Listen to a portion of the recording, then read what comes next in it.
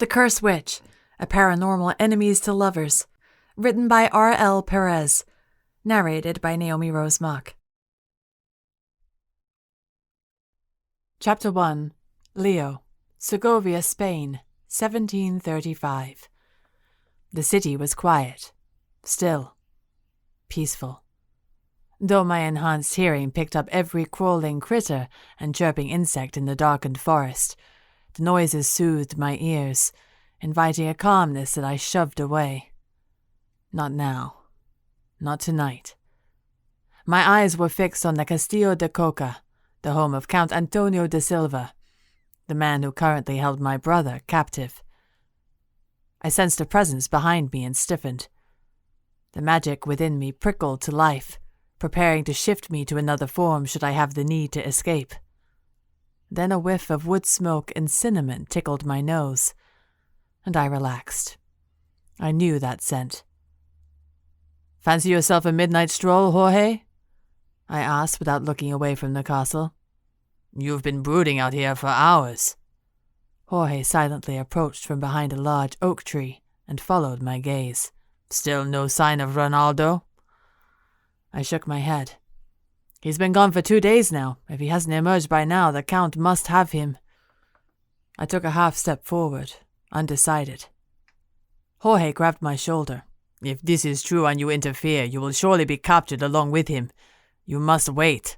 Trust your brother." I remained silent. Trust Ronaldo? When he hadn't trusted me to wait?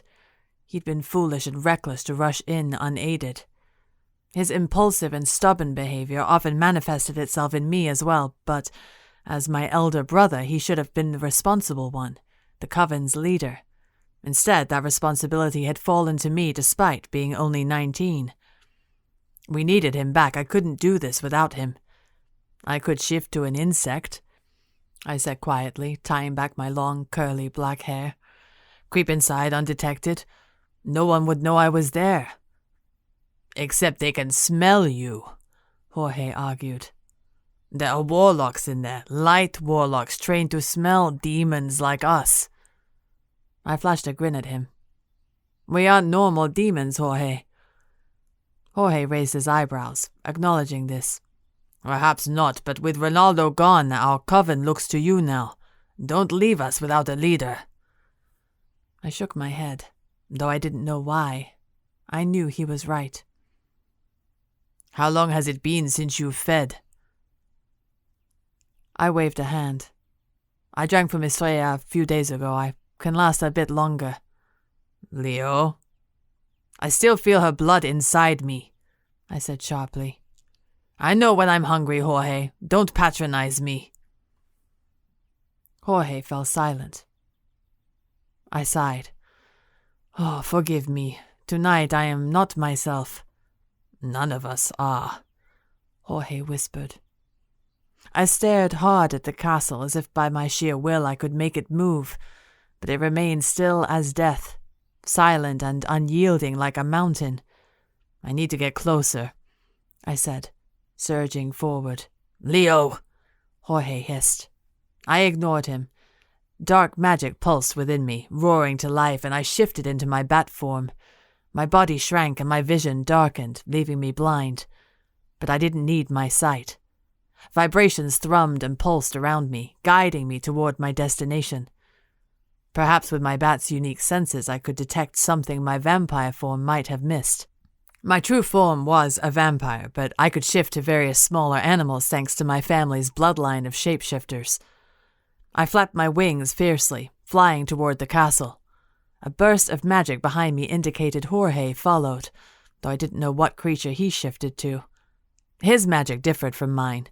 Not everyone in the coven could shift to a bat like me. Something crackled in the air, and I wavered, spinning out of control as if a heavy force barreled into me. The vibrations pulsed so loudly that I screeched in pain. My magic swept over me, shifting me back to my vampire form, and I crashed to the ground. What the hell was that? I righted myself, eyes wide as I stared at the castle. A burst of fire poured from one of the castle windows like a waterfall of flames. "Ronaldo!" I strode forward, but then a mighty shriek filled the air, piercing the night and quieting the sounds of the forest. The cry made my ears throb and sent me staggering back a step. Lightning flashed in the sky, but it was unusual. This lightning was blood red, carving jagged, sinister lines in the inky black sky. A bolt of magic shot through the air toward me, rippling the branches and bushes like a mighty storm. The magic seared through my chest, burning me from the inside out. I clutched at my heart, moaning as I sank to my knees. "Leo!" Jorge shouted from behind me, his voice strained.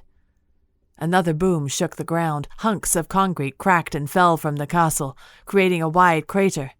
Within the hole, something exploded in a burst of flames and dark magic. I screamed.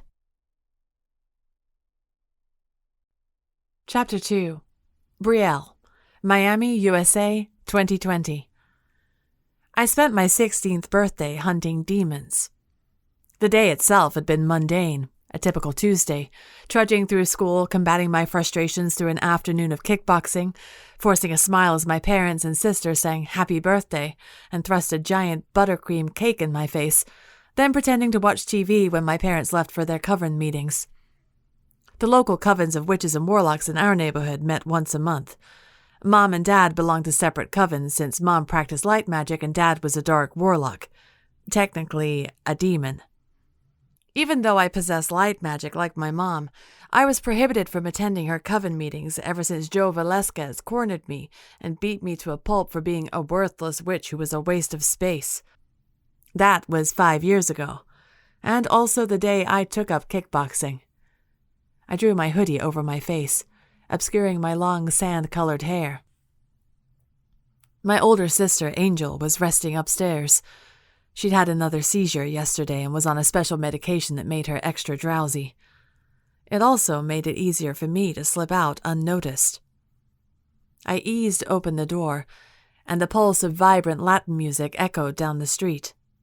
We lived in the heart of Little Havana. Though my dad was Cuban, he said the area reminded him of home more than Cuba itself.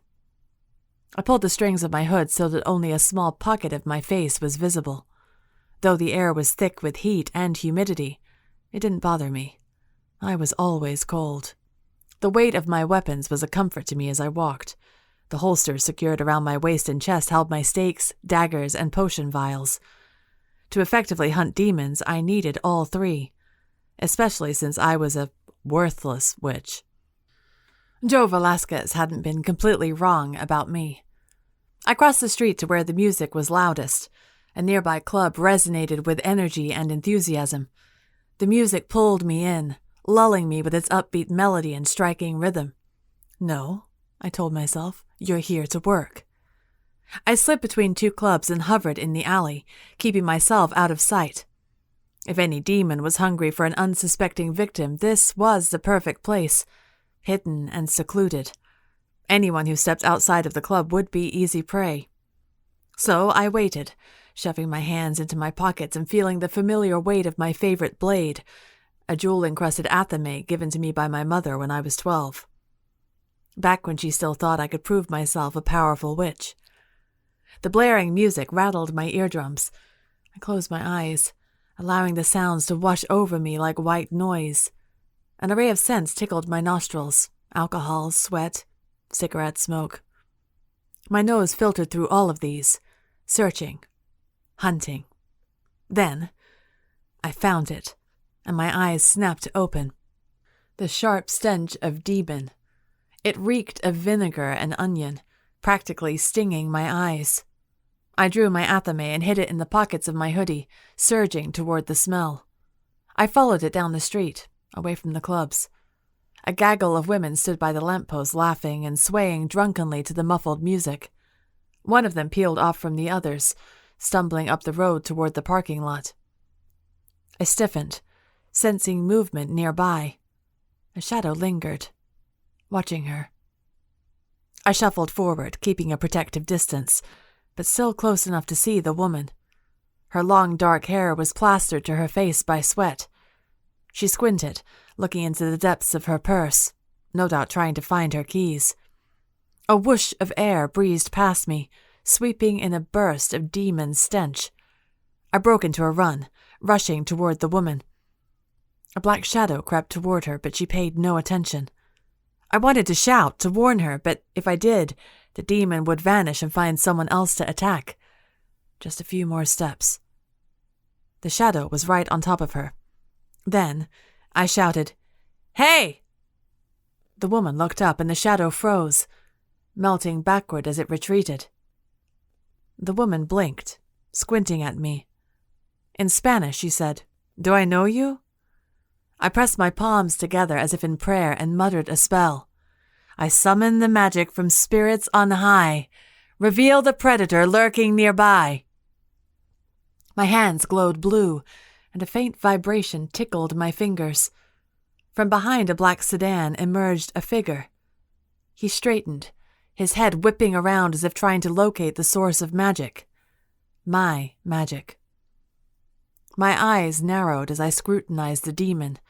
Sallow skin, blood-red eyes. Vampire. I ducked down, using my short stature to my advantage. Creeping forward, I inched around the opposite side of the sedan until I approached the vampire from behind. Then, I flung my athame into his back. It embedded itself just left of his spine. He straightened and cried out with a high-pitched hiss that made the drunken woman yelp. The vampire staggered backward, looking around until his enraged eyes met mine. Surprise flickered in his expression, and I knew what he was thinking. It was what they all thought when they saw me. She doesn't have magic. Otherwise, they'd be able to smell me. They were half right. I sprinted, ducking to avoid the swipe of his clawed hand.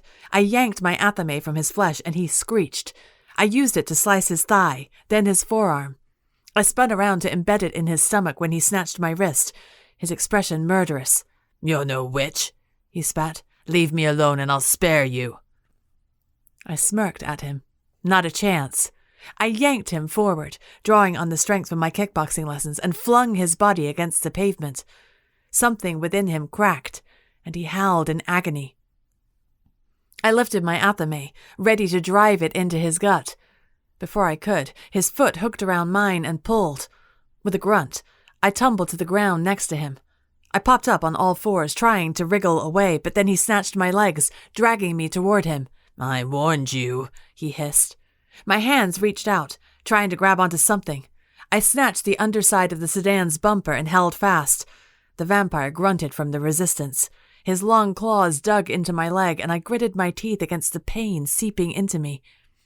I sucked in ragged breaths, trying to calm myself enough to cast another spell. I summon the magic in the air to free me from this demon's snare. A burst of blue light flashed in the corner of my eye. The vampire shrieked and flew backward, releasing my throbbing leg. I whirled around and brandished my athame.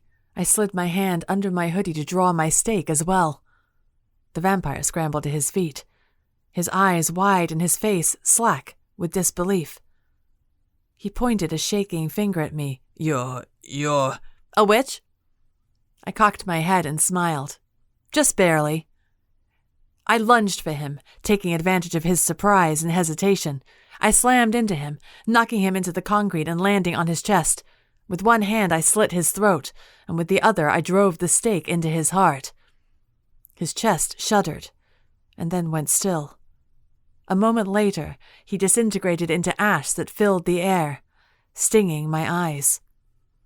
I blinked and wiped my blade and stake on the tires of the black sedan. Then, a piercing scream brought me to my feet. Eyes wide, I looked around and found the drunken woman pointing at me and crying out in such rapid Spanish that I could barely understand her. Time to go. I pulled my hood tighter around my face and limped away, ducking into the shadows behind the cars, and then darting across the street before anyone could catch me. It took me a few minutes longer than normal to reach my house, thanks to my injured leg. The pain pulsed through me in waves of agony, and I winced with every step. If I'd been an ordinary member of the coven, I could have just called our healer to tend to the injury, but I wasn't.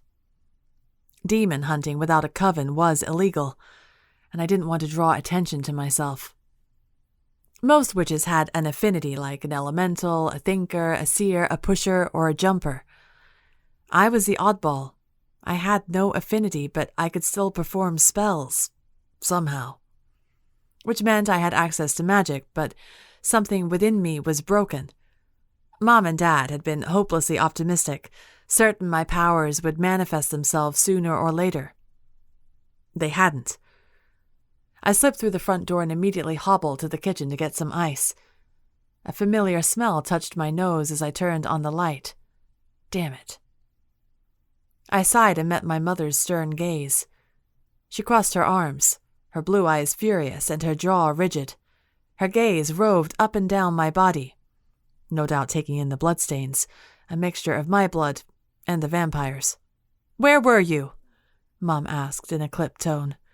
I shrugged one shoulder and sidestepped her to open the freezer. "Out?" "Don't give me that, Bree. Where were you?" "Just around the corner, by the club." Mom sighed and raised a hand to her forehead. "Oh, and the blood on you? Whose is it?" "Some vampires." "Brielle!" Mom slammed the freezer door shut before I could get to the ice tray. "You can't go hunting demons alone. We've been through this." "Right," I said, my eyes narrowing. "I can't hunt demons. I can't attend coven meetings. I can't use my magic. What the hell can I do?" "Watch your mouth," Mom growled. "You're barely 16. What you can do is keep going to school and studying until..." "Until what?" I snapped. "Until my magic miraculously shows up? Until the council decides I'm worthless and should be ousted to live as a mortal?" Mom's lips grew tight, and the fear in her eyes told me all I needed to know. Deep down, she was afraid of this too. "Why are you home anyway?" I asked in a monotone, finally easing past her to grab a handful of ice. "You should be at the meeting." "I left early. I was worried about Angel." "Yeah," I thought bitterly. What else is new? My bitterness didn't last, though. Angel was the kindest soul I'd ever met. I could never be angry with her, even if her health problems meant she got more attention from my parents than I did. I ignored my mom's gaze and poured ice cubes into a plastic bag. Then I hitched my leg up to prop it on the wall and held the ice against my throbbing wound. "Let me look at that," Mom said quietly. "I'm fine," I snapped. "I've had worse." Mom stiffened. "Worse?" I closed my eyes, cursing myself for letting that slip. "Bree, how long have you been doing this?" I pressed the ice more firmly against my wound. My jaw ticked back and forth as I contemplated how to answer. "A few months." "Merciful Lilith," Mom swore, her eyes darting to the ceiling in exasperation. "You're going to get yourself killed." "I don't care. Dying while demon hunting is better than dying of boredom." "I can't live like a mortal, Mom. I just can't. I'd rather die today than live 100 years like that." Mom was silent, but I felt her gaze on me while I stared at the dried blood on my jeans. She touched my arm. "Bree." A loud knocking on the front door interrupted her. I frowned at her and she looked equally confused. "Wait here," she muttered before leaving the kitchen. I hobbled forward, peering around the corner to see who was at the door. Mom opened it and said, "Councilman Solano, what brings you here?" "I'm sorry to show up unannounced." The old man's wispy voice sounded vaguely familiar. I remembered it from the countless hearings with the council when they were trying to figure out what to do with me. "Is everything all right?" Mom asked. The councilman hesitated for a long moment, and I straightened as dread rolled through me. "The council has just ruled on the status of your daughter. She can no longer live among magical beings. I've come to take her away." Chapter 3. Brielle. "Is this some kind of birthday prank?" I asked, crossing my arms. I was so not in the mood. Councilman Solano's gray eyebrows lowered, his expression grim. "I'm afraid not. It's because of your birthday I'm here in the first place. The council ruled that if your powers did not manifest themselves by your 16th birthday, you would have to be removed from the magical society as a safety precaution." I blew air through my lips. "I don't need protection." "As a safety precaution for others," Solano emphasized. his eyes widening. A stunned silence rippled through the room. I stared at Mom, who gaped at the councilman. "May I please come inside?" Solano asked. "I can explain everything." Mom stood back to let him in, her face pale. I watched numbly as Solano strode inside and sat on the sofa, his body erect as if he were having lunch with the president. We sat opposite him on the love seat. I scooted closer to Mom, wanting to lean into her but refusing to give in. Cuddling with her would make me weak, and right now, I needed to be strong. Solano opened his mouth to speak, but a frail voice whispered from the top of the stairs. "Mom?" We all looked up to find Angel clutching the banister with both hands, her jet-black hair disheveled. Her dark blue eyes were bloodshot and rimmed with dark circles. Worry was etched in her face as she looked from Solano to me, and then to Mom. "Everything's all right," Mom said with a false smile. "Go back to sleep." Angel's lips pressed together, obviously unconvinced. "No, please stay," I blurted before I could stop myself. "Bree," Mom said. "I want her to stay," I said through clenched teeth. Mom sighed, rubbing her forehead. "Fine." She looked up at my sister. "If you start to feel sick again, go back to bed." Angel offered a non-committal grunt and staggered down the stairs. Mom seemed to read the apprehension in my face and moved to the armchair so Angel could sit next to me. My sister was tall and graceful and had the posture and figure of a delicate princess. Her bronze skin, shiny hair, and stunning eyes made her a vision that suited her name. We were both so different. My small form, blonde hair, and mud-brown eyes were nothing compared to her beauty. Even so, I needed her with me now. She slid onto the cushion next to me. Her hand trembled as it touched mine, but I squeezed it and scooted closer until our shoulders touched. Her warmth next to me was a comfort, somehow more comforting than my mother's. Solano cleared his throat. I must inform you of protocols within the council in order to shed light on our unique situation." Mom held up a hand. "We should really wait until my husband is here. He works for the council, after all." Solano winced. "Yes, the council voted him out of these proceedings because we believed he couldn't serve as an impartial voter in this ruling." Mom stiffened, her eyes flashing. "Well, this is no longer an affair of the council. This is a family crisis. Any other family, whether employed by the council or not, would surely have both parents present, wouldn't they?" Exasperation flickered in Solano's eyes, but he deflated slightly, leaning back against the sofa. "Yes, I suppose you're right." Mom nodded stiffly. "Give me a moment. I'll call him." She left the room. I looked at Angel, ignoring Solano completely. "How are you feeling?" Angel shrugged one shoulder. "Groggy, but my head hurts less." She leaned closer to me.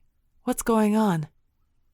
"He says he's here to take me away," I whispered, "because I'm defective." Angel nudged my shoulder with hers. "Stop that. You aren't defective." "Aren't I?" Though I smirked, there was truth in my words, and perhaps some bitterness too. Angel easily detected both and fixed me with a stern look. "Brielle Garrick, I don't want to hear such self-degrading things coming out of your mouth. You understand? You are a special witch and much more powerful than me, whatever abilities I might have." "Okay, Mom," I teased, but something defensive rose up inside me. Angel wasn't weak, but her condition made it hard to cast spells. She was a seer, and sometimes her visions were so strong that they caused headaches and seizures. It seemed we were both, in our own way, defective. The thought made my heart sink to my stomach. Why couldn't we just be a normal, healthy family? Mom returned, pocketing her cell phone before sitting in the armchair. "My husband is aware of these proceedings, despite your valiant efforts to keep it from him." Her tone was icy as she leveled a glare at Solano. "He says to start the discussion without him." I sat up straighter. Perfect. Now the councilman can tell me where they'll keep me prisoner. Bree, Mom hissed. What, so you can be snarky but I can't? I said. Solano lifted his chin. We will do no such thing. You will not be a prisoner. You will be sent to the Institute of Impaired Casters for counseling and training. Impaired casters. I suppressed a shudder. So what, I was labeled as handicapped? A crippled witch? Where is this institute? I asked slowly. Somewhere remote, Solano said. Only a few of us know its location for security purposes, but it's isolated from other communities as a safeguard. They're talking about me like I'm an atomic bomb, I thought irritably. Why does she need to be taken away? Mom asked. I don't understand what threat she poses if she doesn't have powers like other casters do. Solano shifted in his seat, his brow furrowing. What do you know of Lilith's curse? Mom frowned, and Angel cocked her head, but something familiar prickled in the back of my mind. Isn't that a myth? I asked. No, Solano said stiffly. Sadly, it is part of our history, though many magical families associate it with mythology and lore.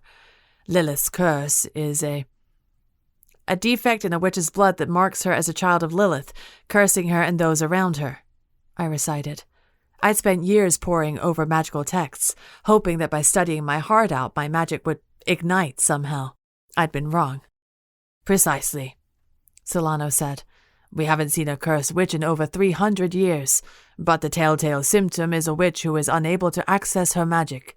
It is said that Lilith holds the witch's power until the demon queen sees fit to unleash it. I blinked at him.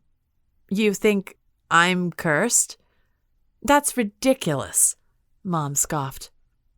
You seem well versed in the story, Solano said, watching me.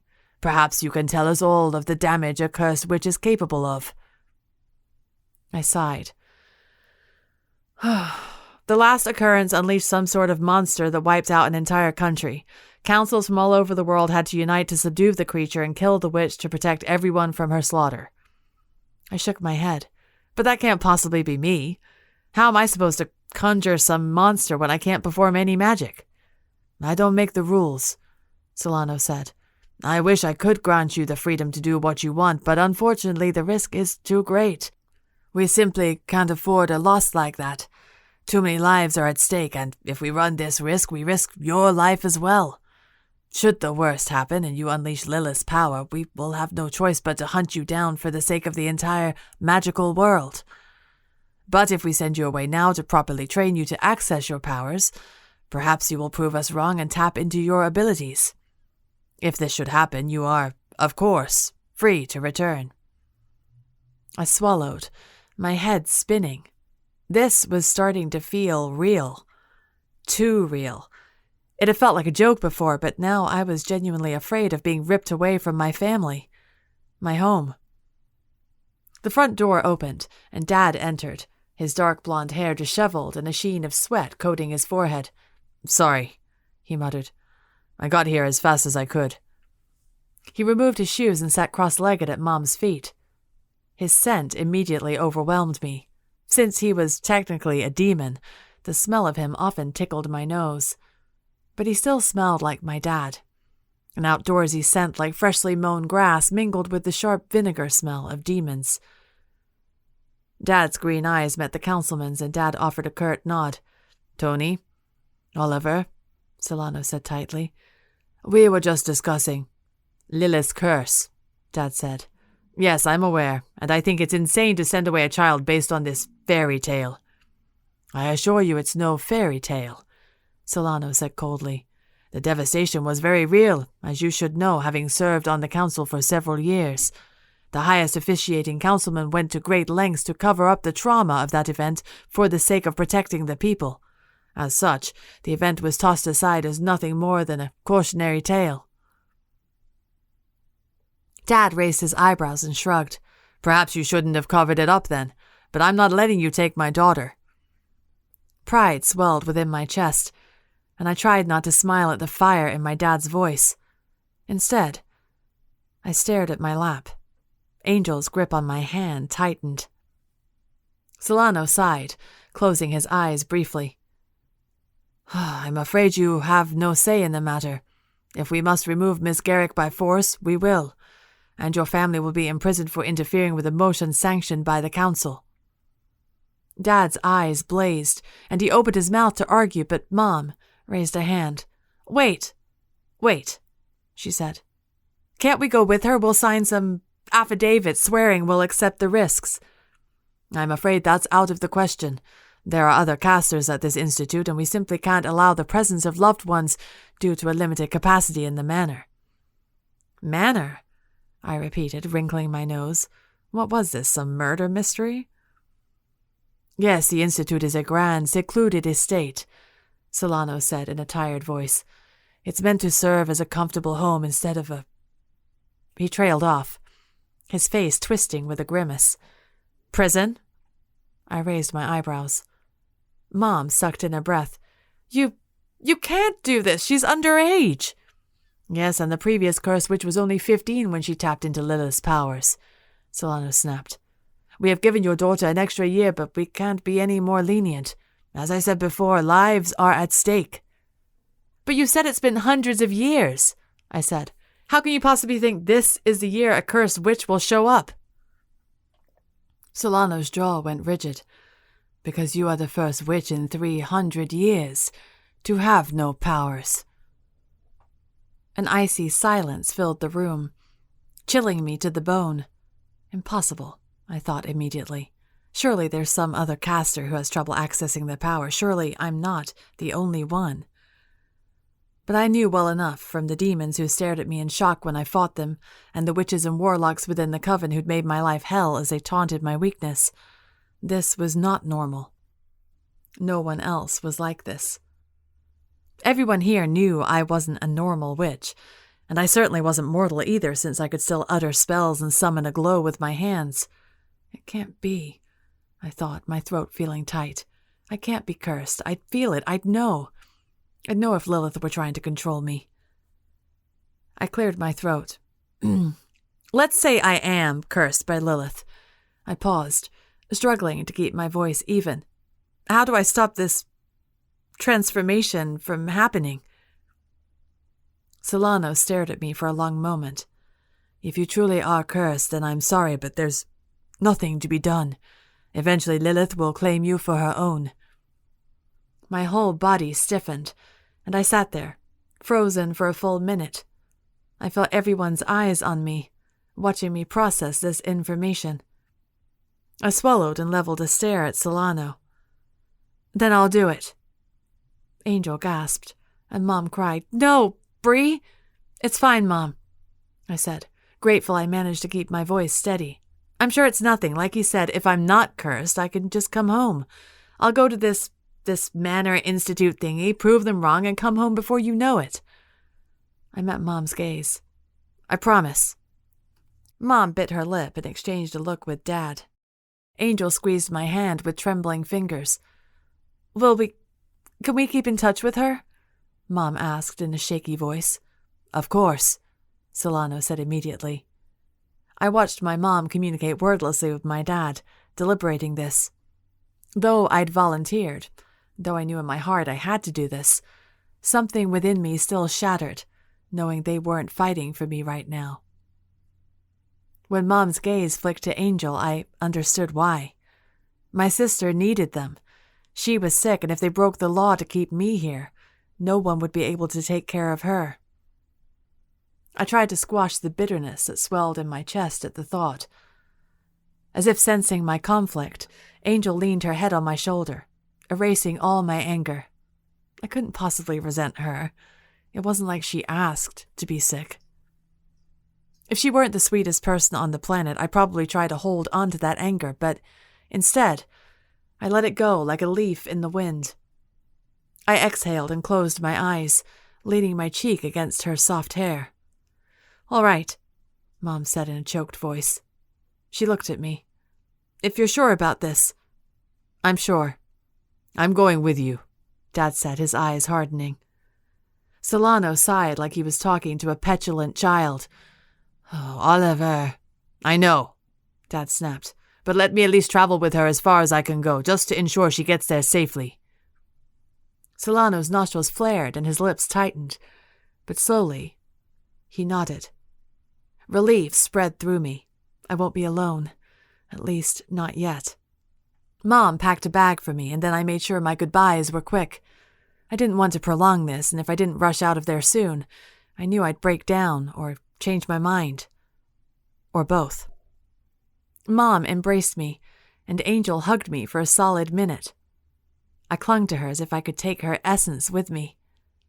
When we drew away, I pressed my lips into a smile. "I'll be back before you know it." I turned to Solano and Dad, who waited by the front door. "I'm ready." "I love you, Brielle," Mom sobbed. "We love you so much." "I love you too," I said quietly. I couldn't look at Mom or Angel again. If I did, I'd never find the will to leave. I followed Solano out the door. My heart caved inward as the door slammed shut behind us. Dad pressed a hand to my shoulder, and I breathed in deeply. Not alone yet. Not yet. To my surprise, there were 2 beefy men waiting for us on the porch. Solano's bodyguards, no doubt, as if he'd expected me to put up a fight. The upbeat music still poured from the club across the street. We walked a block away from my house. My limp kept me from keeping up, but Dad grabbed my arm to help me along. He offered to carry me, but I shot him a withering stare. After a few minutes, Solano stopped, and his guards did as well.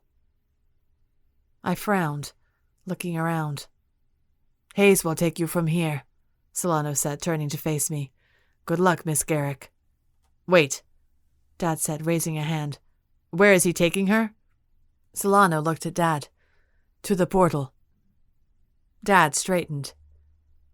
"Take me too." Solano closed his eyes and pinched the bridge of his nose. Dad's grip on my arm tightened. "I'm not letting her leave without me." I thought about shaking him off and insisting I was a big girl and could handle myself. But instead, my heart swelled. He's fighting for me. In this moment, I needed to know that. Before I could process anything, the guard closest to me grabbed my arm. I clutched Dad's hand tightly. With a small pop, my surroundings faded, and my body jerked forward on its own.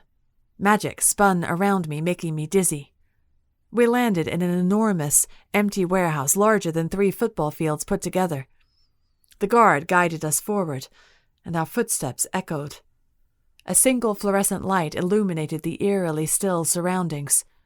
"What is this place?" I asked, my voice bouncing off the walls. The man called Hayes said nothing. He urged me forward to the very end of the warehouse. Only then did I notice the strange purple glow emanating from the wall. A large hole gaped at me from the wall in the back corner of the warehouse, and it glistened with power. Magic sparked in the air, but it was unlike any magic I'd ever smelled before. It wasn't like the foul stench of demon or the citrus scent of light magic. This smelled like ash, onions, and seaweed. It stung my nose, swirling within me and filling me with dread and apprehension. "What the hell is that thing?" Dad demanded. "A portal," Hayes said. "It will take Miss Garrick to her destination." I shot Hayes a bewildered look. "You're a jumper, can't you just take me there?" He shook his head. "There are wards preventing jumpers from reaching it. It's heavily protected. This is the only way." We stopped, finally facing the portal. A faint vibration thrummed around it as if it let off some kind of frequency. I swallowed as uncertainty numbed my bones. Something didn't feel right. "Mr. Garrick?" Hayes said softly. Dad stiffened and looked at Hayes, who stood a few feet behind us. "What?" "You must remain here." My body felt numb. "I have to jump through that weird thing alone?" Hayes nodded like this was the simplest thing in the world. "You are the only one authorized to. Only those admitted to the Institute are permitted to enter." Unease spread through me. I turned back to the portal. My body froze. Something within me screamed that this wasn't right, that I shouldn't go through. No way am I stepping through that thing by myself. I knew nothing about this portal. For all I knew, it could take me to a pack of ravenous werewolves. I looked at Dad, whose panic matched my own. This isn't right. Go on, Hayes urged. I hesitated, searching inwardly for the resolve that had pushed me to agree to this in the first place, but it was gone. No, I said. Hayes stiffened. You must. I shot him a sharp look. Like hell. I'm not going there unescorted. Do you even know where that portal goes? What if I'm attacked? Hayes reached for me, but Dad swatted his arm away. She said no. Hayes fixed a fearsome scowl at him. It's the council's orders. She doesn't have a choice. I backed away from the portal, my limbs itching to break into a run. You go first so I know it's safe, I said to Hayes. Miss Garrick? Hayes reached for me, and I bolted. Dad took my cue and sprinted next to me, carrying half my weight as we ran in a weird sort of gallop. With a pop, Hayes appeared in front of us, arms outstretched to grab me. Dad shoved the man aside, and I ducked underneath him to keep running. Over my shoulder, I cast a spell. Magic above and powers that be, freeze this man who's chasing me. My hands glowed blue, and Hayes cried out with a roar of anger and frustration. I kept running, ignoring the pain searing up my leg and the stitch that formed in my side. Run, Bree! Dad shouted, his voice muffled. I knew Hayes was fighting with him, and for a moment I hesitated. Get out of here! Dad cried. Hide! My survival instincts kicked in, and I kept running, my injured leg pulsing with pain. I didn't know what I would do or where I would go, but I knew that portal meant nothing good for me. Another pop made me stop in my tracks. A new man appeared, his thick eyebrows lowered and his jaw rigid. He closed a hand around my wrist, his grip firm and unyielding. I thrashed and yanked my hand, but it was no use. He jumped, and we were back in front of the portal again. I struggled, kicking and flailing like a toddler, but the man dragged me forward. Then another pop, and Hayes was by his side with my enchantment broken. They each grabbed one of my arms and hauled me toward the portal. Dad! I screamed. Bree! His voice was faint. Too far. He wouldn't reach me in time. The two jumpers hauled me forward, and I struggled uselessly against their steely grips. What are you going to do, throw me like I'm a piece of garbage? I shouted loudly. My voice echoed in the empty warehouse, mingling with Dad's shouts. He was only a few yards away now. Maybe he would reach me in time. The purple portal warbled at my approach, and a fresh wave of panic overcame me. Stop! Please! I dug my heels into the floor, but still they pushed me forward. Dad! I'm sorry, Miss Garrick, Hayes said with a grunt. And they shoved me forward through the portal, and away from the life I knew. Chapter 4. Brielle. My stomach churned. Light spun in my vision, and I squeezed my eyes shut. Nausea built up inside me until I was certain I'd puke. Then, everything stopped. Something hard collided with my face, and pain split through my head like an axe. I groaned and shifted, my head throbbing. Slowly I opened my eyes and found a wide expanse of elaborate marble. My face was planted right in the middle of some decorative octagon with an array of bright colors and tiles. I sat up, my head spinning. The ground was cool to the touch, and I suppressed a shiver. The injury in my leg pulsed as I tried to stand. I looked up, craning my neck to view the magnificent ceiling high above me, surrounded by ornate sculptures. A balcony wrapped around the room I was in, indicating there was at least a second floor, maybe more, judging by the height of the ceiling. Where am I, some sort of castle? Bloody hell, said a voice. I jumped and found a boy about my age standing opposite me near a narrow hallway. Short copper hair framed his face, and his blue eyes were wide as he stared at me, his face white as paper. I swallowed and frowned at him. He wore a gold overcoat that fell past his butt, decorated with gleaming buttons. On his neck was a white ascot of some sort, maybe a cravat.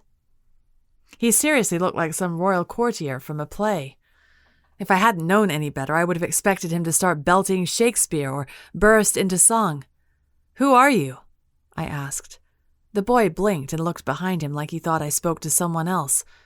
Then he turned back to me, gaping. My name is Riker Wilkinson.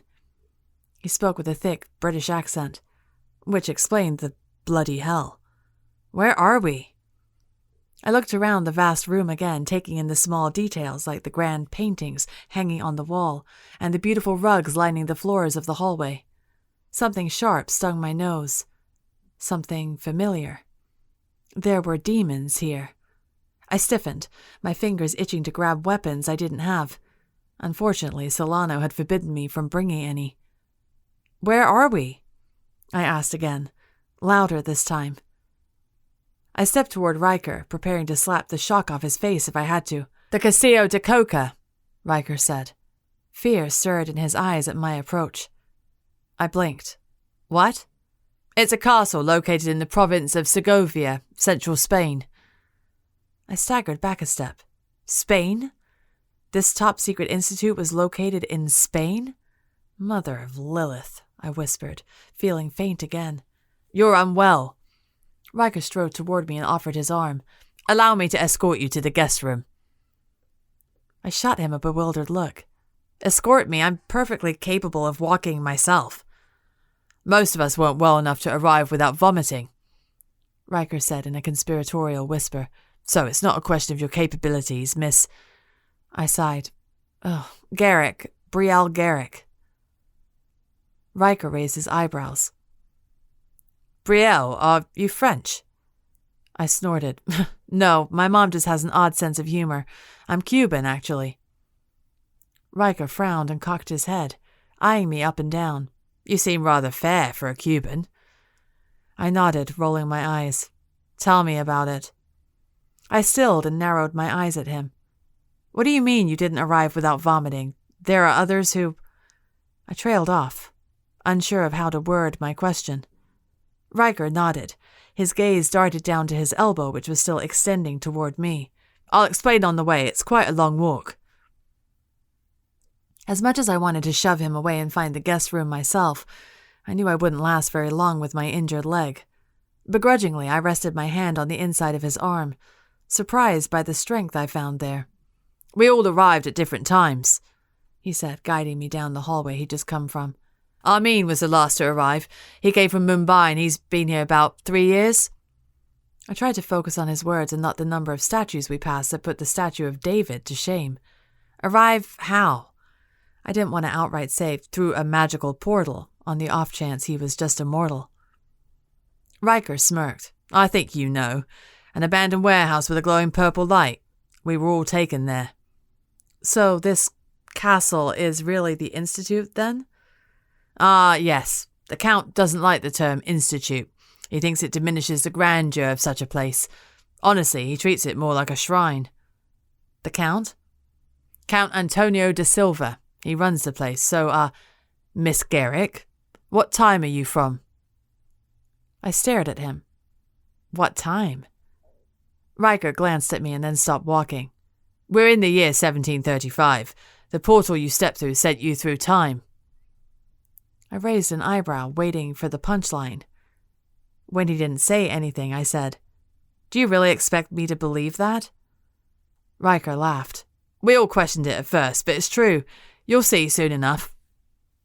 He patted my hand and continued walking. I gazed at the tapestries and paintings through narrowed eyes. Whoever decorated this place certainly went all out. There was nothing modern about it, which could only mean that someone desperately wanted me to believe I was in a different time period. But I was no fool. So, tell me more about the rest of you, I said, hoping to get him talking so he could feed me useful information. You're all handicapped somehow? Something wrong with your powers too? Riker nodded. I'm a seer who can't control his visions. They're often violent. Sometimes others get hurt. Sometimes I hurt myself. He shrugged, but his eyes darkened. Others have it much worse. One bloke sets himself on fire spontaneously and has no control over it. He looked at me. What about you? I pressed my lips together. I can cast spells, but that's it. No specialty, no gifts. Riker frowned. How peculiar. He faced forward again as we climbed a giant stone staircase. I watched him as we walked, but he said nothing else. Nothing in his expression indicated discomfort or fear or even disgust. Relief swelled in my chest. He didn't think I was a freak, a defect. Of course he wouldn't. Everyone here is defective. I tried not to let that thought squash my spirits. "Why did you seem so surprised to see me?" I asked. "Well, like I said, we haven't had a newcomer in 3 years. It was startling." "No one told you ahead of time?" Riker chuckled. "We don't have reliable communication in the 18th century, and certainly no way to communicate with other time periods." I tried not to roll my eyes again. Right, this time travel nonsense. "I see." Riker's smile widened, and he winked at me. "I know you've still got your doubts. You probably think I'm insane. Don't fret. I don't think any less of you for it. We all had to come around in our own time." We reached the top of the staircase and passed by several doors with gold handles and elaborate swirling patterns carved into them. I gazed down the long hallway lined by crimson carpet. It seemed to stretch on for miles. "How many others are here?" I asked. "A dozen." "And where are they?" "Training. They sent me to fetch more blankets to keep Izzy warm." I frowned, and he laughed again. "Oh, Izzy's hands keep turning to ice. Yesterday it was fire. I'm sure tomorrow it'll be something else. Perhaps her wind will be uncontrollable. Who knows?" Unease spread through me. He was suspiciously cheerful about a girl who might die of frostbite at any second. "Shouldn't you go help her? What if she freezes to death?" "Oh, she won't. The Count has a situation well in hand should the worst happen." "Who is this Count, and why is he in charge?" "He's a distant relation of some duke or other. He owns the castle." "And what time is he from?" I tried to hide the scorn in my voice, but Riker winked at me again. "This time, he's one of the founders of Spain's magical council." My eyes widened. I knew from my lengthy studies of the American history of magic that our council wasn't founded until the early 1800s. A dozen questions and doubts circled my mind, and I shook my head to clear them. "I know, it's a lot." Riker stopped and jerked his head toward the closed door in front of us. "Go rest. I'll make sure someone sends a meal up for you." He patted my hand. I swallowed and nodded numbly. Though I still didn't believe him about the time travel, I somehow knew something was off about this place. 1970s? Riker asked. I stared at him. "What? Are you from the 70s? I shook my head. 2020. Riker sucked in a breath. "Oh, blimey." I frowned. "Why? What time are you from?" 1981. My gaze moved up and down, taking in his outfit that seemed fit for royalty. "Right." Riker snorted and gestured to his clothes. "Oh, don't mind this. It's all they have here, and the Count likes to keep to his rules. I showed up here in jeans just like you did." He exhaled, shaking his head, his eyes full of humor and amazement. 2020. Bloody incredible. He pointed to the closed door in front of us. "This is your guest room. I'll inform the Count and the others that you're here." He didn't move. Then his arm shifted and I realized I still had an iron grip on him. I relaxed my fingers, but my hand shook. "You'll be fine, Miss Garrick." He bowed his head to me. "We'll help you transition. Don't fret." He offered a charming smile and turned on his heel before disappearing down the hallway. Chapter 5. Brielle. I entered the room and closed the door behind me. A large 4-poster canopy bed rested in the middle of the room. A chaise sofa was on the opposite end, flanked by mahogany end tables with vases that surely cost a fortune. The walls were decorated with swirling crimson and gold paint that stretched around the entire room. I sucked in a breath at the sheer elegance of it all and slid my bag off my shoulder. I pulled out my cell phone from my pocket and tried calling Mom. No signal. No bars. I couldn't connect to the internet or even send a text message. Then again, this place was supposed to be super remote. Maybe that was why I had no service.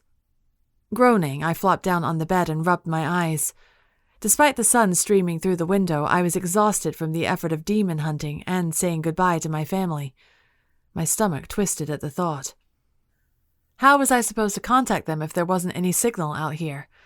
Perhaps there was a landline somewhere, but if they were keeping up this whole 18th century ruse, then I highly doubted there would be a phone anywhere. Maybe I could convince someone to escort me to the nearest town and find a phone or computer to use. After all, I wasn't a threat if I had no powers, right? I wanted to collapse and sleep right then and there, but my outfit was still covered in blood, and I needed to check out my injured leg. With a sigh, I undressed, wincing as I slid my stained pants off my legs. 3 long gashes marred my shin, courtesy of the vampire's claws, the bastard.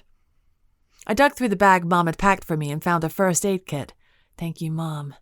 Gritting my teeth, I dabbed my wound with an alcohol wipe and then wrapped it in a bandage. Then I hobbled over to the magnificent wardrobe on the left wall and eased open the doors. Dozens of silky satin gowns hung before me in a rainbow of every color imaginable. I swallowed down bile at the thought of dressing in those frilly, dainty dresses over my dead body. Thank goodness Mom had packed me extra outfits.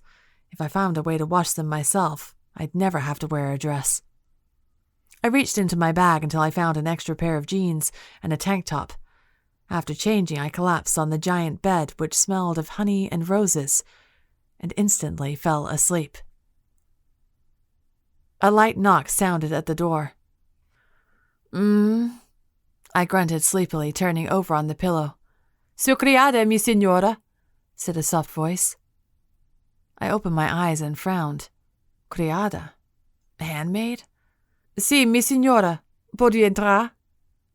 I cleared my throat and sat up, patting down my hair. Yes, si. The door opened and a dark-skinned woman entered. A white bonnet covered her black hair and she wore a plain gray dress. She carried a tray with fruits, bread, and cheese, and carefully set it on the table next to the bed. I watched her, racking my brain. Was she magical? Ordinarily, the innate translation charm among casters allowed foreigners to understand one another. In my case, I was fluent in both English and Spanish, so I wasn't sure how that worked for me. It was also possible she was mortal. In Spanish, I asked her, "What's your name?" "Maria." The woman offered a curtsy and clasped her hands in front of her. Her brow furrowed when she looked at my outfit. "May I help you dress?" "No, thanks. I'm fine wearing this." Maria's lips tightened. "The Count will not like it, my lady." "The Count can shove it up his ass." I cleared my throat. "How long have you worked here, Maria?" "I have been in the Count's service for 7 years, though it is hard to keep track with the blight, my lady." "Blight?" "Yes, the curse." Her eyes darkened, her brows pinching, and I knew she would speak no more of it. She must believe in this crazy time jump too. I refrained from rolling my eyes. Maria bent and gathered my bloodied outfit into her arms. "Shall I wash these for you?" Yes, thanks." Maria bobbed another curtsy and headed for the door. "Dinner is in 1 hour, my lady. The Count expects all guests to attend." She cast another disapproving look at me, her eyes raking over my bare shoulders and arms, before she left, closing the door softly behind her. I shook my head. A handmaid? Seriously? With a sigh, I slid over to the tray of food and popped a few grapes in my mouth. The cheese tasted fresh and the bread was buttered to perfection. Within minutes, I'd eaten everything. I ran a hand through my brittle blonde hair and sighed, rising from the bed to take a look in the mirror. My hair still looked a bit wild, so I used the brush on the vanity to pull the tangles free and make it look a bit more presentable. Goosebumps tickled my arms, and I dug through my bag until I found a light jacket. After putting it on, I rubbed my arms and looked around, my hands itching to do something. I approached the bed and straightened the comforter and the sheets, then rearranged the pillows neatly. Then I put the first aid kit back into the messenger bag and slid it out of sight under the bed. My eyes roved around the room. It looked as untouched as when I had first entered. For some reason, this brought me satisfaction, and with it, a sense of peace that eased my anxiety. I can do this. The holsters around my chest and waist felt empty, but I tried not to dwell on it. I kept them there on the off chance I could find a dagger or two during my stay here. With no powers, weapons were all I had to protect myself, or a well-written spell. After taking a deep breath, I heaved open the heavy door and hobbled into the hallway. Voices echoed below me, and I peered over the balcony to see a few figures disappear around the corner. I recognized the bright red hair of Riker. I crept down the staircase and followed the hall to where I'd seen the others. It opened up to a magnificent dining hall filled with medieval-style tables that could seat 20 people each. I lingered in the hallway, peering around the corner to take in my surroundings first. A single figure stood at the head of the table, his fingers clasped in front of him as he watched the gaggle of people enter. He had long brown hair swept up in an elegant ponytail, and a beard that fell to his collarbone. He was adorned in a regal white overcoat and a crimson cravat. A sword was belted at his waist. 12 people approached the man, who was most likely the Count, with Riker among them. Many of them looked to be teenagers. When I thought about it, it made sense. The council had told me I had until my 16th birthday for my powers to awaken. Perhaps the others had had a similar deadline. One of them seemed to be an older woman. She had stark white hair pulled up in tresses that beautifully framed her face. But then she turned her head to laugh at something, and her face was youthful and wrinkle-free. I realized she was also young, she just had white hair for some reason. The guests all looked so different. Some had dark brown skin, others lighter brown or merely tan, and some were pasty and pale like Riker and me. It seemed like this ragtag band of misfits had come from all over the world. They were all dressed like courtiers. Even the white-haired girl wore a smooth satin dress and sparkling jewelry. It really did feel like I'd stepped into another time period. A burst of light made me gasp. Flames erupted in the center of the room, engulfing a boy with shaggy blonde hair. Then, just as suddenly, the flames died, and he shook his head, his body and clothes untouched from the fire. "Watch yourself, Mr. Porter," the man at the head of the table chided. He spoke in a deep, booming voice and a thick Spanish accent. "We'd rather not have you burn our food." "I apologize, Your Excellency." The boy inclined his head. His accent was American, like mine. The guests gathered around the Count, seating themselves in front of the empty plates and bowls. I took a deep breath and emerged from around the corner, keeping my head held high. The Count, who had just sat down, rose again, his eyes lifting to meet mine. His lips tightened, and he looked over my unorthodox appearance. He sniffed. "Ah, you must be our newest arrival." He stretched his hand to the empty seat next to the white-haired girl. "Please, join us." I hobbled forward and slid into the seat without preamble. The Count wrinkled his nose, no doubt offended that I didn't curtsy or address him. The white-haired girl glanced at me with raised eyebrows, her charcoal-colored eyes amused. I looked around at the others. One boy had dark skin and dreadlocks, another had light brown skin and short black hair. Next to him sat Riker, who winked at me. On his other side was a short, chubby boy with jet black hair and a round nose. Then the shaggy-haired blonde named Porter, a tall and skinny brown-haired boy, a boy with shoulder-length black hair and another blonde with light facial hair, a boy with skin as dark as the one with dreadlocks, a pale-faced boy with sandy brown hair, and a short and stocky blonde who looked like he could belong on the wrestling team at my high school. I knew I'd never keep all of them straight. My head spun just looking at them all, so I directed my gaze to the shining silver plate in front of me. "We are pleased to have another guest here," the Count said. "I am Count Antonio de Silva, son of the 12th Duke of Alba. My brother is Fernando de Paula de Silva Mendoza y Toledo, who is the 10th Duke of Huesca." Lilith, what a mouthful. My eyes widened for a moment before I realized the Count expected an answer. I inclined my head politely. "Pleased to meet you." "You may address me as Your Excellency." I cleared my throat. Okay, Your Excellency." I hadn't meant to sound sarcastic. Honest. But he still heard the bite in my voice, and his lips tightened again. He lifted a hand to the boy with dreadlocks next to him. "This is Abraham Abernathy. Next to him is Wesley Cunningham. Then Riker Wilkinson, who I believe you've met, Elias Wood, Harrison Porter, Jacques St. Clair, Juan Arevalo, Alexei Petrov, Amin Patel, Samson Schubert, Christopher Knox, and Isabel Stock." He finally gestured to the white-haired girl who smirked at me. "Ah," I realized. This must be Izzy. I nodded, offering a smile I knew looked fake, but I couldn't help it. It's nice to meet all of you. I'm Brielle. I considered asking them to call me Brie, but my throat felt tight as I thought of my family. They were the only ones to call me that. Even people at school called me Brielle, so the words died on my lips. The Count cleared his throat and shifted in his seat. I understand there are certain customs where you come from, but here we abide by the principles of this time and do not use Christian names. I raised an eyebrow. You're right. I met Riker's gaze across the table and half his mouth quirked up in a knowing smile. He'd used the name Izzy with me earlier. There was no way they all followed this rule. I realized the Count was waiting for me to respond, so I said, okay, Miss Garrick is fine then.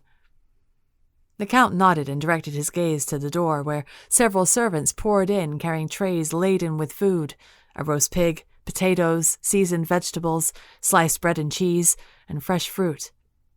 The aromas wafting from the food swirled in my nose, making my mouth water even though I'd just eaten. When a servant placed a heaping plate in front of me, I immediately started eating. The flavors burst on my tongue, and I had to suppress a moan of satisfaction. The Count cleared his throat loudly at the head of the table. I looked up and realized no one had started eating yet.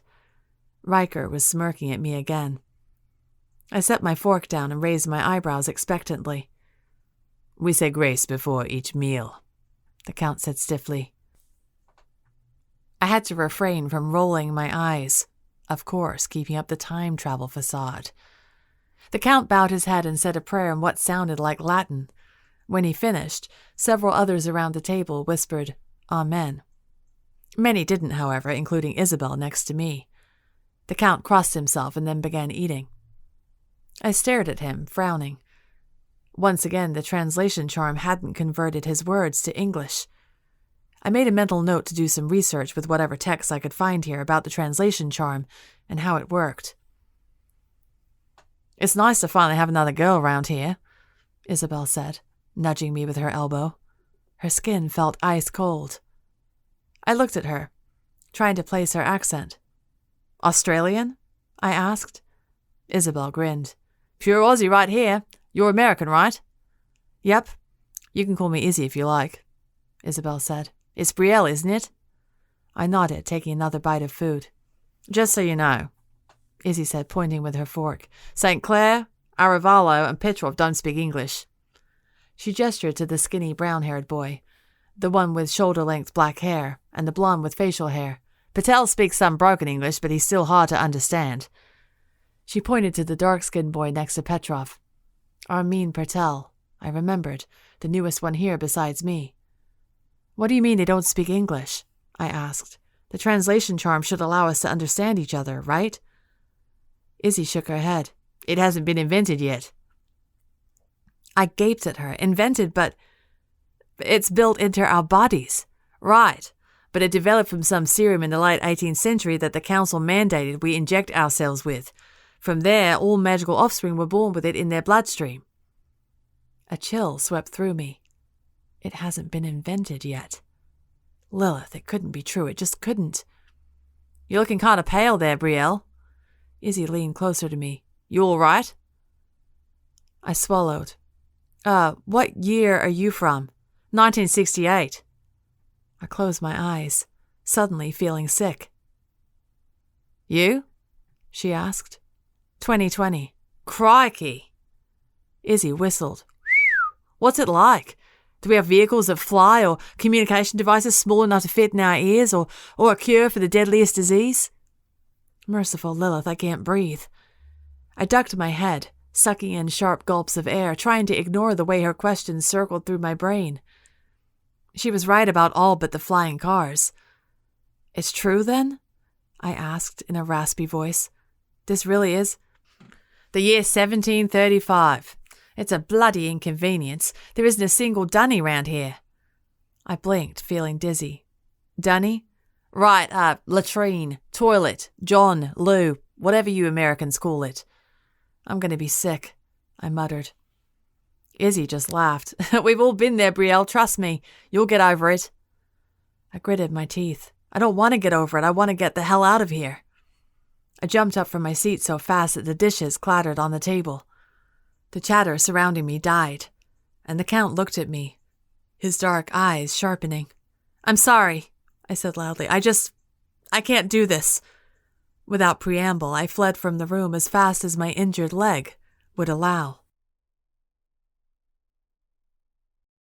Chapter 6. Leo. "Are we close?" I asked. "Yes," Jorge said, poring over a thick text of Spanish spells. "Just a few more ingredients, and this spell will be complete."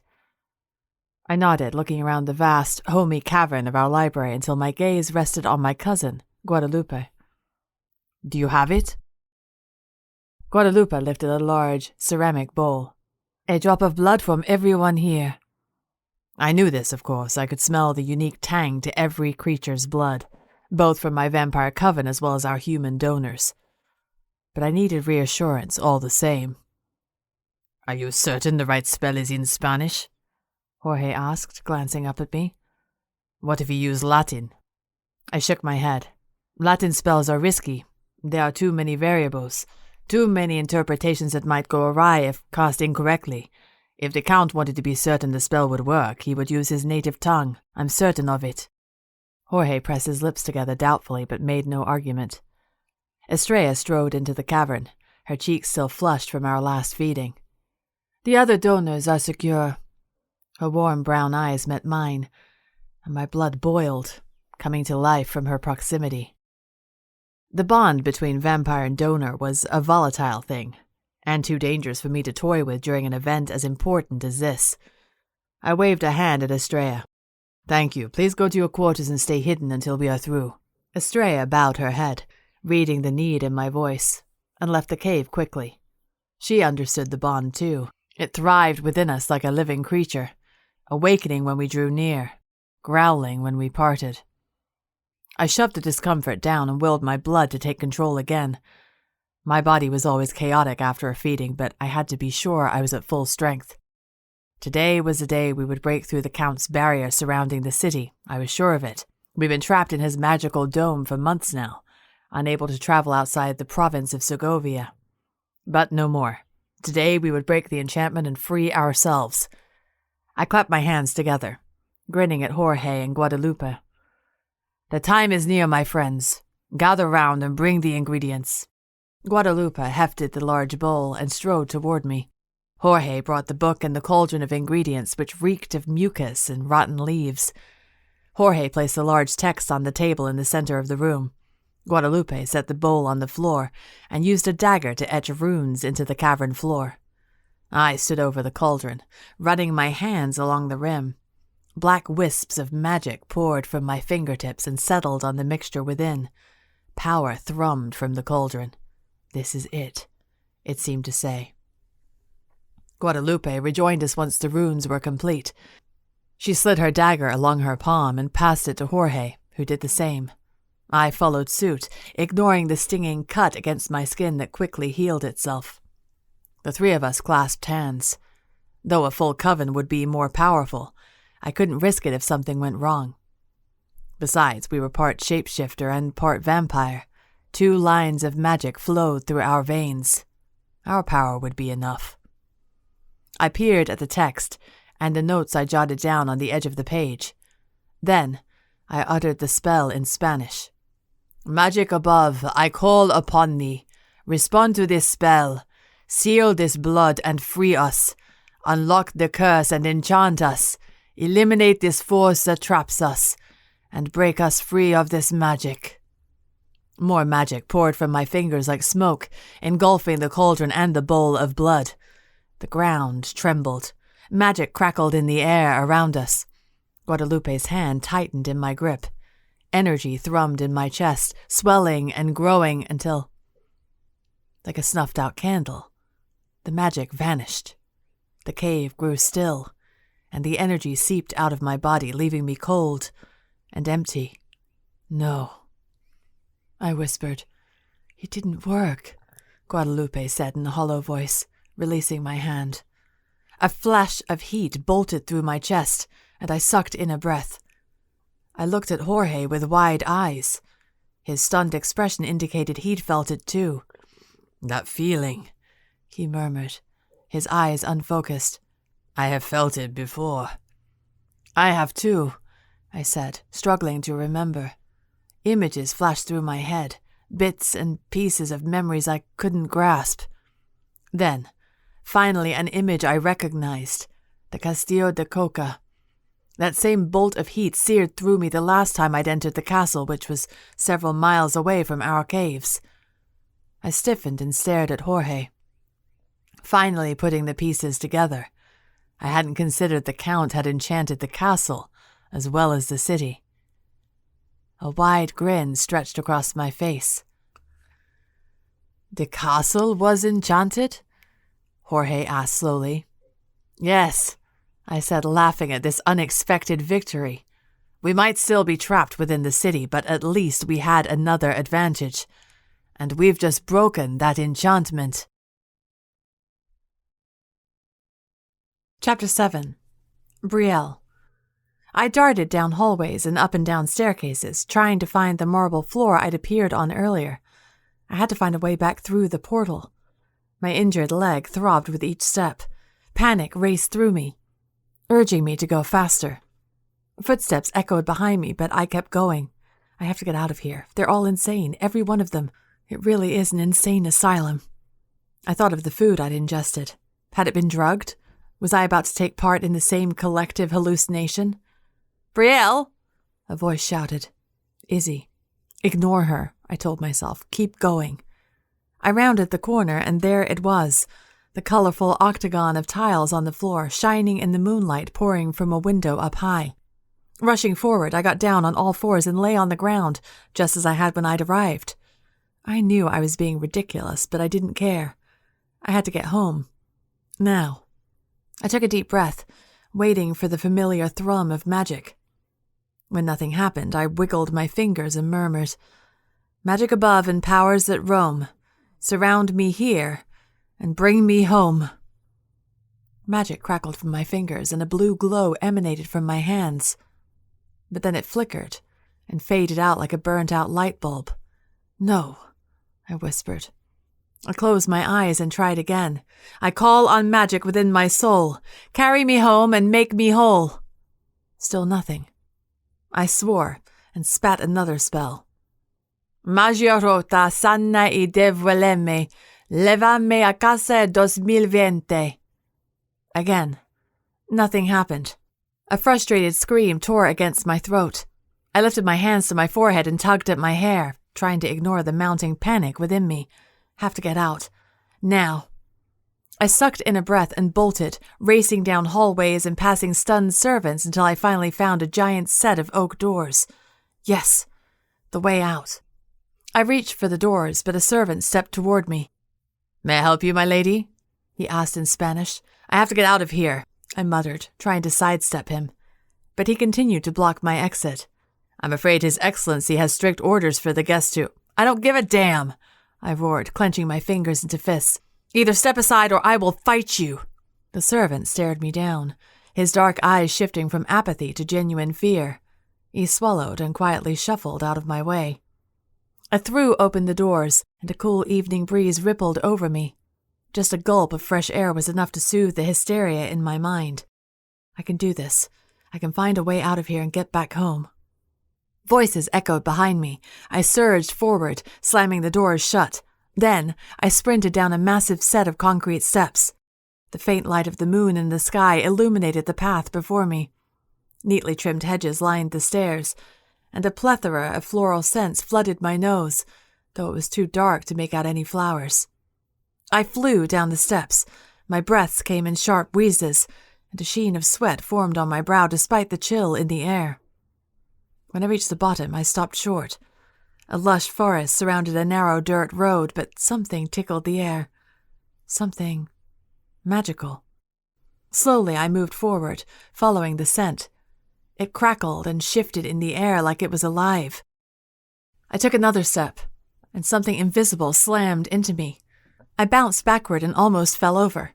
Stumbling back a few steps, I righted myself and rubbed my throbbing head. What the hell was that? A familiar smell tickled the air. and it took me a moment to place it. Ash, onions, and seaweed. It smelled the same as the portal I'd fallen through. Frowning, I inched forward again, this time extending my hand. My fingers met something soft and cool that fluttered against my skin like a curtain. When I touched it, a faint green light flashed, zapping my fingers as if I'd been electrocuted. I jumped and jerked away, shaking my hand to rid myself of the numbness. I rubbed my forehead as the panic started to overwhelm me again. Why can't I get out of here? Because of my wards, rumbled a voice from behind me. I looked over my shoulder to find the Count standing there watching me. His eyes glinted with interest. Behind him I noticed Riker and a few of the others. "Let me out," I growled, glaring at him. "You can't keep me here like a prisoner." "I'm afraid I can't release you until we've conducted a thorough assessment of your abilities," the Count said quietly. "You see, the guests in my home often pose a threat to others, so it isn't safe to simply allow you to run amok in the city." My fist shook, and I stared hard at him.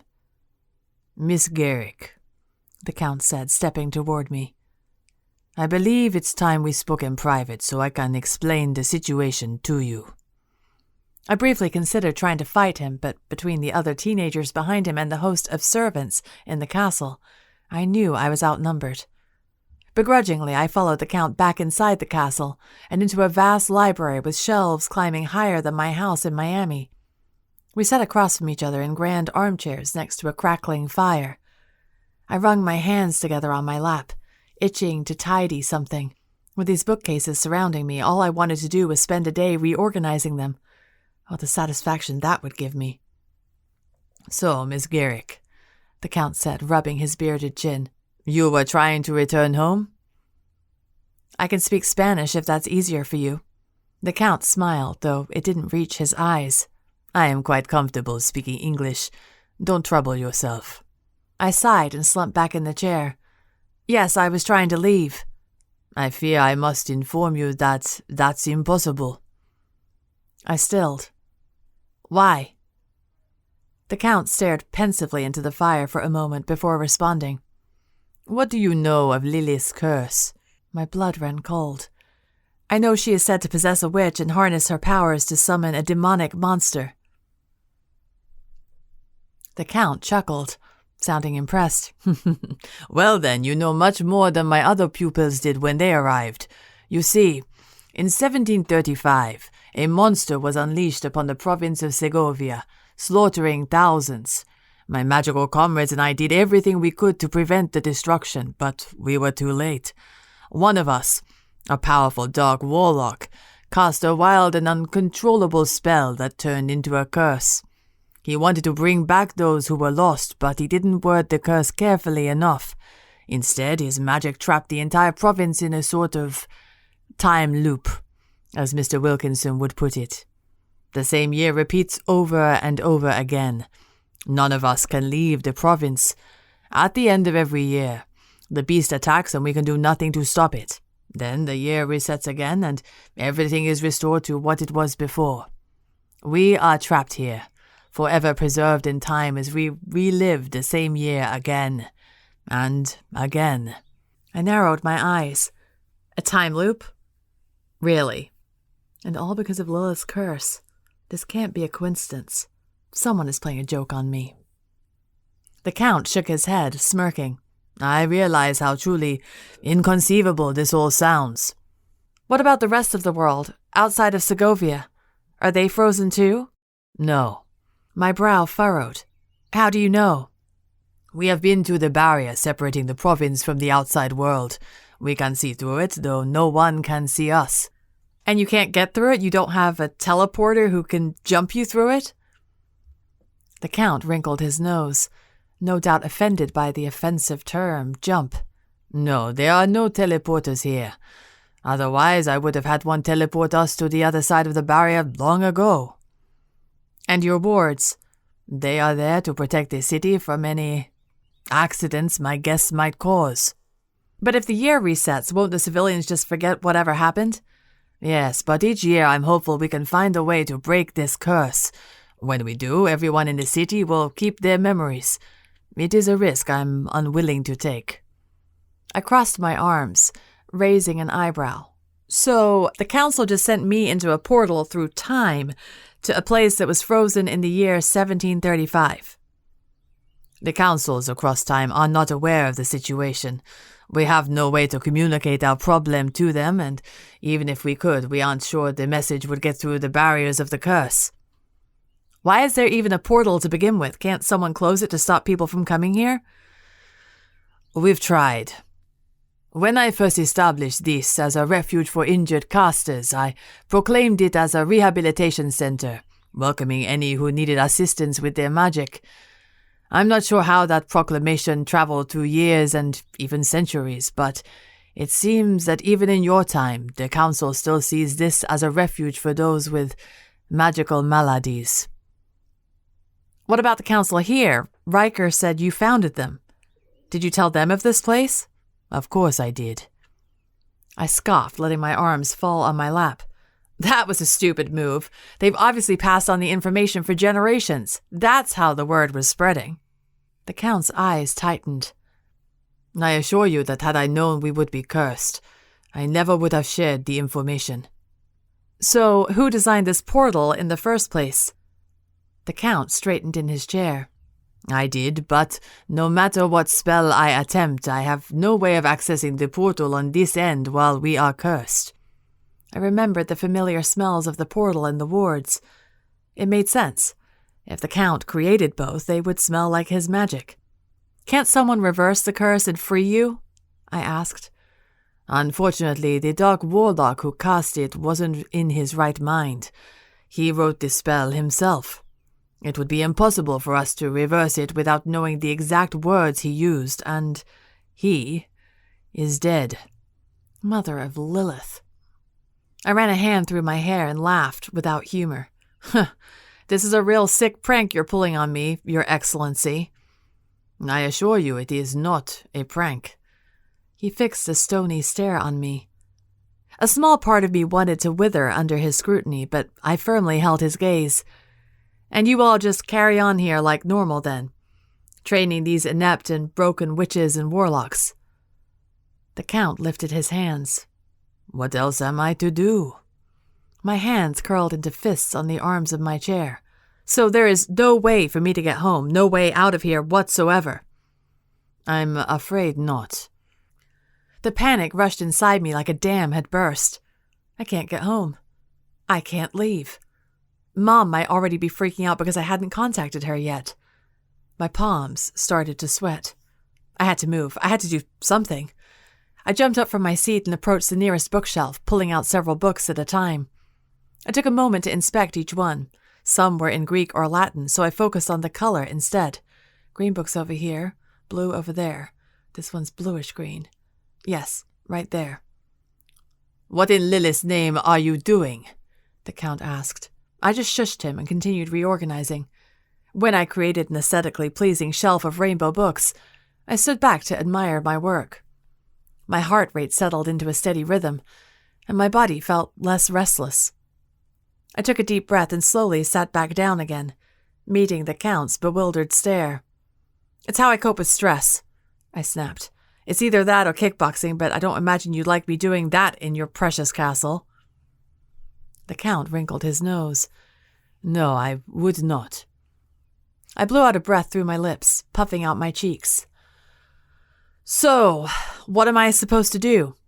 You expect me to just sit around and hope this curse will end on its own?" "Of course not," the Count said coldly. "I have a coven working tirelessly, trying to find a way to end this dark creature that emerges every year. We believe that, through the monster's demise, the curse will be broken, since the Dark Warlock's magic is tethered to the creature." I stilled, staring hard at the flames in the fireplace. "And what of this cursed witch, the one who summoned the creature in the first place?" The Count scoffed, waving a hand. "Ha! She is an abomination. A crime against nature. She doesn't deserve to live. When the creature dies, so shall she. Lilith's power will be cut off and she will be sent back to the underworld." A lump formed in my throat. An abomination. a crime against nature. The Count eyed me, his expression calculating. I heard you utter those spells earlier. You're quite talented at wordsmithing. I could use your help in our endeavor to break the curse. I swallowed. Help? What am I supposed to do about it? The Count leaned forward. First and foremost, I must know why you're here. Why did your council send you? I froze, my brain working furiously.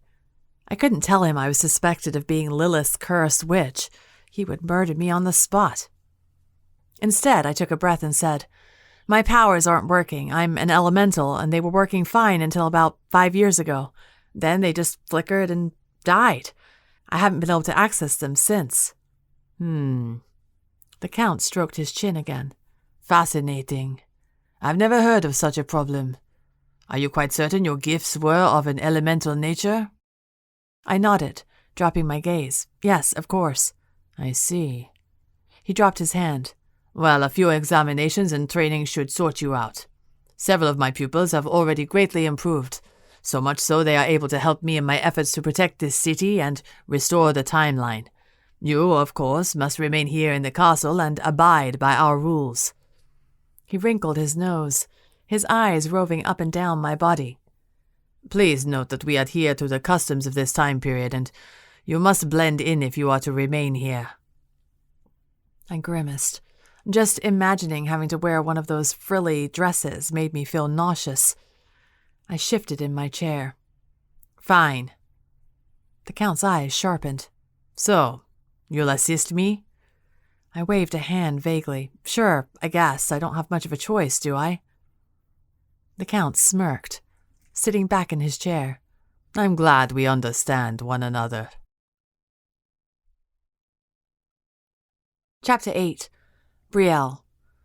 Despite my begrudging acceptance of my circumstances, I couldn't help but check my cell phone when I got back to my room that night. Still no service. Agony laced through my chest, bitter and all-consuming. Emotions choked my throat as I pulled up my photos and scrolled through pictures of Angel, my parents, and a few friends from school. I would never see any of them again. I shut my eyes against the onslaught of panic threatening to drown me. I can do this. I can get out of here if I can figure out how to break this curse. As the Count said, I was excellent at wordsmithing. I spent my whole life writing spells because it was all I could do. If I could handle fighting demons on my own, then I could handle this too. A light knock rapped at the door. I cleared my throat and pocketed my phone. Come in. Maria entered, holding a stack of blankets and a long metal object with a pan attached to the end. A bedpan, maybe? My knowledge of the 18th century was woefully lacking. Ready to undress, my lady? Maria asked, setting the pile of blankets down on the night table. I crossed my arms and eyed the bedpan-looking thing. Do I need to pee in that? Maria's eyes widened, and a blush bloomed across her face. Oh, no, my lady. This is a warming pan, to ward off the chill in the winter. Winter? I frowned. My birthday was September 7th, which was the day I'd left. What month is it? January, my lady. I stared vacantly at the wall just behind Maria, trying to focus on breathing. Pupils always arrive when the year resets, Maria went on, placing the warming pan into the fireplace. But it was September when I left. Maria nodded. No one is quite sure how it works, my lady. A caster steps through the portal, and time speeds up to arrive precisely at this time. I shook my head. This is insane. Absolutely insane. I sat on the edge of the bed, bouncing my leg up and down. So, where exactly do I do my business? Maria looked at me, the corners of her mouth pulling into a smile. The chamber pot, my lady. She gestured to what looked like an ornate pot for plants in the corner of the room. If you like, I can come back in a few minutes and empty it for you, so you don't have to smell it as you sleep. My face burned, and I nodded. That'd be great. Thanks. Maria offered a kind smile and set the handle of the warming pan down on the floor. She curtsied and left the room. I sighed and undressed before squatting and doing my business. Instead of putting my jeans back on, I slipped on a pair of sweats from my bag and climbed into bed before Maria returned. She stopped short when she saw me in the bed. "Are you undressed, my lady?" I nodded. Maria opened and closed her mouth. "Won't you need my assistance?" I smiled. "Not tonight. I'm still adjusting. I know the Count has his rules, but can you let it slide just this once? I'm a little overwhelmed." Maria's eyes filled with sympathy, and she smiled again. "Of course, my lady." Using the tongs by the fireplace, Maria placed several coals into the warming pan. Then she slid the pan under the sheet just past my feet. Heat tickled the tips of my toes, and I sighed with contentment. Maria bustled about for a few more minutes, snuffing candles and tending to the dying fire. Then she turned to face me and curtsied again. "I'll be back in the morning. Sleep well, my lady." I thanked her before she left. The door closed, and silence pressed in on me, along with the wintry chill. Spain had always struck me as a hot place like Miami, but this was colder than any of our winters. I rolled a little to one side, then the other, pulling the blankets more snugly around my body and pressing my toes into the warm sheets. The next morning, I woke with aches in my body from sleeping in an unfamiliar bed. My head throbbed from sleep deprivation. I tossed and turned, my head swarming with thoughts and worries well into the night. Maria helped me dress in one of the ridiculous frilly gowns. When she asked my color preference, I told her to pick. She'd chosen a deep coffee brown, claiming it would bring out my eyes. Yes, I thought grumpily. My duller-than-dirt brown eyes. Maria wrapped a stiff brace around my midsection and pulled. I sucked in a gasp and choked as my back arched and tremendous pressure slammed into my chest. "What the hell is this?" Maria released a small yelp at the swear word and laughed nervously. "Be at ease, my lady. This is a corset. You'll adjust to it." I don't want to adjust to it. When she finished, I was standing up much straighter than normal. Already the muscles in my back ached from holding myself up so high. Lilith, help me. Then Maria fitted me with petticoats before fastening the dress on top of that. The skirts poofed out, making me look like a brown marshmallow, or a giant turd. To be honest, I felt like the latter. My sleeves were a mass of lace and itchy fabric, and the neckline was much lower than I would have liked, accentuating the flatness of my chest. "A vision," Maria said, beaming at me. "How would you like your hair, milady?" "No," I blurted. "Please, don't. Leave it as it is." Maria's smile faded, her face looking as forlorn as a kid who found out Christmas was cancelled. I sighed, dropping my arms. "Fine, but make it as plain as possible. No fuss." Maria inclined her head. "Yes, my lady." Despite my insistence for simplicity, it still took almost an hour to get my hair done. Maria stuck a few tools in the fire to warm them, then pinned my hair up into an elaborate knot. She pulled a few chunks of hair loose from the top and dampened them using water from the pitcher. Then she removed the tools from the fire and used them to curl the loose pieces of my hair. She pinned those as well, so they rested against my cheeks, delicately framing my pale face. I peeked in the mirror and had to refrain from gagging. I looked like freaking Marie Antoinette. Feminine. Weak. Ridiculous. "You are stunning, my lady," Maria breathed, her eyes sparkling. I cleared my throat. Thanks. I was seriously starting to reconsider agreeing to abide by the Count's rules. At this point, even facing Lilith's beast seemed more appealing. I strode downstairs, but between my injured leg and the mountain of fabric surrounding me, it was slow work. Gritting my teeth, I hefted up my vast skirts to give my legs some more room. It didn't make breathing any easier, though. Curse this time period. I was halfway down the staircase when I had to pause and catch my breath, gripping the banister tightly. "Need a hand?" a voice behind me asked. Panting, I looked up to find Riker behind me, offering his arm and looking gallant as ever in his waistcoat and cravat. I rolled my eyes. "I'm perfectly capable." Riker snorted and looped his arm through mine. "You're not fooling anyone, Brielle. May I call you that?" "It is my name. Just don't let the Count hear you." Riker chuckled. "You're catching on quick." Together we strode down the stairs. I had to admit it was a lot easier relying on someone else to carry my weight. Riker glanced down at my leg, then back up at me with a frown. "You're limping. Are you hurt?" I sighed. "Oh, it's nothing." "Blimey, Brielle, you should have said something. The Count has healers who can tend to your injury." "I'm fine." Riker laughed, his blue eyes shining. "You are too much, Brielle. You know, I won't think less of you if you ask for help now and then." My nostrils flared, but I said nothing. "You're ravishing, by the way." Riker cast me a warm look. I groaned. "I look like a freak." Riker released a loud snort, then raised his free hand to his mouth, his eyes wide with embarrassment. He cleared his throat.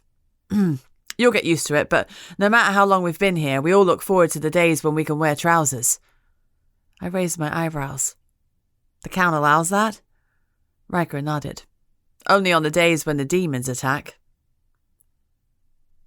I froze, and for a moment Riker pulled me forward a bit before he noticed I'd stopped walking. I asked, "The demons attack? When? Where do they come from?" Despite my suffocating clothes, I felt naked without my weapons on me. I knew I'd smelled demons when I first arrived.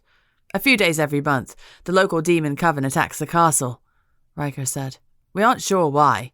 Maybe they think we've grown too powerful with how many we have living here, or maybe they're enemies of the Count. But either way, because of the time loop, all events are fixed, so we know when they'll strike. We're able to prepare ourselves against their attack." I stared at him, eyes wide. They don't remember any previous attacks?" "From the year before? No. Once the year resets, they do too." "Then how come you haven't killed them off yet?" "We've killed a few out of necessity, but they've just come back when the year restarts again." "So if one of them kills one of us, then we come back too?" "Ah." Riker rubbed the back of his neck. "That gets tricky. You see, the Count cast a powerful spell on the castle to keep us immune from the time loop so that we remember and don't reset at the beginning of every year. But because of that, it means we're vulnerable, unlike those outside of this bubble. It was the only way for us to see any progress with our ailments, you see. But the demons you kill are not considered part of the castle's enchantment. Only those who pass through the time portal are immune. The enchantment is linked to the portal." I nodded, though I felt only more confused. My head spinning, I took a step, and Riker followed my lead, guiding me toward the dining hall. "The Count mentioned training and examinations," I said. "What are those like?" "Oh, it's not that bad. A few spells, a bit of blood work. The training can get a little taxing, but—" He trailed off, glancing at my injured leg. He smirked. "I'm sure you've suffered worse." I nudged him with my elbow, but my lips quirked upward in a reluctant smile. We reached the dining hall and found half the guests were already there, including Izzy. She waved me over eagerly, and Riker obliged her, steering me toward the other side of the table to join my new friend. "You look like a princess," Izzy said, bursting into a fit of giggles. It sounded more like an insult than a compliment. "Thanks," I grumbled, trying to maneuver my skirts around the chair to sit down. I looked her over. She wore a bodice trimmed with lace and deep purple skirts cascaded over her legs. "You don't look much better." Izzy snorted and drank deeply from her goblet. "How's the ice today, Iz?" Riker asked, sliding into a seat next to me. "Melted," Izzy said, "but I think it's because the fire's come back. We'll see." A few of the other boys entered, the one with dreadlocks and the chubby one with dark hair. I squinted, trying to remember their names, but Riker leaned closer and whispered, "Abe and Elias." I nodded. "How come there aren't as many girls?" Riker shrugged one shoulder. "What does history tell you about witches? They were persecuted and hunted for so long. It was only in the last decade or so they were more widely accepted in society. If there were witches with ailments like ours, I doubted the council would offer to do anything about it before my time." I raised an eyebrow at him. Riker grinned. "I'm a bit of a history enthusiast." "And you share that opinion about women?" Riker's smile vanished. "Lilith, no. My mum was the first female member of the council in my country." He straightened, his eyes glinting with pride. I couldn't help but smile in return. "That's pretty impressive. My dad serves on the council as well."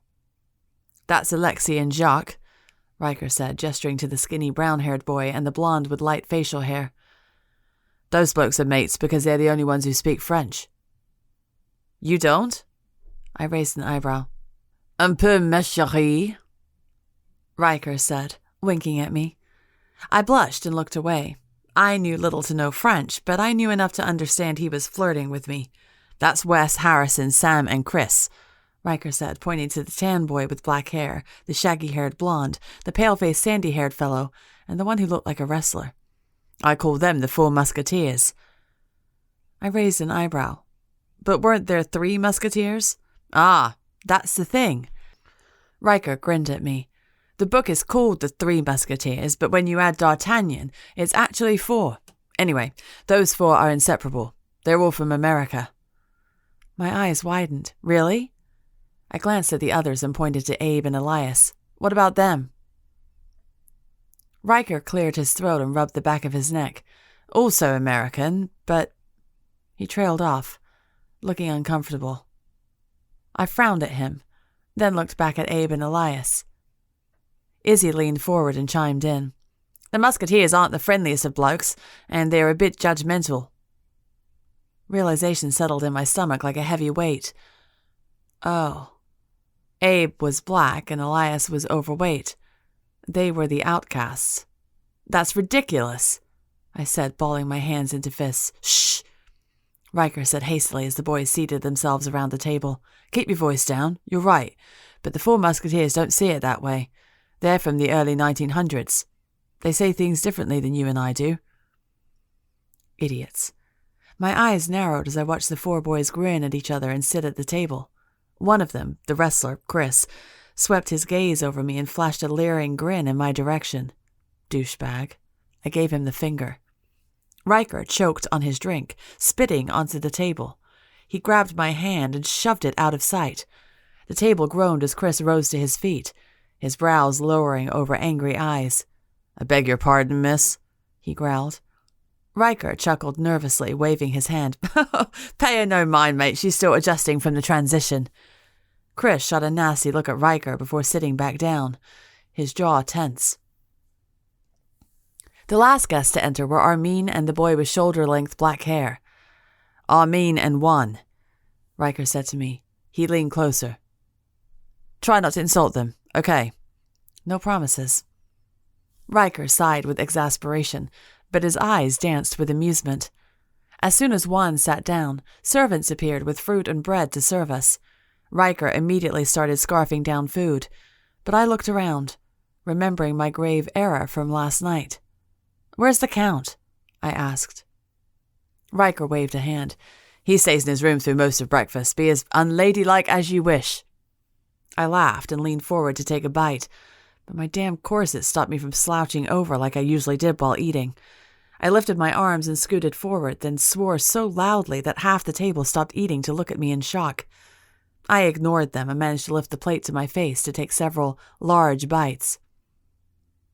Frantic footsteps echoed down the hallway, and I looked up from my plate. Riker's face was equally curious, so I knew this wasn't the norm. The Count himself appeared in the dining hall, his cravat untied and his shirt untucked. Fury darkened his expression. Forgive my impudence, but we must leave at once. My mages have just informed me the demon Coven has broken one of the time loop's enchantments. Shock rippled across the table. Several boys gaped at the Count, and Riker's face paled. My heart thrummed anxiously in my chest. What does that mean? The Count leveled a hard look at me. It means they remember the events from last year, Miss Garrick, and they could attack us unawares at any moment. Riker jumped to his feet. What do you want us to do, Your Excellency? Mr. Wilkinson, Mr. Cunningham, Mr. Abernathy, and Mr. Knox, I want you all to launch an offensive attack to catch them off guard. Strike them first before they strike us. Riker straightened, his jaw stiff with determination. Wes, Abe, and Chris also rose to their feet. Chris inclined his head. Yes, Your Excellency. His lips curled upward in a satisfied smirk. What about the rest of us? I asked loudly. A few heads turned to look at me with derision. You will remain here, Miss Garrick, the Count said stiffly. My mages will see to your training and protection. He bowed his head as if this ended the discussion. Chris, Wes, and Abe followed him out of the dining hall. I caught Riker's arm before he moved to join them. "You're going to the Demon Coven?" I hissed. "Isn't it dangerous to leave the castle?" Riker offered a half smile. "Your concern for me is touching, Brielle. But don't worry, we've done this before." He patted my shoulder before sprinting forward to join the other men. Chapter 9. Brielle. I sat back in my chair and rubbed my forehead. My tightly wound hair was giving me a headache, and my shoulders ached from sitting upright for so long. Next to me, Izzy ruffled her white hair and sighed. "You'll get used to it. The Count always favors the men." At least he isn't completely racist, though, I thought bitterly, remembering how Abe was one of the warlocks the Count had taken with him. "Riker says they've done this before?" I asked her. Izzy nodded. "A few times. The Count sometimes needs certain spell ingredients from the demon lair." "Is it safe for him to take those warlocks with him if they—" I stopped, unsure of how to word my question. Chris, Abe, and Wes have made the most progress with their training. If it weren't for the time loop, the Count says they would have been free to return home thanks to their rehabilitation. And Riker, well, his problem only arises when he has a vision. I raised my eyebrows. What if he gets a vision while fighting demons? Izzy shot me a bewildered look. "How many seers have you met? They rarely have visions in battle, especially if they're trained like Riker. Something about the adrenaline." I pressed my lips together, chagrin heating my face. The only seer I knew was Angel, and she'd never battled demons before because of her condition. But now that I thought about it, what Izzy had said made sense. Angel never had visions when we were playing or hanging out at the mall. They only plagued her at home and in her sleep. Angel. A swarm of suffocating emotions filled my chest, threatening to drown me. Grief choked my throat, gripping me tightly like a demon's claws. I closed my eyes, gritting my teeth against the agony within me at the thought of never seeing my sister again. "You all right?" Izzy asked, touching my arm. Her touch snapped me out of my haze. I opened my eyes and sucked in a breath. "Yeah," I said tightly. "Just fine, thanks." Izzy leaned forward, her eyes glinting. "So, how'd you do that last night? Come up with spells like that?" I frowned. "What spells?" Izzy gestured to me. "You know, when you were trying to get back home yesterday, and what language was that?" "Spanish." Izzy whistled. "Crikey, you can do that?" I sighed. "Do what? Cast a spell? Yeah, sure, can't you?" Izzy propped her chin on her hands.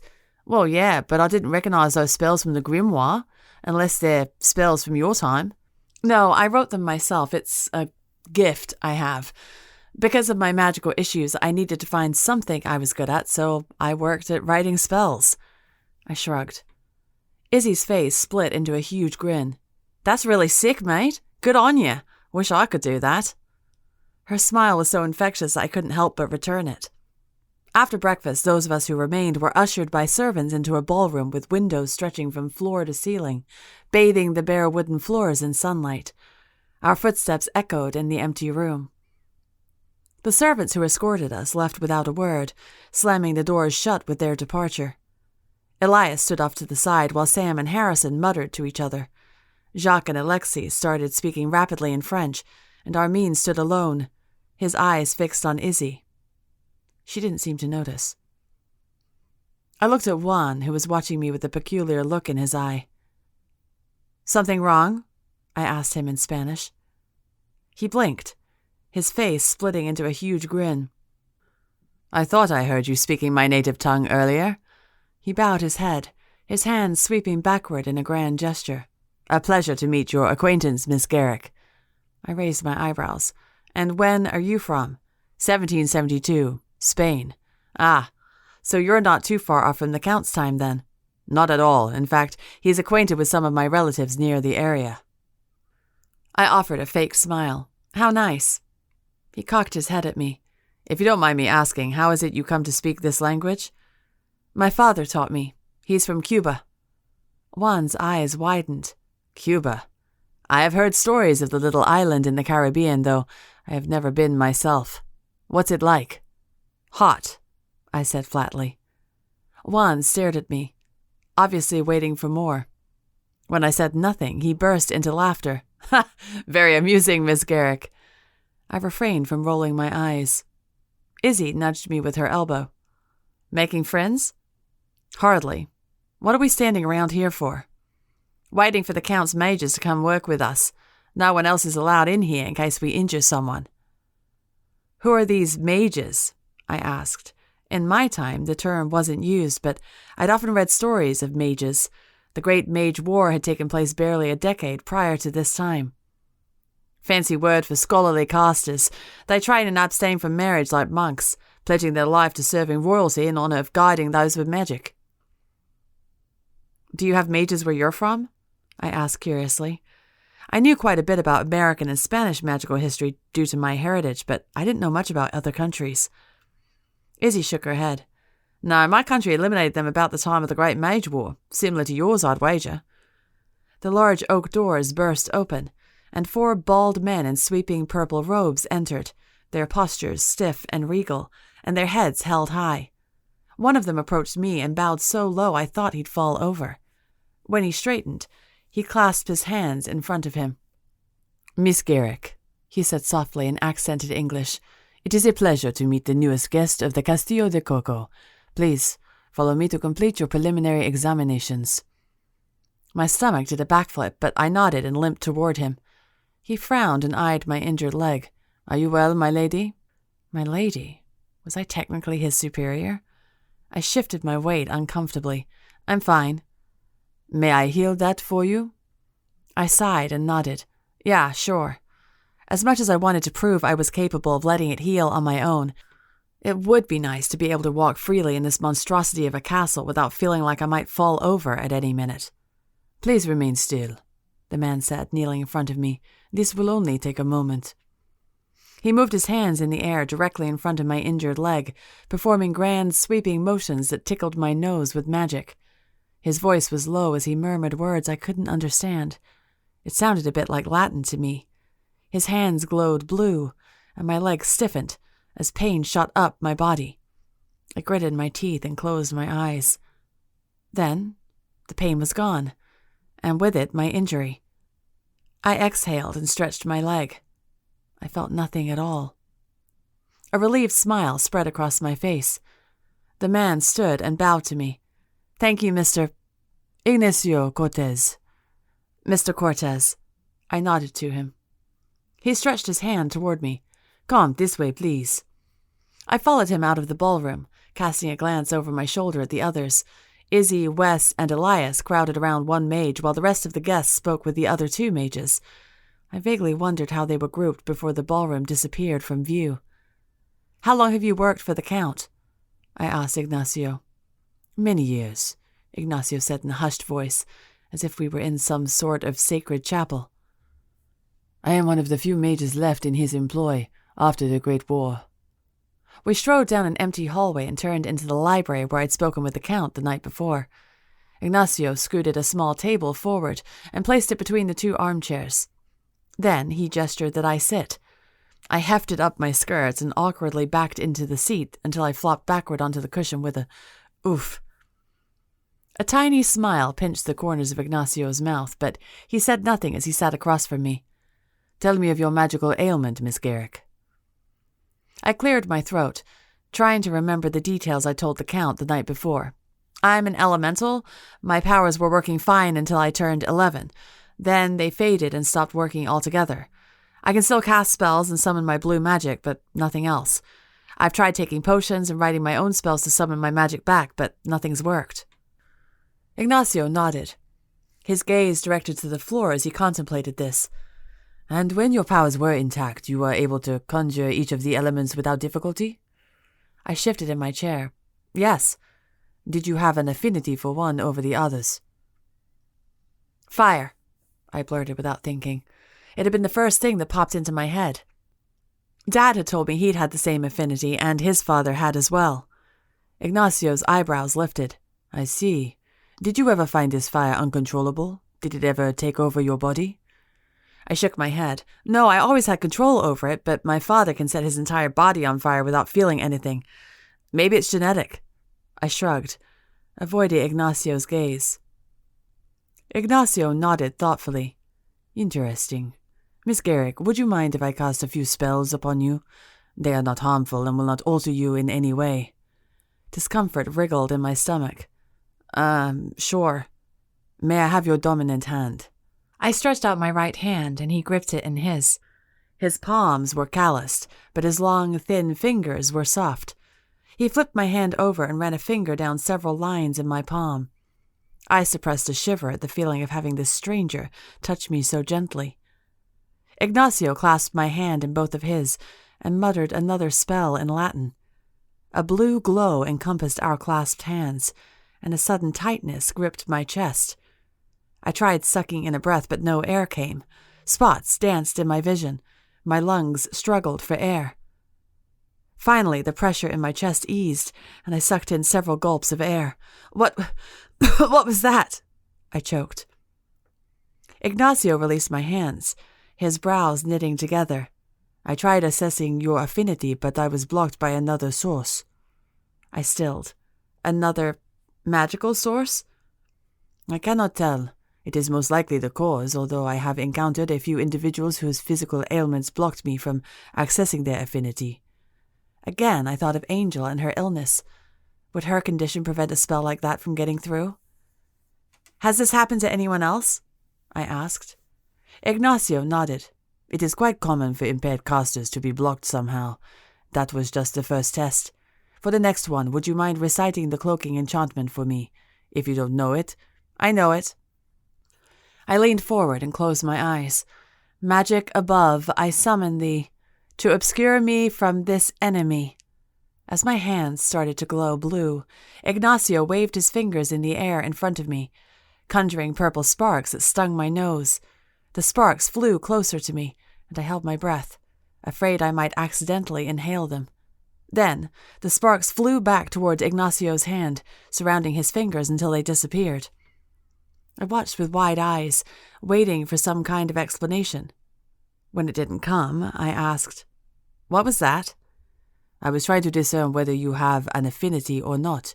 In rare cases, a person's aura blocks me from looking closer because there is nothing to see. Sometimes traumatic events cause a person's affinity to vanish completely. A lump formed in my throat. And did you find something there? This is it. This is where he tells me I'm broken beyond repair. I'm defective. Yes. My head reared back, my heart thundering in my chest. What, really? Yes, there is certainly something there. I presume it is your elemental abilities, but I cannot yet determine what is blocking them. I took several deep breaths. My eyes felt hot, and I rubbed my nose. I wanted to laugh and cry at the same time. Relief blossomed through me. Thank Lilith I wasn't completely broken after all. Ignacio rose to his feet. Come. Blinking, I stood. Is that it? For now. I have determined you are not a danger to the rest of us, but you do have powers that are inaccessible, which means we should be able to help you. Together we strode out of the library and back down the hall. Have you ever encountered someone who you couldn't help? Ignacio slowed his steps and glanced at me. Once. What happened to them? They died. My heart lurched in my throat. I waited for more information, but Ignacio's tight-lipped grimace told me he wouldn't share anything else. Instead, I tried to focus on my relief. That won't be me. He says there's something there waiting to be accessed. I'm not doomed. Ignacio suddenly gripped my elbow, stopping me in my tracks. A second later, a foul odor stung my nose. I stiffened and met Ignacio's wide eyes.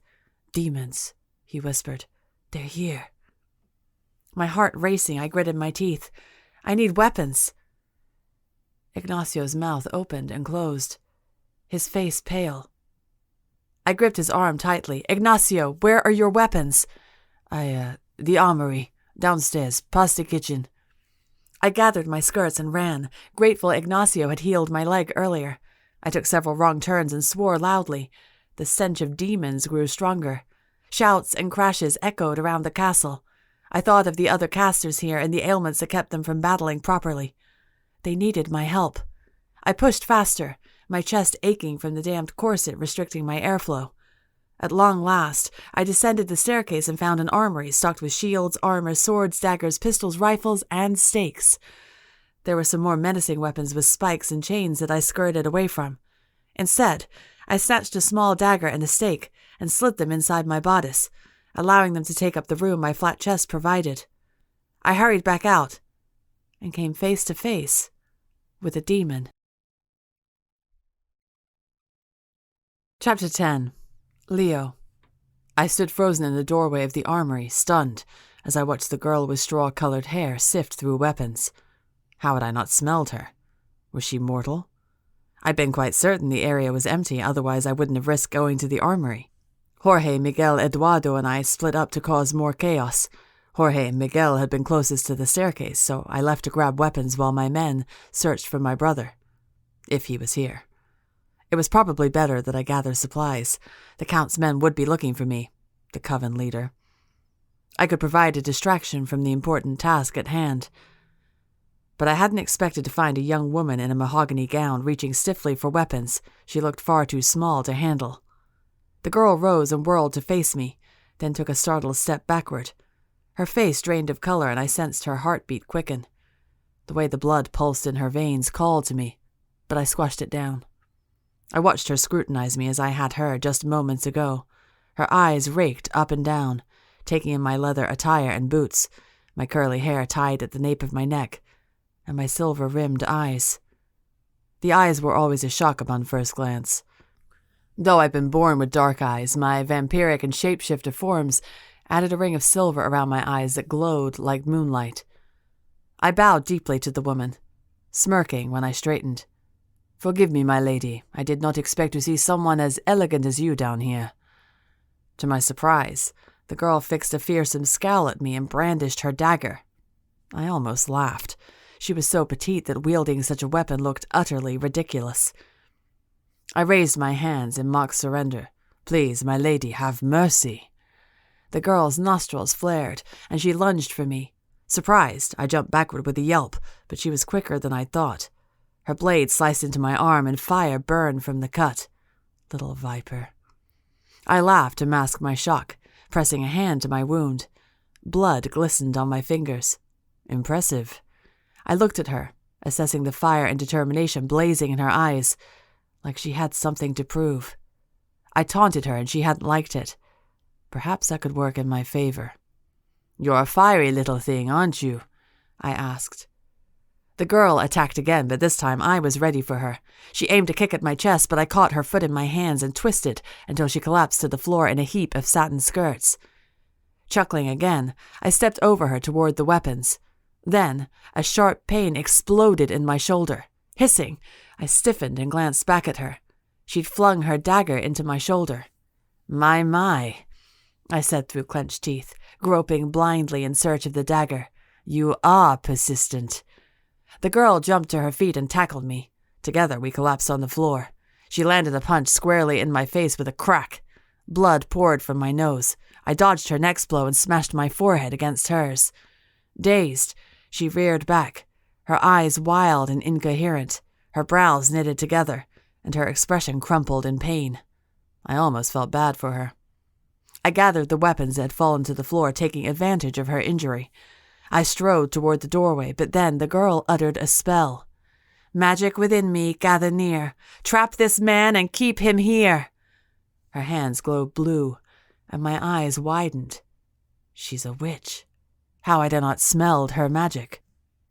I hurried to leave, but some invisible force blocked me. Though I strained and struggled, I couldn't move past the doorway. A faint blue glow hovered in front of me. I sighed. How had I managed to fail at this one simple task? Slowly, I turned to face the girl, whose eyes were burning with hatred. I cocked my head at her. Her spell had been in English. Adopting her language, I asked, "Just how many languages do you know, my lady?" The girl blinked at me. Shock etched into her face. "I could ask you the same thing, my lord." I laughed. "I'm no lord. I am Leonardo Serrano, the leader of this coven." And I'd make sure she never forgot it. "That's nice. she said in a monotone. "Now, give those back." She pointed to the weapons in my arms. I grimaced, feigning sympathy. "Unfortunately, mi amor, I must leave with these. You see, the fate of my coven depends on it." It's not entirely untrue. We do have great need of these weapons. The girl dragged another dagger from off the wall and brandished it at me. I exhaled in exasperation. "Oh, must we do this again? I've already bested you." "Hardly," the girl growled. She burst forward, kicking my legs out from under me. I collapsed in a clash of metal as the weapons fell from my arms. This has gone on long enough, I thought. My dark magic swirled around me, taking over and shifting me to my bat form. I flapped blindly around the room, using my other senses to guide me. With another swell of magic, I reappeared in vampire form and barreled into the girl. She fell to the floor again with an oof, crashing into a suit of armor. I vanished again in a puff of black smoke, changing back to my bat form. I sensed her bewilderment as she tried to find me, but I flew away from her and toward the doorway. "You're a shapeshifter," she spat, rising to her feet. I detected her magic crackling through the air. She's casting another spell. The girl's voice vibrated against my body as she spoke. "Vile demon of unholy crimes, I banish you." I shifted back to my vampire form and slammed into her. She stumbled backward into the wall with a groan. How dare she? I thought, seething. She tries to banish me? She thinks she could just defeat me in the blink of an eye?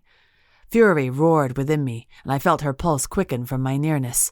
I pressed an arm into her collarbone, pinning her into place. "See, that's where you're wrong, my lady," I whispered in her ear. "I've committed no unholy crime. If you're searching for a lawbreaker, why don't you ask your precious count what crimes he has committed against my coven?" The girl thrashed against my grip. I knew she would only keep fighting me. Despite how she infuriated me, I didn't want to kill her. Though I was certainly a monster, there were some lines I didn't want to cross. I had to escape. Even though it broke the rules of my coven, I had no choice if I wanted to let her live. So, I leaned in and sank my teeth into her throat.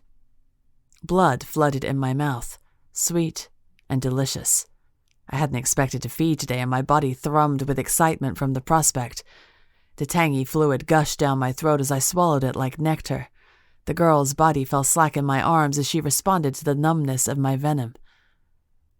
While I drank, something odd settled in my mouth, a sharp, bitter taste that puzzled me. I'd never tasted anything like it before. This girl was no ordinary witch. I'd tasted witch blood before, and this was much more unusual. I drew away before the bloodlust overcame me, and the girl stiffened from the jolt of my withdrawal. Blood dripped down my chin and onto her dress. A trickle of crimson liquid oozed down her neck. "That's interesting," I whispered, licking my lips. The girl merely blinked at me, her eyes foggy. "What are you?" I murmured, drawing closer to her. Her tawny eyes stared drunkenly at me with the same wonder I felt. "What are you?" she asked weakly. Her eyes flicked over my face unabashed. Then she shook her head as if trying to regain clarity. But I knew it would be no use for her. She would need days to recover from the blood loss. It was a shame to see her so dizzy and incoherent. She'd been a fierce opponent. But she'd occupied my time long enough. I sensed a crackle of dark magic in the air. A signal from Miguel. We needed to leave. The Count would be returning soon. As if spurring me on, heavy footsteps sounded nearby, and I turned toward the noise. Out of time. I grinned at the girl. Until next time, mi amor. With another puff of black magic, I vanished and reappeared as the bat. The blue shield the girl had summoned earlier flickered and vanished. No doubt a result of her diminished powers thanks to my feeding.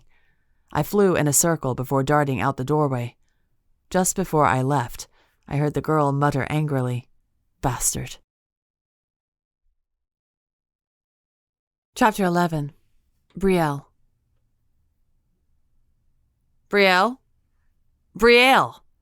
My eyelids fluttered open. An explosion of pain followed. I winced, raising a hand to my head. "Ow!" I muttered, shifting and trying to rise. Where am I?" The armory looks like a vamp got you." I recognized the Australian accent. "Izzy?" I said. Slowly my vision cleared, and Izzy came into view, her white hair in tangles around her face. Soot covered her cheeks, and a bloody gash ran from her forearm to her wrist. "The very same," she said with a grin. "We're the demons." I shot to my feet, then swayed as my vision blurred again. "Easy now." Izzy caught me by the shoulders. "Don't push it. Let your body recover from the blood loss." "Where'd they go?" I asked. "What did they take?" My eyes fell to the pile of weapons. The strange vampire Leonardo had just left them there. "Dunno, but the Count's back. We think the demons vanished when our reinforcements showed up. Looks like they tried attacking when our numbers were few." "Is anyone hurt?" I asked as Izzy looped my arm around her shoulders to help me hobble out of the armory. "A few cuts and bruises, but we're all right. We might not be experts at fighting demons, but we can certainly cause some chaos." She eyed the puncture marks on my neck. "So, who got you, eh?" "Leonardo Serrano." Izzy stopped walking and sucked in a breath. "You fought Leo?" She whistled. "Whew. What was that like?" Anger and shame washed over me as I thought of how useless I'd been, how cocky and arrogant he was, how I'd just fallen limp in his arms while he drank my blood from me. I shoved the thoughts away and looked at Izzy. "You know him?" "Yeah, he's the coven leader. Shape-shifting vampire." "Yeah, so I gathered." Eventually. I remembered how close his face had been to mine, the way his dark eyes gleamed with silver. His light goatee had tickled my neck when he drank from me. I suppressed a shiver. "I've never met one like that before. I thought the only shape-shifting hybrids were gargoyles." "Most are, yes, but some, like Leo, come from a powerful demon heritage. His bloodline's as pure as they come." "Pure?" "Pure demon. No light magic in him at all." Something icy slithered in my chest. "So, how do you know about him?" "The Count had us study up on the Coven's history to help us prepare. Leo attacks on a regular basis, always searching for some powerful weapon the Count doesn't have. This is the first time they've caught us off guard because they found a way out of the time loop." "Right." We slowly climbed up the stairs and found the wide room I'd first arrived in. Vases and paintings were smashed, leaving the floor covered in debris. I could barely make out the decorative octagon on the tiled floor. We dodged the wreckage until we returned to the ballroom where the others were huddled together, speaking in low voices. Riker looked up when he saw me. A small cut above his eyebrow bled freely, but he otherwise looked unharmed. "Brielle!" He rushed to my side and took my other arm. "What happened?" "Leo," Izzy said darkly. Riker's eyes blazed and his jaw tensed. Apparently, he didn't need any more information. He leaned forward and traced a finger along my neck. The puncture wounds throbbed slightly from his touch. I shuddered. There wasn't enough vampire venom in me to do much damage, but still, just knowing that bastard's poison was inside me made me want to puke.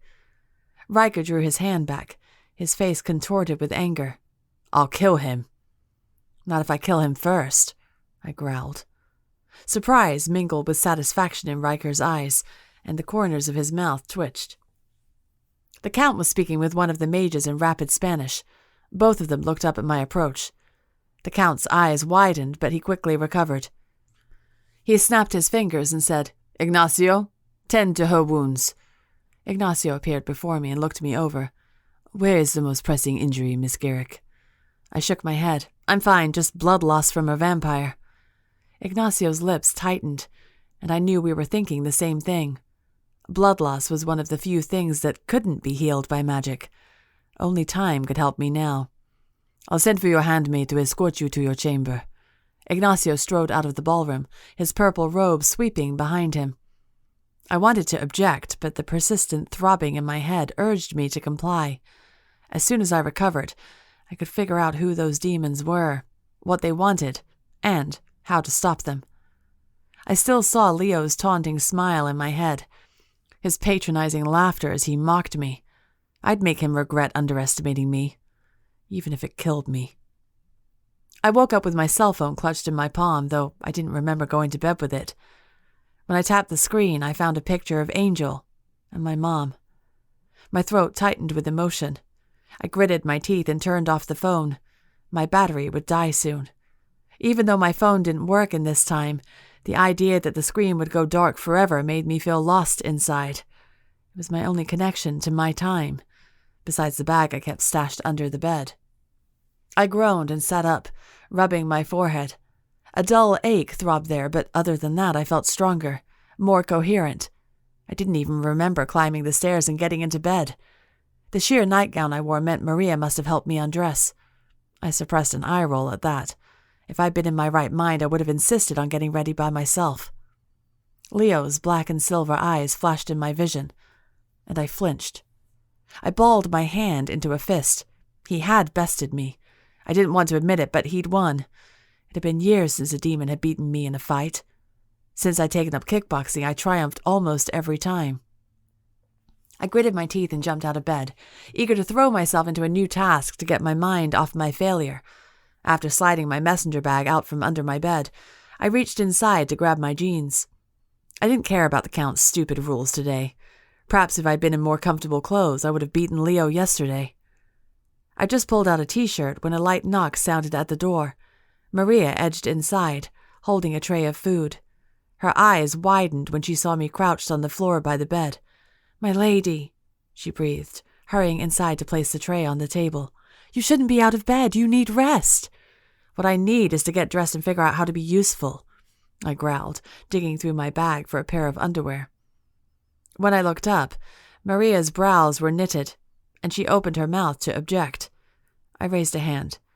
"Don't try to dress me in one of those death traps again. Please, for the love of Lilith, I beg of you." Maria shook her head quickly. "No, my lady. The Count has allowed the guests to wear, She lowered her voice to a whisper. "Trousers." She swallowed as if she'd just spoken an offensive word. "At least for the time being, in case we're attacked again." I heaved a sigh of relief. Thank Lilith for that. I resumed rummaging through my bag. Maria cleared her throat and shifted her feet. When I looked up at her, she muttered, "He insists you wear the trousers of this time, milady." I groaned and threw my bag down on the floor. Oh, of course he does. She helped fit me into a pair of trousers that fit surprisingly well. When I inspected myself in the mirror, I realized they were riding pants, or whatever they were called in this time period. I also wore a light, airy tunic tightened at the waist like a corset, but more breathable. Maria helped me find a pair of boots that fit as well. When the ensemble was complete, I looked at myself and half expected Maria to insist I wear a riding helmet and crop as well. I snorted and shook my head at my reflection. When Maria gave me a pained look, I sighed and waved my hand. "Do whatever you want with my hair." I plopped down on the vanity chair. Maria beamed at me and got to work while I tried not to wince as she tugged at my thin hair. My mind returned to the fight with Leo and what he'd said about the Count, that he'd committed unholy crimes as well. Though I didn't trust a word Leo said, I didn't necessarily believe the Count was a complete saint either. He gave me the creeps. Whatever was going on, I was determined to find out. When Maria was finished, I offered a small smile, hoping to appease her. Her frequent grimaces made me realize I was probably being too harsh with her. She didn't deserve it. If anything, she should have been exasperated with me. I was making her job so much harder. When she curtsied and made to leave, I said quickly, "Maria, wait." She paused at the door, her eyebrows lifting. "Yes, my lady?" Slowly, I rose from the seat, briefly registering how much easier it was to move in these clothes than what I'd worn yesterday. I smoothed my pants and wrung my hands together. I never thanked you for taking care of me yesterday. I don't really remember what happened, but I trailed off, unsure of where I was going with that sentence. I cleared my throat. Thanks for everything." A warm smile lit her face. She curtsied again, her brown eyes glowing. "A pleasure, my lady." After she left, a tightness wound inside my chest, and I rubbed my nose. My hands itched to do something, so I reorganized the accessories on the vanity and then repacked my messenger bag and hid it from view. Maria had already made the bed and taken away the breakfast tray, so my room was tidy. Too tidy. I knew it was insane to prefer to have a mess just so I could clean it, but that's how I felt. I huffed in exasperation and left the room, clenching and unclenching my fingers into fists as I made my way downstairs to the dining hall. When I arrived, several guests were already seated and chatting amiably. Some had bruises and cuts on their faces, but it seemed everyone was all right. A quick glance around the room told me Izzy and Riker weren't there. Discomfort swelled within my chest, but I squashed it down. I was a big girl. If I could handle fighting demons, I could handle this too. I spotted Juan, who grinned eagerly in my direction and waved me over. I suppressed a groan but moved towards him. The 4 musketeers, or rather the 4 douchebags, didn't seem happy to see me, so sitting with Juan was my best option. As I took my seat, Juan looked me over, his gaze lingering on my chest and waist. I almost slapped him right then and there. "You are unharmed, Miss Garrick?" he asked. "Right," I thought sarcastically, placing a handkerchief on my lap. I'm sure he was only staring at my chest because he was looking for injuries. "Yes. And you?" I looked him over and found his face as spotless as before the attack. Juan's smile widened. "I thank you, yes. These demons could not hold their own against me." He sat up a bit straighter. Did he think that impressed me? I forced a smile. "Great. Glad to hear it." Juan leaned closer conspiratorially. "I heard you faced off with Leo Serrano." "I did." "Was it terrifying?" "No, he's unusual, but he's just another demon." Juan's eyes widened. "Just another demon? He's a shape-shifting vampire. Is that not alarming?" I shrugged one shoulder. "No." Juan's smile faded. "It does not frighten you, Miss Garrick, to face demons?" I leveled a stare at him. "No, I face one every day. My father's a demon." Juan's eyes grew wide, his face slackening. "Your father?" My eyes narrowed. "Yes, he follows the law, though. He doesn't pose a threat to anyone. It's the criminal demons that are the real threat." Juan swallowed and looked away. Discomfort mingled with horror in his eyes. Lilith, he acted like having a demon for a father was the worst fate in the world. I wasn't an idiot. I knew more demons caused trouble than light casters, but there were plenty of law-abiding demons who kept to themselves and didn't harm anyone. That was why my dad served on the council, to keep the peace between both sides. Juan subtly scooted away from me like I was contagious. After a few minutes, he muttered something about speaking with someone and moved to sit by the douchebags. Fine by me, I thought. Izzy entered the dining hall, and I smiled and waved her over. She flashed a grin and slid into the seat next to me, also dressed in riding pants and a loose tunic. "Love the fashion here," she said with a snicker, tossing her white hair over her shoulder. "Makes me think of home, wearing decks again." I leaned closer to her. "So, outside of training and examinations and whatever it is you all do here, are we free to roam the castle and the grounds? Specifically, can I go outside and check out the Count's wards?" Izzy frowned.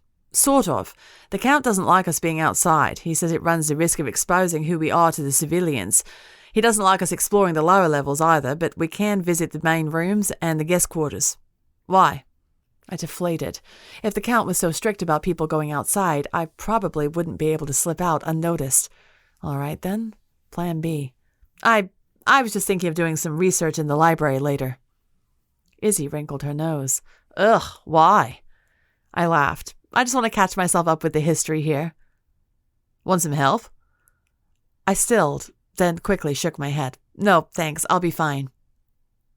I didn't like the idea of having an audience while I searched for information about Leo's coven, and how to take them down. Besides, I wanted to research Lilith's curse as well, and it'd be hard to do that with someone watching me. I didn't want to arouse Izzy's suspicions. "I've been here longer than you," Izzy said, raising an eyebrow. "I can show you around the library and help you navigate through all those books." I pressed my lips together. "I'm really okay." Izzy rolled her eyes and leaned forward. "Come on, Brielle. What else am I supposed to do? Hang out with those idiots over there?" She waved a hand toward the douchebags at the end of the table, and I knew her voice was loud enough to be heard. A few of them glared in our direction. I couldn't stop myself from smiling. With a sigh, I muttered, "Oh, I guess I could use some help." Izzy beamed. "Excellent." She cocked her head at me, her eyes glinting. You know, the person who knows the most about everything is probably Riker. He's a bit of a history geek and knows the castle and the area better than anyone.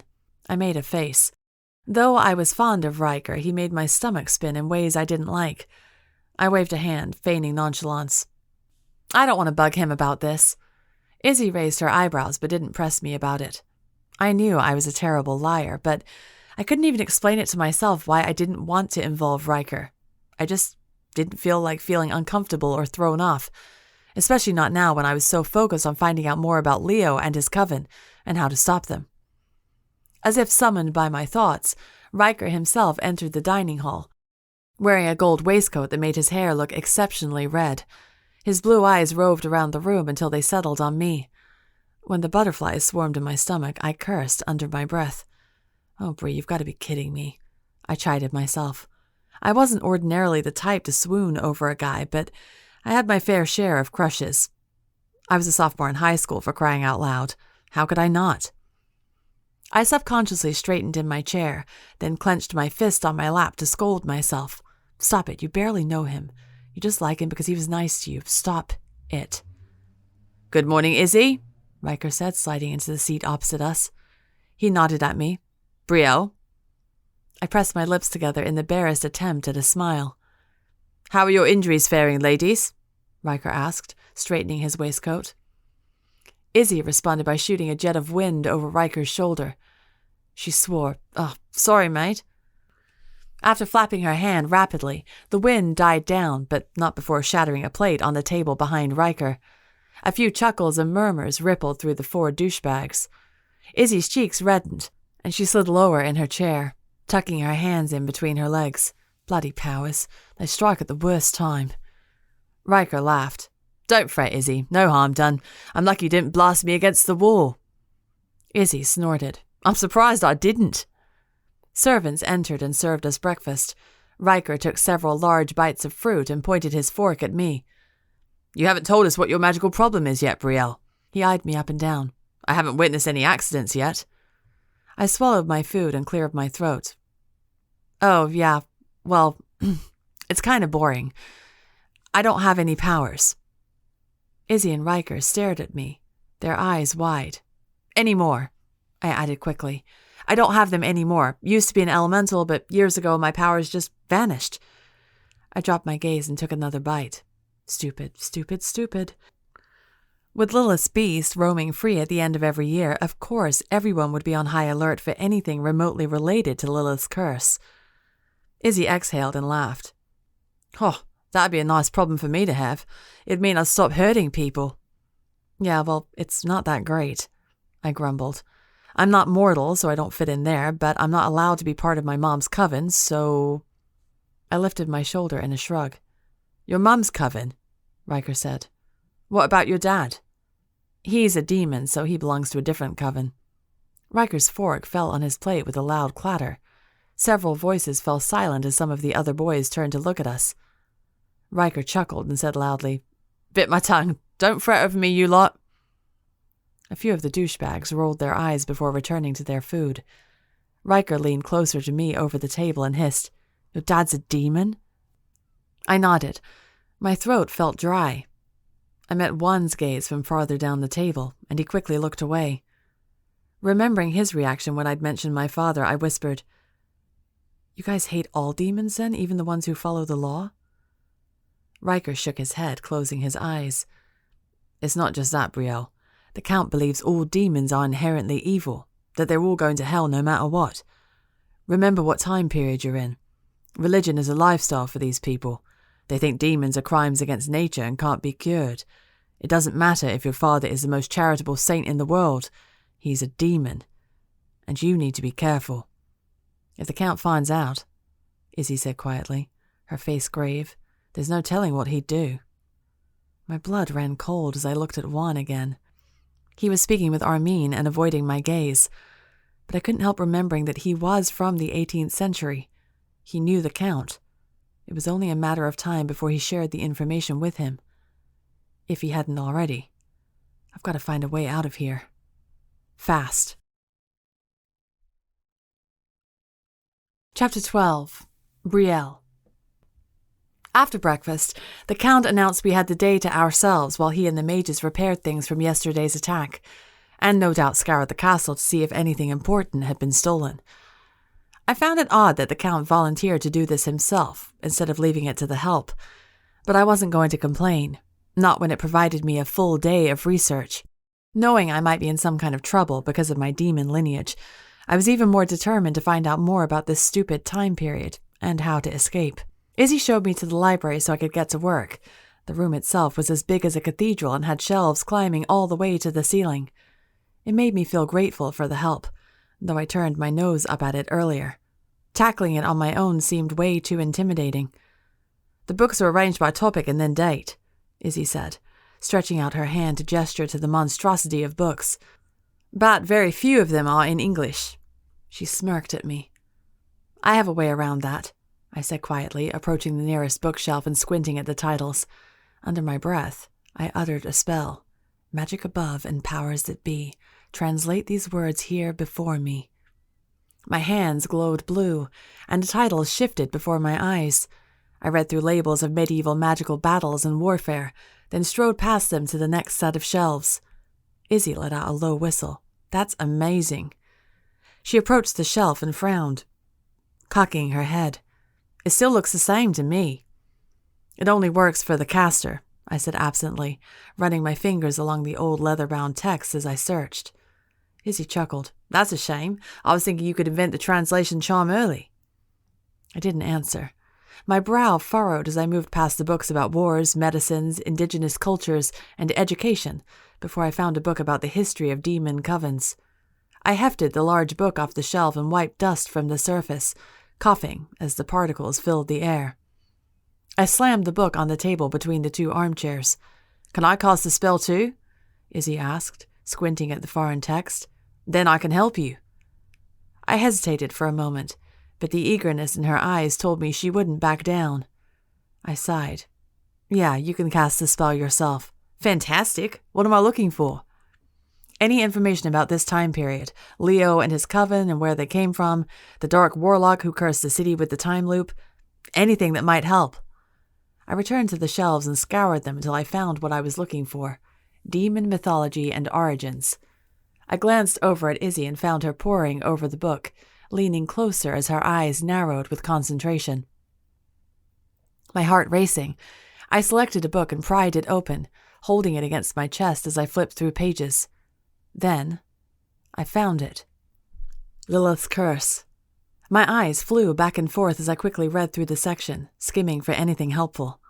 Lilith only possesses female witches. A beast is conjured, wreaking havoc and destruction. The witch never regains her powers when Lilith takes control. The only way to stop the beast is by killing the witch. My blood chilled as I read, but the more I studied the passages, the more my heart sank in my chest. It didn't mention anywhere how to defeat Lilith or resist her influence, nor did it say how to stop the beast without killing the cursed witch. A lump formed in my throat. If I truly was Lilith's cursed witch, then I was doomed. And if I wasn't, I had no way to prove it. Once the Count found out I had demon blood in me, he was sure to jump to the conclusion that I was responsible for unleashing the horrible monster that kept destroying the city. I flipped through pages, trying to find any information about what kind of creature was unleashed. I spotted words like dragon, phoenix, wraith, and hellion, though it was all speculation. No one knew for sure. Right, I thought, determined. Time to switch gears and find a way out of here. "What are you two doing in here?" a voice asked. I slammed the book shut and fumbled to keep it in my grasp. My wide eyes looked up at the intruder. Riker stood there, leaning against a bookshelf, his eyebrows raised. Izzy shot me a glance before she responded. "Research, want to help?" I suppressed a groan and shelved the book I was reading. "With what?" Riker asked, striding towards the table where Izzy was sitting. He peered over her shoulder and wrinkled his nose. "Blimey, Izzy, that is in Greek. I didn't know you could read that." Izzy snickered and shared an amused glance with me. "Courtesy of Brielle's ingenious enchantment." Riker looked up at me with wide eyes. Half his mouth lifted in a smile. "You translated this?" I shrugged, looking away. "Just a little charm. It'll wear off soon." "That's brilliant." I tried to suppress my smile, but I was hopeless. My cheeks warmed and I inwardly cursed myself. You aren't doing yourself any favors by liking him, I told myself, especially if you're just doomed to die anyway. How can I help? Riker asked, taking the seat opposite Izzy. She wants information about Leo Serrano and his coven, Izzy said. Before I could correct her and mention I wanted information about more than just Leo, Riker perked up. He straightened in his chair. Why are you picking through these dusty old things? I can tell you everything about the coven. I sighed and pulled up a chair to join Riker and Izzy. There was no avoiding it now. I might as well take advantage of what he knows. Who is Leo Serrano? I asked, clasping my hands together on my lap. Where did he come from, and what does he want from the Count? Riker grinned. Well, it's quite a long story. I raised my eyebrows expectantly while Izzy rolled her eyes and returned to her reading. Riker sat forward with an eager glint in his eyes. Just after the Great Mage War, covens from both sides were severely depleted. Leo's brother, Ronaldo, rose to power. He was a shapeshifter, just like Leo, but he was young, barely 18 years old. The Light Coven, led by the Count and his mages, tirelessly hunted the Serrano Coven until the demons were forced underground to wait out the search. Ronaldo was inexperienced. He believed he could ambush the Count and launch an attack, but many of his demon followers doubted they would survive. Several defected to another coven, leaving the Serrano brothers with only half the numbers they originally had.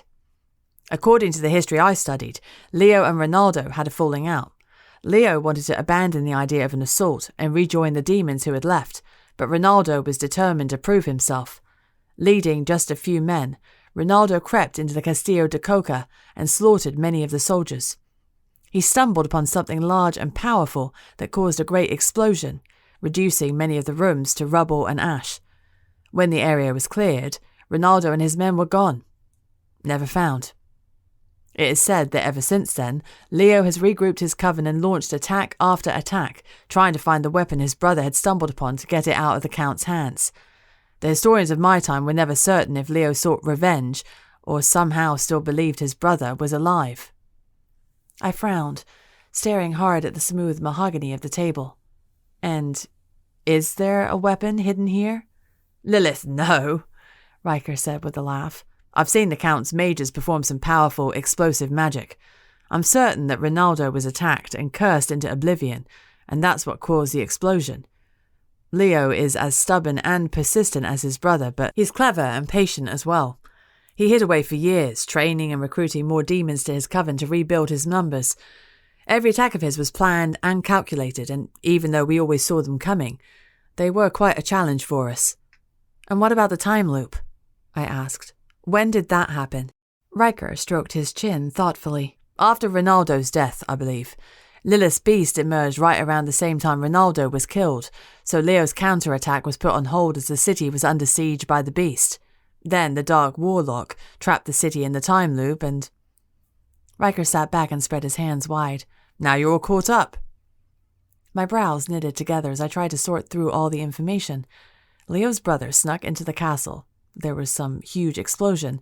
Then Lilith's beast emerged, and the Dark Warlock cast the spell, locking everyone into the time loop, which meant Leo's brother wouldn't come back, because he died before the time loop started. Sheesh, what a mess. Did Leo and his coven remember anything when the time loop started? I asked. I assume not, otherwise why would they keep attacking? My guess is the loss of his brother is still fresh, which is why he continues his offensive. But it certainly changes things now that he's found a way out of the time loop. I leaned forward. What is Lilith's beast? Have you seen it? Riker shook his head. None of us have. It only emerges at night. It has a great roar that shakes the trees and the ground, and it rains fire down from the sky. Many believe it to be a dragon. Others think it's a mutant elemental like a shapeshifter hybrid similar to Leo. You don't try to hunt it down or stop it? No, since we're exempt from the time loop, if we die, then... He shrugged. We don't come back. The Count thinks it's too risky. He's more intent on finding the cursed witch and stopping the monster that way. I kept my gaze fixed on the table as I asked quietly, And who is the cursed witch? Have you found her yet? No. We assume she's a demon, though. The Count has led several attacks on the demon's coven, but hasn't found any clues yet. But now that the demons have broken free from the time loop, he fears that Lilith's cursed witch will find a way out of the city. If she survives... He closed his eyes. She could destroy the world. A foul taste filled my mouth, and I swallowed. She could destroy the world. I could destroy the world. No, I argued with myself. It's not true. It isn't me. I would know. Someone would know. I cleared my throat. What about this Doric warlock? What do you know about him? Riker blew air through his lips. Nothing.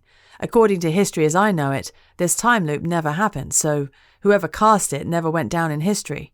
Now, I do know about the demons of this time period, the Serrano brothers, of course, and their predecessor named Fernando Castillo. He was a bloody awful bloke. He used to torture lightcasters for fun. Riker shuddered. Then, the one before him, Santiago Suarez, I found something, Izzy interrupted, lifting a finger in the air. This here says the Serrano brothers had a sister. Riker sat up straighter, and I sucked in a breath. A sister? I repeated. Izzy nodded. Lucia Serrano. What happened to her? I asked. Lizzie shook her head. It doesn't say, it's just listed here in their family tree. Riker frowned, his eyes contemplative. I haven't heard her mentioned in the stories. Perhaps she died young. How does Leo's story end? I whispered, almost afraid to ask. Who prevails in this battle between his coven and the Count? Riker looked up to meet my gaze. You have to keep in mind, Brielle, that history has been affected because of the time loop and because of everyone's arrival here. If the Dark Warlock had never cursed this place, and if the councils around the world had never sent impaired casters here, things would be very different. That doesn't answer my question. Riker paused, pressing his lips together. Eventually, the Spanish monarch sends an army to assist the Count. They slaughter all the demon covens in the city. The news should have brought me relief, but it didn't. A hollow feeling settled in my chest, and I looked away from him. Leo would lose his life and his coven. He would never avenge his brother or find out what killed him. Riker leaned closer to me and brushed his thumb against my neck. I suppressed a shiver. He bit you? He asked quietly. I nodded. Be careful, your blood can be tracked. I hesitated. I'm not sure that it can. Riker stared at me. Why not? He said he tasted something different about my blood. Something unexpected. He didn't tell me what it was, though. It probably has to do with your ailment, Izzy said. Probably. I felt Riker's gaze on me, but I stood and returned to the bookshelf to find something else to peruse. Chapter 13. Brielle. I stayed in the library past lunch. Izzy left to eat, and when she came back, her wind became so uncontrollable that she kept billowing through the pages and ruffling our notes. She excused herself to find a mage to help calm her powers. To my surprise, Riker stayed with me in the library. Both our stomachs growled, but we continued our research. After a few hours, Riker ran a hand through his red hair, ruffling it slightly. This is so frustrating, he muttered. Not a thing about Lucia Serrano. She didn't just vanish. If she died, there would have been an obituary, death certificate, or some kind of record from the local parish. Maybe the family kept quiet about it. That doesn't sound like something the Count would just let slide, though. He was watching the Serrano family for ages. He would have wanted to know for sure. Maybe he keeps documents like that under lock and key. I looked at Riker, widening my eyes. There are places we aren't supposed to explore in this castle, right? Riker squinted at me in suspicion. Why, Brielle Garrick, I'm surprised at you. Are you suggesting we snoop around? I shrugged, biting back a smile. Aren't you curious? Riker offered a low chuckle. Maybe, but not curious enough to incur the Count's wrath. We all keep our memories when the year resets, so it's not like he'll forget about it if you cross him. He'll carry that grudge forever. I'm new here, though. I can just pretend like I didn't know the rules yet. Riker crossed his arms and smirked at me. And what about me? What's my excuse? I dragged you against your will, threatening to cut you open if you refused. I flashed a grin. Riker snorted. It'd be more believable if we claimed you'd seduced me. My face flushed, and I looked away, though I felt his eyes on me. "What?"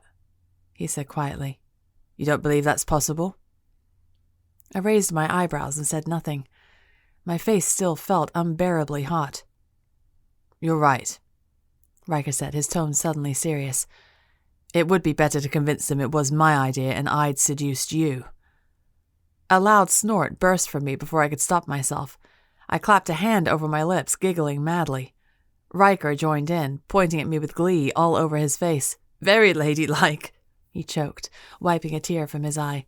"Just add it to your long list of charms and wiles you use to ensnare men." More laughs poured from me. "Love at first snort." Riker barked out a laugh that echoed through the library.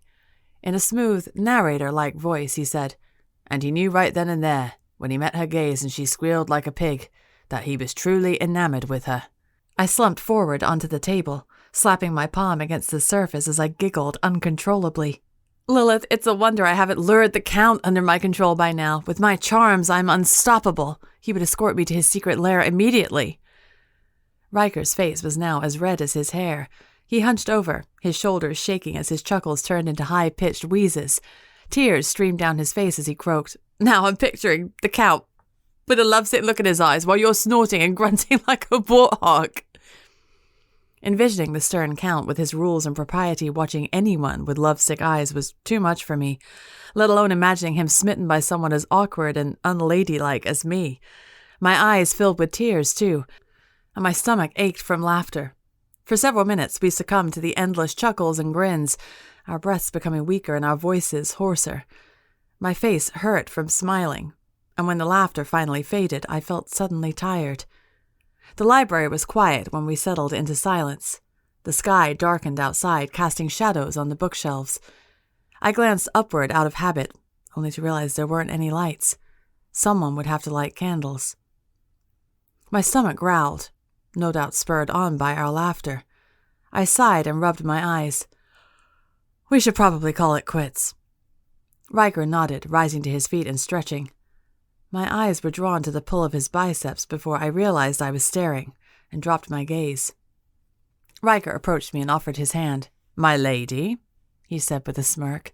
I rolled my eyes but returned his smile, taking his hand and allowing him to help me to my feet. He looped my arm through his, and for once, I didn't mind at all. Together, we strode from the library just as several servants entered. I glanced over my shoulder and found them lighting candles around the room. I guess we could have stayed a bit longer, I thought wistfully, wondering what else Riker and I might have talked about. But the groaning of my stomach said otherwise. "You never told me what happened," I said, "when you all raided the Demon Coven." Riker shrugged. "Not much. It was a trap. They intentionally fed us information about their spell to break out of the time loop, so we'd come to them. We arrived in their caves and found the place empty. We only got back just in time." I suppressed a shudder at the thought of Leo having even more time to drink my blood. Riker noticed the unease in my expression, and his eyes darkened. "I won't let him hurt you again." I scoffed. "It's not your job to protect me. I can protect myself." Riker raised his eyebrows. "I'd argue with you, but if you held your own against Leo Serrano, then you're probably right." We walked through the halls in silence for a few minutes, passing by the occasional servant or two. "I'll do it." I looked up at him, frowning. "Do what?" He met my gaze, his blue eyes solemn. "I'll help you get into the Count's forbidden chambers." My mouth fell open. You will? What changed your mind?" Riker's jaw tightened. "If Leo Serrano's coven found a way out of the time loop, it means they can be stopped. They can be killed. It means we can put an end to these attacks once and for all." His eyes blazed, and my stomach churned in response. "If we can find information the Count has kept locked away, then I want to be a part of it." My mouth felt dry. I swallowed. "Okay, then let's do this." Riker and I joined the others in the dining hall. The Count stood at our arrival, his lips tightening with displeasure. I realized we were the last ones to arrive and quickened my pace to sit at the table next to Riker. Izzy nudged me with her elbow, her lips twitching. "Now that all our guests have arrived," the Count said, his nostrils flaring, "we may say grace." He closed his eyes and spoke the same prayer he'd said before. Then he crossed himself and began eating. Riker and I hungrily tore into the turkey and sliced bread, barely saying a word. Izzy burst out laughing when she looked at us. "So, did you two find anything interesting?" Riker met my gaze and then looked away. I shrugged, keeping my eyes fixed on my plate. "Not really." I felt Izzy's stare but pretended to be intently focused on my meal. Riker looked at me again, a question in his eyes. I shook my head slightly. "How are you?" I asked Izzy, changing the subject. "Did the mages fix your wind problem?" Izzy sighed and nodded. "Yeah, a temporary enchantment to keep things under wraps. It'll probably wear off tomorrow." She glowered at no one in particular, so I didn't press the subject. We ate in relative silence, but I felt Riker's gaze still on me. I gritted my teeth and kicked him under the table. He choked on his drink and spit all over the table. I snorted and covered my mouth. Izzy chuckled and a few others joined in. "Sorry," Riker muttered, shooting a glare at me. I nudged his foot again, gently this time, and he laughed. Izzy raised her eyebrows at us, her eyes glinting.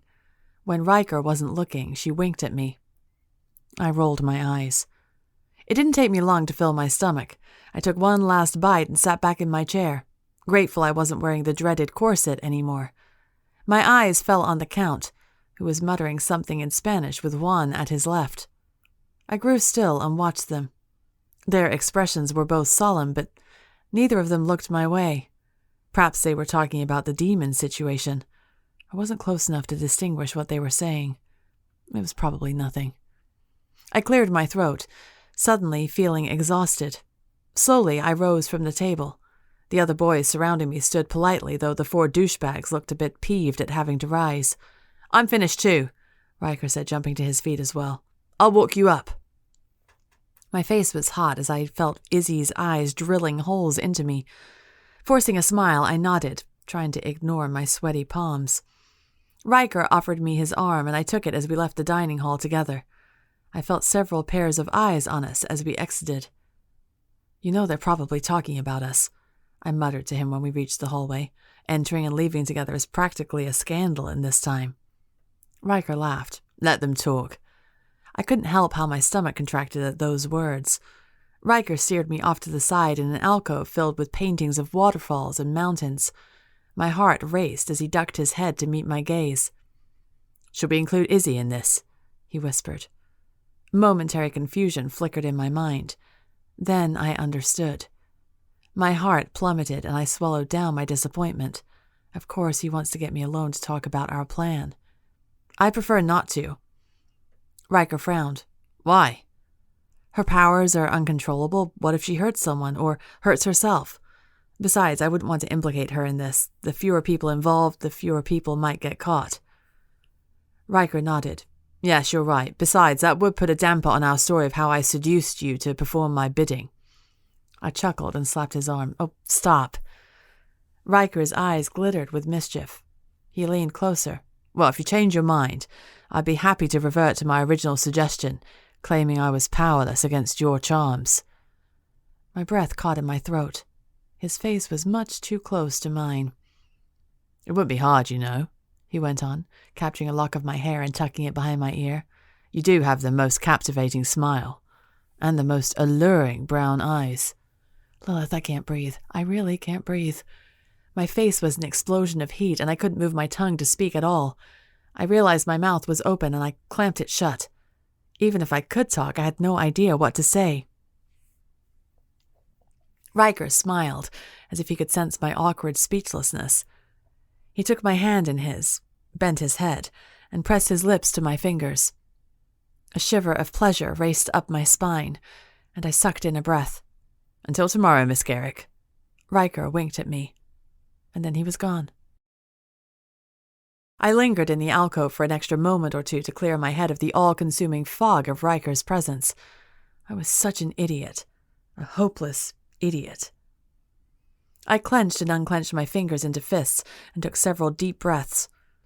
My eyes closed as I conjured images of fighting demons, spilling blood, and diving into the adrenaline-filled battle I craved. Slowly, my body returned to normal and my head cleared.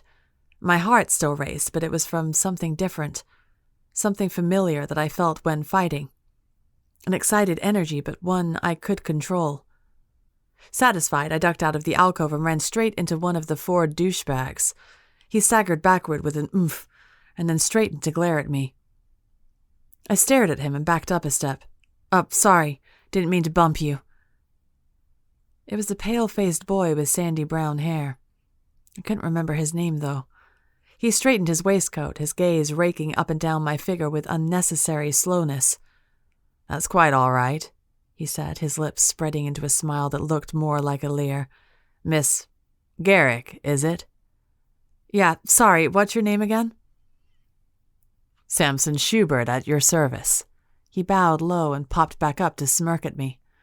"Right, well, I should be—" I tried to move past him, but he blocked my path. He towered over me by at least a foot, and the size of his biceps told me I couldn't exactly shove past him.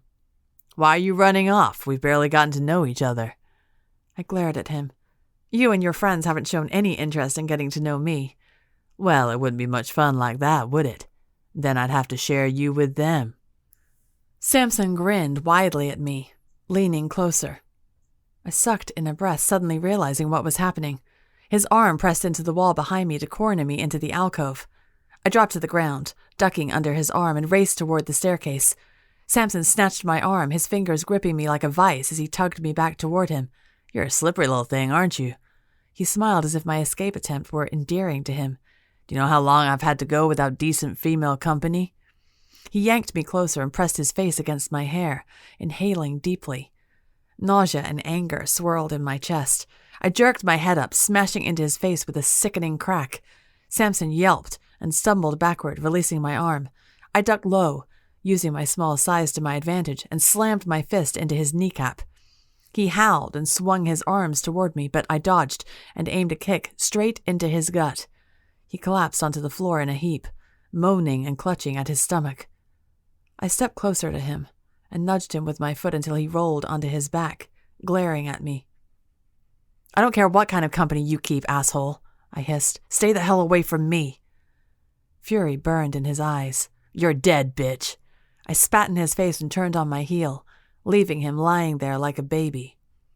A slither of satisfaction crept through my chest.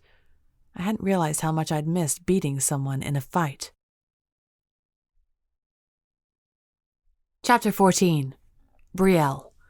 Darkness plagued my dreams that night. Smoke and ash engulfed me. Flames burned against my skin, charring my flesh. I couldn't breathe. I couldn't see through the haze of smoke. Screams surrounded me, begging for mercy. Blood and death pressed in on me, suffocating me. My ears throbbed from the cries of the wounded. My eyes burned from the ash in the air. A familiar scent stung my nose, along with a sharp vinegar smell.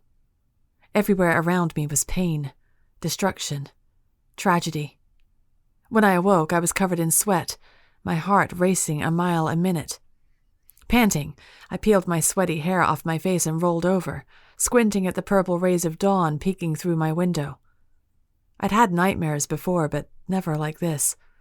Something crackled within me like a living thing had awoken inside me, clawing to the surface of my mind.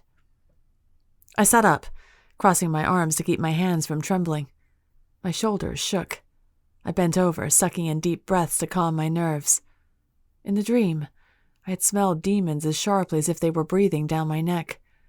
I still smelled them now, even though I was awake. My eyes burned and my throat tightened. All I wanted was to see Angel. Whenever we had nightmares, we often crawled into each other's bed for comfort. I didn't do it as much anymore, but when she had a particularly nasty vision in her dreams, she would still come to my room. I needed her now. I closed my eyes and rested my forehead against my knees. Just a dream, I told myself again and again. It wasn't real. I lifted my head, my hands itching to do something, but my room was already frustratingly tidy. Sliding on a robe, I eased open my door and crept downstairs. The hallway was eerily quiet. Small candles cast a faint glow to illuminate my path down the staircase. The decorative vases along the hallway left ghostly shadows against the wall. I shivered. wishing I had a jacket with me. My bare feet whispered against the floor as I made my way to the library. I peered inside hesitantly. Several candlesticks were lit and a fire burned in the hearth, but the room was empty. Exhaling, I sat in front of the fireplace for a moment to warm myself, my eyes captured by the movement of the flames. Then I rose to my feet and approached the nearest shelf, whipping out book after book and creating stacks of different colors and sizes. After a while, the numbness of my mind took over and I lost focus. My body moved in a familiar rhythm as I reorganized the shelf. Dust tickled my fingertips and hovered in the air in front of me. Some texts were worn and frayed, and others were fresh as if they'd never been opened. At long last, I finished a satisfying rainbow shelf of books and stood back to admire my work. In my heart, I felt at peace. None of the horrors from my nightmare could touch me now. I nodded once, then turned and let out a yelp. A dark figure stood opposite me, facing a bookshelf. He turned at my shout, his face hooded. Fear climbed up my throat. I patted my waist, but I had no weapons. "Who are you?" I demanded. The figure chuckled and crept forward, lowering his hood. I gasped. It was Leo Serrano. His hair was down, falling just past his chin in thick curls. His silver-rimmed eyes speared right through me. "Forgive me," he said, bowing low. "I was expecting His Excellency, not you." He smirked, his eyes roving over my body. Though I wore my shift and a robe, I suddenly felt naked under his scrutiny. "What do you want with the Count?"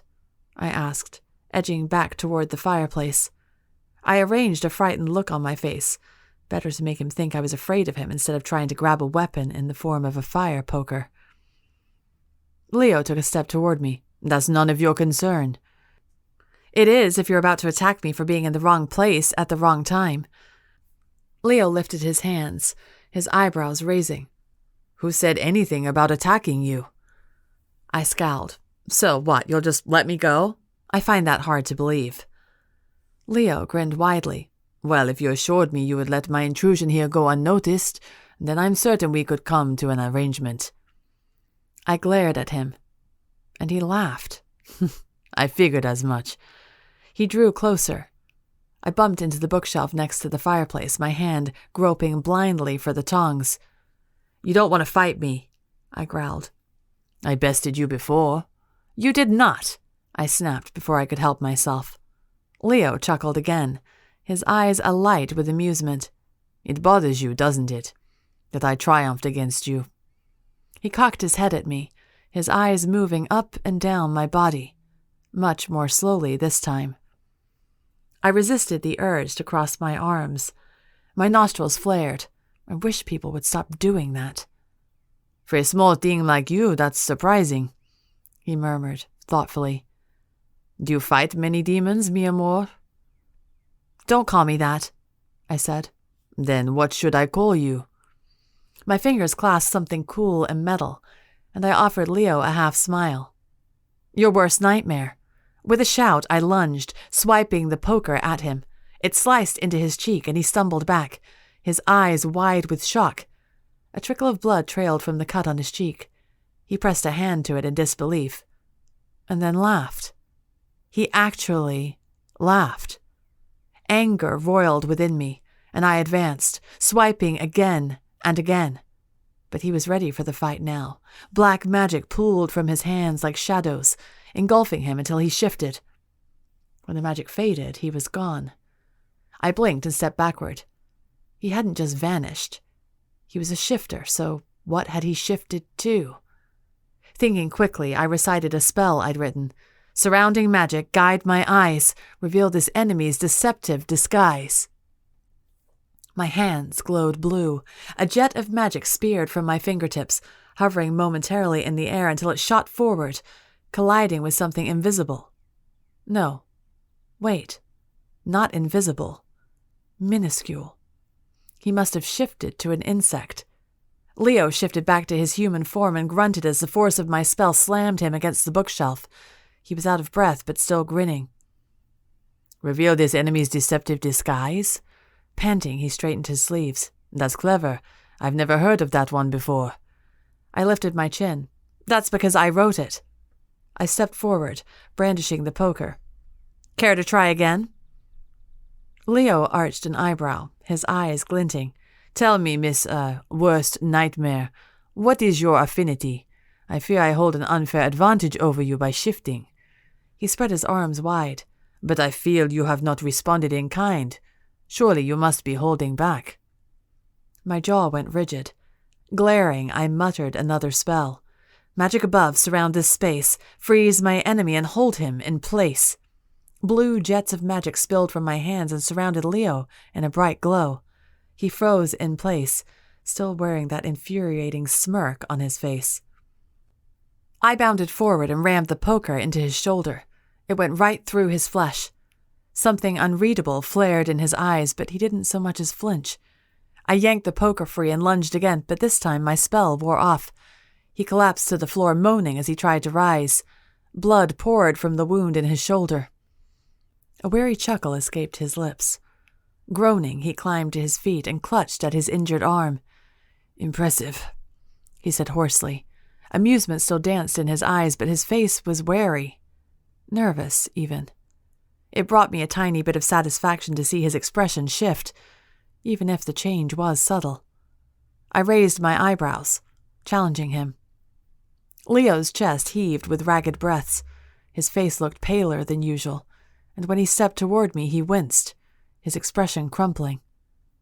I smiled, cocking my head at him. Again? He breathed an airy laugh, shaking his head. You are a worthy adversary, little nightmare. I'm sorry I underestimated you. Not sorry enough, I growled, stepping forward. A door slammed, echoing in the hall behind me. For once, Leo's smile slid off his face. I stilled, watching him. Waiting. My hand felt slick with sweat as I gripped the poker tightly. Until next time, Leo whispered. Before I could react, he vanished in a puff of black smoke. I gasped. My head whipped back and forth as I looked for him. I heard a faint buzzing sound near my head.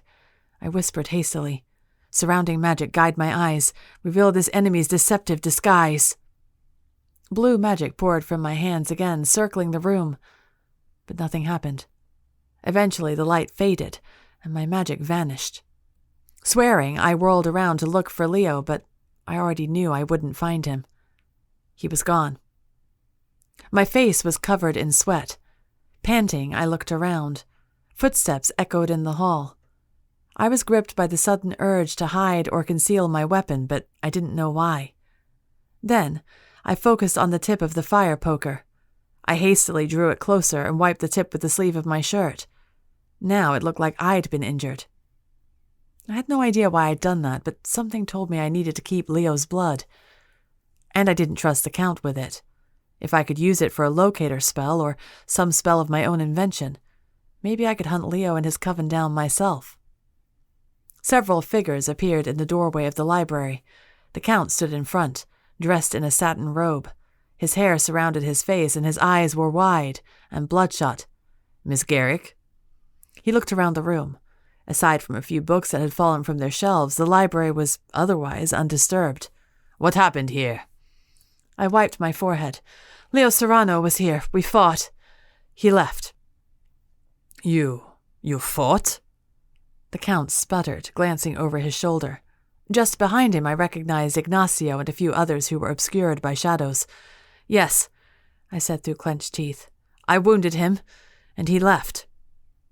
The Count rubbed his chin, his eyes wide and calculating. Then he turned from me to whisper something to Ignacio. Ignacio nodded and left, followed by another mage. Mr. Wilkinson, would you be so kind as to search the premises for any other demons? The Count muttered. My heart lurched. Riker's here? A figure stepped out of view, vanishing into the shadows before I could get a better look. I swallowed down the lump in my throat. The Count turned to face me again, his eyes narrowing. It was just the two of us now. I felt I should put the poker back, but it gave me a strange sense of comfort. I ran my thumb along the cool metal handle. The Count's eyes followed my movement, fixing on the weapon I wielded. You fought him off with only that?" "And my spells," I muttered. The Count's eyebrows lifted. "Most impressive, Miss Garrick. Perhaps we should bring you along with us when we next attack." My heart lifted and I straightened a bit. "Come and sit." The Count gestured to the chairs surrounding the fireplace. We sat in the armchairs, similar to when we'd first met. I carefully placed the poker back against the wall next to the fireplace and clasped my hands on my lap. "You are hurt." The Count gestured to the blood on my shirt. I cleared my throat. "It's barely a scratch. I can't even feel it." "Even so, you should have Ignacio take a look." I nodded, eager to move on from this subject. "I will." The Count scrutinized me. I forced myself to meet his gaze, trying to arrange my face into something carefully neutral. "So you spoke with Serrano?" the Count asked, his voice barely more than a whisper. I nodded. "What did he say to you?" "Just that he wasn't expecting me. He was expecting you." The Count frowned. "And what were you doing in the library at this hour?" I shifted in my chair. "I couldn't sleep, and, as I've told you before, arranging books helps my mind relax. I was hoping it could help me get back to sleep." The Count watched me for so long that my eyes started to water, but still I didn't look away. I was telling the truth. I had nothing to fear. At long last, he nodded. "Did he say what he wanted?" I shook my head.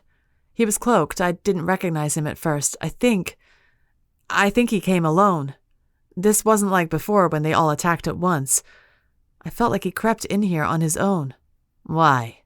the Count whispered, stroking his chin. Though I had the feeling he asked himself the question, I still answered it. "Maybe he was looking for something." The Count stilled, his eyes shifting to me and sharpening. Distrust and uncertainty flickered in his expression. I watched him, and something roared within me. I was right. He's hiding something. Something Leo Serrano wants. "Perhaps," the Count said slowly. "I will have to consult my mages and examine the extensive evidence and research we've collected on the Coven over the years. This incident was isolated, but perhaps it will help me to see the bigger picture." He looked away from me, and I understood his implication. My opinions weren't wanted, and he knew more than me about this. I pressed my lips together and nodded. If I wanted to avoid his suspicion, I needed to act compliant, especially if Riker and I would be snooping through the Count's things later. "That is all, Miss Garrick." The Count waved his hand. "You may return to your chambers." I stood and left the library, anxious to be alone and decompress from the whole ordeal. When I entered my room, Maria was already inside. She yelped when she saw me, raising her hands in the air. "Oh, my lady, I was so frightened. The other servants said they heard fighting and I came in here and couldn't find you." She broke off, shaking her head. Tears filled her eyes and she sucked in several breaths. I smiled and took her hands in mine. "I'm all right, Maria. Thank you for your concern, but I've been up for a long time and would like to rest now, if that's okay."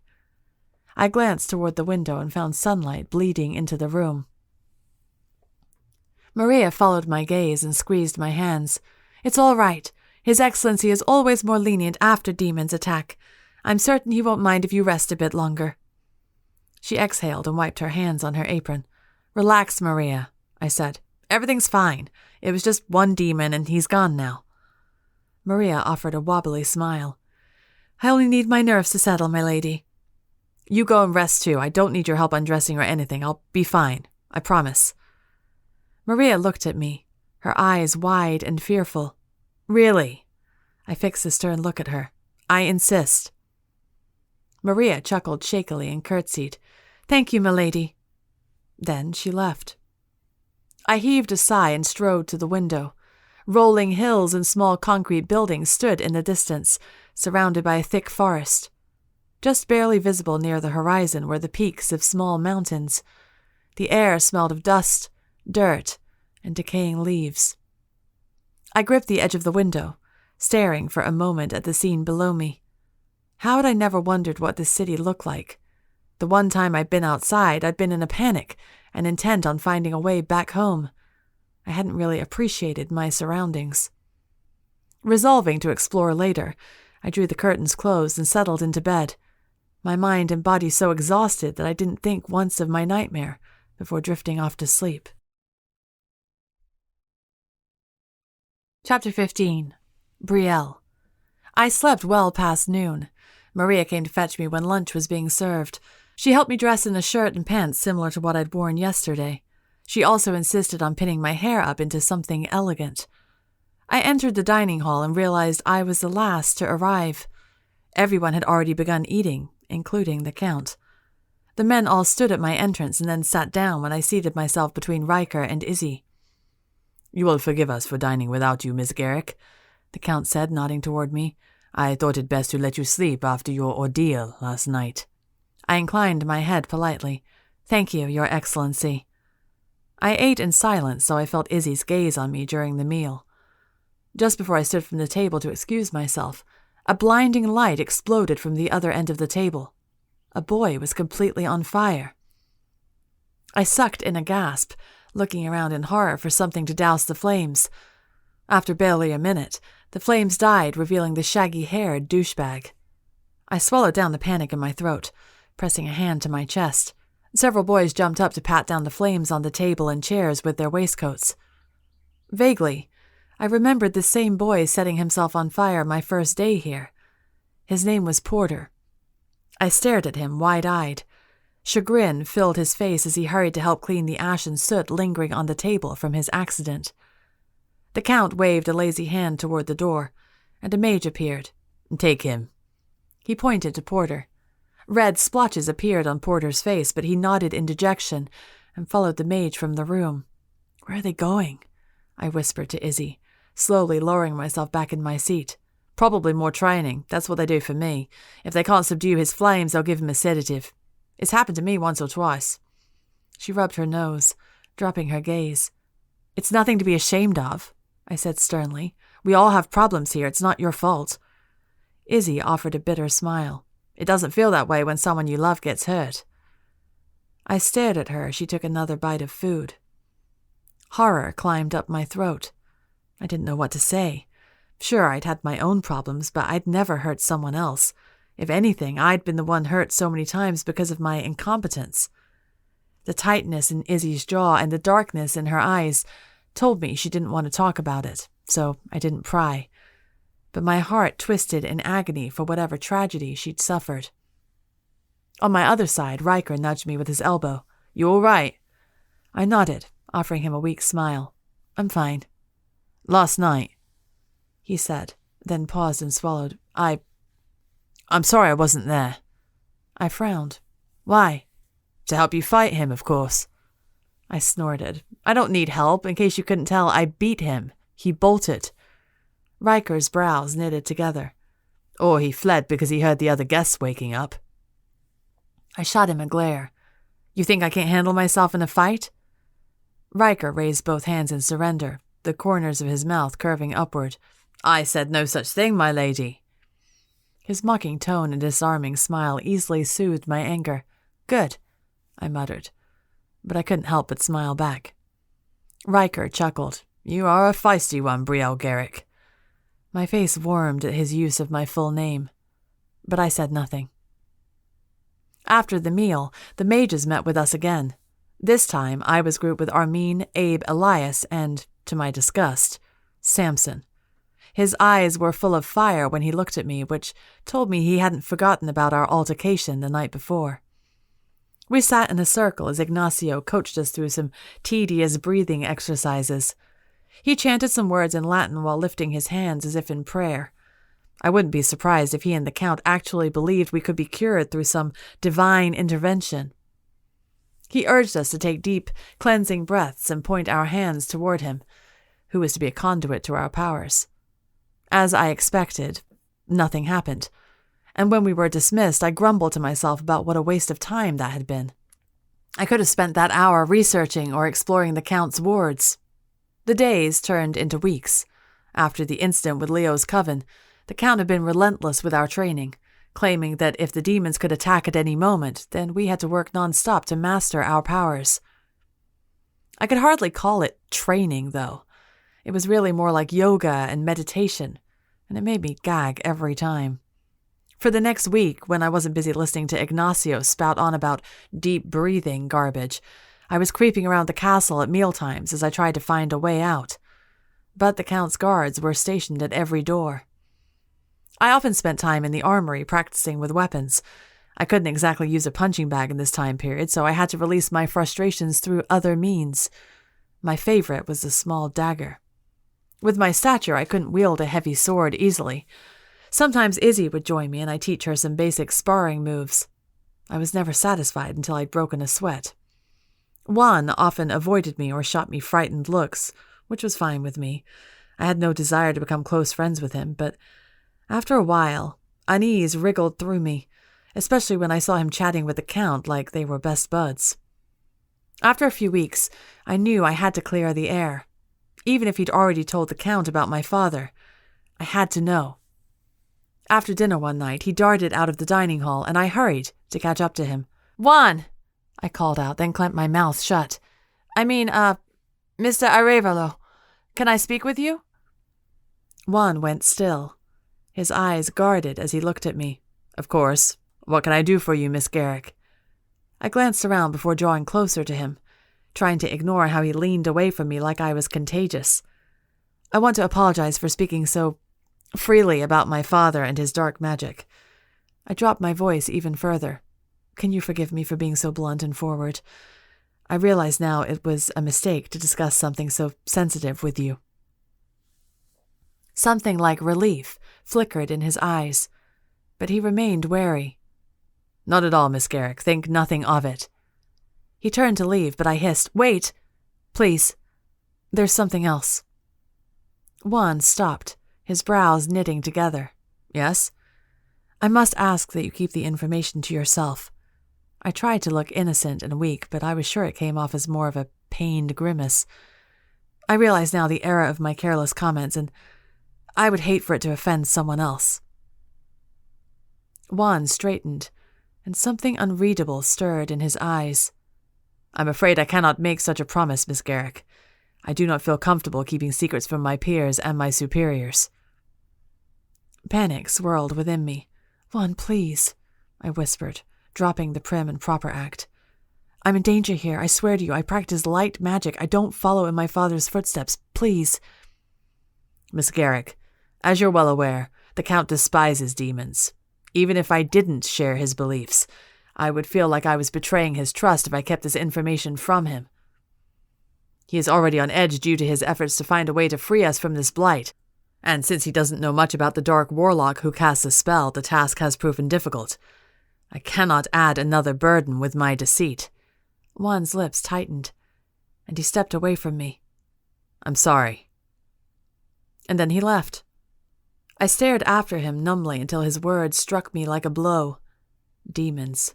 The Count despises demons. If he hated demons, then of course he wouldn't know anything about the dark warlock who casts the spell. But surely someone did. Someone who also practiced dark magic. Someone like Leo Serrano. Chapter 16. Leo. Estrella's light snores filled the cave. Satisfied that she was deeply asleep, I rolled out of bed and slid my trousers and tunic on. I glanced at her sleeping form, momentarily overcome with envy and nostalgia. Lilith, I don't even remember what it's like to sleep. I shook the thought from my head, instead focusing on the satisfying pleasure I'd shared with her just moments ago. It had been a welcome escape to step away from my conflict with the Count and allow my body to experience the passions of mortals, to forget myself and everything around me, and to revel in Estrella's pleasure too. Since she was my donor, we shared a bond through which I could sense her heightened emotions. It made the experience so much more enjoyable for me. I'd hit another dead end, thanks to the little nightmare. I'd been unable to find any information in the Count's study about spells or enchantments he might have used to seal the barrier to the city. We've had a minor victory breaking through the defenses of the castle and catching the occupants off guard, but now we were at a loss how to proceed. I needed to know the particulars of the Count's spell, otherwise I was simply guessing. I ran a hand through my untidy hair and carefully tied it behind my neck. Estrella shifted in her sleep, her face still pink from exertion. I felt her blood thrumming through our connection, calling to me, beckoning me back into her bed. Not now. I only submitted to the call of her blood when I needed something to take my mind off my duties to the coven. Estrella knew that. It was something we agreed on when she acquiesced to become my donor. I never forced myself on her, though. I always ensured she agreed before sharing her bed. She hadn't refused me yet. I wasn't sure if it was because of our connection or my insanely expert skills in bed. Perhaps both. I slipped soundlessly out of her chambers, well, rather, her cave. Centuries ago, my ancestors had carved out cavities within these caverns, forming the perfect hideout. And with the Count's magic surrounding the city, we couldn't form a home anywhere else, so we made the caves fit for living quarters. The walls had been smooth and lined with lanterns, and each small cavern had been fully furnished. Despite being cut off from the forest outside, it felt like home to me. I weaved my way through the dark tunnels, my vampire vision allowing me to see the path perfectly. Then I entered my library, where Jorge sat in an armchair, studying a book. "Enjoy your dalliance?" he asked in a bored voice without looking up. Jorge didn't approve of my arrangement with Estrella. He had several committed donors, but they kept a very distant and professional relationship. Sometimes Jorge was so much like Ronaldo that it made me ache. Both so pious and formal, both frustratingly rigid with rules, unless breaking a rule provided an opportunity to be a hero. "Very much," I said with a grin, sliding into the armchair across from him. "Have you found anything?" Jorge slammed the book shut and ran a hand through his short, brown hair. "No." Of course not. Another dead end. We couldn't keep looking for answers that weren't there. We had to make a move. Now. The time for waiting was over. The solution to the Count's spells wouldn't present itself to us, then we'd seek it out through other means. Jorge read the determination in my eyes. "Leo, what are you thinking?" I rubbed at the facial hair along my jaw. "Prepare the coven at full force." Jorge straightened. "For what?" But the hardness in his voice indicated he already knew. "For battle. We strike the Castillo at dawn." Chapter 17. Brielle. Over the next few days, I stewed over my realization that Leo Serrano had information I needed. I didn't like it. If I found a way to talk to him, what would stop him from killing me? Or me from killing him? But I should have thought of it earlier. The danger of being as narrow-minded as the Count was that you only saw things from one side, the side of light magic. So, if a problem arose involving dark magic, you were screwed. My hours of research in the Count's library were worthless because it only contained historical texts about light magic. At least, those were the only ones available to the public. If the Count did have any helpful information, it would be hidden. Instead of even considering the idea of tracking down Leo Serrano, I focused on my plan with Riker to dig up any skeletons the Count had hidden in his closets. A week after my conversation with Juan, I had just finished training with Ignacio when Riker waved me over to the other end of the ballroom, his expression eager. I hurried forward, trying to ignore the way my stomach flipped when his blue eyes fixed on me. "What's up?" I asked. Riker took my elbow and guided me to a corner of the ballroom where we wouldn't be overheard. Around us, the training group scattered, some leaving and others lingering to chat like us.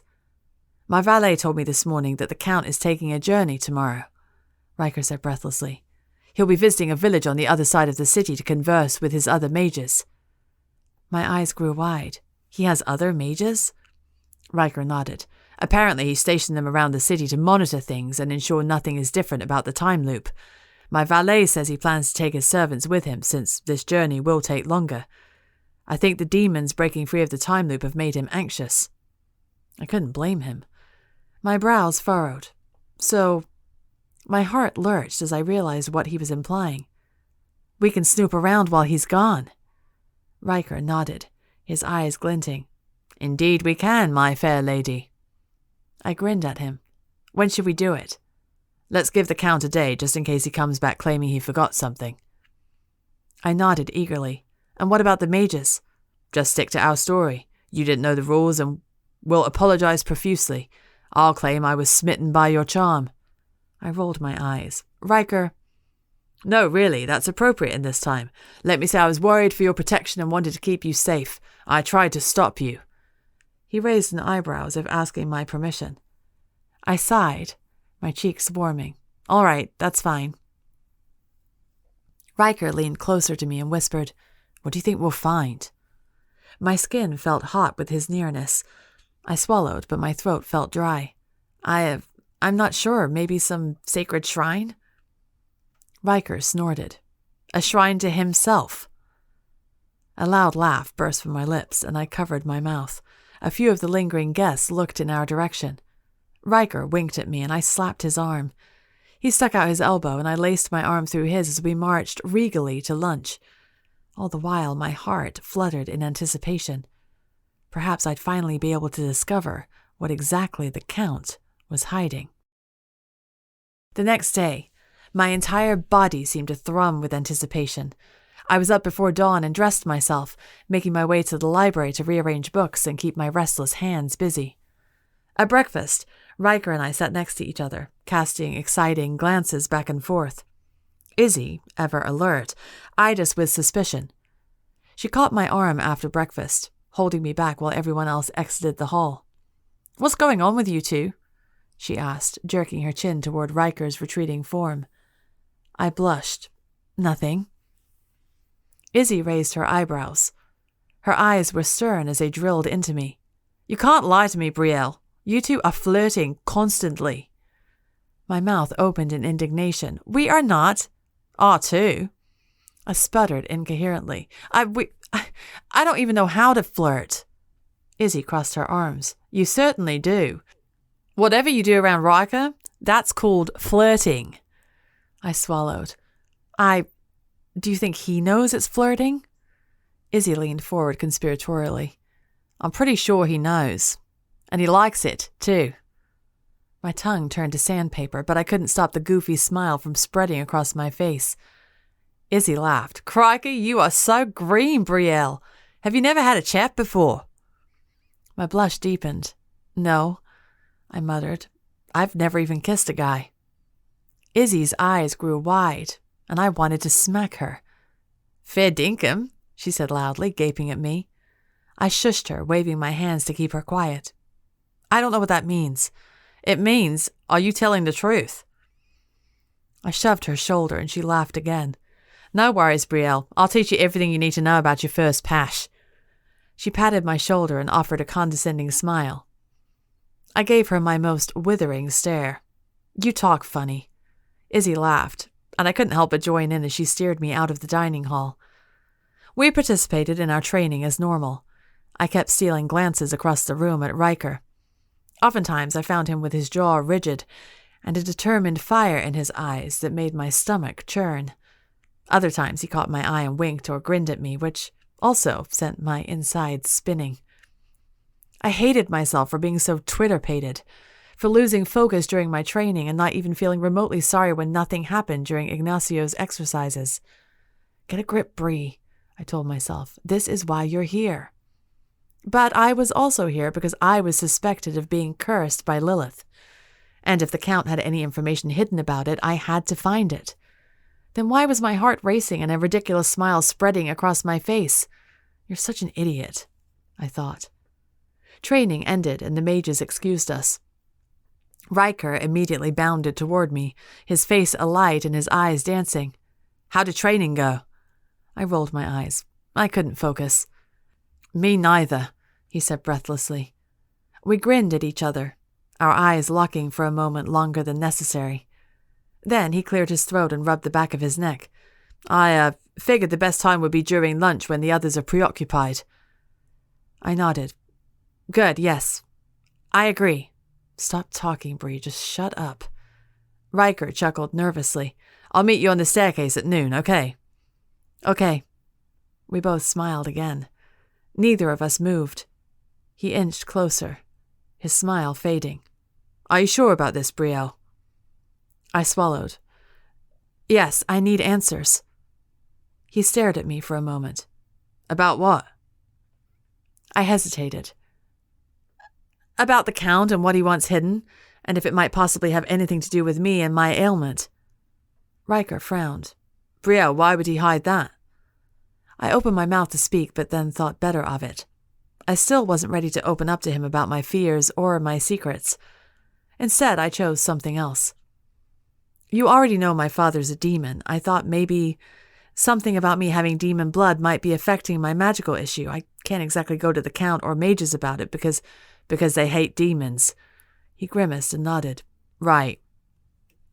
And the Count seems like the type of person to keep anything demon-related hidden away to keep up appearances. I shrugged. I figured it was worth a shot. Riker's expression warmed. I don't think any less of you, for having a father who's a demon. I blinked. I didn't think you would. We stood there, staring at each other for another long moment. Slowly, the warmth within me faded. I cleared my throat and muttered something about changing my clothes before I dashed off.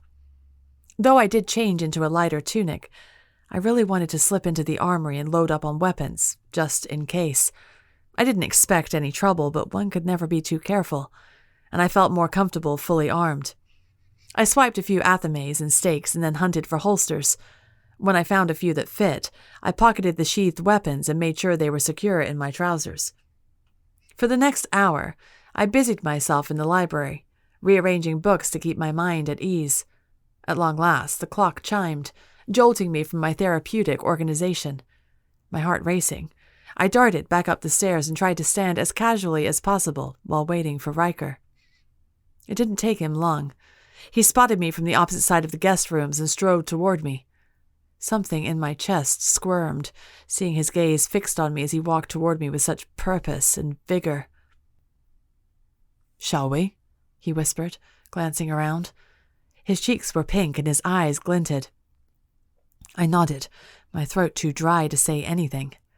I took his arm out of habit and we descended the stairs. When a babble of voices erupted nearby, he tugged me off to the side in a dark corner where we hovered, waiting for the group of guests to pass. My breath caught in my throat. Riker's chest pressed against mine. He smelled of mint and soap, and it made my head spin. "We're clear," he whispered, his breath brushing against my forehead. I grunted something incoherent, my throat closing off in the process. Luckily, Riker didn't seem to notice. He steered me toward a lower staircase I hadn't noticed before. It was tucked between two large pillars flanked by ostentatious paintings. The stairs were cast in shadow from the pillars, obscuring it from view, unless you were looking for it. We descended the stairs, and a chill swept over me. At the bottom was a door. Riker jiggled the handle and swore. Locked. "Here." I dropped his arm and lifted my hands, closing my eyes before I uttered the spell. "Magic above and spirits herein, release this lock and let us in." My hands glowed blue, and the energy crackled through me. With a soft click, the door swung open. Riker looked at me, his face full of awe. "That was bloody incredible." I bit back a smile. "Thanks. Come on." I took his arm again, and we strode through the open door. A long, narrow tunnel stood in front of us. Darkness wrapped around me, pressing in toward my bones. I suppressed a shiver as the cool air swarmed around me, numbing my body. We crept forward slowly and carefully, afraid of making a single sound. The hallway was lit by torches, which cast eerie orange glows on the wall like flames, threatening to engulf us. Echoes whispered past us, muffled shouts and moans, sobs. "Do you hear that?" I breathed. I couldn't be sure if it was in my head or not. Perhaps it was just the wind. "Yes." Riker's arm shook in my grip. "It's spooky. You think this place is haunted?" I knew he was trying to lighten the mood for my benefit. I shoved his arm, but a sense of foreboding gripped me like a vice. The tunnel stretched on, and we inched forward a few steps at a time. My limbs ached from quivering so much, and goosebumps erupted on my arms. "Focus, Bree," I told myself. "You fought demons before. You can do this." Finally, the hallway opened up to another staircase that plunged into a black abyss below. Riker and I stopped and shared an uncertain glance. Part of me feared that if I stepped forward, I would fall to my death. I sucked in a breath. We've made it this far. My thoughts exactly. But Riker's voice cracked, betraying his uncertainty. He adjusted his arm so his fingers laced through mine, squeezing some warmth back into my body. I closed my eyes and took another breath. We moved forward. Our feet met a solid step. Then, another. Soon, darkness completely swallowed us up. I couldn't even see Riker next to me. This is madness. I froze. Hold on, I muttered. I'm an idiot. I closed my eyes, though it made no difference, and uttered another spell. Surrounding magic and powers that be, provide us light with which to see. My hands glowed blue again, and this time the glow intensified and held like a lantern. It illuminated a vast cavern at least 100 feet below us. The stone steps wound downward in a spiral. I squinted, trying to make out what was at the bottom. All I could see was giant metal bars, like a cage. A howl of agony split through the air, and my heart lurched in my chest. The sound echoed, blaring against my ears, much closer than before. They weren't ghosts. Something was down there. Riker's breath hitched. Are you sure about this? Brielle, if there's a creature down there, I don't know if... We'll be fine, I whispered. I'm armed.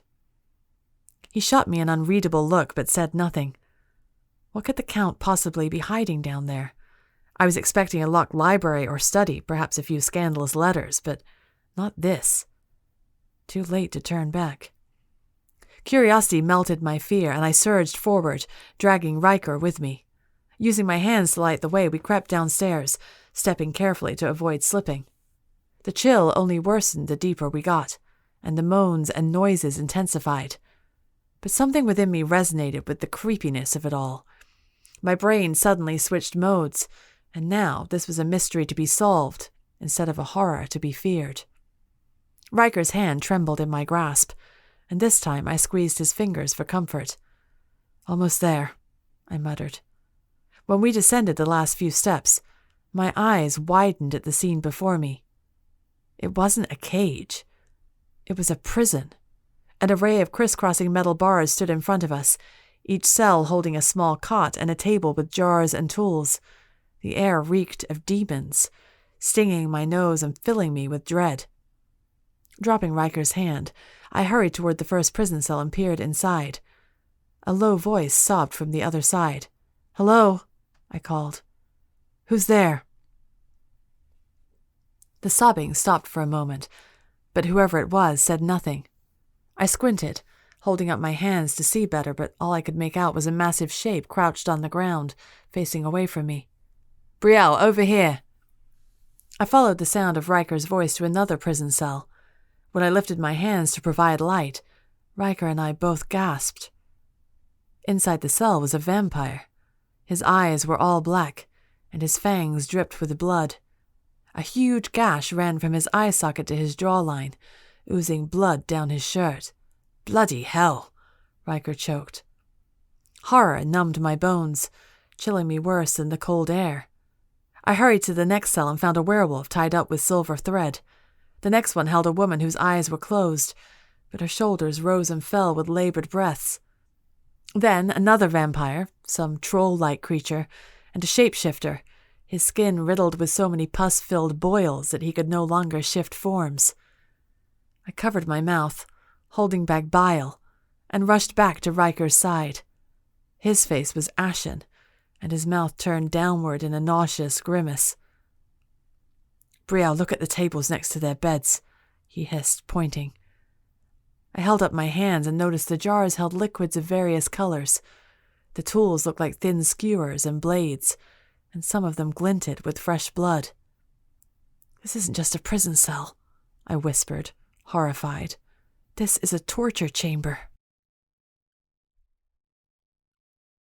Chapter 18. Brielle. "We need to leave, Brielle, now." Riker tugged on my arm. "We have to help them." I gestured to the prison cells. My eyes fell on the sharp instruments coated with demon blood. How long had these prisoners been here? How long had the Count been torturing them? A door slammed shut high above us, echoing throughout the cavern. Riker and I froze and exchanged a horrified look. "We have to leave," he hissed again, grabbing my hand. "If we're caught down here." I stared at the vampire with the bloody gash. Bile and regret rose up inside me, threatening to strangle me. I couldn't just leave them. Footsteps echoed. Someone was coming down the stairs. "Brielle," Riker whispered, pulling on my hand. "We can find a way to free them later, but we can't help them if we're caught." A lump formed in my throat. I nodded and ran with Riker toward the staircase. The footsteps drew nearer and nearer. I muttered a quick spell to extinguish the lights on my hands. When the footsteps were practically on top of us, I grabbed Riker's arms and held him still. Together, we skirted the edge of the staircase and waited, holding our breaths. In a low whisper, I muttered, "Magic above, conceal us here. Hide us from those who draw near." Magic crackled within me, sweeping over me and Riker. I felt power emanating from our bodies, proof that my cloaking spell worked. We held perfectly still until a dark figure loomed just in front of us. Riker's hand shook in my grasp. We backed up, allowing the figure to pass. My heart lurched when I recognized him. Ignacio. Ignacio stopped for a moment, his head turning as he looked around. Terror gripped my body. I closed my eyes and clenched my teeth. At long last, Ignacio continued down the steps until he faded from view. His footsteps became a mere echo in the cavern. "Come on," Riker whispered, and we hurried up the steps. I resisted the urge to glance over my shoulder to see if Ignacio noticed us. "What's he doing down here?" I asked. "No idea," Riker said. Nausea swirled in my stomach at the thought of the mages working with the Count to torture demons. If Ignacio was down here, it meant he knew exactly what was going on. I shoved my thoughts away, trying to keep my emotions at bay until we reached the top. Riker held my hand as we continued our climb. The door was still ajar, and we pushed it open, climbing up the final staircase and emerging in the hallway adorned with paintings. Light filtered through the windows, momentarily blinding me in contrast to the darkness below. I pressed my back against the wall, gasping for breath while my heart raced a mile a minute. "What the bloody hell was that?" Riker panted. His eyes were wide and his face had completely drained of color. I shook my head numbly. The fear within me subsided and anger slowly took its place. How could the Count do this? "You knew how he felt about demons, Brielle." "That doesn't excuse this," I cried, waving a hand toward the staircase. "He's torturing demons. And why? Because he thinks they're an abomination? Maybe I should torture him for the same reason." "You don't know anything about those prisoners," Riker said softly. "They could be criminals, murderers." "Even so, they don't deserve that. They don't deserve to be cut up and experimented on. They deserve a fair trial and a humane sentence." Riker threw his hands in the air. "These are unprecedented times, Brielle. I'm sure that were it not for the time loop, they would be getting justice right now, but who decided the Count should be in charge? Lightcasters break the law too, but I didn't see any down there." Riker rubbed a hand along his face. "Brielle, I understand your father is a demon and you're protective of casters like him, but you can't ignore the statistics. Demon hunters hunt demons, because demons are more likely to commit crimes. Creatures like vampires and werewolves thirst for blood. The urge to bite and feast is almost uncontrollable. Lightcasters don't have that same problem." "I don't need a lecture on demons," I snapped. "This is still wrong. You can't deny that, Riker." "No, I can't," he sighed. "But we need more information before we do anything about this." My nostrils flared. I crossed my arms and didn't answer. "Please, Brielle, promise me you'll wait. I swear I'll work with you to solve this and free those prisoners, but we need time." My jaw ticked back and forth and I exhaled. "Fine. I'll wait." Riker's eyes swam with relief. Suddenly, his whole body stiffened, becoming so tense that his tendons and veins stood out. His back arched, and his mouth opened in silent agony. His jaw went rigid, and his eyes rolled back until they were all white. "Riker?" I said, stepping toward him. His arms swung forward, knocking me backward. I fell to the ground, my chest throbbing from his blow. What the hell? When I rose to my feet, I found him twitching and convulsing. He was having a fit. My blood chilled as I remembered his ailment. He had violent visions. I reached for him, but I knew if I got closer he might hit me again. "Riker!"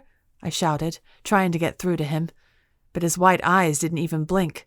His body continued thrashing until he slammed against the wall. The paintings rattled from the impact. I took a deep breath and muttered, "Magic above, surround this space, freeze my friend and hold him in place."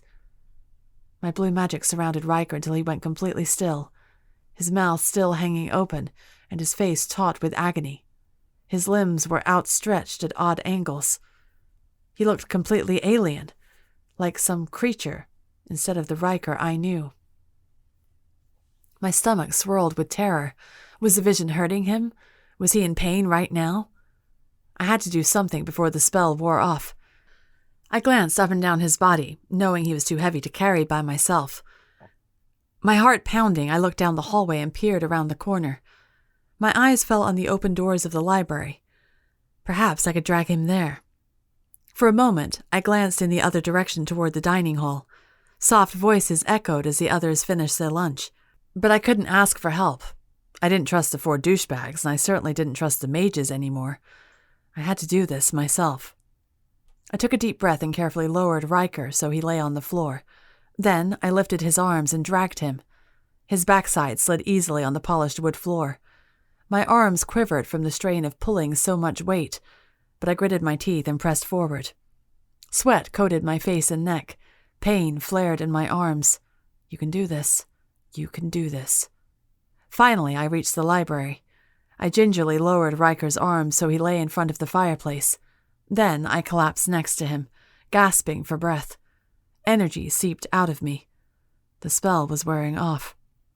I shifted and sat up, hovering over Riker's inert form. My hands fluttered uselessly over his chest and face. I wasn't a healer. I had no idea how to help him. My mind raced with possibilities, all the spells I'd written. I closed my eyes, muttering under my breath until I remembered one I tried years ago. Clearing my throat, I placed my hands over Riker's body and whispered, "Magic above, I call upon thee, to heal this man in front of me." I waited, then opened my eyes. Nothing happened. I swore under my breath. Part of me had known that a person couldn't just be healed. You had to have the right abilities and often the right ingredients as well. Perhaps with no affinity, it was an impossible task for me. I inhaled and tried again. "Magic above, hear my call. Relax this man and make him calm." Still nothing. Though Riker was frozen, his body was still stiff and in obvious pain. Panic swelled within me. You could do this. I watched him for a long moment. Slowly, the blue glow surrounding him faded. I was out of time. What had Riker told me? He often had violent visions, which meant a vision had taken over his mind. Angel had the same problem. Her visions caused her pain and anguish.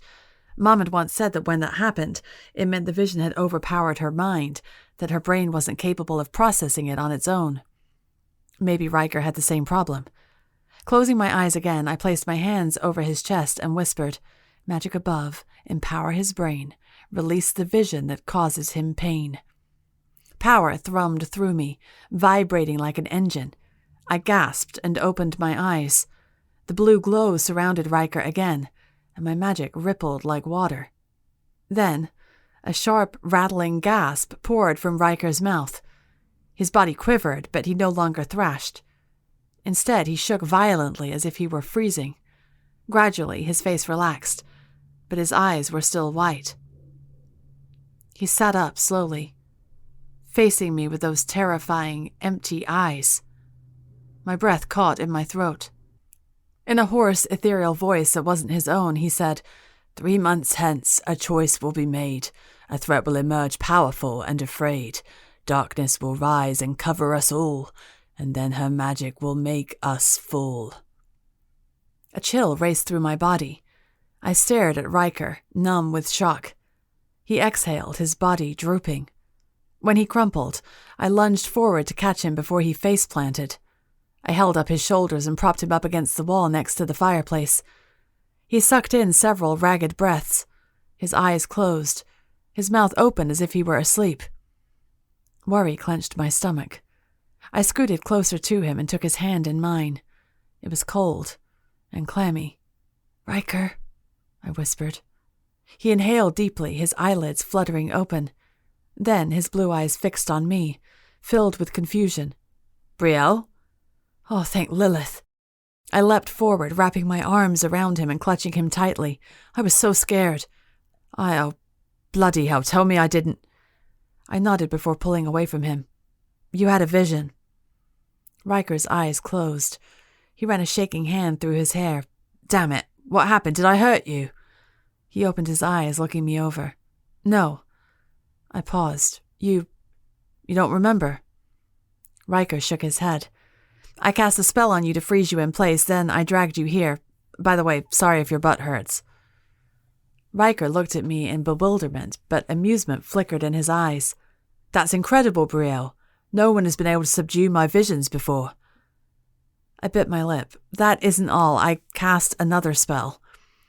I took a deep breath and recited the spell I'd used to wake him up. Riker stared vacantly at the bookshelf behind me. "Interesting," he muttered, his gaze far away. "Nothing else was working," I went on, unable to stop myself from babbling. "I realized I had to address the cause behind your fit, which was the vision. My sister Angel suffers from the same thing. She's a seer, and her brain can't handle her visions, so her body reacts by seizing. She has to take a special medication, and sometimes she wakes up with migraines. Most visions she doesn't remember at all, and..." I trailed off, realizing I was rambling. My mouth clamped shut. "Sorry." Riker smiled at me. "It's all right, Brielle." He leaned forward, tucking a lock of hair behind my ear. "Thank Lilith you knew what to do in this situation. It could have been a lot worse." I clutched his hand against my cheek, relishing the warmth of his palm on my skin. "You really had me worried, Riker."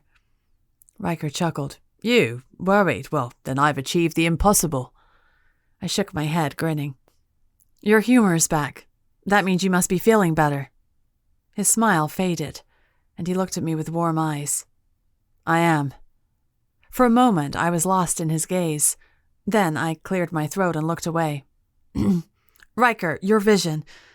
I paused and took a breath before telling him what he'd said in that strange, mystical voice. Riker's brows knitted together. "How peculiar. Do you know what it means?" He shook his head, frowning. "My mum told me I sometimes recited something similar when I had visions, but she could never decipher them. Did they ever come true?" Riker shrugged one shoulder. "It's hard to tell. If you can't decipher the words, then how do you know if it came true?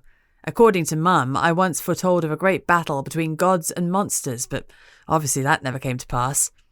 Now, if you interpret gods as Lilith's beast and monsters as demons, well then..." He trailed off and shared a grimace with me. We both knew what he was referring to. I thought of the line he'd spoken. "A threat will emerge, powerful and afraid." The word afraid had struck me.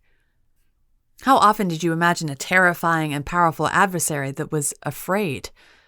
I sighed and shook my head. "Whatever your vision meant, I'm glad you're all right." "What an exciting afternoon this has turned out to be." Riker grinned at me, and we both laughed. He took my hand. "I'm glad you're here, Brielle." My smile faded as we stared at each other. Heat churned between us. My heart pounded a frantic rhythm in my chest. He leaned forward. I spotted a sprinkling of freckles across his pale cheeks. His blue eyes bore into mine. We were so close that I could taste his sweet breath. His minty smell enveloped me like a caress. Somehow my body knew what to do, though my limbs felt frozen. I closed my eyes and leaned into him. His lips covered mine. Timidly at first, just barely brushing against my mouth. Then we drew closer, our chests touching and our arms wrapping around each other. My lips moved over his, exploring and searching. His breath was hot and sweet as it mingled with mine. My hand wrapped around his neck and I slid my fingers through his soft hair. He moaned against my lips and I pushed against him, climbing on his lap. I couldn't stop. Heat scorched over every inch of me. I pressed my palm against his cheek, which was prickly with stubble. His hands snared my waist, pulling me closer. Our heavy breaths pulsed around us until it was all I could hear. A door slammed, echoing in the hall, and our mouths broke apart. My heart jumped in my throat and my lips felt numb. I was suddenly aware of my body wrapped around Riker's like some whore. His hands were on my waist. No, wait, they were much lower than my waist. Alarm raced through me and I scrambled off him, my eyes wide. I couldn't meet his gaze. "Brielle," he said, his voice low and husky. I'm sorry, I haven't... I stopped before I blurted out that I'd never kissed anyone before. "Hey." Riker scooted forward and touched my hand. "It's all right, Brielle, that was amazing. I've never kissed anyone like that." I tried to ignore the way my stomach clenched as I realized he'd kissed other girls before me. Of course he had. I swallowed. My mouth was dry. Why couldn't I speak? "Do you..." Riker cleared his throat. "Do you regret it? I mean, was it enjoyable for you?" He winced and looked at me with anguished eyes. "I'm sorry if I made you uncomfortable." Slowly, the panic inside me subsided. I took a deep breath. "No, you didn't. I wanted to. I enjoyed it a lot, actually." My face burned as I dropped my gaze. Riker laughed nervously, reaching forward to stroke my cheek with his thumb. "Good. So did I." We shared a smile, our gazes locking again. That same heat returned, swirling between us like something tangible. Footsteps echoed in the hall. I gasped and jumped to my feet, prepared to bolt if I had to.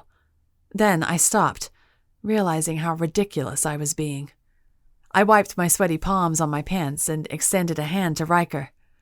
Riker grinned and took my hand. I helped him stand, and he extended his elbow toward me. "Shall we get some lunch, Miss Garrick?" I nudged him but took his arm, biting back another smile. "Yes, Mr. Wilkinson." The next morning, I found Riker waiting for me outside my bedroom. He was dressed in a gold waistcoat, and his arms were crossed, causing the fabric to bunch around his biceps. I stopped short when I saw him. Heat immediately flooded my cheeks. I rubbed my nose. "Hey." Riker offered a low bow. "Miss Garrick?" I elbowed him. "Stop that. The Count's nowhere near us." "Good." He leaned in and brushed his lips against mine. Fire exploded within me, but I clung to the small shred of sanity left inside me and drew away from him. His eyes opened, and they flashed with hurt. "What's wrong?" We shouldn't." I stopped and shook my head, unable to find the words. "No one has to know. We can keep it a secret." The idea sent flames of desire rippling through me, but I shook my head again. "It's not a good idea. If the Count finds out about my dad and finds out about us, he'll target you too." "Brielle." "I mean it, Riker." I looked at him with wide eyes. "It's too dangerous." Riker pulled away from me, his lips pressing into a thin line. "If you don't want me, just say so." I sucked in a breath. After glancing up and down the hall to ensure we were alone, I leaned in and brought my mouth to his. I pressed myself closer, sinking into his arms as they wound around me. His lips moved more urgently, and a low, sexy sound rumbled from his throat. It took all my strength to pull away. I broke the kiss with a gasp, my head spinning. "Tell me you felt that," Riker said breathlessly. The skittering in my heart was undeniable. "I did," I whispered, closing my eyes. "So you do want me, then?" Triumph glittered in his eyes. A lump formed in my throat, and I nodded. "But Riker, it's not safe. I already have a target on my back and—" I broke off. I couldn't tell him I suspected I was Lilith's cursed witch. But if I was being honest with myself, that was the real reason I was pushing him away. I was either doomed to die or doomed to kill an entire city. I couldn't get close to him. I pressed my palm against his cheek and smiled sadly. "Please just trust me. At least for now, it's safer if we don't." He stared at me for a long moment, his expression unreadable. His eyes bore into mine as if he could see right through me. At long last, he nodded and offered a tight smile before extending his arm to escort me downstairs. Chapter 19. Brielle. For the next few weeks, I slid into the usual routine I'd grown accustomed to. Training with Ignacio remained the same, though I noticed the wording of his Latin spells sometimes changed. At the end of every day, I returned to my room and tried to write down the words I remembered. I was too afraid to ask him outright, especially since I knew he had a hand in the Count's imprisonment of demons. Riker and I didn't speak much of the demons we'd found underground. Whenever I brought it up, he changed the subject or begged me to wait until we got more information. But as time passed, I grew more and more impatient. What information did he hope to gain by doing nothing? My mind kept returning to those wounded demons trapped below the castle as they awaited further torture from the Count and his mages. I had to do something, but I didn't know what. I couldn't get back home, and I was the only one in the castle who gave a damn about demons and their well-being. If the Count or his mages found out about my demon bloodline, I would surely end up locked in the dungeon too. Recently, I've been plagued by nightmares similar to the one I'd had of the blood and destruction. I tried to ignore them, but one night, it got so bad I had to do something about it. In my dream, my hands were covered in blood. Fire burned in my veins, waiting to be unleashed. When I couldn't contain it any longer, jets of flame poured from me like lava, reducing the city to ash. Children screamed, women sobbed, men gathered weapons and tried to fight me, but they were insignificant compared to my power. Magic and energy surged through me, so foreign and yet so exciting. I woke up in a cold sweat and found myself face down on the floor of the library. Next to me, a fire crackled in the hearth. A stack of books lay scattered on the floor next to me. Panting, I peeled my sweaty face off the floor and sat up, my head spinning. How the hell did I end up here? I muttered aloud. My eyes fell to the stack of books on the floor. They were all a different shade of green. I'd been organizing books. It sounded like something I would do, but I had no memory of coming down here. Panic flooded through me. I grabbed the books, placed them back on the shelf, and wiped my sticky hair off my face. Don't panic, I told myself. You'll be just fine. My mind raced as I tried to formulate a plan, but everything I could think of would only make things worse. Tell the mages? Nope, not only did they imprison demons, but the Count was on high alert for anyone exhibiting signs of Lilith's curse. This would definitely raise some red flags. Tell Riker? No way. He was my only ally here, and if he ever suspected I was cursed, I wasn't sure what he would do. I trusted him in almost every sense, but his apathy toward the imprisoned demons made me hesitate about being honest about this side of me. Find a cure? How? I'd already scoured the library and sneaked into the Count's private quarters, but the only thing he was hiding were prisoners, not books or information. I sank into an armchair and wiped my sweaty palms on my shift. My head throbbed, and I covered my face with my hands. I was so alone here. Hey! I jumped to my feet, my heart lurching in my chest. Izzy stood at the doorway in a nightgown, her white hair disheveled, and her eyes sleepy. What are you doing up? I asked. I could ask you the same thing. I shrugged, slumping backward into the chair. It's hard for me to sleep here. Sometimes I come here to organize books. It relaxes me. Izzy strode forward and sat in the armchair across from me, her gaze fixed on the flames and the fireplace. The light danced in her eyes, making them appear the color of coffee instead of their usual inky black. She glanced at me carefully, then looked back at the fire. I heard you. My gaze snapped to her. What? You were shouting something in the hallway. It woke me up, so I followed you here. My heart froze. Swallowing, I said quietly, What was I saying? I don't know. It sounded like a different language. Spanish, maybe, or Latin? My heart raced uncontrollably. I tried to control my breaths, but they came hard and fast until I felt like I might pass out. Again. Izzy leaned forward, propping her arms on her knees. Brielle, what's going on with you? I closed my eyes. How could I hide this from her? I couldn't come up with a believable excuse for my behavior. I didn't quite understand it myself. Part of me was in denial, certain I couldn't possibly be Lilith's cursed witch. The other part of me was convinced that if I was cursed, I could find a cure before I hurt anyone. I don't know, I admitted in a whisper. I just blacked out. I don't remember coming down here. My gaze darted to her worried expression. Please, don't tell anyone. But Brielle, the mages. No, I said sharply. Not the mages, please. Izzy pressed her lips together in a thin line. I sighed, rubbing my forehead. I don't want to attract any extra attention. You know my dad's a demon. If they find out... I broke off, shaking my head. I can't risk it. But Brielle, you aren't well. What if this gets worse? What if you hurt yourself or someone else? That's why we're here, to be healed. I know. I closed my eyes. Sorrow built in my chest, so severely it sliced like a knife. I wish I could go home and see my family. They would know what to do. Even as I said it, I knew it wasn't true. My parents had always been at a loss for how to help me. But I felt safe with them. I never felt like I had to hide my problems. Izzy took a long breath, her eyes fixed on me. Concern and affection glistened in her eyes, and for a moment, I was reminded of Angel. The kindness in Izzy's face was so similar to what I saw in Angel's. I know you feel alone here, Izzy said softly, but I want you to know I'm here for you. I don't have any allegiance to the Count or his mages or anyone here. I'm here for myself, to be healed so I can stop hurting people. If you need a friend, someone to talk to, someone to turn to when you're scared, you can always come to me. A lump rose in my throat. I couldn't speak. My eyes felt hot, so I dropped my gaze. You're always so closed off, Izzy went on. You think I don't notice, but I do. You keep things from me, from everyone.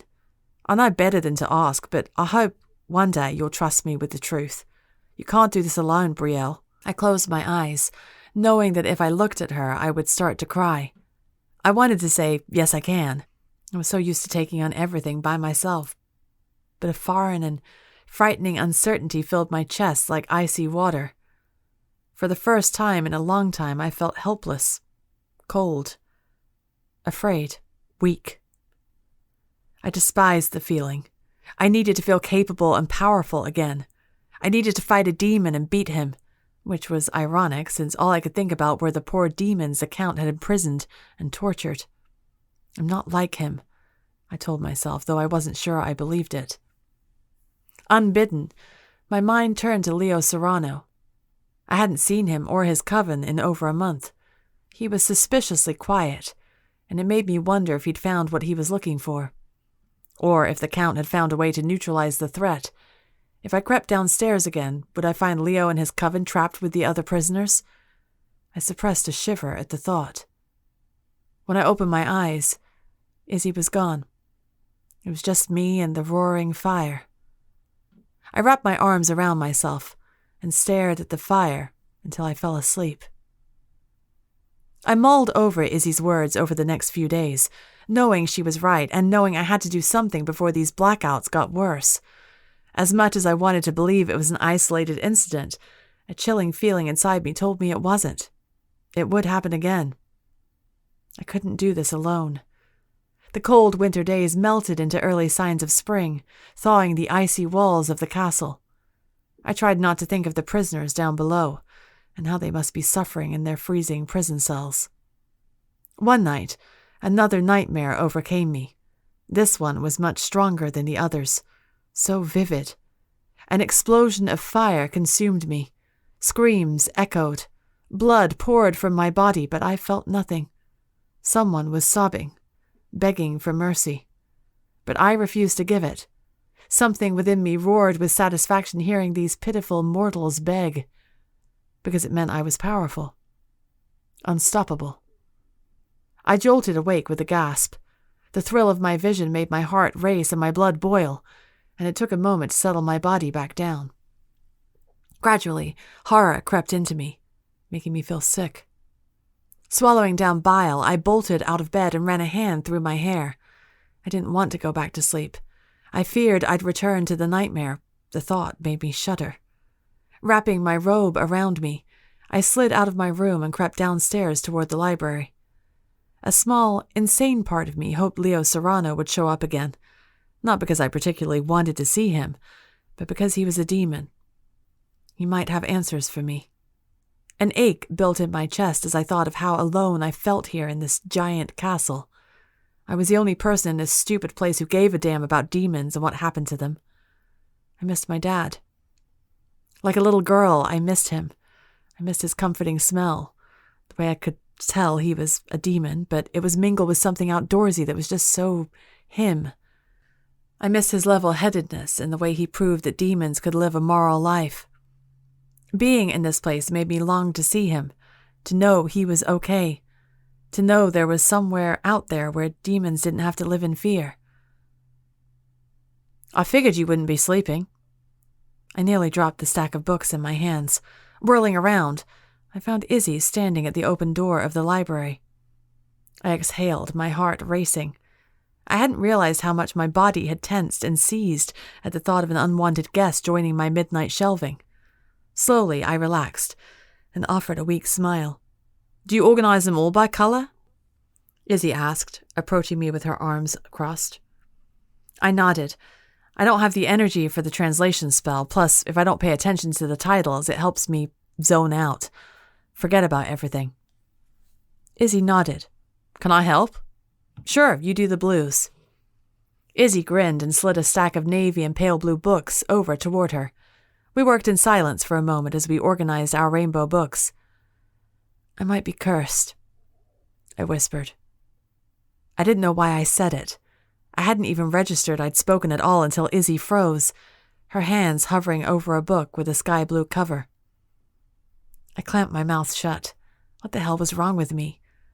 But something like relief wormed its way into my chest, and I couldn't hold back now that I'd started. "Lilith's cursed witch," I said, meeting Izzy's wide eyes. "It might be me." Izzy's face drained of color. "What are you talking about?" "I've been lying to everyone. I never had any powers. I've never been able to access them.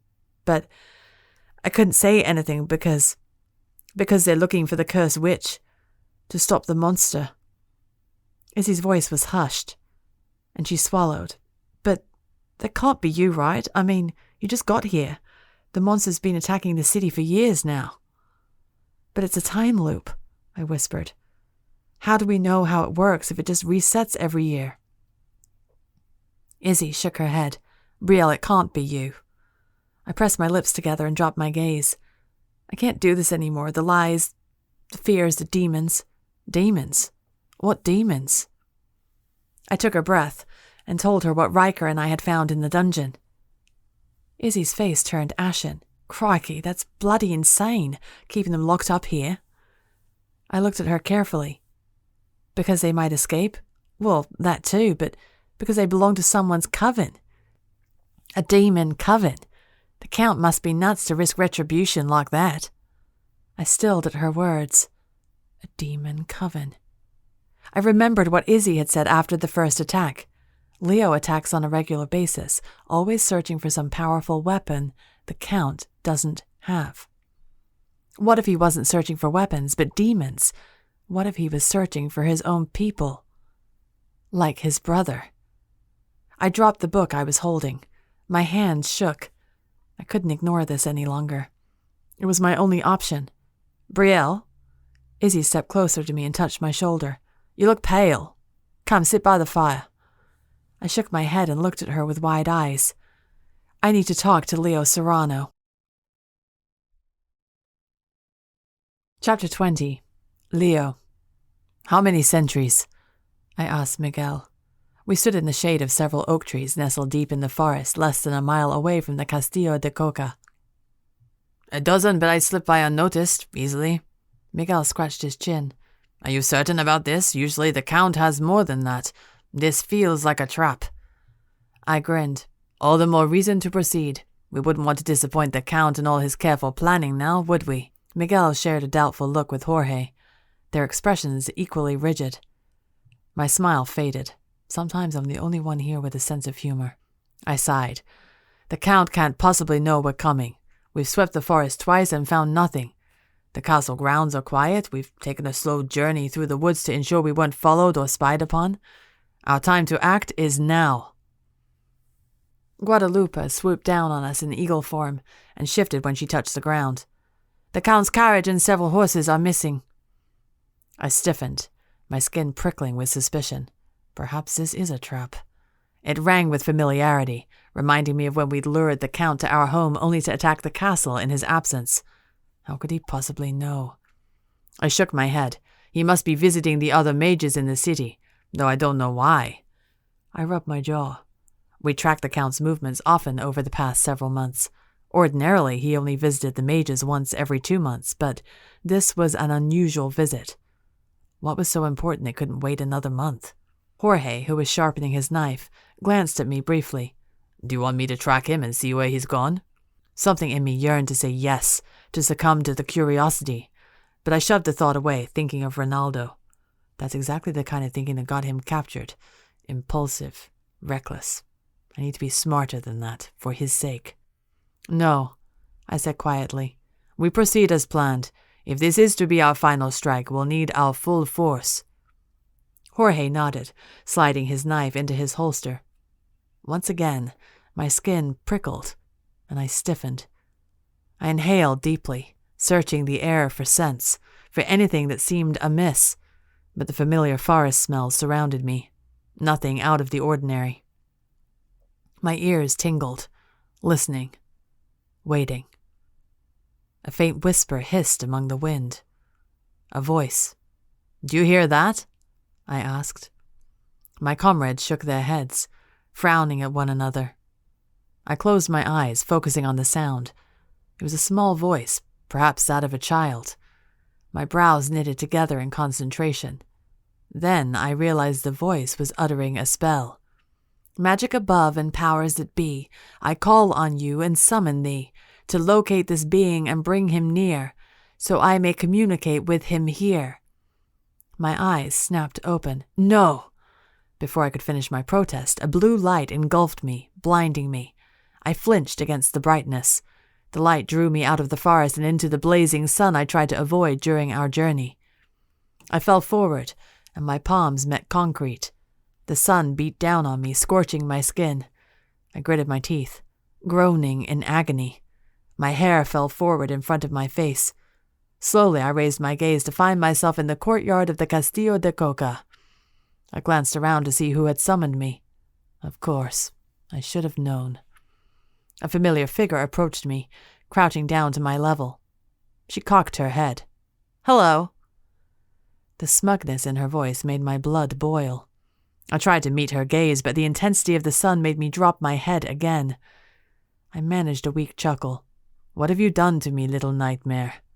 The girl shifted, and I sensed her blood pulsing in irritation. She hated the nickname. Good, I thought with pleasure. I'll keep using it then.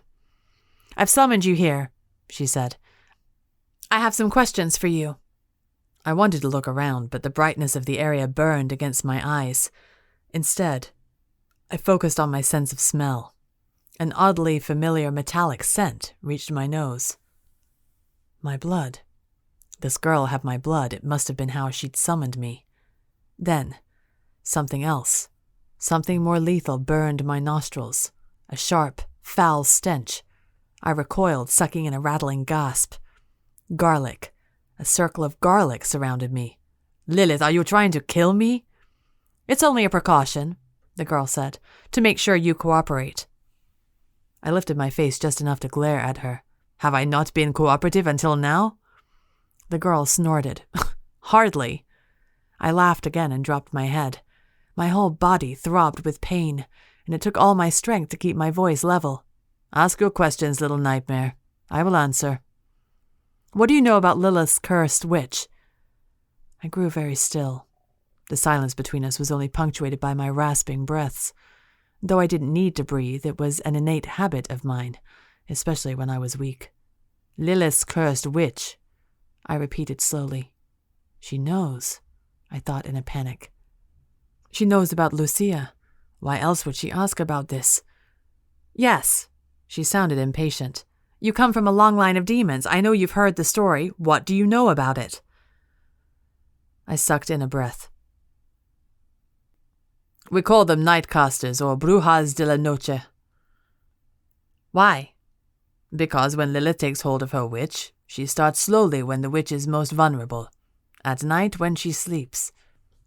The girl froze, and I sensed the thrumming of her blood responding to my answer. For some reason, this struck her, and frightened her. I peered at her through my long hair. "Why do you ask, little nightmare?" The girl said nothing. She remained frozen. An unfamiliar voice interjected. "Is there a cure? Can a cursed witch resist Lilith's influence?" My eyes shifted to the second voice. Another girl. I recognized her. She had a strange accent and stark, white hair. "According to legend, no," I said, though this wasn't entirely true. In working with my sister, I had found several possible cures, but I wasn't about to share this with the two who held me captive. The first girl, the little nightmare, sagged lower to the ground, and I felt the agony pulsing in her blood. The devastation. I frowned. No, this wasn't about Lucia. This was personal for the girl. She was desperate. I wasn't sure what possessed me to speak. Pity, perhaps, but I added, "There are rumors that a Nightcaster can survive Lilith's curse. Through the monster." The girl straightened. "The monster who attacks this city every year?" My blood chilled. "Every year?" I whispered. What in Lilith's name is she talking about? There had been whispers of a fiery monster emerging, but no one had been attacked. Yet. The girl avoided my question. "Do you mean the monster that's threatening the city? How is that supposed to help a cursed witch?" I shook my head and my locks swayed back and forth. "I don't know. The rumors are unclear. They only say the monster and the witch are one. But usually the witch is powerless and Lilith takes over completely, controlling the monster for herself." I lifted myself up on my hands and knees. My arms trembled and sweat dripped down my face. The fire burning along my skin was too intense. "Please," I rasped. "The sun, it—" I choked on the words, swallowing down the burning ache in my throat. The little nightmare didn't move at first. Her blood reeked of suspicion. Did she honestly think I was trying to trick her? "Brielle," the second girl hissed. Brielle. The name sounded French, and yet the girl spoke Spanish. How peculiar. The girl called Brielle sighed and uttered a spell. "Magic above, shield this light. Cloak us with the dark of night." Brielle's hands glowed blue, and a shadow fell on us, blocking the sun like a parasol. I glanced up, my eyes wide. A large black oval hovered in the air, perfectly shielding the three of us from the sun. Slowly, I shifted my gaze to Brielle. "Incredible," I murmured. Something within me pulsed with excitement, but I was too weak to pinpoint why. "It won't last long," Brielle said, "but I have one more question." I sat up and brushed the hair from my eyes. Then something stung my nose, a familiar scent of cinnamon. Jorge. The coven was close. I had to keep Brielle and her friend distracted. I leveled a gaze at the little nightmare and said, "Ask it." "What is it you're looking for in the Institute?" I cocked my head at her. "Institute?" She sighed. "The Castillo de Coco." I watched her, my skin prickling with suspicion again. This girl knows too much. I just can't tell what she knows. "Why do you ask?" Brielle scowled and brandished a dagger toward me. "I'm asking the questions here. Answer me." Though I knew she was a capable fighter, seeing her try to appear intimidating made me laugh. "You don't frighten me, little nightmare." Her blood boiled from my condescension. She lunged forward, swiping her dagger so it nicked my cheek. I hissed and raised a finger to the blood dripping down my face. But still I smirked at her, knowing it fueled her anger. "You are fierce," I admitted, "and strong, but not frightening." She blinked, clearly taken aback by my compliments. Good. Her confusion would muddle her senses and keep her preoccupied. Jorge's scent grew even closer, mingling with the lavender smell of Guadalupe and Miguel's familiar rainy leaves scent. So close. Suddenly, Brielle whirled, sensing the disturbance. Miguel barreled into her, knocking her backward and shoving a dagger into her shoulder. The rest of the coven advanced, all wielding weapons. Pride soared within me at the sight of their fierce expressions and eyes blazing with determination. My family. Jorge reached me first. He looked over me, no doubt assessing any injuries I had. Then his gaze fell to the circle of garlic, and his jaw went rigid. "I'm unharmed," I said. The fire never left his eyes. He brought his hands together, summoning a wave of black magic that dispersed the garlic, creating an opening for me to pass through. I hobbled forward, my skin still hot from the sun's touch. "Liar," Jorge growled, grabbing my arm and hefting it over his shoulder. I shook my head. I was a second-tier vampire, meaning I had performed a specific blood ritual to access a higher power of dark magic.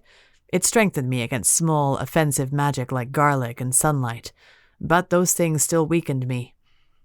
If I'd been a first-tier vampire, I would have burned up immediately. Brielle and her friend were busy trying to extract the blade from Brielle's shoulder. Jorge moved as if to whisk me away into the forest, but I stopped him. Waving my hand at the others, I gestured toward the two girls, indicating they surround them. My men obeyed, forming a tight circle so the girls had no way out. With every ounce of effort, I straightened to my full height, ignoring the trembling in my limbs. I had to appear strong in this moment. The white-haired girl summoned fire to close Brielle's wound. Brielle screamed, but it wasn't the shrill, pitiful sound I expected. It was raw and angry. Somehow it made her sound stronger. Brielle's friend helped her to her feet, and they both faced me. Fear struck the white-haired girl's face, but Brielle clenched her teeth, glaring at me. This girl has such spirit, I thought gleefully. I would almost regret parting with her. As always, little nightmare, it's been a pleasure. You never answered my question, she snapped. A few of my men shifted and grunted. Jorge summoned a ball of black magic in his hand, and I knew he would hurl it at her. "Jorge," I said sharply, shooting him a warning glance. Jorge dropped his hand and his magic faded, but he stared at Brielle with hatred in his dark eyes. "I've answered plenty of your questions, milady," I said softly, despite the, inhospitable circumstances of our conversation. "Should you have any further questions for me, you are more than welcome to call upon me in my home. My coven will be eager to host a feast in your honor." I grinned widely, revealing my fangs. Several of my comrades chuckled. Brielle's blood raced with fear, but she didn't even flinch. Her nostrils flared, and she whispered, "Go to hell." I threw my head back and laughed. "Adios, mi amor." In a burst of black magic, I shifted into a raven, unable to shift into bat form in the blinding light. I flitted in the air, circling above the girls before taking off toward the mountains. I sensed a few of my men shift as well, including Guadalupe and Jorge. The rest of them sprinted forward on foot toward the cover of the forest, just beyond the courtyard of the castle. Chapter 21. Brielle. After Leo and his fellow demons left, I finally relaxed my arms. The magical shade hovering above Izzy and me vanished, and the blinding sun took its place. My arms trembled, and I slumped sideways into Izzy. Izzy shifted her weight to hold my arms steady and cleared her throat. That was fun. But I wasn't listening. My eyes narrowed as I watched the demon coven flee from the castle grounds. Izzy fidgeted next to me, but I didn't move. I just watched and waited. There it was, a bright green glow that burst in the air for only a moment, like a tiny firework. They'd made it through the Count's wards. In a flash, I took off after them, ignoring Izzy's shout behind me. The demons ran farther and farther away until they were nothing more than specks like ants on the ground. But still I hurried after them, ignoring the ache in my shoulder and the throbbing in my head from the exertion. This is it. This is my chance. Izzy and I had been lucky enough to slip outside due to the Count's absence. Wherever he'd gone, he'd taken most of his guards with him, which meant as soon as he returned, my opportunity was gone. I ran through the gardens, weaving through hedges like a maze, until I slammed against the same invisible force I'd hit my first night here. I stumbled backward, eyes wide, and glanced up and down as if I could see the top of the ward. Then I dropped my gaze to my shirt, which was covered in scorch marks and blood. I found some blots of blood that were still wet, and I dipped my fingertips in them like I was finger painting. Then, slowly, I lifted my bleeding fingers to the invisible ward. A green glow burst against my eyes, but this time it encompassed my hand just like my normal blue magic did. I felt it thrumming through me like electricity. I held my breath, waiting for the power to shock me as it had before. But it didn't. It pulsed through me like an invitation, waiting for the spell to break the enchantment. Swallowing, I said the first thing that came to mind. Magic above and powers that be, remove this ward in front of me. A bolt of electricity shot through me, knocking me off my feet. I tumbled backward, rolling in the grass. My limbs felt numb. I stared vacantly at the clear blue sky and just lay there on my back for a moment. Idiot, I thought. Of course the Count would use a spell in Spanish to break his ward. I stood up, brushing the dirt and grass off my clothes, before stepping forward to try again. "Brielle!" a frantic voice shouted behind me. I turned and found Izzy, her eyes wide with panic. Panting, she pointed behind her and said, "The Count! He's back!" Izzy and I sprinted back toward the castle. Outside, a grand carriage pulled up, flanked by 6 horses and footmen. "Come on!" Izzy tugged my arm away from the entrance and toward the ballroom where the mages were. When I looked at her in confusion, she muttered, "We have some time. It takes forever for him to climb out of that stupid carriage." We approached Ignacio and asked him to heal me, claiming Izzy and I had had an accident with her fire. He looked a bit shocked at my appearance, but readily agreed. Soon after Ignacio healed me, His Excellency strode through the front door, flanked by an entourage of servants and valets. The Count's deep crimson robe swept behind him with all the elegance of a king. I had to refrain from rolling my eyes. On the staircase I noticed Riker, his hand on the banister and his mouth set into a grim line. His eyes flicked to me. I tried offering him a smile, but he looked away before I could. "Abernathy, Wilkinson, St. Clair, Petrov, and Arevalo. Come with me, please," the Count said curtly, waving his hand. He strode past me and Izzy without a glance. "Your Excellency," one of the douchebags came forward. It was Chris, the wrestler-looking guy. "Not this time, Mr. Knox," the Count said, brushing past him. Chris's face reddened. Another douchebag, Wes Cunningham, stepped forward. "You stay as well, Mr. Cunningham," the Count muttered before he vanished down the hall. Riker, Jacques, Alexei, and Juan quickly followed. I stared at Riker, who flashed me a brief smile before he left. Then it was just Izzy, Armin, Elias, the 4 douchebags, and me. Eager to get away from the others, I dragged Izzy by the arm into the library. "Why," I started. "Did he leave Wes and Chris behind?" "Sometimes he alternates. From what I've seen, Alexei and Jacques have been making great progress with their magic. Maybe this is a test for them." "And Juan?" Izzy shrugged. "He and the Count have been really chummy lately. Dunno why." My stomach dropped as I remembered Juan's refusal to keep my secret. If he and the Count were getting so close, Juan certainly would have revealed my demon parentage by now. "Miss Garrick?" a soft voice asked. I jumped and turned to find Ignacio and the other mages standing in the open doorway. A chill of foreboding rippled through me. "Yeah?" I said. "Can you come with us, please?" Ignacio bowed his head as if this made his request less threatening. It didn't. I swallowed and shared an uneasy glance with Izzy. "Why?" I asked. "There's another routine examination we need to administer."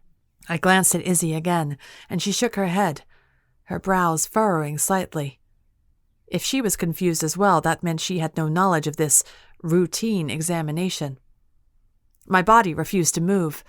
Though the mages' hands were clasped and their heads inclined in submission, I knew they could easily overpower me if needed. "Miss Garrick is still recovering from the incident she suffered," Izzy chimed in. "Can I come with her for support?" "I am afraid this examination must be conducted in private," Ignacio said. An awkward silence passed between us. I took a deep breath and nodded, forcing my lip to tremble just a bit. Let me just say goodbye." I turned to Izzy and embraced her. Izzy made a startled noise, but I clutched her close and whispered, "If I'm not back in half an hour, come get me. Please." I released her. She met my gaze, her eyes wide, and nodded slightly. I swallowed and turned to the mages, following them out of the library with a sense of numbing dread. The mages' cloaks whispered on the floor as we walked down the hallway. We passed the ballroom where we conducted our usual training. I clenched my fingers into fists, trying to control my breathing. In my mind, I recited a few spells I kept handy in case of emergencies. "So the Count left here pretty quickly," I said nonchalantly. "He has uncovered some developments from the Demon Coven," Ignacio said. "It was prudent to act immediately." I frowned. What developments? Then my insides froze. I'd abducted the Coven leader, and his friends had come to rescue him. Had that left their home defenseless? Had the Count found out they'd all left and decided to seize their territory? An uncomfortable feeling wormed its way through me. Though I despised Leo and his condescending smirk, I'd never meant to turn him over to the Count. Leo was an asshole, but at least he was open about it. The Count, however, kept secrets. Too many secrets. And to me, that was far more dangerous. "When will they be back?" I asked. "I am not sure, Miss Garrick," Ignacio said. "Shouldn't we wait until His Excellency returns before conducting this examination?" I asked. "Won't he want to know the results?" "He has authorized me to conduct this in his stead." Ignacio stopped in front of an open door and spread his arm, gesturing I enter first. I swallowed and stepped into the small room. It looked like a tiny study, which was unusual for a castle this size. A desk sat in the corner along with a high-backed armchair and a set of small shelves stacked with papers. I entered and backed up against the shelf to allow room for the other mages. To my surprise, only Ignacio entered. He closed the door behind him and locked it. That's why I've never seen this room before, I thought. It must always be locked. Being in a room alone with Ignacio made me feel more at ease. I knew I could take him down in a fight. Then my eyes flew to the door, and I realized why the other mages had followed us. They were standing guard right outside. "Do you do this examination with the other guests too?" I asked, rubbing my arms. "No." Ignacio strode toward me with his hands outstretched. "Your hands, please, Miss Garrick." I placed my hands in his, and he gripped them tightly. His eyes closed as he muttered words in Latin I'd heard before but couldn't translate. "Invenire sint, invenire sint." What does that mean? I cursed myself for not searching the library for books in Latin that might help me. A sharp pain sliced into my palms like my hands were splitting open.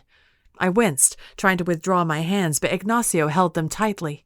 Blood welled on my hands and dripped onto the floor, but still Ignacio didn't move. "Invenire sint," Ignacio whispered again. Something within me lurched and roared like a writhing, living thing. It stirred and growled until I threw my head back and screamed. Energy seeped from me, spiraling toward the ceiling in a burst of blue magic. I clamped my mouth shut, stunned as I stared at my magic. It hovered above us like an orb. Then, spirals of black magic exploded within it like fireworks. Horror settled in my stomach. Dark magic. But I was a light witch. How was that possible? Gradually, the magic dispersed, though the air around us still crackled with energy. Ignacio dropped my hands. I looked at my palms, but the blood was gone. It had even vanished from the floor. What was that? I panted, gasping as if I'd just run a mile. The thing within me still stirred restlessly. It felt like Ignacio had unleashed something inside me, and now that it was awake, it wanted to be freed. The thought chilled me to my bones. "Interesting," Ignacio whispered. His dark eyes bore into mine, and I resisted the urge to shrink under his scrutiny. I had to remind myself he couldn't read my thoughts. "That is all, Miss Garrick. Thank you for your cooperation." My mouth fell open. "That's it?" "Yes, you may go." I frowned, but he didn't need to tell me twice. After he unlocked the door, I swung it open and hurtled past the other mages as fast as I could. I found Izzy pacing in front of the hearth in the library. Her eyes widened when she saw me, and she strode toward me. "Brielle, what happened? You okay?" I nodded, still out of breath. In a rush, I explained to her what had happened. Her face drained of color. "You don't think—" "It's Lilith's beast," I said in a hushed voice. "I'm sure of it, Izzy. What else could it be?" Izzy shook her head. "Brielle, you're a light witch. Why would Lilith possess you?" My magic turned black. I told her. I saw it. Panic surged in my chest. I have to leave. I have to get out of here or the Count will imprison me like those other demons. No, Brielle, you can't leave yet. Just wait until the Count gets back. Wait for Riker.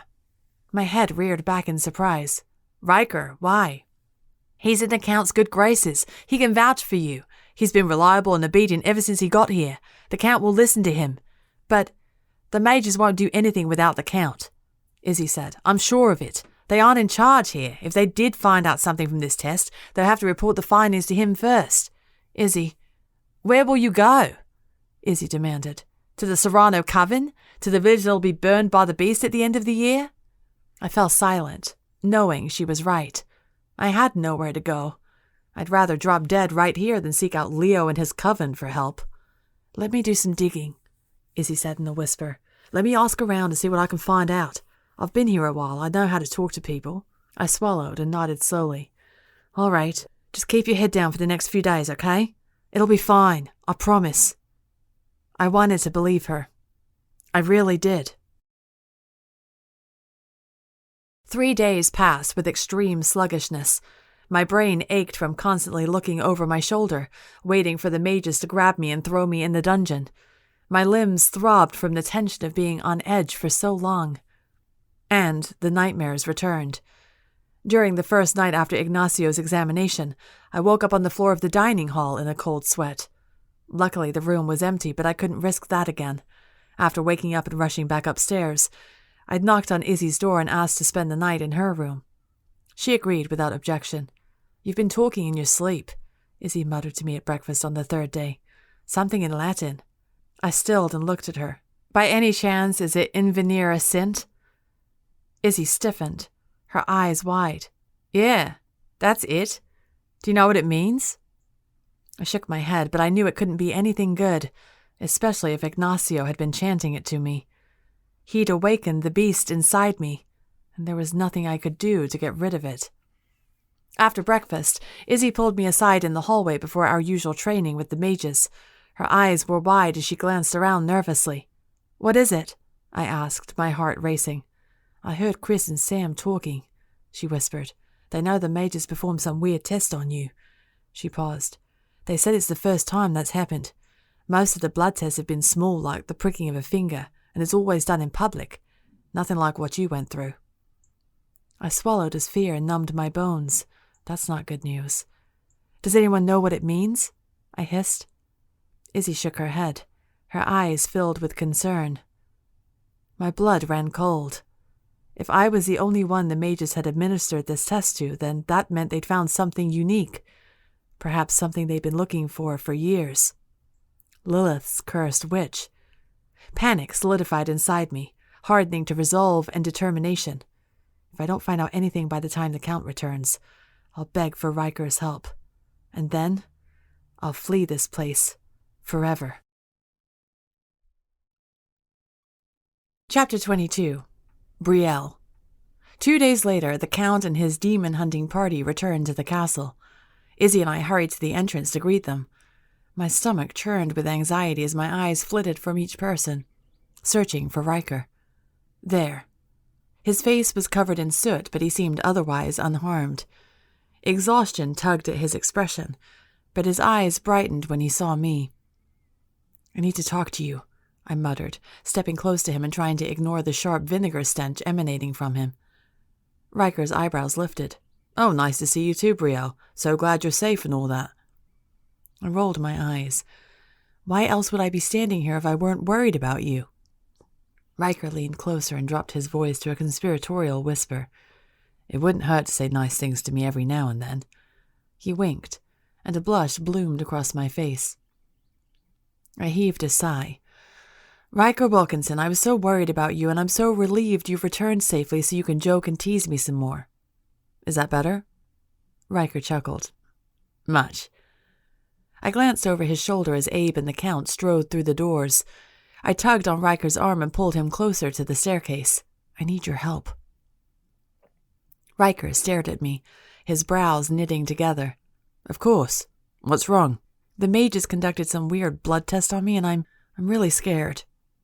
Just saying the words made my chest shudder with revulsion. I couldn't look at his expression, not after I just admitted how weak I was. Can you talk to the Count? Izzy says you're on his good side." Riker was silent for a long moment. I finally peered up at him and found his eyes guarded and his lips pressed together. Dread pulled into my stomach. "Riker." "I can't, Brielle." My chest caved inward, practically suffocating me. "Why not?" "Because the Count told me he knows about your father. He's already suspicious of you. Even I can't convince him not to be." "What?" "I'm sorry, Brielle." Panic raced through me. "No, Riker, this can't be happening. Do you—" "Miss Garrick," said a cool voice. I froze and slowly turned to face the interruption. The Count stood in the hallway next to the alcove wearing a gold waistcoat and matching gloves that looked untouched from the mission, despite the bedraggled appearances of the other guests who'd arrived. "Your Excellency," I curtsied. "Might I have a word with you?" My blood chilled. Not a chance in hell. I cleared my throat. "I'm afraid I'm not feeling well today. I think something I ate." "It will only take a moment," the Count insisted, offering his arm to me. His cold gaze told me there would be no negotiating. I glanced around and found the mages just behind him, as well as several servants and guards. Merciful Lilith, I'd never make it out of here. I exchanged a worried glance with Riker before I said quietly, "Certainly." I took the Count's arm and followed him into the hallway. Glancing over my shoulder, I widened my eyes at Riker and mouthed, "Help me." He simply stared back at me, stunned. "My mages have reported some interesting findings," the Count said, drawing my attention back to him. "Oh?" I rubbed my nose with my free hand. The Count guided me toward the same small office where Ignacio had conducted his weird test. "Yes, they tell me something has awakened inside of you, Miss Garrick." His keen, dark eyes appraised me. "Can you enlighten me?" I tried to arrange my face into something innocent, but I knew I was failing. I don't know what you're talking about." "Ignacio tested your blood." The Count smirked, and all warmth fled from my body. "Do you know what we discovered?" My mouth felt so dry I couldn't answer. I simply shook my head. The Count's eyes glinted. "Dark magic." But my magic is blue." "Indeed." He looked like he was thoroughly enjoying this. "But upon further inspection, we not only discovered the presence of dark magic, but also the presence of another soul residing with yours." My heart lurched in my throat, and I was so surprised I came to a full stop. "What?" I said, too loudly. Irritation flickered in the Count's expression. He glanced around the hallway. "Do keep your voice down, Miss Garrick." "How can another soul be living inside me?" I hissed through clenched teeth. "I was hoping you could provide the answer to that question." The Count leveled a hard stare at me, his eyes so calculating I felt stripped naked standing in front of him. I felt like he could see everything. I shook my head numbly. "I don't—" "Before you try to lie to me about this, Miss Garrick, let me make something clear. It is in your best interest to be forthcoming about your abilities and your magical ailment, because, as of this moment, your future at the Castillo de Coca is looking quite grim indeed." I swallowed. Fear crept up my throat and I couldn't breathe. I rubbed my chest and whispered faintly, "Your Excellency, I've done nothing wrong. I've broken no rules and I—" The Count raised a narrow hand to stop me, his cold eyes drilling into me. "Listen to me carefully. This beast continues to destroy the city without fail every year. Innocent lives are taken. Families are destroyed. The victims of this city are innocent. I long since abandoned any hope I had for rescuing whatever poor, dark soul is responsible for bringing such terror to my city. I have come to accept that the life of one innocent is worth the price of thousands." "Please," I rasped. The Count's grip on my arm tightened and his fingernails dug into my skin. "Hell is waiting for you, Miss Garrick. You may not deserve it, but it is the unfortunate truth. The dark lady you succumbed yourself to will be destroyed, and you along with her." Something sparked within me at his words, thawing the shock that had frozen my body. Flames roared within me. I gritted my teeth. "Don't you dare threaten me!" The Count's eyebrows lifted in surprise. I tried wrenching my arm free, but he held fast. Rage boiled my blood, bringing my senses back to life. Adrenaline pulsed through me, and I felt the familiar thrill of demon hunting coursing in my veins. I swung my head back and smashed my forehead into the Count's face with a satisfying crack. The Count stumbled backward, clutching his nose and moaning. I didn't pause to see how he would react. I turned and bolted down the hallway, grateful he hadn't taken his guards or mages on the little stroll along with us. A small pop tickled my ears, and the Count appeared in front of me. Blood flowed from his nose, and his eyes were blazing. My mouth fell open. "You're a jumper?" I backed away from him, but with another pop, he appeared behind me.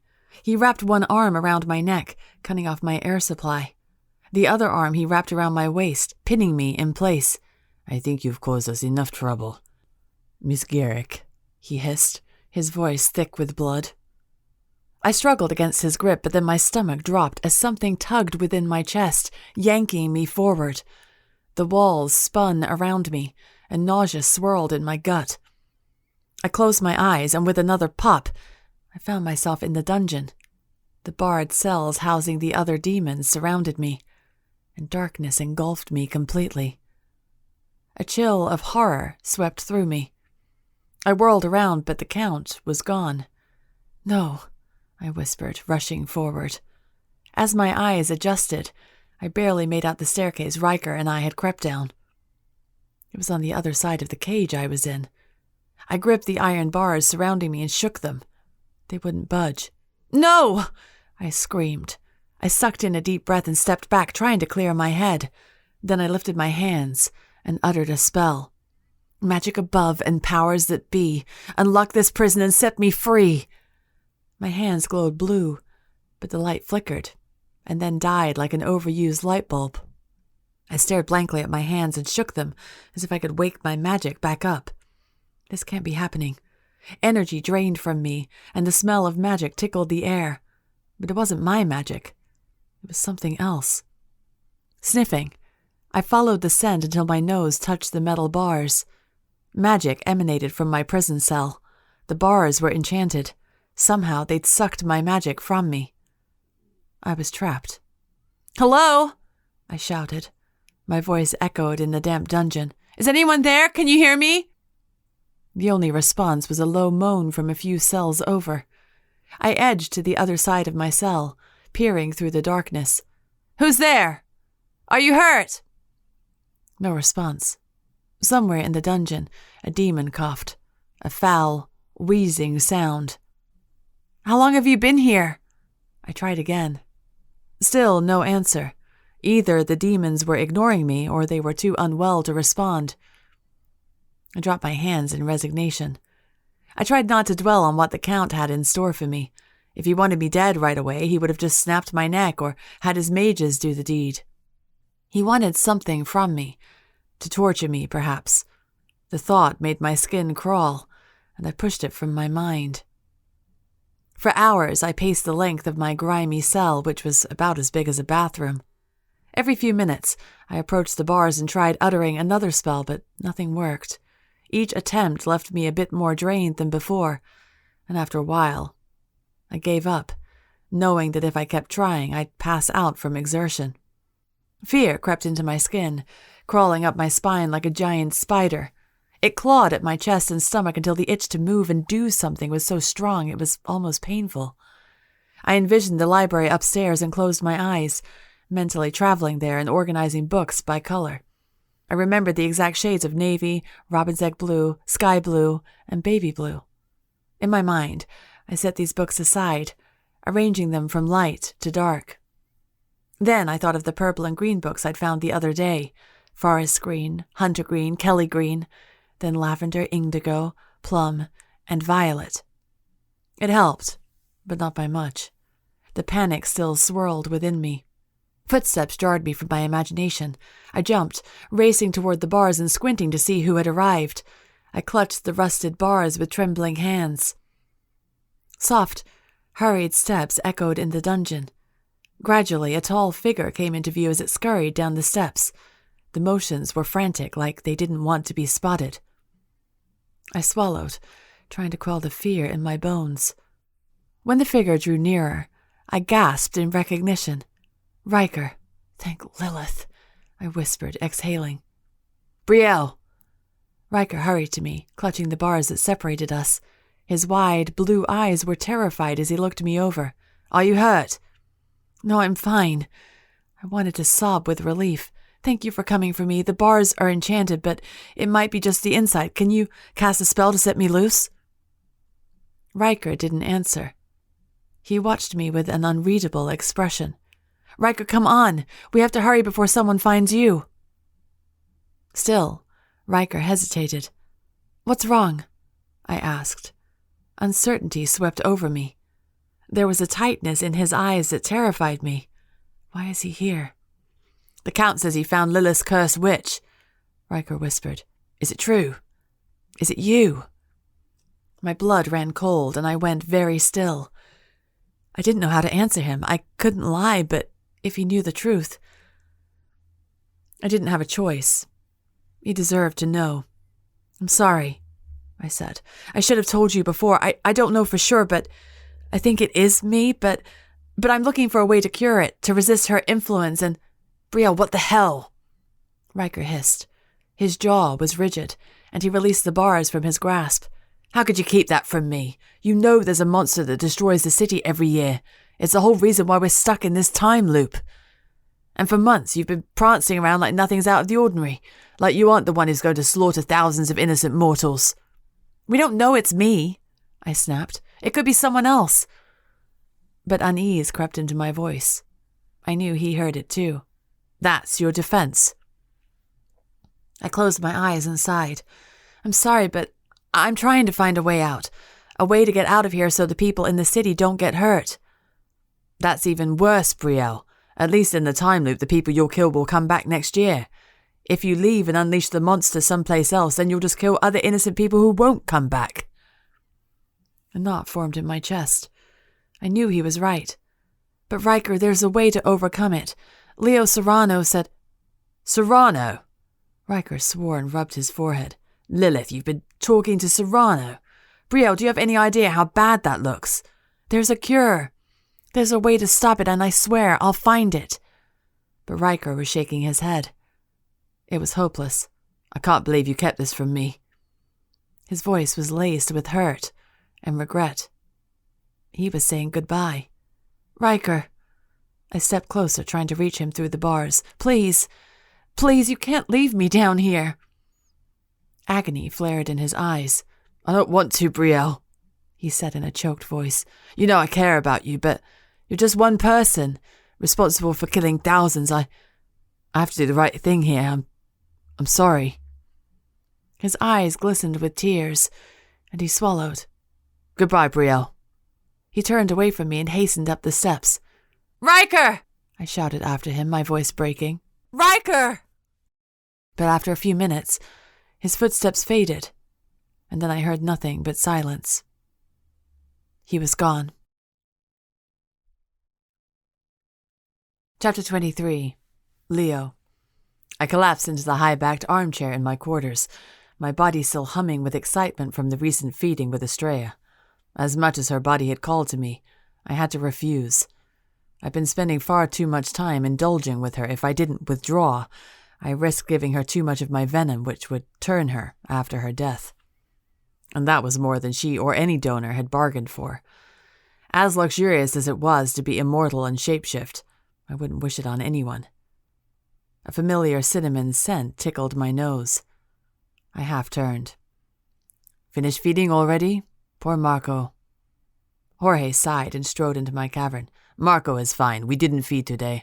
I only require his blood once a week now, and he does just fine on the blood I give him in return, which is how it should be. He leveled a stern gaze at me. I stared hard at him, then I offered a false smile. Forgive me, I thought I was the coven leader. For a moment, it sounded as if you made the rules. Jorge rubbed his face. That isn't what I meant. You need to be careful with Estrella. I waved a hand. I know, I sent her away for a while. I'll find another donor. Jorge crossed his arms, still watching me even after I dropped my gaze to the smooth gray floor. Do you want to talk about it? About what? The girl. I stilled. What girl? But I knew who he meant. Jorge slid into the armchair across from me. She abducted you, she summoned you and tortured you for information. She's a threat, Leo. I laughed. She's not a threat. I've bested her twice now. Hardly. From what I heard, she's proved a worthy adversary in a fight. I slouched back in my chair. She's not a threat, I repeated. I couldn't explain it. No matter how many times we fought, I never felt like my life was in danger around the girl. Perhaps it was because she was a light caster. Based on dealings with the Count, I knew better than to blindly trust someone who practiced light magic. What did she want with you? Jorge asked. What kind of questions did she ask?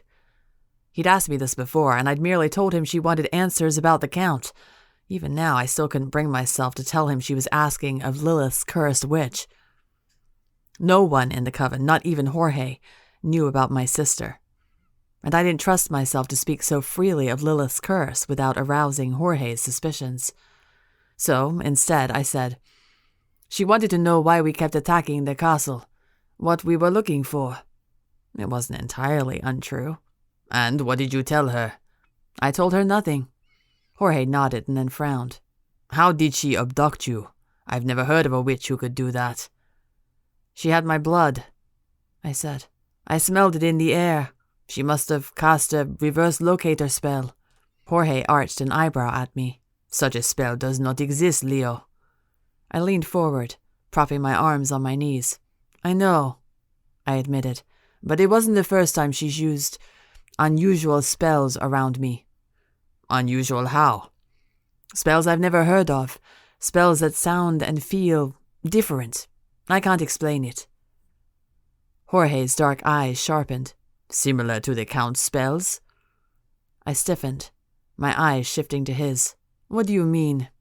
We've hit another dead end, Leo. We are nowhere closer to breaking the Count's enchantment, and our surprise attack on the castle was ruined by this girl's interference. What if she can help us? No, I said tightly. Leo, you said it yourself. She casts unusual spells. What if? We are not discussing this. I rose from my chair and paced the length of my room, avoiding Jorge's gaze. You were just explaining what a threat she is, and now you want to make her our ally? I want to eliminate the threat and use her skills at the same time. Jorge rose to his feet, too. She despises our coven. She would never agree to help us. If we have the right leverage, I'm sure we can coerce her. I shot him an accusing stare.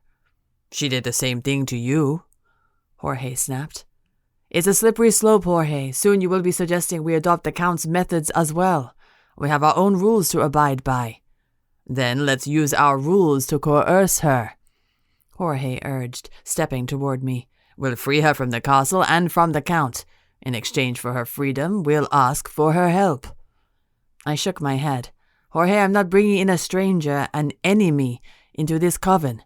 Facing her in a fight is one thing. When I'm alone, I know I can handle myself against her. But bringing her here, where our people are supposed to be safe?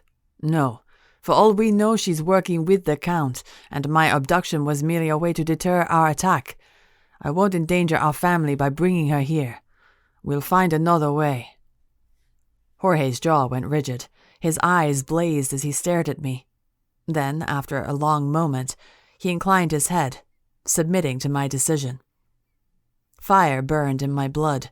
I clenched my fingers into fists and strode out of the cavern, desperate to escape from Jorge and the reminder of our predicament. Chapter 24. Brielle. I wasn't sure how much time passed. I drifted in and out of a fitful sleep, slouched on the dirty floor with my head propped up on the bars. I didn't doze for long, and when I did, I was plagued by visions of the beast, covered in blood and roaring in triumph. I smelled death and black magic, and the scent lingered even after I'd woken. When I wasn't sleeping, I either paced my cell or tried new spells to escape. I didn't care how drained I was. If I died trying to get out, it would be preferable to the torture the Count had planned for me. My stomach growled with an endless groan like my body was caving in on itself. I tried to squash the ache of hunger, but it grew even worse with every passing hour. After what felt like days, I finally succumbed to the weakness in my body and curled up in the corner of my cell. I drew my knees against my chest and shivered. My very bones seemed to quiver from weakness and hunger. It felt like an animal clawed at my gut, desperate for nourishment. With no food around, I decided to feast on my innards instead. I tried not to think of the actual beast inside me, the one that would slaughter thousands of innocent civilians in a few months. Riker was right. I deserved to be in here. Though I longed to escape, what could I do? How could I stop myself from killing all these people? Leo said there was a way. There has to be a way. But even Leo had said it was a myth. How could he help me? How could anyone help me? I miss my family. I miss Mom, Dad, and Angel so much. I closed my eyes, pressing my forehead against my knees, but I wouldn't cry. I refused to cry. Loud footsteps jolted me from my misery, and I jumped to my feet, heart pounding. Unlike Riker's, these steps were slow and careful, measured, calculated. Whoever was down here belonged down here, so it couldn't be anyone who would help me. I swallowed and drew closer to the bars, squinting in the darkness as a tall figure came into view. Even before I could make out his features, I knew it was the Count. His graceful, elegant strides and upright posture reeked of royalty and pretentiousness. I struggled to keep my breaths calm and remain upright, even though my body ached to crumple back into a fetal position. The Count approached my cell with a calm expression, his eyes appraising me with mild interest, as if we were sitting by the fire in the library instead of this horrifying prison cell. "Miss Garrick," he said softly, "I wish I could say it was a pleasure. It's a shame things couldn't happen differently." "I highly doubt that," I snapped, but my voice came out as more of a croak. "You never liked me." The Count frowned and raised his eyebrows as if in agreement. "Perhaps this is true, but I knew from the beginning you were keeping secrets."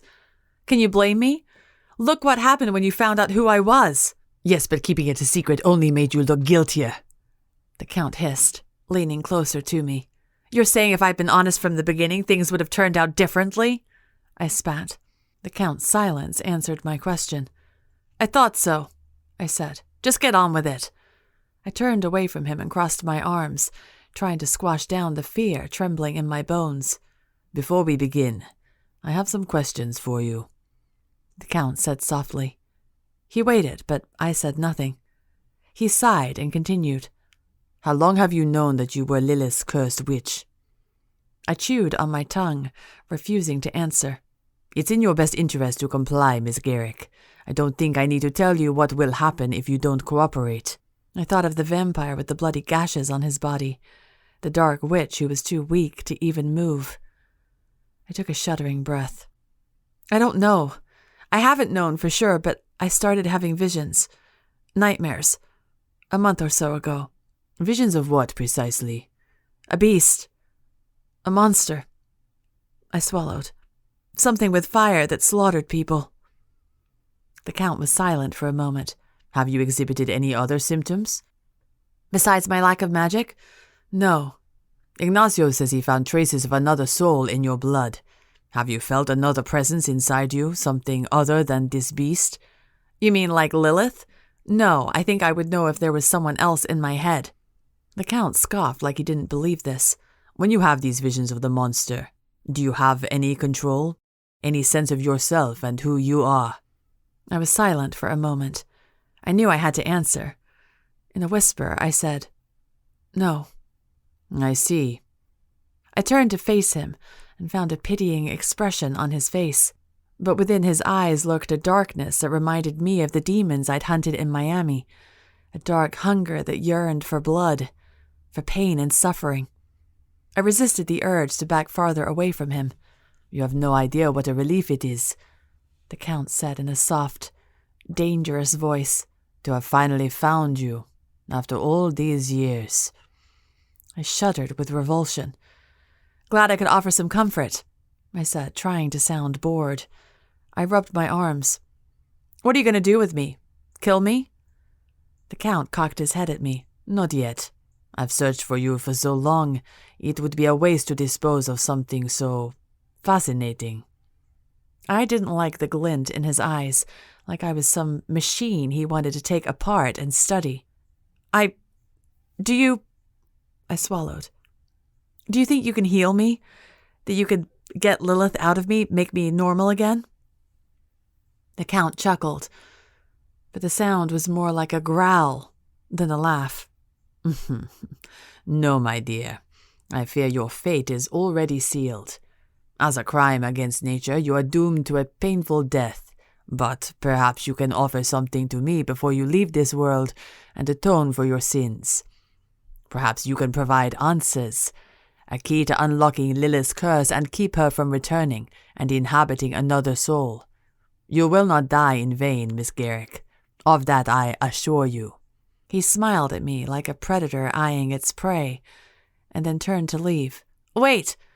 I blurted, rushing to the bars and clinging to them in desperation. "Food! I need food! I'm starving!" The Count glanced at me over his shoulder, his face apathetic. "No, I think you'll do just fine without sustenance. The less nourishment you have, the more desperate the beast. And Lilith will become. I'll return shortly." He turned away again and climbed up the steps. "Please!" I screamed, gripping the bars so tightly my knuckles turned white. "Please, don't leave me here!" Several more days passed, though everything became a blur. Eventually, I grew too weak to pace my cell or even stand, so I sat crouched in the corner with my head against the cool metal bars, trying to ward off the chill and the weak starvation clawing through me. My vision darkened, and I often saw strange things, creatures creeping down the steps toward me, my mom and dad smiling warmly at me, Angel laughing at me. None of it was real. At one point, a shrill scream pierced the air, echoing in the dungeon. I ignored it, dismissing it as another hallucination, but it persisted, rattling against my eardrums with such violence that for a moment I wondered if it was real. I crept toward the sound and shouted, "Hello? Who's there? What's wrong?" The scream gradually subsided, and broken sobs took its place. "Cold," a deep voice cried. "So cold." "What's so cold?" "The darkness. Can't escape, can't get out, it's everywhere." I edged forward until my face was pressed against the bars. "Who are you? How long have you been down here?" "Too long. Forever." I was silent for a moment. The demon's sobs filled the dungeon again. "My name is Brielle Garrick," I said.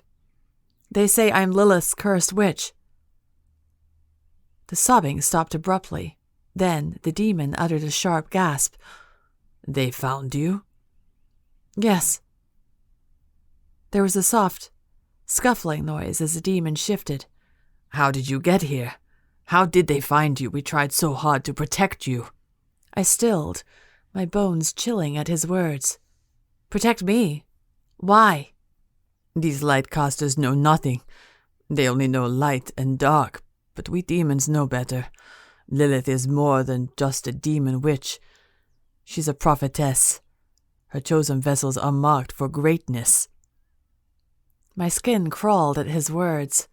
"Marked for greatness? You mean the greatness of becoming a beast and killing innocent people?" I couldn't keep the edge out of my voice. No, the demon said in an awed whisper. "Lilith cannot inhabit those who are weak. The reason it takes her hundreds of years to resurface is because the vessels she chooses sometimes reject her spirit. The rejection kills the host, and she has to try again. But you, Miss Garrick, you're strong. If you're strong enough to let Lilith in, then you're strong enough to push her out, too. We demons revere Lilith's vessels because they are the epitome of strength and power." "That doesn't make sense," I said.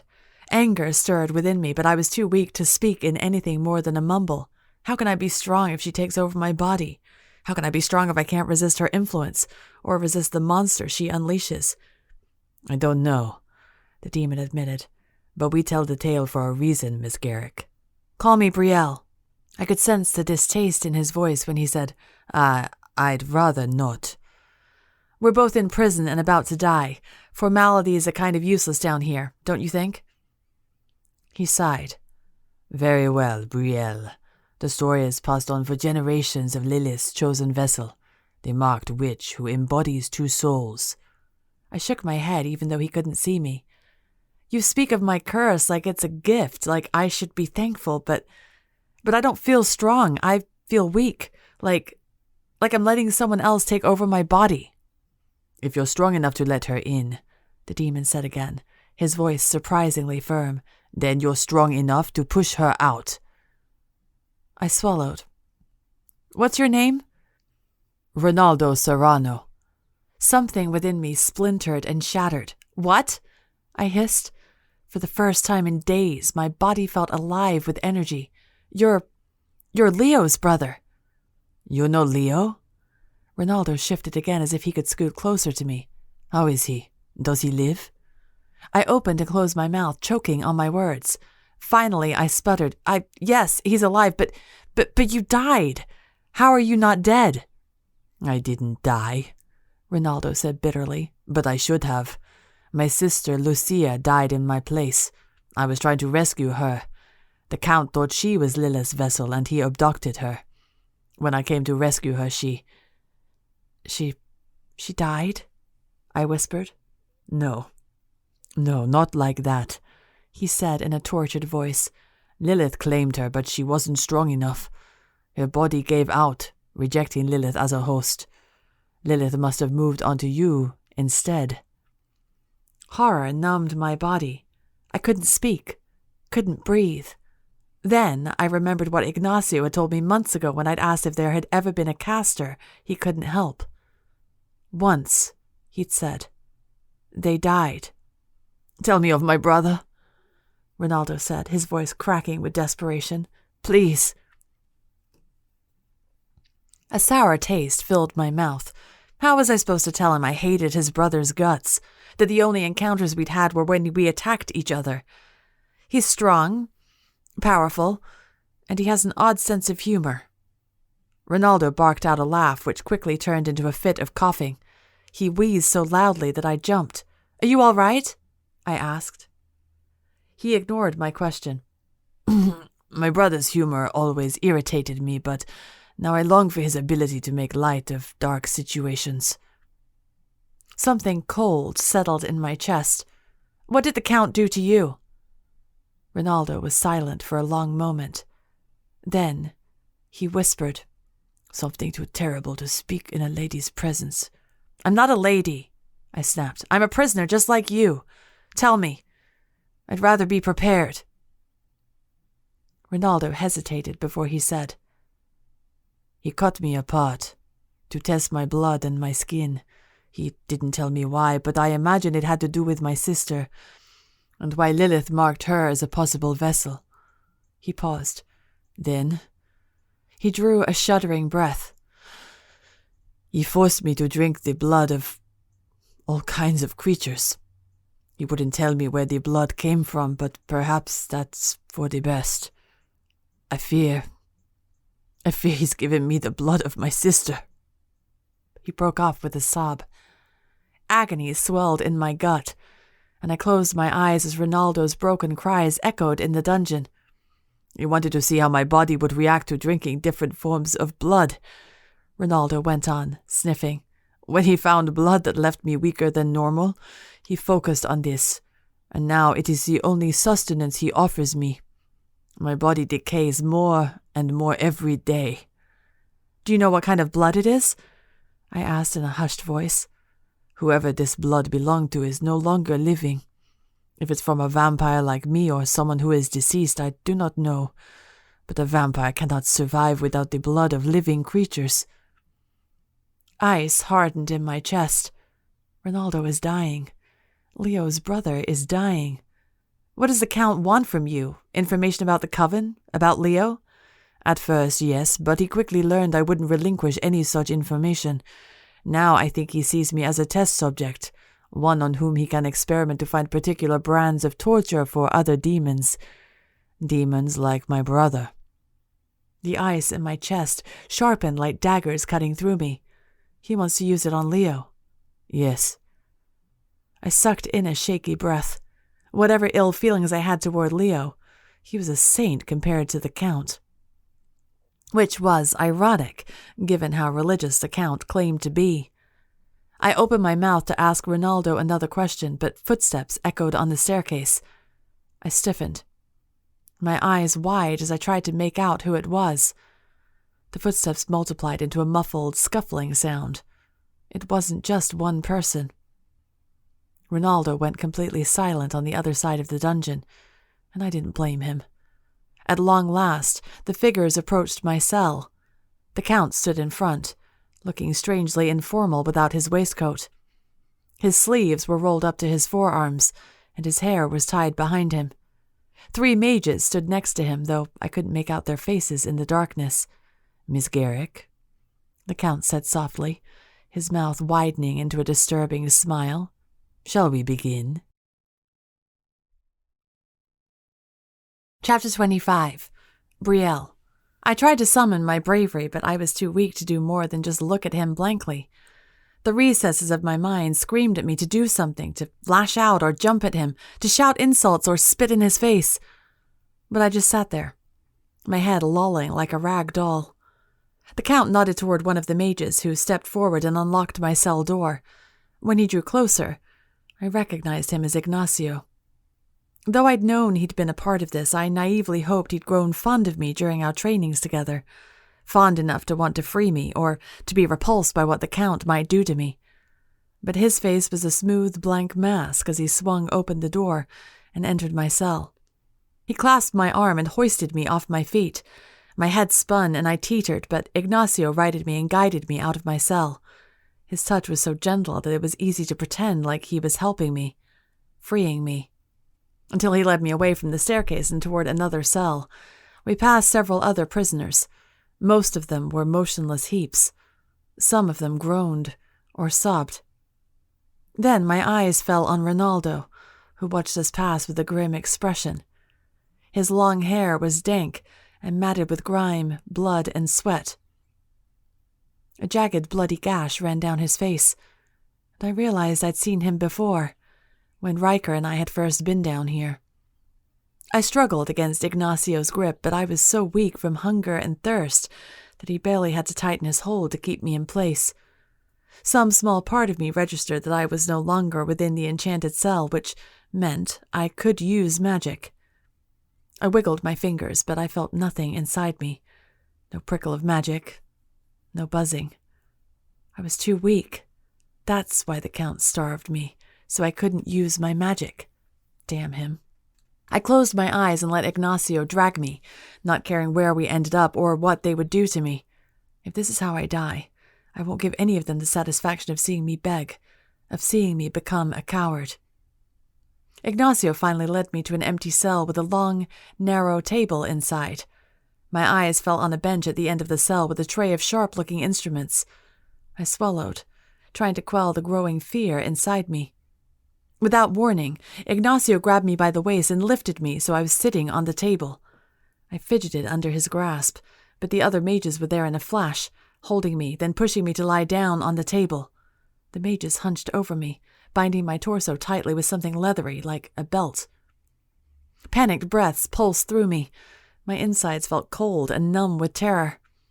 The Count stepped toward me, watching me with mild interest. "Let's see what lives inside you, Miss Garrick." He closed his eyes and placed his palms against my chest. I struggled, trying to move away from his touch, but the restraint kept me in place. The Count spoke a spell in Latin. I squinted, trying to pay attention to the words. "Magicus spiritus invoco, e demonium pythonisam videnti iam animo, invitare per iam." A blinding white light burst from the Count's fingertips, searing my chest like a hot iron. I cried out, my voice a strangled scream as the heat scorched me from within. The light faded, but long tendrils of inky black smoke took its place, slicing through the light like claws. Dark magic. Something within me lurched at the sight, bounding forward. I no longer had control. An ethereal voice poured from me and shouted, "Yes!" My vision darkened, and I slumped backward against the table. My body couldn't move. I couldn't feel anything, but my eyes remained open, fixed on the cell bars to my right. And then I was gone, flying in the air, whipping through the moist clouds and the fog coating the sky. Darkness surrounded me, punctuated by the faint glow of the moon. It was a cloudy night, perfect to avoid detection. My wings spread widely at my sides, slicing through the misty clouds. Fire rumbled in my belly, but I quieted it. Not yet, I told myself. I flapped my wings and burst forward with a surge of speed, gliding lower, just slow enough to make out the rooftops of the village below me. The smell of fresh humans filled my nostrils. They called to me, beckoned to me. How could I resist? With a mighty roar, I lowered myself below the cloud cover and rained fire down on the unsuspecting mortals. Their screams filled me, satisfying that endless hunger within me. My claws and fire tore through the buildings like they were nothing. The pitiful humans fled from before me, but it was useless. They were all mine now. I jerked awake. My entire body was covered in sweat, and my clothes clung to me, drenched in my own filth. I couldn't tell if it was only sweat or if I'd soiled myself. I didn't want to know. The Count and his mages were gone, but I was still strapped down to the table. I flexed my fingers and wriggled my wrists, but the leather strap held fast. Panic welled in my throat, and I glanced around in desperation. My heart stopped. On the wall opposite me was a giant, black shape. I squinted, trying to make out what it was. Then, my blood ran cold. It was a scorch mark, a round imprint. Something had charred the wall and left a mark the size of a person. If I could stand, I imagined this mark would be bigger than I was. What the hell caused that? As I thought the question, something burned within me, the echo of the fire in my vision. Bile rose in my throat. I had made that mark. I closed my eyes and turned my head, pressing my cheek against the cool surface of the table underneath me. All I wanted was to disappear, to vanish until my body caved inward on itself.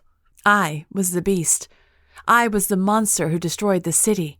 Thousands of innocent lives would be lost because of me. Any fight I had left in me was gone. Even if I'd been strong enough to find a way out, in that moment, I didn't want to. If staying here and giving myself up to the Count and his horrifying methods meant keeping the city safe, then I'd do it. Tears rolled down my cheeks, and a strangled sob poured from my mouth. "Brielle?" a soft voice asked. "Ronaldo, you're alive?" "Yes," I swallowed. My lips trembled as more tears poured down my face. "Are you hurt?" he asked. His voice sounded farther away than before. I cleared my throat. "No." Silence. Then he asked, "What happened?" "What do you mean?" "What's the last thing you remember?" I shook my head, trying to drive the memory from my mind, but it resurfaced on its own. The screams, the roaring hunger within me, the destruction and devastation. It couldn't have been real. Please don't let it be real. A knot formed in my stomach. I sucked in a breath. "I don't know, Ronaldo. I don't remember anything that happened after the Count cast that spell. What did you see?" Ronaldo hesitated before responding. "A burst of flame, a roar that shook the dungeon. Then, the fire lunged forward. The Count and his mages had to dive out of the way to avoid being burned. Your body was on fire, Brielle. Even after they all left, your body still glowed like a flame. For days." My heart stopped. I couldn't breathe. Days? How long had I been out? I lifted my head, trying to examine my body for burns, but I felt nothing but the tight pull of the restraint on my body. How? I asked weakly. I don't know, but something similar happened to my sister. When the fire consumed her, she would glow. For days, sometimes weeks at a time. We could never rouse her during her fits. At times we thought she was dead, but she always woke confused and disoriented, as you did. What in Lilith's name is happening to me? I said nothing, struggling to contain my panic. The silence pressed in on me, threatening to swallow me whole. My mouth stretched wide as silent sobs poured from me, shaking my shoulders and tearing through my chest. All the sorrow and pain I'd kept hidden for so long was unleashed in that moment. Each tear I shed was an emotion I tucked away to hide my weakness from the world. My defective magic, the bullies I'd faced over the years, the lack of attention from my parents, the portal that tore me away from my family forever, the fear of being found out, the realization that I was exactly what everyone feared, Lilith's cursed witch. And above all, the fact that no one was coming for me. Riker believed I belonged down here, and now, so did I. A high-pitched squeal made me jump. I lurched, trying to sit up and look around, but I couldn't move. Instead, I held my breath and waited. A small flash of light burned from the top of the staircase. Then, someone hissed, and the light went out. My heart thrummed painfully against my chest. Hasty footsteps shuffled down the stairs. When the figure drew closer, my pulse was louder than thunder in my ears.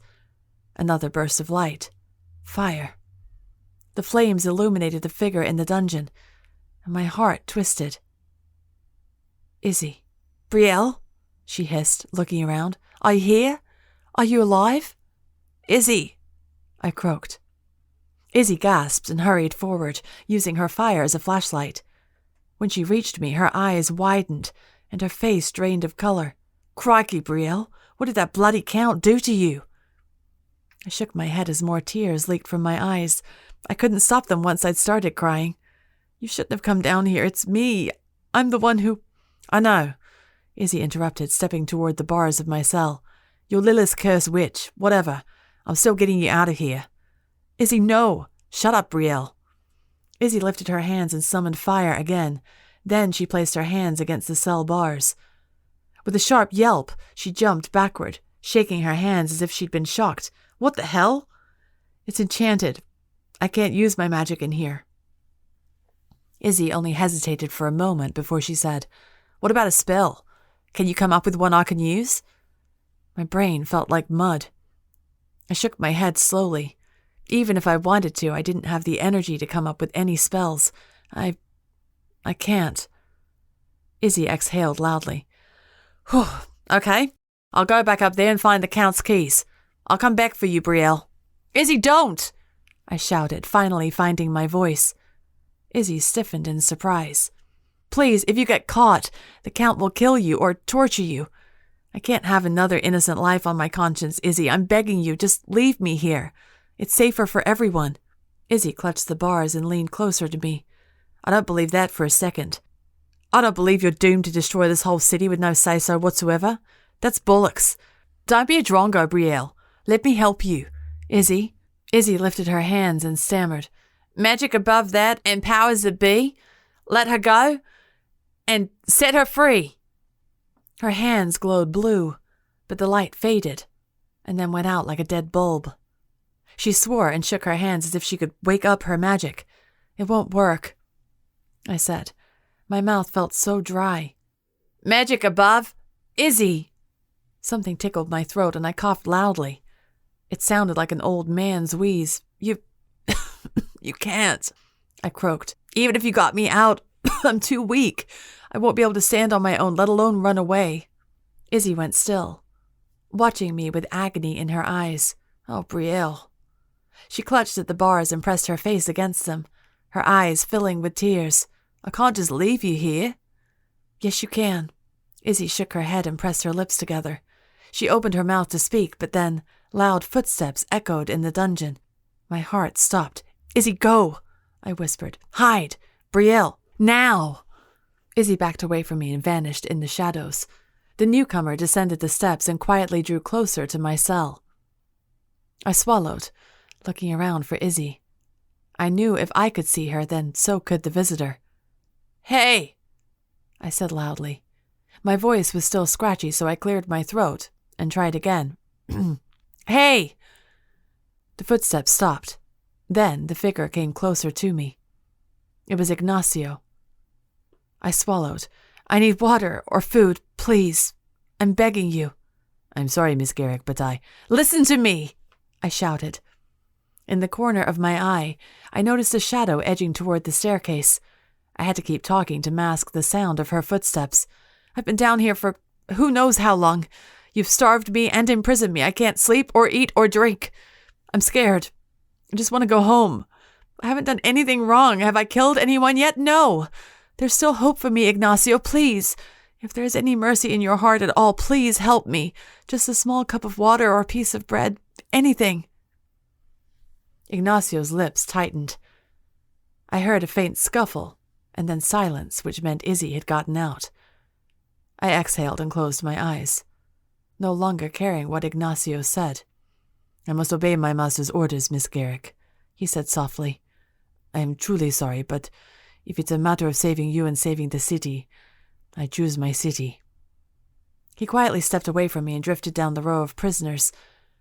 A jangle of keys and a loud creak told me he'd entered another cell. I turned my head, trying to make out who he visited. Was it Ronaldo? A low moan pierced the air. Ignacio whispered something.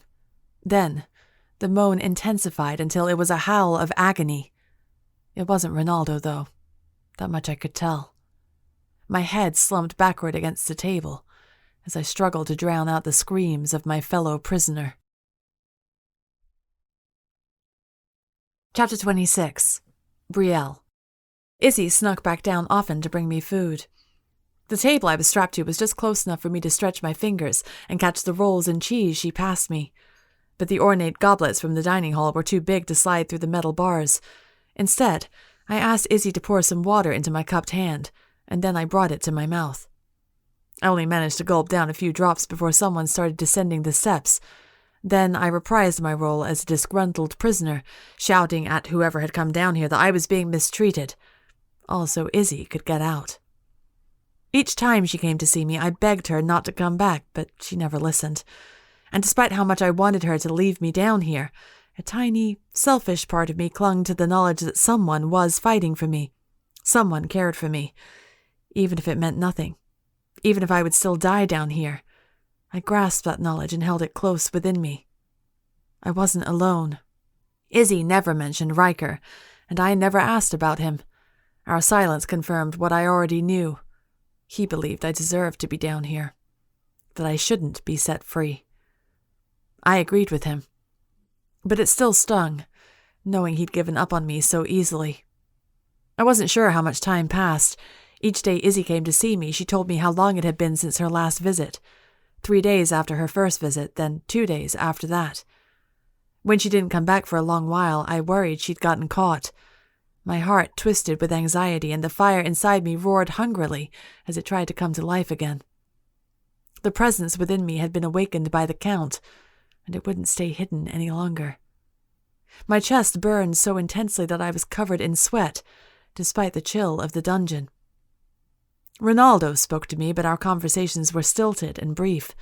Neither of us had much to say. I told him what I could of his brother's coven, and he told me everything he knew about the Count and Lilith's cursed witch. But it wasn't much, and most of it I already knew. Eventually, we both realized we were just trying to keep each other talking to avoid the inevitable, that we would both die soon.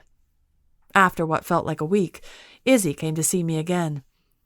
Her steps were slow and clumsy, like she carried something heavy. When she reached my cell, she had several items in her hands. A knife, a potion vial, and a few sandwiches. "Sorry it took me so long," she panted. "I was working on a potion for you and I kept messing it up. Here." She slid me the sandwiches and I hungrily shoved them in my mouth. "This is a vanishing potion." She held up a vial of orange liquid that I recognized. I'd used a few while demon hunting to escape some particularly tricky situations, and I also swapped a knife from the dining hall. It's a butter knife, so it might not work so well, but... She shrugged and slid the knife to me, handle first. I swallowed the last bite of sandwich and took the knife and vial. Izzy, you shouldn't have done this. Shut up, Brielle. You're my friend, and I'm not going to leave you to rot down here. She paused and glanced back toward the stairs. I may not visit for a while, though. The Count's been asking me questions about you and about what I know, so I need to keep my head down. But that's why I brought you the knife and the potion. If you get a chance to escape, do it. You hear me? Izzy, I'm serious, Brielle. I'm not giving up on you, so if you decide to stay down here, I'm just going to keep coming until I get caught. I swallowed and closed my eyes. Agony and fire clouded my mind. I couldn't think. Look, Brielle, I've got to go. But know that I love you and I'll find a way to get you out. Just hang on for a bit longer, okay? She pressed a kiss to her hand and stretched through the bars to grasp my fingers. My lips trembled as I squeezed back, though there was little strength left in me. Then, she was gone. For hours, I lay there strapped to the table, my stomach growling so loudly it felt like the whole dungeon quaked. The food Izzy brought had staved off my hunger, but now my stomach demanded more as if I'd been taunting it. I clutched the handle of the knife in one hand and the potion vial in the other. My grip was so tight my palms started sweating, but by now I was used to the heat. The fire rumbled within me so consistently it felt like a rhythmic heartburn that never left, and stirring just beneath the surface was the monster, just longing to be unleashed again. I tried to take my mind off it, but the scorch marks on the wall kept drawing my gaze. I did that. If I would destroy an entire city, then I deserved to be down here. But if I didn't try to escape, then Izzy would keep coming for me until she got caught. And I shuddered to think what the Count would do to her. I closed my eyes as tears rolled down my cheeks. This was the most I'd cried in years, but once I started, I couldn't stop. The tears kept coming until they formed a waterfall cascading down my face, mixing with the grime and sweat already plastered to my skin. I miss you, Angel. I missed her warm, comforting presence, the way she shone a light on any situation no matter how grim, how she was always optimistic and cheerful, even though her body often failed her and she had plenty of reasons to complain. Though I longed for her in that moment, I felt a slither of gratitude knowing she had no idea where I was or what I was enduring. It would break her to know this. At least if I died down here, she would never know. She could imagine me living somewhere else and working on my magic, living happily. Loud footsteps jolted me awake, though I didn't remember falling asleep. The knife slipped from my grasp, but I tightened my grip before it fell. My heart lurched in my throat as I rubbed the smooth vial still clasped in my other hand. Then, I let out a breath. If I'd let those fall because I'd been dumb enough to fall asleep, then I deserved to die down here. I shifted and wriggled until my hands were behind my back, still clutching my secret weapons. I'll get out, I vowed. I'll get out for Izzy, and then I'll find a way out of this city so no one gets hurt. I held my breath, waiting for the Count and his mages to return to my cell. But when the door creaked open, it wasn't mine they entered. No, moaned a voice. No, please. My heart stopped. It was Ronaldo. Something metal clinked, then a burst of blue light, and Ronaldo released a piercing scream that shook me to my core. My blood chilled as his anguished cries resonated in the dungeon. My eyes clamped shut, and I clenched my teeth so hard my head throbbed. For several minutes, Ronaldo shrieked in pure agony. At long last, I cried out, "Stop! For the love of Lilith, just stop!" Miraculously, Ronaldo's screaming stopped, and a terrifying stillness swept over the dungeon. Then, footsteps shuffled, and Ronaldo's cell door creaked open and shut again. The footsteps drew nearer, and my limbs tensed in preparation for some kind of retaliation. My cell door opened, and the Count whispered, "Do you pity them, Miss Garrick? The demons?" I swallowed. I pity anyone who's tortured like that, even those who are already damned, those the devil himself has claimed. I turned my head and spat in his direction. I'd rather go to hell with all the demons in the world than spend a minute more with the likes of you. The Count merely chuckled, igniting the anger within me. You'll get your wish soon, Miss Garrick, but not yet. We must draw Lilith out. She responded so eagerly last time. A blue light blazed to my left, and I turned my head, my neck aching from the stiffness of being latched to the table for so long. 2 mages were huddled over a small bowl that emitted a strange, blue smoke. What is that? I couldn't hide the terror from my voice. Essence of Mr. Serrano, the Count said, his voice reeking with pride. His bloodline lured Lilith once before. I want to see if combining it with your blood will provide an even stronger incentive for her to emerge. Oh, please, no. I thrashed against my restraints, but it was no use. My hands were slick with sweat, but I still gripped the knife. I just needed the opportunity. The Count faced me, watching me with sharp eyes. If I pulled the knife out now, he would see, and my attempt would be over in a second. What are you going to do with that? I jerked my head toward the bowl while the mages muttered a spell in Latin.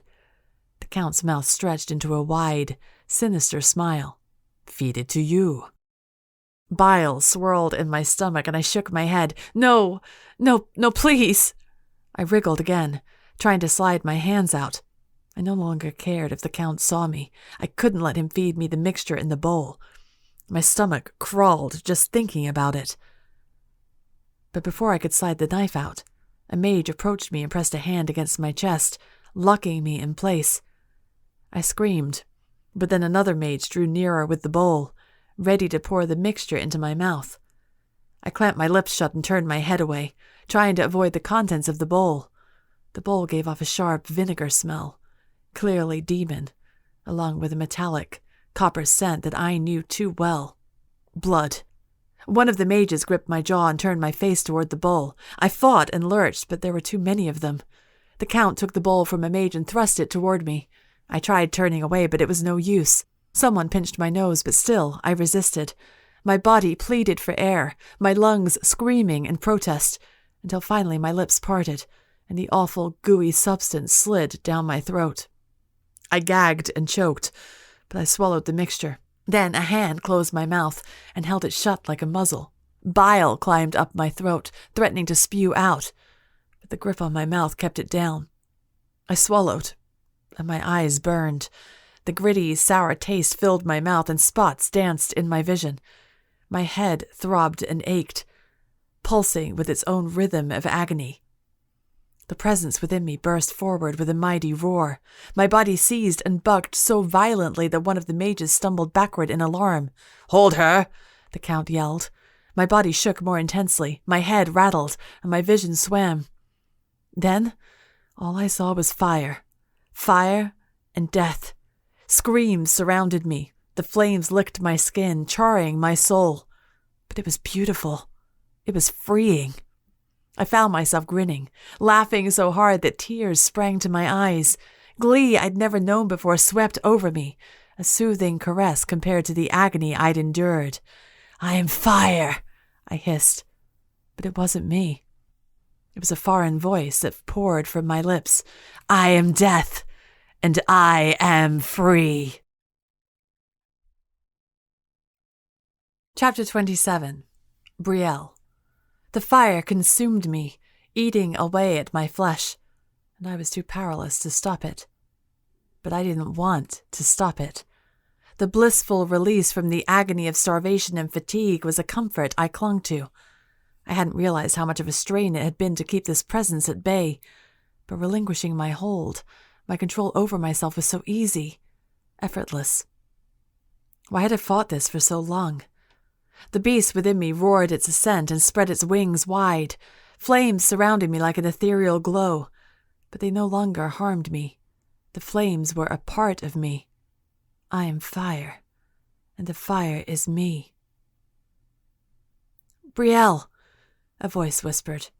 Suddenly the flames stopped as if someone had frozen time. I went very still, and the voice within me fell silent. "Brielle," the voice said, louder this time. "Mom." "Come back, Brielle," Mom shouted. "You must come back." I shifted, trying to bring the feeling back to my body, but the flames roared in protest. The beast within me clawed at my mind, trying to take hold again. "Brielle, you must resist!" Mom's voice was changing. It was deeper and closer. "Silence him," a different voice muttered nearby. In a flash, I was back in the dungeon. Though my body was on fire on the inside, the flames had vanished from my vision. The darkness of the dungeon took over, slamming into me with such force that my head throbbed. "What?" I whispered dizzily. Then Ronaldo screamed again, and I froze. He'd been calling for me. He'd been the one trying to bring me back. "Stop," I mumbled, trying to shout, but my mouth was too dry. Numbness took over my body. Ronaldo's screams intensified. I shook my head and gritted my teeth. "Stop!" The Count leaned close to me, his foul breath hissing against my face. "I will not let that vile demon stand in the way of everything I've been working toward these many years." I stared at him, trying to ignore the way my vision swayed. Then I frowned. "Many years? What the hell are you talking about? You told me you've been trying to find a way out of the time loop all this time." Ronaldo's screams subsided into sobs. A creaking sound told me whoever had hurt him was leaving his cell now. The Count leaned away from me, and a slow smile spread across his face. "Foolish girl," he laughed. "I'm the one who cast the time spell." Ronaldo's sobs suddenly went quiet. My heart turned to ice, and I stared numbly at the Count, not comprehending. You? You?" The Count shrugged, but his face oozed smugness, like he was proud of what he'd done. "I had to do something to protect my city. This was the only way to keep everyone here, so I could weed out Lilith's cursed witch myself. Of course, it did complicate things, having so many male pupils in my castle when I was looking for a witch." He shook his head. "But my years of waiting paid off. I finally found you." "Found me?" I repeated, my eyes widening. "You sent for us? For all of us? You meant for us to come here?" The Count nodded. "I needed to draw her in without arousing suspicion." His eyes gleamed. "And it worked." Her, meaning Lilith. The presence inside me. "You're a jumper," I remembered suddenly. Of course. I'd once asked him why a jumper hadn't just used teleportation to get everyone out, and he'd made up some excuse about not having a caster with that kind of ability. But he'd had the power this whole time. Horror numbed my body, freezing over every part of me, crumbling my resolve and determination to escape, quenching even my disgust toward the beast inside me. All these people, all of us who'd been trapped in this castle. It was the Count's fault. He'd done it on purpose. "You asshole," I spat at him. "You son of a bitch." "Silence her," the Count said, looking over me at one of the mages. "You're a monster," I screamed as a pair of hands clutched my shoulders. "I hope you burn in hell." Something warm pressed against my chest. Blue magic tickled the air, a flashing against my eyes. Then a cloudy emptiness filled my mind, and my head slumped over as I blacked out. "Brielle," hissed a voice. I mumbled incoherently, turning my head. Maybe whoever it was would go away if I said nothing. Sleep overcame me, beckoning me forward. "Brielle," the voice said more urgently. My eyes snapped open, and the familiar darkness of the dungeon filled my vision. Drool and sweat stuck to my face. Something in my arm throbbed, and when I glanced down, I found a trail of blood running from my shoulder to my elbow. I shuddered. What the hell had the Count done to me while I was unconscious? Mercifully, my hands were still tucked behind me, though I'd lost my grip on the knife. Scrambling, I fumbled until I found it wedged on the right side of the table. Then I exhaled. "Brielle, you must wake up." It was Ronaldo. "I'm awake." I turned my head toward his voice. "Are you all right? What did they do to you?" "Worry not for me, Brielle. You must get out." I released a hollow chuckle. "Yeah, I'm aware." "No, you don't understand." Metal clanged as if he'd gripped the bars of his cell. The Count has cursed this city. He is responsible. You must get to my brother and tell him this." I frowned. "Why?" "Leo has been working on a counterspell to lift the curse. If he knows who cast it, it might help him succeed." I shook my head. "Ronaldo, I can't—" "Brielle, this is the most important thing," Ronaldo said, his voice laced with desperation. "I beg of you. When the Count returns, please go. Find my brother and warn him. He can save you. He can save everyone in this city." I went still. "When the Count returns," I whispered. "Ronaldo, what are you going to do?" "It's of no consequence to you." "The hell it is. I'm already dying," he roared. "The only reason I haven't given up yet is because I cling to some hope that if the Count is busy with me, he will not search for my brother. But now, God has given me this opportunity to serve you, to help you escape. If I can play a part in saving this city from his wretched curse, then I'll do it." "God has nothing to do with this," I growled. "You may believe that, but I do not." I clenched my teeth and made no response. Though a part of me believed in an afterlife or a great beyond or something else out there waiting for us, I wasn't sure I believed in God. How could I believe in a God that approved of what the Count did here? He was as devout as they came, but I could never follow a religion that condoned such vile acts. "Nothing you say will change my mind," Ronaldo said softly. "Whatever you decide, I will be dead soon. But I hope and pray you will take advantage. I pray I will not die in vain." "Ronaldo!" "I heard your friend. I know she gave you a means to escape. I beg of you to take it. Please, Brielle." I said nothing. My eyes burned, and I closed them against the agony throbbing in my head. My heart twisted. "I know you're afraid. I know you think you deserve to stay here, but you don't. There is a way to push out Lilith's influence. I am sure of it.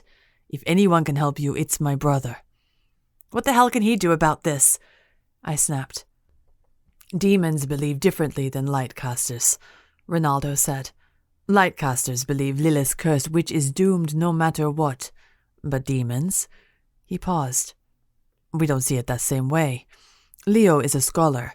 He knows more about the legend than I do. He can help you, Brielle." I remembered what Leo had told me, that Lilith possessed the witch at night, but the witch could fight off her influence by uniting herself with the beast. He'd claimed he hadn't known much about the rumors, and I hadn't pressed him on it, but what if he had known more and hadn't been willing to tell me? I hadn't exactly been friendly toward him. And for good reason. He was practically begging me to show up on his doorstep so his coven could feast on my blood. "He'll kill me," I said at last. "He won't," said Ronaldo. "Not if you tell him I sent you." I didn't answer. As much as my mind screamed to refuse, I had no alternative. And Ronaldo was right. I had to do something about this. The whole reason we were stuck in this damn time loop was because no one knew who cast the spell. But not anymore. With this knowledge, I could help reverse the curse. I might even be able to return home. Home. The word rang in my head, and a pang of longing stabbed right through me. "My coven lives at the base of the mountains," Ronaldo said in a weak voice. "Head for the 3 mountain peaks. The caves of my coven are in the center of them." He paused. "When you see my brother, tell him what happened to Lucia. Tell him I tried to save her." I nodded without realizing it. "I will." Ronaldo sucked in a breath. "So, you'll do it?" "Yes, but I'm taking you with me."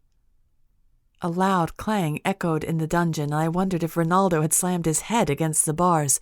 "For Lilith's sake, Brielle, you'll get yourself killed trying to get me out." "I can't just leave you here to die." Ronaldo exhaled long and slow. "They removed my legs, Brielle." I stiffened. My blood chilled as I mulled over his words. They cut off my legs. The wounds are bound to stop the flow of blood, but I'm not long for this world. I can't run or walk. You can't free me, Brielle." But can't you heal?" One thing I knew about vampires was that they couldn't be killed without a stake or a banishing spell. They could heal from their injuries. Not if my legs aren't here to be reattached. I cannot grow the limbs back. They took my legs with them to ensure I couldn't heal. Bile crept up my throat. They freaking chopped off his legs.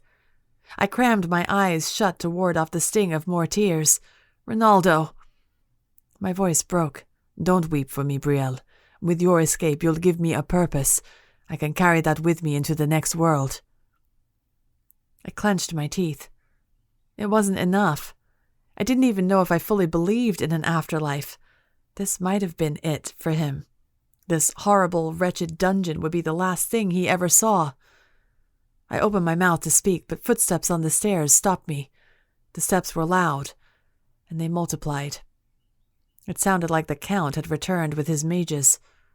My heart raced, thrumming incessantly against my chest. For once, the presence within me was silent, though the heat from the flames still burned my insides. "Prepare yourself," Ronaldo hissed. I slid the knife out from behind me. My arm was numb from being wedged under my back for so long. Gritting my teeth, I slid the blade against the leather strap. Agony flared in my head, but I gripped the knife more firmly and pressed harder, though I felt weaker than a dry twig. The footsteps were getting closer. Faster, Brie. I quickened my pace, sawing frantically through the leather. Then, with a light snap, the restraint fell off. I relaxed against the table as if I were still restrained. I thought of Ronaldo sitting in his cell and waiting to be killed, clinging to the hope that I'd carry out his final wish. What if I failed him? I choked on more sobs and bit my tongue to keep myself from crying. You can do this. I held my breath as the footsteps drew nearer, wondering what I would do if the visitors went into a different cell. There were other demons here, after all, though it seemed they were either too injured or too incoherent to make conversations like me and Ronaldo. The footsteps grew louder and louder, matching the rhythm of my heartbeat. Then, my cell door swung open. "Excellent," the Count said quietly. "You're awake. We can resume our work."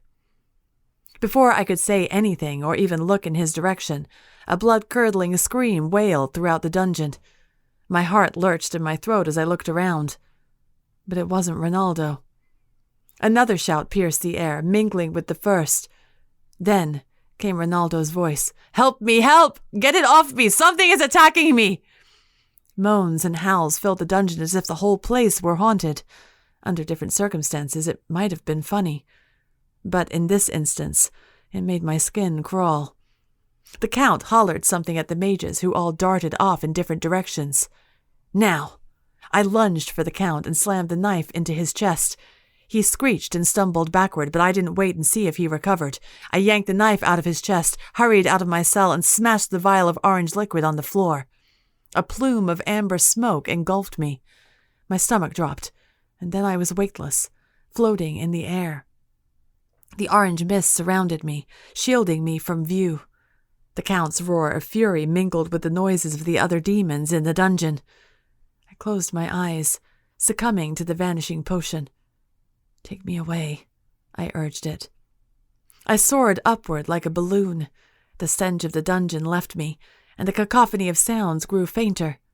For a brief moment, I thought I heard Ronaldo's voice shouting something at me, but I couldn't make it out. Then, something heavy pressed against my chest, squeezing the air out of me. I couldn't breathe, couldn't think. A blinding light struck my face and I squinted, raising a hand to shield my eyes. My breath caught in my throat. I was in the hallway by the staircase. I was above ground. For one stupid moment, I stood there, frozen. Izzy. I had to get her out of here. Then, shouts echoed from below me, and I knew I was out of time. I swore under my breath, "Forgive me, Izzy." I bolted down the hallway, praying I wouldn't run into anyone. I had no idea what time it was, but perhaps everyone was dining right now. Maybe luck would be on my side. Oof. I slammed into someone and stumbled backward. My mouth fell open and my eyes widened in terror. "Brielle." It was Riker. He looked me over, his face draining of color. "What?" I tried to sidestep him, but he stood in my path. I stared up at him, trying to look fierce despite my numbing fatigue. "Get out of my way." He watched me, and something like pity stirred in his eyes. It only made me angrier. "Don't make me fight you, Riker." Riker shook his head. Muffled shouts echoed behind me, and my heart stuttered in panic. My anger fled from me. "Please," I whispered. Riker glanced over my shoulder and looked at me again. Then he stepped aside. "Be safe, Brielle." I surged forward and then stopped to look back at him. I have to tell someone. "The Count cast the spell. He created the time loop." Riker's face slackened in utter shock, but I turned away from him before he could respond. With a sudden burst of energy, I sprinted down the hall toward the giant front doors.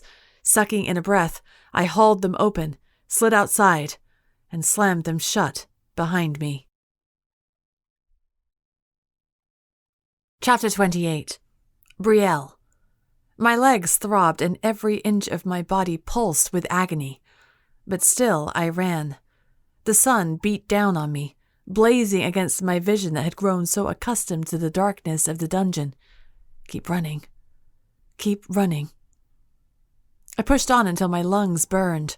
My vision darkened and my head spun, but still I ran.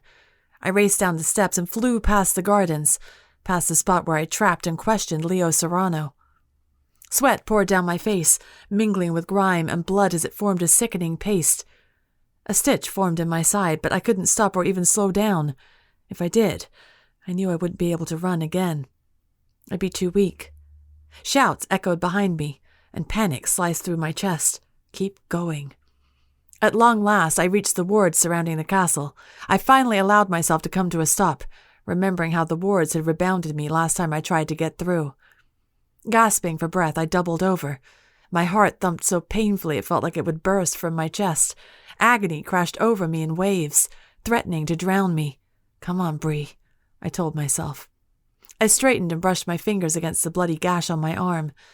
My fingers trembled, and the wound throbbed from my touch. Then I lifted my fingers to the invisible ward, reaching forward until the trickle of its magic whispered against my skin. I closed my eyes and muttered a spell in Spanish. "Magia arriba, ti convoco, rompe este encanto." A burst of blue light flashed, and magic prickled against my hand. Then, with a loud crack, a ripple of electricity bolted in the air in front of me like lightning. The smell of ash tickled my nose. Hesitantly, I stepped forward. Nothing stopped me. The wards were down. More shouts echoed behind me. I surged forward and then turned back to face the castle. Raising my bloodied hand, I muttered another spell. "Alta magia ti convoco, restaura este encanto." I had no idea if it would work. Perhaps I needed the Count's blood to secure the wards. But to my surprise, something rippled in the air, forming a hazy film in front of me like a layer of clear plastic. My heart surged with relief, but I wasn't safe yet. I'd only restored the Count's wards. If that were the case, he could easily remove them. But it might have bought me some time. I broke into another run, weaving through grass and shrubs that thickened until I reached a large wood. But I didn't stop there. Still, I ran, avoiding tree roots and low branches. My skin itched and burned. The smell of dirt and dead leaves filled my nose. I couldn't last much longer. The small mountains in the distance were miles away. The pain rippling over my body would claim me, and I'd pass out soon. But I had to find a good place to hide in case the Count's men found me. I finally found a huge oak tree with low branches, and I started climbing. Though my limbs burned from exertion and the darkness crept into the corners of my eyes again, still I climbed. When I was high enough to be concealed by the leaves of the branch beneath me, I stopped, settling onto a thick branch with my back resting against the massive trunk of the tree. I leaned my head on the tree bark behind me and closed my eyes, my breaths coming in sharp wheezes. My chest burned with each breath I took, and my heart wouldn't stop racing. My legs ached, the muscles stiff and tense as if I were still running. I lifted my shaking hands and whispered another spell. "Magic above and powers that be, conceal me from my enemy." My hands glowed blue, but the light flickered slightly, like a fading light bulb. A warm pressure enveloped me like a blanket. The cloaking spell had worked. but I wasn't sure how many more spells I could cast while I was so weak. I wanted to rest my head and close my eyes again, but I couldn't risk sleeping and falling from this height. Instead, I wriggled out of my loose tunic and tore at the laces and strings, pulling them free. Then, I draped the tunic back over me, though now it was nothing more than a large piece of fabric. Locking my legs together over the tree branch, I tied the strings around my thighs, binding them together over the tree branch. I formed several strong knots and shifted my legs to test them. The strings held, but I could easily break them if I used enough force. I just had to trust I would wake up in time to catch myself from falling. Swallowing down my unease and terror, I leaned back against the tree trunk and let the darkness overtake me. Flames burned against my face. A mighty roar consumed me. A triumphant laugh poured from my lips. I jolted awake, and something snapped. My arms flailed, wrapping around the tree branch just before I slid off. My heart raced a mile a minute as I glanced down and noticed my knotted string falling to the ground. I gripped the tree branch tightly, trying to calm my panicked breathing. Dusk had fallen. The wood was cloaked in darkness. Owls hooted nearby. Insects chirped. The sounds were eerie, but I tried to take comfort in them. It meant the forest was undisturbed. If I was being pursued, the insects and other creatures would fall silent. I took a moment to clear my head. I climbed back into a sitting position and rested my forehead against my knees. The frantic pounding of my heart was a warning rhythm. The shock of almost falling out of the tree wasn't the only thing that rattled me. I dreamed of the beast again. I'd felt her inside me again. The fire within me had been suspiciously quiet since the Count's last experiment. I didn't like the silence, the stillness inside me. It screamed at me that something was wrong, that something big was coming. I'll deal with that later. Right now I had to focus on finding food, and eventually, refuge. My stomach churned at the thought of seeking refuge with Leo Serrano. I had no doubt they would see my presence as a threat. After all, the Count had led many attacks against their coven. My only hope was that they would pause long enough to hear my plea before imprisoning me, or killing me. Sucking in a deep breath, I wriggled off the branch until my feet found the branch below me. With slow, careful movements, I climbed down until I was low enough to the ground to hop down. I froze at the base of the tree and waited. Being on the ground again made me a target. If the Count or his mages were lurking nearby, now was their chance to grab me. But nothing happened. The sounds of the forest consumed me like white noise. I exhaled. It was slow work navigating through the forest in the middle of the night. In the moments when I feared I was lost, I cast my light spell to use my hand as a flashlight. Each time I did this, insects swarmed around me, and I worried about drawing too much attention. But I had to make sure I was headed in the right direction. Occasionally I paused to climb up another tree and check that I could still see the mountains. Each time I did, I was discouraged by how far I still was from my destination. After hours of walking, I couldn't ignore my hunger any longer. I found a large bush and crawled inside, using the foliage to conceal me from view. Then, I waited. I tried to squash my discomfort and unease at the thought of hunting. I'd never hunted animals before. But the fear swirling within me only made me angry. You're a demon hunter, for Lilith's sake. Get a grip. If you can stake a vampire twice your size, then you can catch a few animals. So I waited. After a few hours, fatigue crept in my mind, and my eyelids drooped. I shook my head, trying to wake myself up. You can do this. A rustling nearby made me stiffen. I stared through the brush, eyes wide, as a large rabbit hopped into view. I swallowed, trying not to make a sound. Slowly, I lifted my hands and uttered in a hushed whisper, "Magic above and powers that be, strike this animal in front of me." A bolt of blue light flashed from my fingertips and struck the rabbit. It jolted and seized before collapsing on the ground, motionless. I approached the creature and poked it to make sure it was dead. Then my mouth twisted with a grimace. I had no idea how to skin a rabbit or cook one. What parts of it were safe for me to eat? I pulled the knife from my pocket and crouched next to the animal. Holding my breath, I forced the knife into its fur and cut. Hours later, I trudged through the woods as the sky lightened with approaching daybreak. The guts and blood of the rabbit still coated my arms up to my forearms, but I'd eaten. The rabbit's fur had been surprisingly easy to cut through, even with my dull kitchen knife. Aside from a few hairs and some bones I had to spit out, the meat had been satisfying.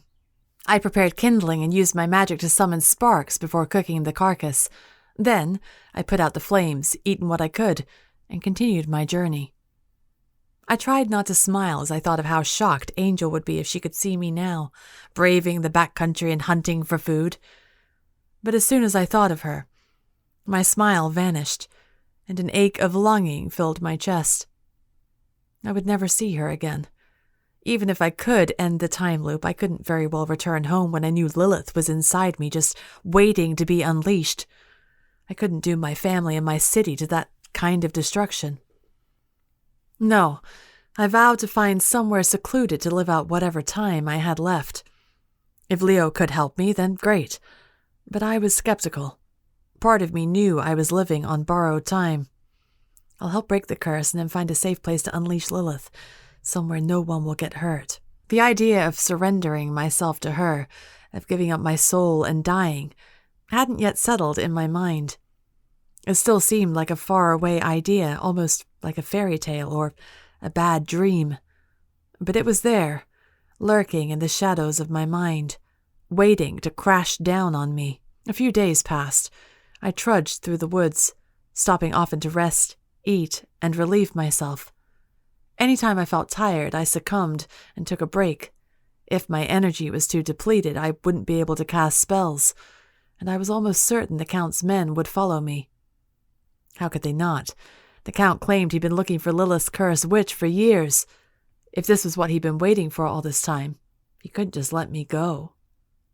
At night, I sought out large bushes for cover and slept on the forest floor. The fitful sleep was far from refreshing, between the bug bites, mud, and chilly air, but it was enough for me to keep going. At last, the mountains grew so close I could see them through the trees without even climbing. Relief soared in my heart, and I surged forward, eager to reach my destination before nightfall. Something prickled my ears. I stiffened and scurried behind the nearest tree, waiting, listening. I shut my eyes and trusted my hearing and sense of smell. Then I caught it, a faint whiff of ash and magic. I swallowed and patted myself out of habit, but of course, my only weapon was the dumb kitchen knife. Still, I clutched it in my sweaty palm and sucked in several deep breaths. Soft footsteps crunched on leaves and twigs. My brow furrowed as I concentrated on the sounds. There were multiple sets of footsteps, but I couldn't tell how many. 2 or 3, perhaps. You can do this, Bree. It's just another hunt. When the footsteps grew close enough for my skin to prickle, I lunged from my hiding spot and swung my knife. One of the men ducked, avoiding my blow. I drew back, ready to strike again, and my eyes fell on my opponents. All 5 mages faced me. Ignacio stood in the front with his arms raised. Please, Miss Garrick. I hesitated, but only for a moment.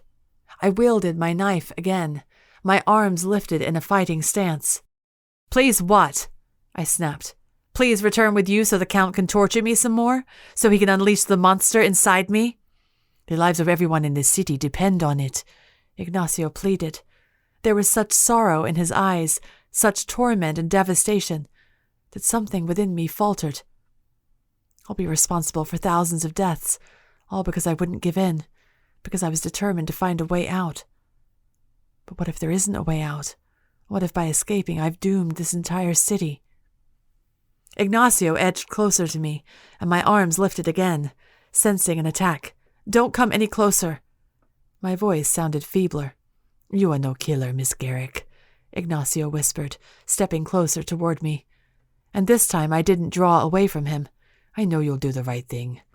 Would you really put your life above the lives of everyone here, above the lives of your friends in the castle? Izzy. A hard lump formed in my throat. They won't die, I said. The castle is protected. Yes, but they are all trapped there indefinitely until this threat is contained, which means they will live out their lives away from their homes and families, unless you submit yourself and eliminate the monster.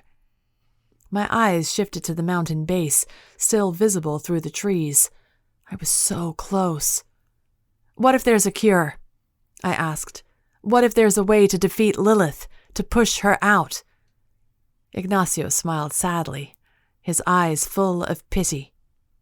Anger roared within me, and I gritted my teeth.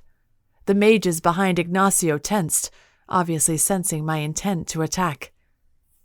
Something unreadable flashed in Ignacio's eyes.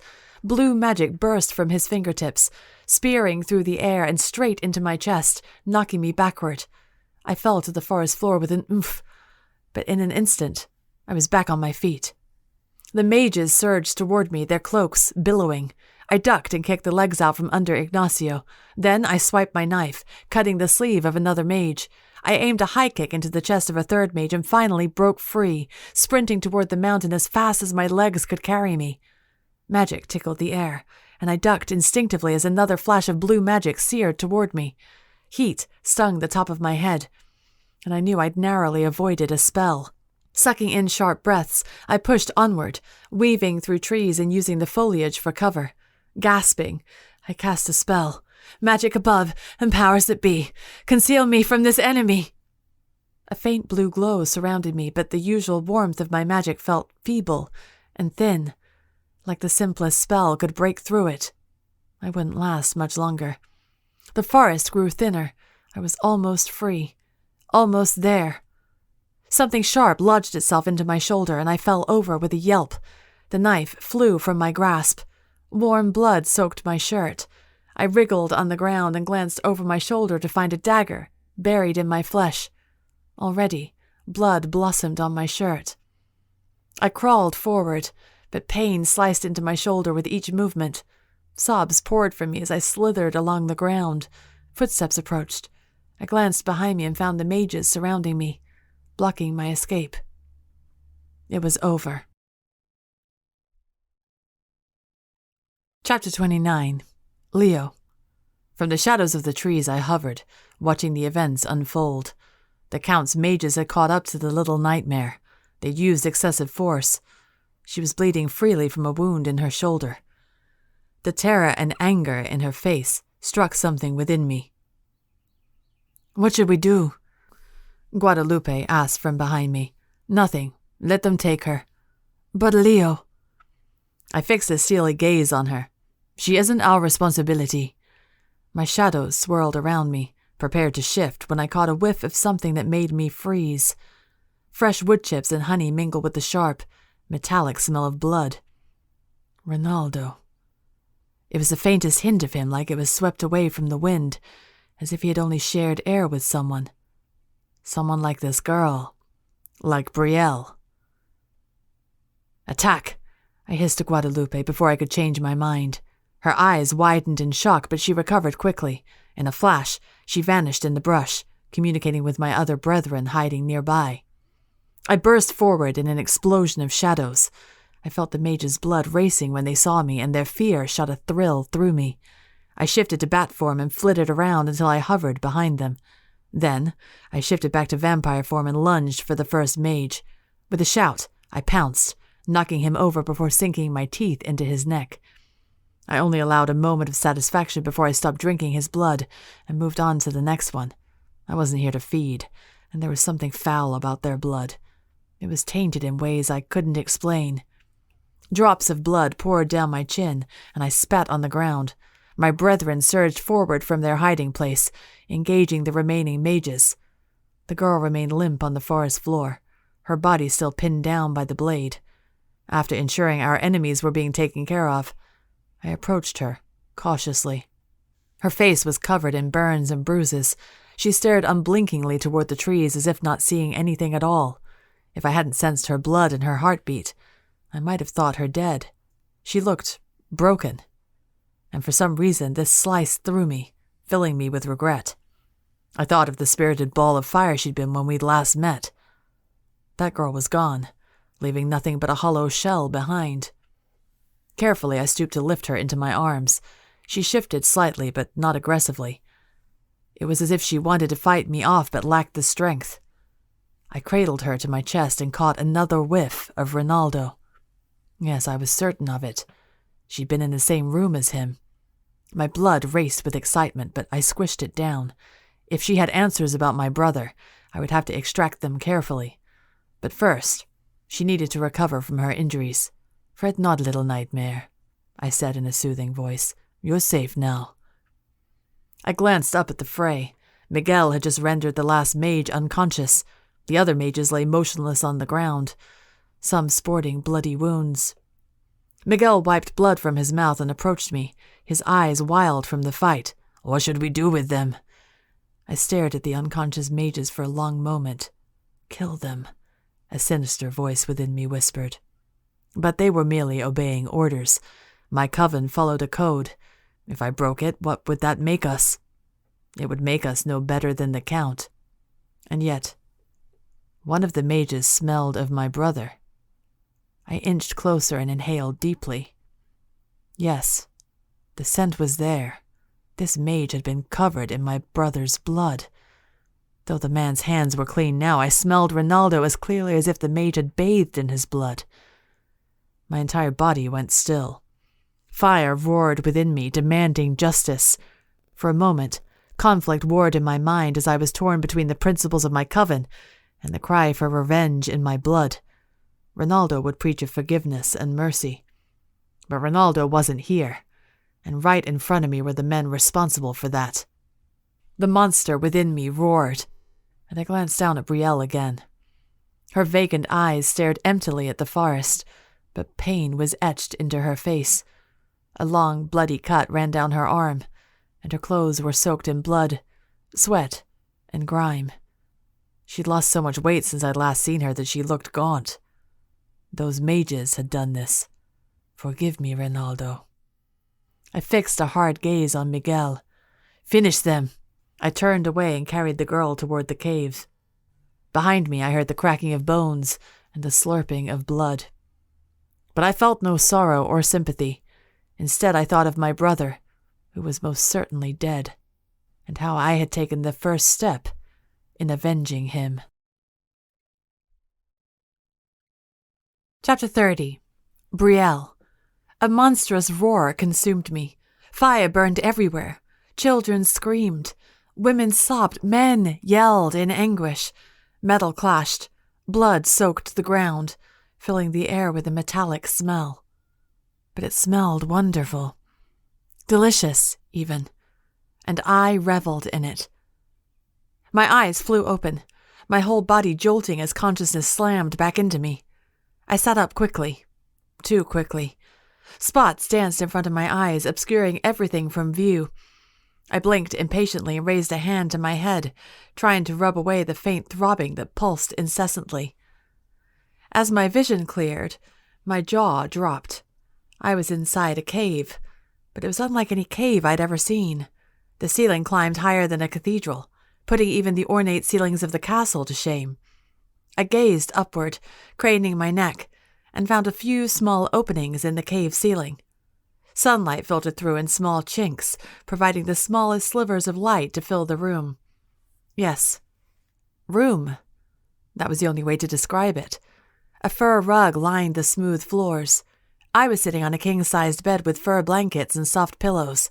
A large wooden wardrobe rested in the far corner, and its open doors revealed a stunning collection of satin gowns and frilly lace shawls. Lanterns had been built into the rocky walls, though they weren't lit since the sun provided enough light. Slowly, I swung my legs over the bed and rose to my feet. The ground felt cool against my bare feet, and it was as smooth as marble. Though the walls were rocky and bumpy, there were no stalactites or stalagmites. It was as if someone had smoothed the top and bottom of this cave, transforming it into comfortable living quarters. A safe place. A home. I glanced down at my toes. They were clean, though I'd certainly remembered them covered in grime in the forest, and I was dressed in a thin white shift that barely covered my naked body. My skin had been scrubbed free of dirt and blood. I tried rolling my shoulder and winced, hissing in pain. With a glance behind me, I realized someone had bandaged and cleaned the wounds on my shoulder and arm, though they still throbbed. I rubbed my arms that prickled from the chilly cave air. Though the air smelled faintly of demon, it had a musty, mineral smell that mingled and almost made the scent pleasant. It smelled earthy, ethereal, magical. I pushed the thought away, reminding myself I was among enemies. These caves belonged to Leo and his coven, who had attacked the castle, attacked me on multiple occasions. They probably saw me as an enemy too. Though I couldn't help but notice I was in some kind of guest room or guest cave, not a prison cell. Which already put my host in a higher standing than the Count. "The dresses in the wardrobe are available for you to wear," a soft voice said from the mouth of the cave. I yelped and darted to the side, hoping to shield myself from view. My visitor chuckled softly. "Fear not, little nightmare. I can barely see you. I won't come too close anyway, what with the sunlight." I crossed my arms and peered toward the mouth of the cave, though all I saw was darkness. "Leo?" Leo sucked in a breath and laughed. "Such informality, and yet I do not know your name, little nightmare." I rolled my eyes at his nickname for me, Brielle Garrick. A pause, then, "An exquisite name, though. Surely you're not French?" I groaned. "No, I'm not French. My mom just thought the name was pretty. You can call me Brie if it bothers you." "It doesn't bother me. It's quite beautiful." I shifted my weight from one foot to the other, unsure of how to respond. What happened to the mages?" Leo was silent for a moment. "They left when my men emerged. They knew it was a battle they could not win." Goosebumps rose on my skin at the thought of this demon coven fighting. For me. "Thank you," I mumbled, dropping my gaze. The words didn't feel like they were enough. "It wasn't for you." Leo's voice was tight. "They were trespassing. We were protecting our home." "I know," I said quickly. "That doesn't mean I'm not grateful." Leo said nothing. I rubbed my arms. "So, who dressed me and bathed me? Please don't say it was you. Please don't say it was you." The idea of Leo with his hands on me like that made my skin crawl. "Guadalupe." My body sagged with relief. "Oh, who's Guadalupe?" "My cousin." I cocked my head, waiting for more information. "And she—" Leo laughed again. "What would you like me to say? She's a demon, a part of this coven, a shape-shifting vampire like me." My hand instinctively flew to my neck, but I found no puncture wounds. "She would not bite an unwilling victim." Leo's voice sounded terse. Anger flared within me. "Why not? You did." Leo barked out a laugh. "Need I remind you that you attacked me first? It was a matter of self-defense." I scoffed. "Hardly. You could have easily just left me there without drinking my blood." "Ah, yes, but you would have followed me, wouldn't you?" It wasn't a question. My mouth clamped shut, and I couldn't keep the corners of my mouth from twitching. Yes, I would have. I shook my head to clear my expression. "Can you come forward just a little? It's creepy talking to nothing but a shadow." Leo sighed and edged closer, though he was still mostly concealed by shadow. The nearness of the light helped me make out his figure.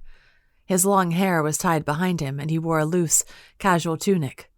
No waistcoats, no ascots or cravats. I once again remembered I was in nothing but a transparent nightgown, and I drew my arms tighter around my chest. Leo smirked. "As I said before, you are welcome to the dresses here." He waved a hand toward the wardrobe. I gazed around the room, curiosity overwhelming me. "Whose room is this?" Leo's lips pressed together, and his eyes danced with amusement. I got the distinct impression he was trying not to laugh at me. I leveled a hard stare at him. "What's so funny?" "It's amusing how many times I must remind you that most of us are vampires in this coven. We don't sleep, and many of us are uncomfortable in the sunlight."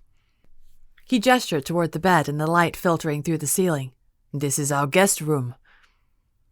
I dropped my arms. "Oh." Embarrassment washed over me, warming my face and bringing with it a twinge of annoyance. And does your shape-shifting vampire clan get many guests? I raised my eyebrows. Leo's face sobered. We used to. All feeling fled from me, leaving me cold and empty. Oh, before the time loop, he means. Before he lost his brother and his sister. Ronaldo. I straightened, suddenly remembering. Leo, I met your brother. Leo went very still, his dark eyes boring into mine. Ronaldo? He said softly.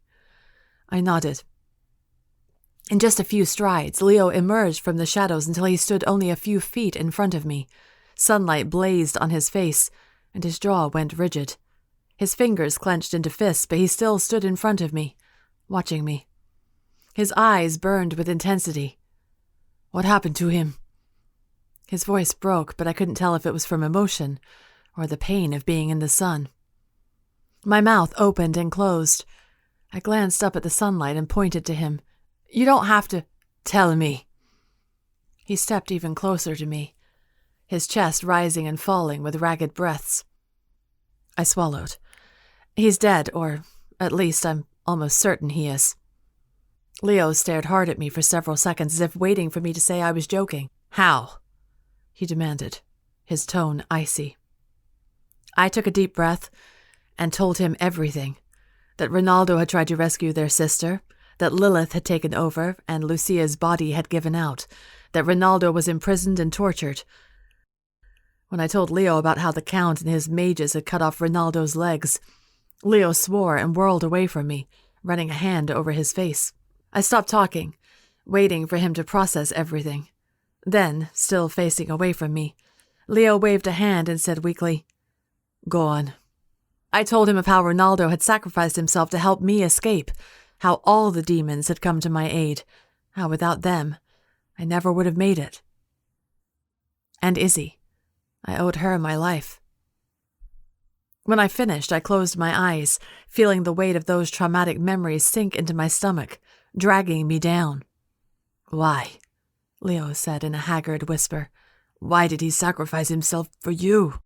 He practically spat the word. I flinched. I couldn't help it. Though I'd always seen Leo as my enemy, he'd been nothing but pleasant toward me. Flirtatious. Arrogant. To see and feel such hostility from him was surprisingly jarring. The Count revealed to us that he was the one who cursed the city, I said. He's responsible for the time loop. Leo's brows knitted together. Impossible. He told us himself. He's a jumper. Leo cocked his head at me. A what? I shook my head. A teleporter. He can get out of the city, but he chooses not to. He cast this spell to trap everyone here so he could find Lilith's cursed witch. So he could find me. There it was. The truth. I couldn't hide from it now. A small, insane part of me was hoping Leo would end my life right then and there. It was because of me that the Count imprisoned and killed his brother and sister. The Count had been looking for me the entire time. How many people had suffered because of it? Leo straightened and lifted his chin. If my brother saw you worthy enough to die for, then I must offer you my assistance, for his sake and for Lucia's. I stilled. You don't owe me anything, Leo. I've done nothing to deserve anyone's help. Half of Leo's mouth curved upward, but the anguish lingered in his eyes. On the contrary, Brielle, Lucia died because she wasn't strong enough for Lilith's soul. If I can help you in the ways I failed her, it will feel like I have redeemed myself somehow. Something within me jolted, and it took me a moment to realize why. It was the first time he'd used my name. I tried to ignore how pleasant it sounded, rolling off his tongue with his accent. And if working with you will help break this curse, Leo went on, then I will feel the same satisfaction in regard to my brother. I stepped toward him so we were almost touching.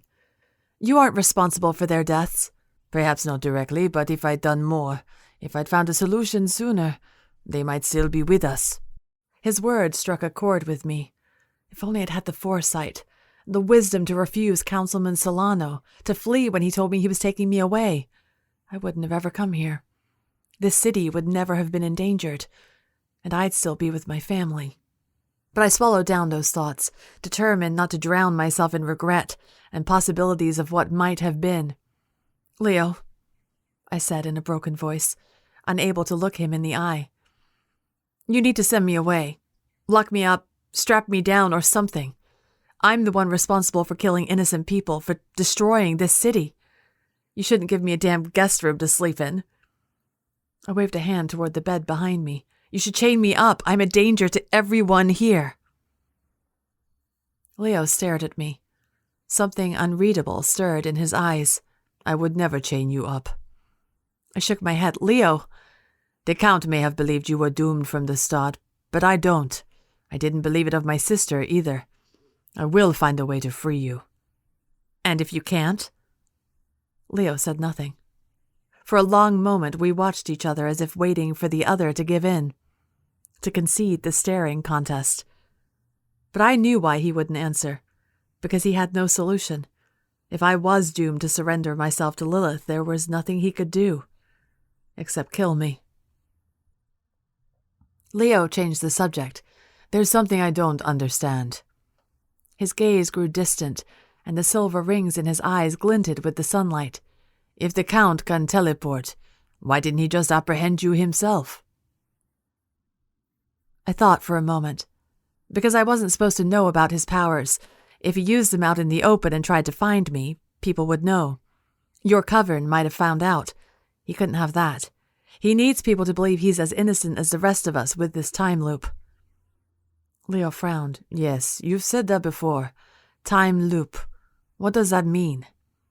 I quickly explained the year that repeated itself and how Leo's coven had finally broken free. Leo's face went pale, though his skin was already paper white. "So every year, for years, we never—" He broke off and swallowed. Merciful Lilith. He exhaled long and slow. "We knew he'd formed a magical barrier around Segovia, but we didn't realize the entire city was repeating the same year over and over." "How did you do it?" I asked. "How did you break out of the time loop?" Leo shook his head. "We were trying to find a way out of the city, past the barrier. Using my research, we cast a spell, but we assumed it didn't work. Then we felt something, a similar feeling to when we entered the Castillo de Coca. We discovered he'd cast multiple enchantments, not just surrounding the city, but the castle as well.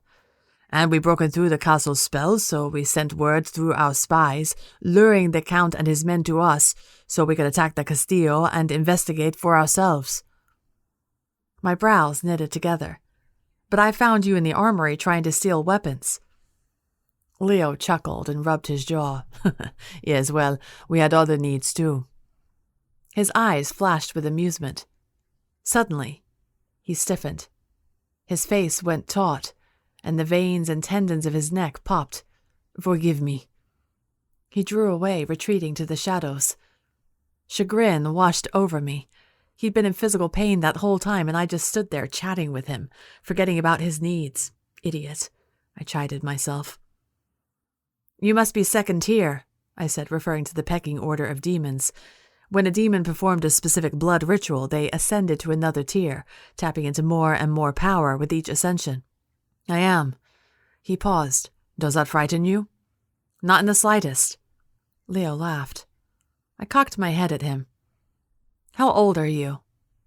Humor danced in his eyes. "How many years have I lived, or how old is my body?" "Both." "I have lived for 65 years, but this body is 19 years old." A jolt of surprise rippled through me. I tried to smooth the shock from my face, but he must have noticed. His eyebrows lifted. "You're surprised?" I shifted my weight. "A little. I thought you were older. I mean, coven leader, second-tier demon." I waved a hand toward him. "Your facial hair." It had all been terribly misleading. Leo flashed a wide grin at me. "I need the illusion of maturity to lead, to frighten my enemies. If they knew how young I was, they wouldn't see me as much of a threat." I frowned and nodded, understanding the logic behind this. It was still jarring to know he wasn't much older than I was. Well, his body wasn't.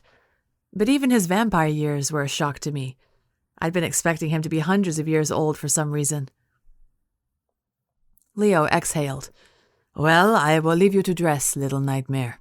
Someone will fetch you for dinner shortly. The shadows around him rippled before swallowing him up, concealing him like a dark curtain. Then, a flapping sound echoed in the cave, and he disappeared, leaving me completely alone. I stood there for a long moment, feeling like I'd forgotten to say something. Discomfort swirled within me until I finally realized what it was.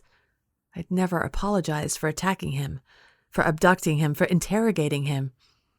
And it seemed he didn't harbor any negative feelings toward me for that. Nausea roiled in my stomach at the thought. I felt vile, like I was no better than the Count for the methods I used to get what I needed. With that sour thought, I collapsed on the bed, dropping my head into my hands as regret and anguish smothered me. Chapter 31. Brielle. To my dismay, all the clothes in the wardrobe were floor-length satin gowns. I chose the least conspicuous one, a black gown with gleaming silver buttons on the bodice. I fidgeted with the many layers of fabric until someone cleared their throat from the cave entrance. I jumped with a yelp, whirling to see who the intruder was. A woman stood leaning against the rocky wall, dressed in a blood-red dress with a plunging neckline. Her alabaster skin shone, even in the shadows. Her long, dark hair fell over one shoulder in elegant tresses. I swallowed, realizing my heart rate had picked up and my face was on fire. For one wild moment, I thought Leo had come back, and the idea of him witnessing my struggle with this damn dress would have been mortifying, though I wasn't sure why. "You look as if you could use some assistance," the woman said, her voice a low, soothing timbre. Her dark eyes gleamed with the same silver rings that Leo's had. I watched the woman carefully. I didn't like the way she eyed me, like a predator. "I'm fine, thanks." The woman chuckled, pushing off the wall and striding toward me, her skirt sweeping gracefully along the floor. "Nonsense. I won't bite." She smirked at me, and I felt a chill race down my spine. With a swift movement, she took the gown and sifted through the layers. "Besides," she added, "I've dressed you before." I stiffened. "You're Guadalupe, then?" "I am." "Nice to finally meet you. I'm Brielle Garrick." "So I've heard. Leo calls you Lady Pesadilla." Guadalupe helped me into the gown and then spun me to fasten the buttons. My eyebrows lowered as irritation prickled through me. Pesadilla meant nightmare. Guadalupe laughed, no doubt sensing my annoyance. "He only behaves like that because your reaction fuels him." "I know." That didn't make it any less irritating. Guadalupe tightened the strings at the back of my dress. Then she patted my shoulders. A vision. I gazed up and down my body and wrinkled my nose. I looked like an old lady at a funeral. Guadalupe cocked her head at me and frowned. I shook my head. "Never mind. Thank you." "You know this is a dress ordinarily worn by commoners, right?" I shrugged. "I don't care." Guadalupe crossed her arms and looked me over. "Why are you here, Miss Garrick?" I fidgeted under her scrutiny. "Because the Count has to be stopped." Guadalupe studied me, her eyes gleaming. "No, I don't think that's the whole reason. You see, if you wanted to stop the Count, you would have just returned to the Castillo yourself. Why are you here?" I sucked in a breath. "Because I can't do it alone." The words actually caused me physical pain. I clenched my fingers into a fist. "Because I'm dangerous, and I think Leo is the only one who can help me." Guadalupe's eyebrows shot toward her hairline. "Leo?" she repeated. Then she laughed again. "You refer to him so informally." I rubbed my forehead. "Yes, well, where I come from, that's the norm." "And where is it you come from?" "Somewhere far away. Somewhere no one around here has even heard of." Guadalupe's eyes glinted with interest, but she made no reply. My stomach growled, and I grimaced. "Sorry, do you know when dinner will be served?" Guadalupe smirked at me, and in that moment she looked just like Leo. "Most of us don't eat like the immortals do. Are you sure you wish to be a part of it?" Discomfort roiled in my stomach, but I lifted my chin. I don't expect your coven to pander to my needs. I can make do. Guadalupe frowned, looking impressed. Very well. Follow me, Miss Garrick. You can call me Brielle. Guadalupe's lips pinched as she suppressed a smile. As you wish. Guadalupe led me back into the shadowy cave entrance, and I struggled to keep up with her loping strides. The darkness engulfed her almost completely. I squinted and barely made out the glow of her white skin that served as my only light. We weaved through a narrow tunnel, and my shoulders bumped against rocky edges. My feet ran into a wall several times, and I uttered many unladylike sounds in the process. Guadalupe only laughed. I forgot how hard it is for you mortals to see in the dark. I'm not a mortal, I grunted as I sidestepped another rocky surface. I'm a witch. Though I wasn't entirely sure this was true. Most witches and warlocks could live much longer lifespans than mortals due to the magic within them, but how did that work when my magic was so broken? Guadalupe slowed for a moment and sniffed the air. You don't smell like a witch. I know, I grumbled. Had Leo not told her I was cursed? I imagined that was a big piece of information everyone in his coven ought to know. I should warn you, Guadalupe said, leading me onward. Many of the demons here might not take too kindly to your presence. They know you've lived in the Castillo for a long time. They think you are a spy. I nodded, expecting this. I understand. Guadalupe was silent for a moment. Then she said, This does not bother you? I expected Leo to throw me in prison as soon as I arrived here. I expected to be treated with hostility and suspicion. Of course it doesn't surprise me. Up till now this coven and I have been enemies. And still you sought us for help. I had no other choice, I muttered. The winding cave tunnels finally widened into a large cavern, about twice the size of my room. Dim lanterns hung from the cavern walls. Large, round cushions formed a wide circle in the middle of the room where several figures were seated. My stomach did a backflip. At first glance, it looked like the figures were wrapped in a sensual embrace. But when I looked closer, I realized they were vampires, feasting on... My stomach lurched forward painfully. The vampires were feasting on humans. I could smell the mortals, their sweat and excitement, the stale smell that meant an absence of magic. It was what most demons smelled when they encountered me. The vampires were on their knees behind the cushions, drinking freely from the humans' throats. Some humans were men, but most of them were women. Their heads were thrown back to expose their necks, and a look of pure ecstasy filled their faces as they lounged comfortably on the cushions. They looked like they were hookers, or on drugs, or both. Guadalupe, who stood a few feet in front of me, turned to see why I'd stopped in my tracks.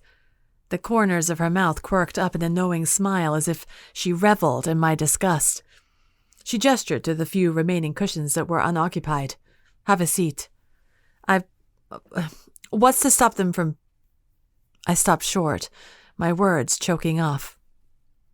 Guadalupe's smile faded. We never feed from unwilling donors. Her voice was hard. No one will harm you, not unless they want to incur Leo's wrath. My limbs were stiff as I shuffled forward, trying to swallow down my discomfort. Your dad's a demon, I tried to remind myself. But this was different. My dad was a warlock, he just practiced dark magic. These creatures, however, were dark creatures. Feasting on humans was in their nature. I shook my head, knowing that wasn't the case for all demons. My dad was an advocate for law-abiding demons. There were plenty of them who didn't kill or attack innocents. Perhaps this coven was like that too. I found an unoccupied cushion and slowly sank down to it. The vampire closest to me broke away from his donor to eye me up and down.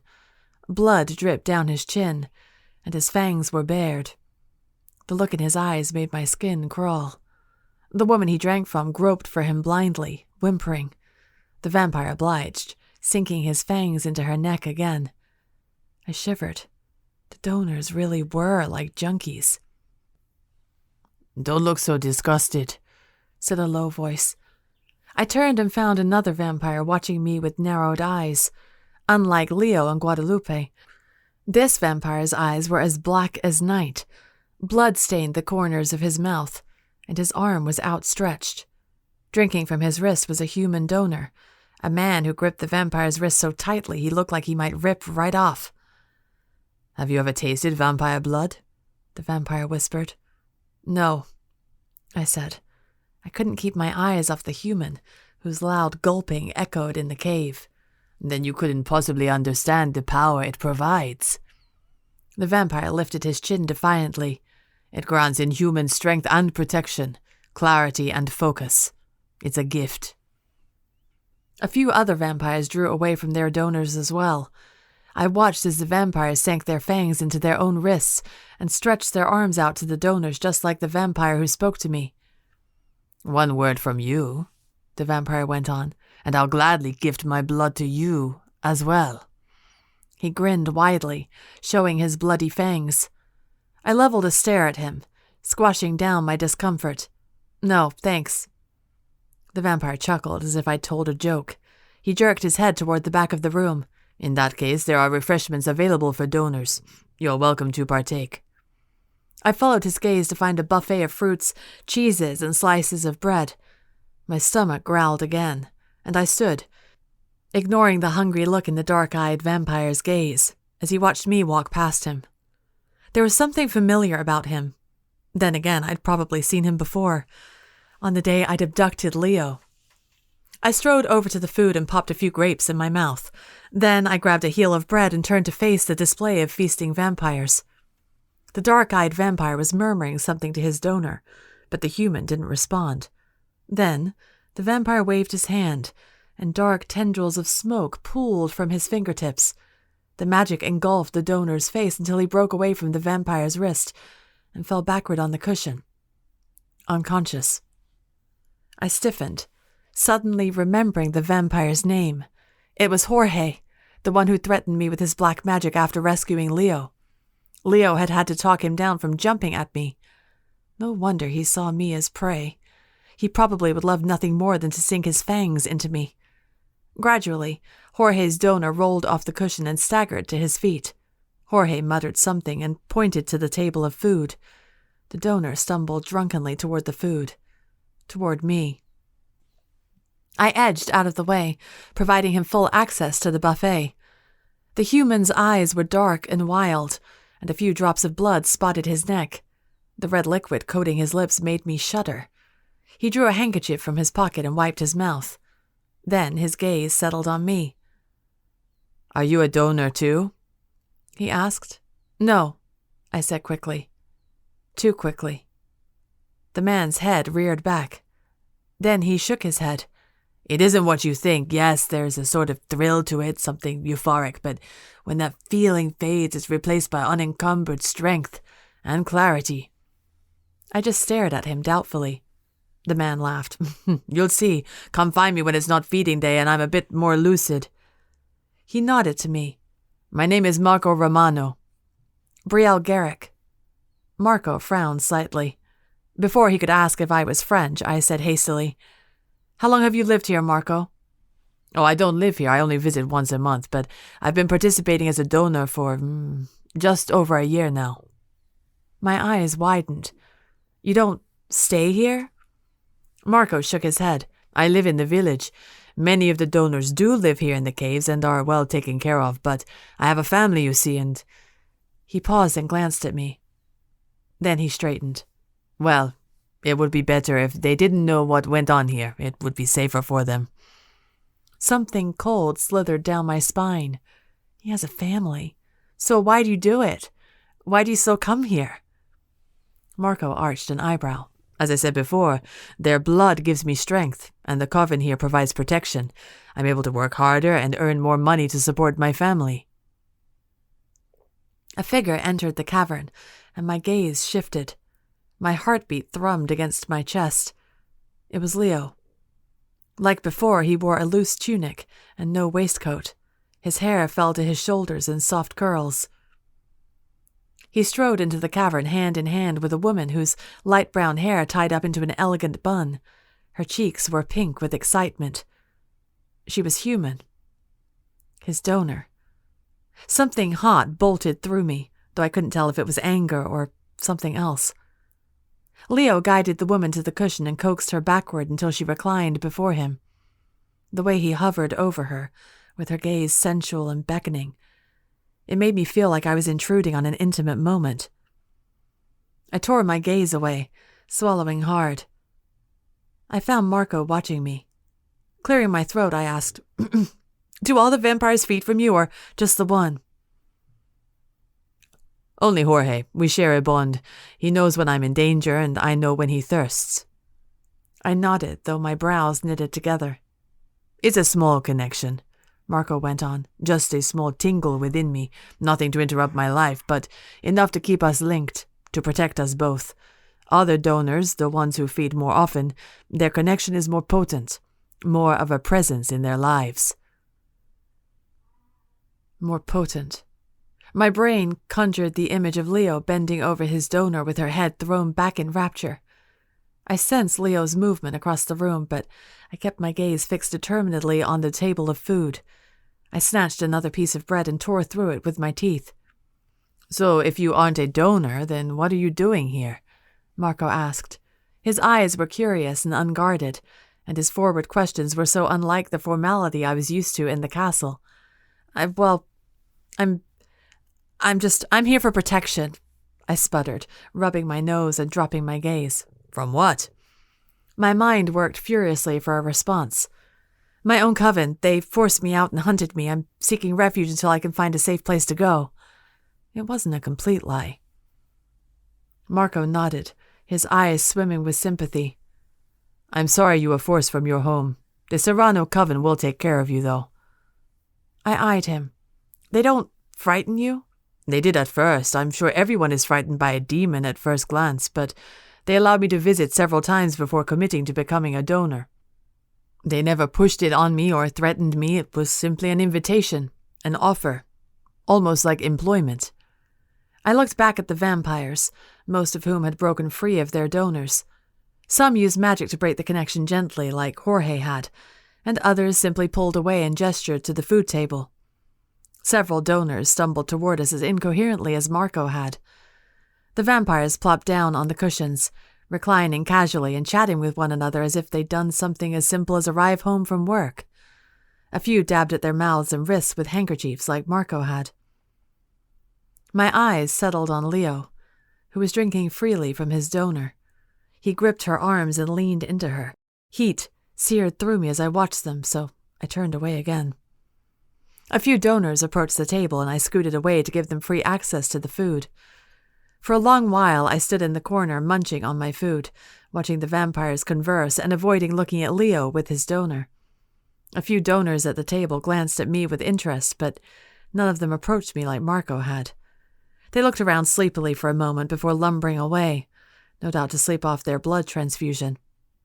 Though the sight of the coven no longer made my stomach roil, I still felt empty and alone here, surrounded by people who didn't know or understand me. All I wanted to do was get out of here and be on my own. At least by myself, I would be in good company. My eyes found Guadalupe, who relaxed on a cushion, her eyes clearer than they'd been when she'd first escorted me here. She looked at me with raised eyebrows as if asking me a question. Slowly, I nodded. She hopped up from her cushion and approached me. "Shall I escort you to your room?" "Yes, please." I followed her out, keeping my gaze averted from Leo before stepping into the shadows again. Chapter 32. Brielle. I dreamed of fire again. Flames and destruction. Screams and sobs. With every death, with every drop of blood I shed, I felt the power rising within me, swelling, growing stronger. And I loved it. When I woke, I still felt the euphoria before it faded from me, the racing of my heart from exhilaration. My eyes opened and found a faint chink of moonlight filtering in through the cracks of the cave. It took me a moment to remember where I was. And then I realized I was smiling, not a soft, kind smile, but an insane, bloodthirsty one. A wicked grin of revenge and power. My blood chilled, and the smile vanished, though I still felt a presence within me laughing. Whether it laughed at me or out of pure joy, I couldn't tell. But I had no plans to fall back asleep. Just imagining the horror and devastation in my dream made me shudder. And the idea that it brought me joy made me want to puke.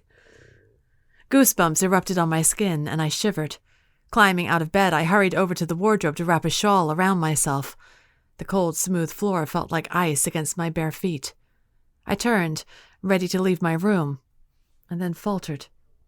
The narrow passageway was even more impossible to see through at night, and even if I could find my way, where would I go? Something within me deflated. As I glanced back toward my bed, bile rose up my throat. I shook my head. No, I thought firmly. No more sleep. I'll just find my own way around the caves. I strode forward purposefully until I slammed straight into a cave wall. Ow! I muttered, rubbing the top of my forehead. Clenching my fingers into fists, I tried again. Slower this time.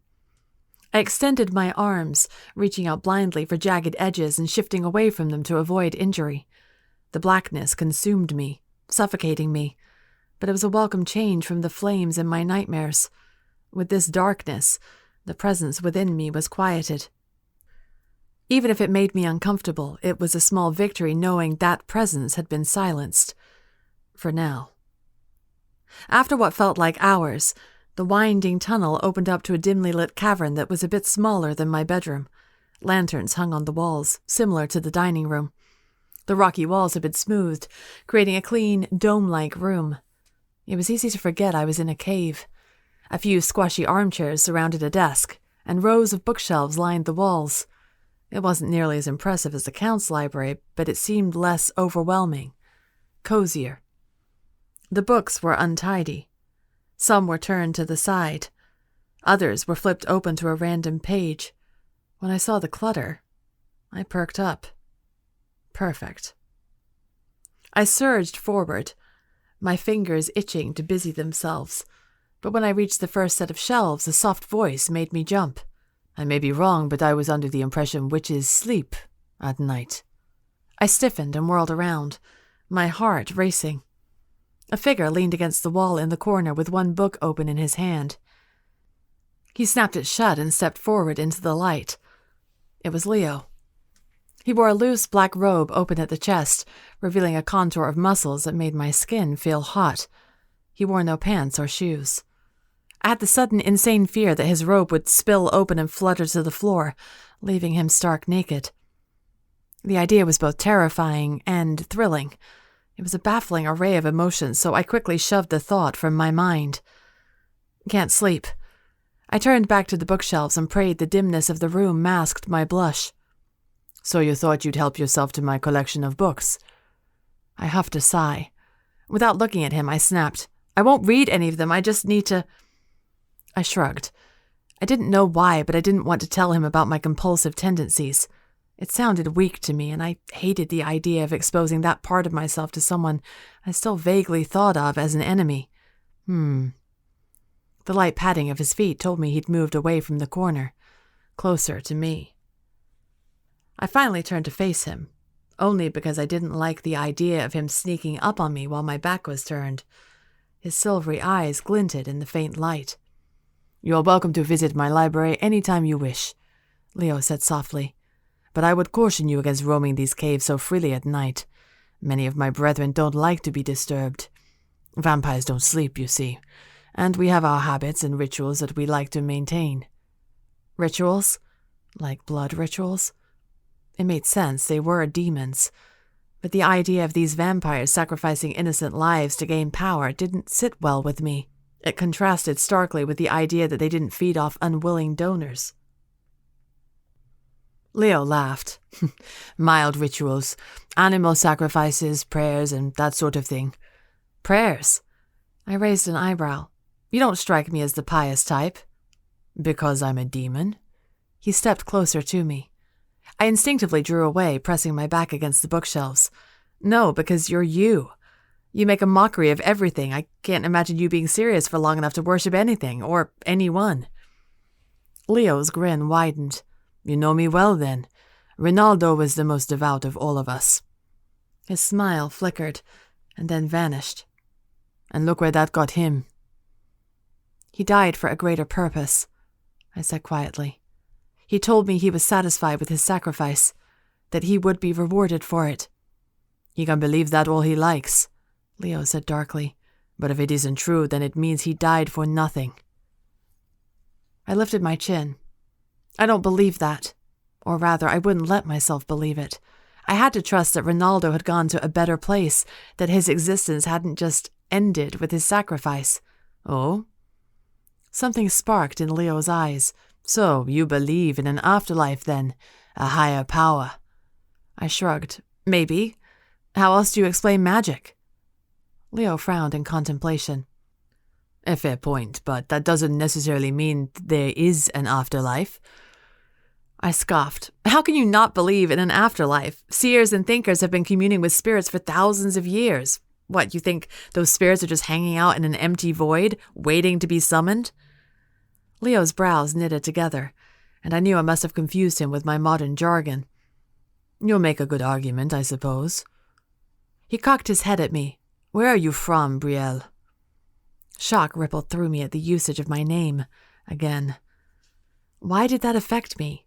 Maybe because he'd called me Little Nightmare for so long that I wasn't used to him actually using my name like a civilized person.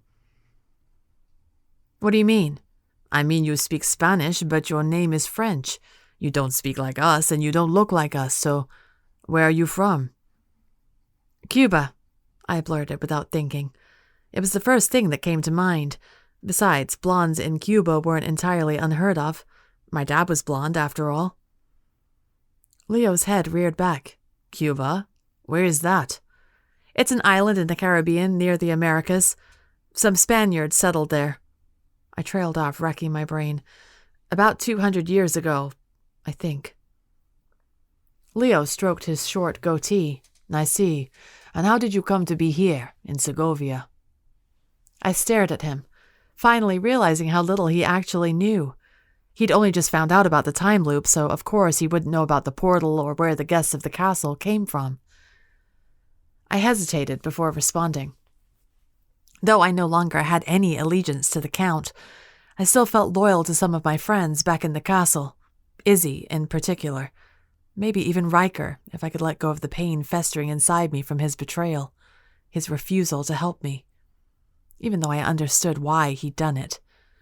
Instead of answering Leo's question, I asked, "What do you know of the residents in the castle?"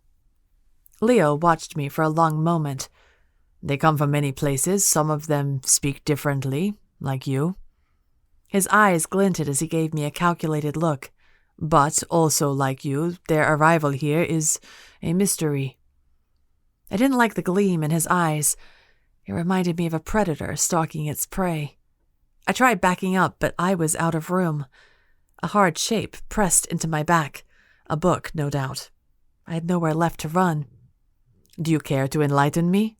Leo asked, stepping closer to me. I swallowed. Maybe, if you give me something in return. Leo barked out a laugh. Haven't I given you enough? I've provided you with refuge from the castle. I saved you from the mages who were trying to abduct you. The way I see it, you should be offering me a favor. I came here to fulfill your brother's dying wish, I said. It was as much for your benefit as it was for mine. Leo's expression turned cold. I doubt that. I leveled a stare at him, unflinching. I refused to back down. Leo sighed, dropping his hands. Name your terms. Let me look through your library. He raised an eyebrow. Is that all? You told me about Lilith's curse, I said quietly, of how to fight off her influence. I trailed off, realizing I was about to expose myself. My fears. I swallowed. I need to find a way to survive, to push her out. Your brother said there was a way. Leo scrutinized me. Did he? I nodded. Leo rubbed his chin, his eyes distant. There is more to the tales than I originally told you. I'd be happy to show you everything I have regarding Lilith's curse. I exhaled in relief, but the feeling was short-lived. Leo stepped even closer. close enough for me to smell him. A sharp scent mingled with something spicy that made my head spin. "I must ask something else of you," he purred. His face was so close that if I turned my head, our noses would touch. My trembling hands gripped the shelf behind me. "What is it?" I rasped. "Consider it a bargain in exchange for my hospitality, in exchange for not imprisoning you as an enemy to this coven." I gritted my teeth, waiting. But he just smirked at me, like he knew how uncomfortable I was. "Well?" I snapped. He chuckled, his soft breath tickling my face. "I could use your expertise in crafting spells. Ronaldo's sacrifice was valuable in that I know about this time loop and who cast it to begin with, but I have been researching ways to break the Count's enchantments for months now. We finally broke through his wards, only to discover we had unlocked a different spell." He paused, pressing his lips together in a way that made my stomach coil. "I must admit I'm at a loss where to look next." "And how am I supposed to help?" I asked, struggling to keep my voice even. "You have cast unusual spells before, spells I've never heard of. How?" "I wrote them." "You wrote them? What does that mean?" I sighed. Must I spell everything out for him? "I invented them myself. I created them. I formed them in my mind." I spread my arms. "Need more explanations than that?" Leo waved a hand in irritation. "No, that's quite enough. I just wasn't aware." He trailed off, frowning. "I have tried for years to write my own spells and haven't been very successful. How do you do it?" I shrugged. "I just use common phrases found in the grimoire. Put them together and make sure it rhymes. It doesn't always work. You just have to have the right intent." "Intent?" "I mean, your goal has to align with the magic as well as your level of abilities. Like, if I tried to set this whole room on fire, it wouldn't work because there's too much power. Or if I tried to heal a stab wound by concentrating on an illness, that wouldn't work either." I thought of Riker and his vision and how I'd healed him from it. My stomach wound itself in knots. That was the day we'd kissed.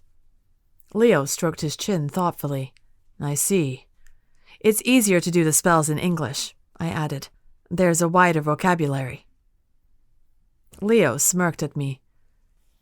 "Sí, pero es mucho más delicioso usar mi lengua materna. Yes, but it is so much more delicious to use my native tongue." The words poured from his lips like a caress, and I resisted the urge to fidget again. "We have a deal," he murmured, his voice smooth. "You have access to my resources here in exchange for your help with spells, and your answers to my questions." I nodded stiffly, my throat dry. "Fine." Leo grinned widely, and I was close enough to make out the tiny points of his fangs. He stretched an arm out, gesturing to the armchairs. "Shall we?" "Now?" I sputtered. "Unless you suddenly feel tired enough to return to your chambers." He arched an eyebrow at me, his eyes dancing with amusement. My nostrils flared. No way am I sleeping any time soon. My heart was racing far too quickly, and at any rate, I had no desire to succumb to my nightmares again. I huffed a breath and strode away from him toward the chairs. Being free of his scent and his piercing gaze made me feel like I could breathe again. I collapsed in a chair, sinking backward into the soft fabric. Leo took the seat opposite me, lounging with one arm stretched out but still looking as regal as a prince. "Where should I start?" I asked. Leo's eyes gleamed with anticipation. "Start at the beginning. Start with where you came from." Chapter 33. Leo. I sat in my chair for a long while after Brielle finished answering my questions. My back was rigid and my body hadn't moved in over an hour, save for my lips uttering questions. It couldn't possibly be true. It couldn't. But it was. Down to my bones, I knew the Count would stop at nothing to achieve his goal. I just hadn't realized he had done so much in the name of finding Lilith's cursed witch. Finding Brielle. That bastard had drawn a dozen innocent young casters to his prison of a castle, all with the intent of torturing each of them if it meant finding Lilith. I stared vacantly at the smooth, cold floor under my bare feet. I rubbed my chin. Despite the horror of it all, I could acknowledge one thing. I had what the Count wanted more than anything I had Brielle. Of course, it meant little now that I knew Lucia and Ronaldo were dead, but perhaps if I delivered Brielle to him, he would agree to lift the curse. Then my coven could escape this time loop and be free. We were innocent, after all. Now that we knew who Lilith's cursed witch was, it only made sense to free everyone else. My eyes shifted to Brielle. Her brown eyes appraised me, her brows knitting together as if she were trying to read my expression. I smoothed my face and raised my eyebrows. Is that everything? Her head reared back. You were expecting more? I lifted one shoulder. I'm no longer surprised by your shocking revelations. I smirked. I've learned to expect the unexpected with you, Brielle. She shifted in her seat, her blood warming from my words, but she fixed me with a fierce scowl that almost made me laugh. So, what's your plan then? I blinked. I beg your pardon? What's your plan for finding a cure for me? I stared at her for a long moment, knowing I couldn't disclose everything to her. I needed her to trust me, even though I certainly didn't trust her. I took a breath. My sister spoke of the monster within her. We assumed she was speaking of Lilith, but over time we realized there was another presence inside her, another being. 3 beings? Brielle asked incredulously. So it would seem. She was terrified that Lilith would take the creature. Lucia wanted to keep the creature safe from Lilith's influence, but in the end, she wasn't strong enough. Regret filled my throat, but I shook it off before it consumed me. But if you prove a strong enough vessel, then you should be able to push Lilith out. Brielle shook her head. I don't know how. Is she possessing you now? She snorted. Of course not. Why not? Because I'm awake. Her voice was uncertain. When was the last time she possessed you? Brielle thought for a moment. In the dungeon, at the castle, a few days after we spoke in the courtyard. No more than a week after that. I smirked. Spoke in the courtyard. What a gentle way to say abducted and interrogated. And she hasn't possessed you since then? No, well, I still have nightmares. She clamped her mouth shut like she hadn't meant to disclose this information. Gallant man that I was, I chose to ignore her confession. Why do you think she hasn't possessed you again? She took over your mind completely, yes? Brielle nodded, her face ashen. I scorched the wall, or the creature did. I don't remember any of it. I went still. Did you kill anyone? She shook her head. I stroked my chin, frowning in contemplation. What was different this time? Was this the first time she possessed you?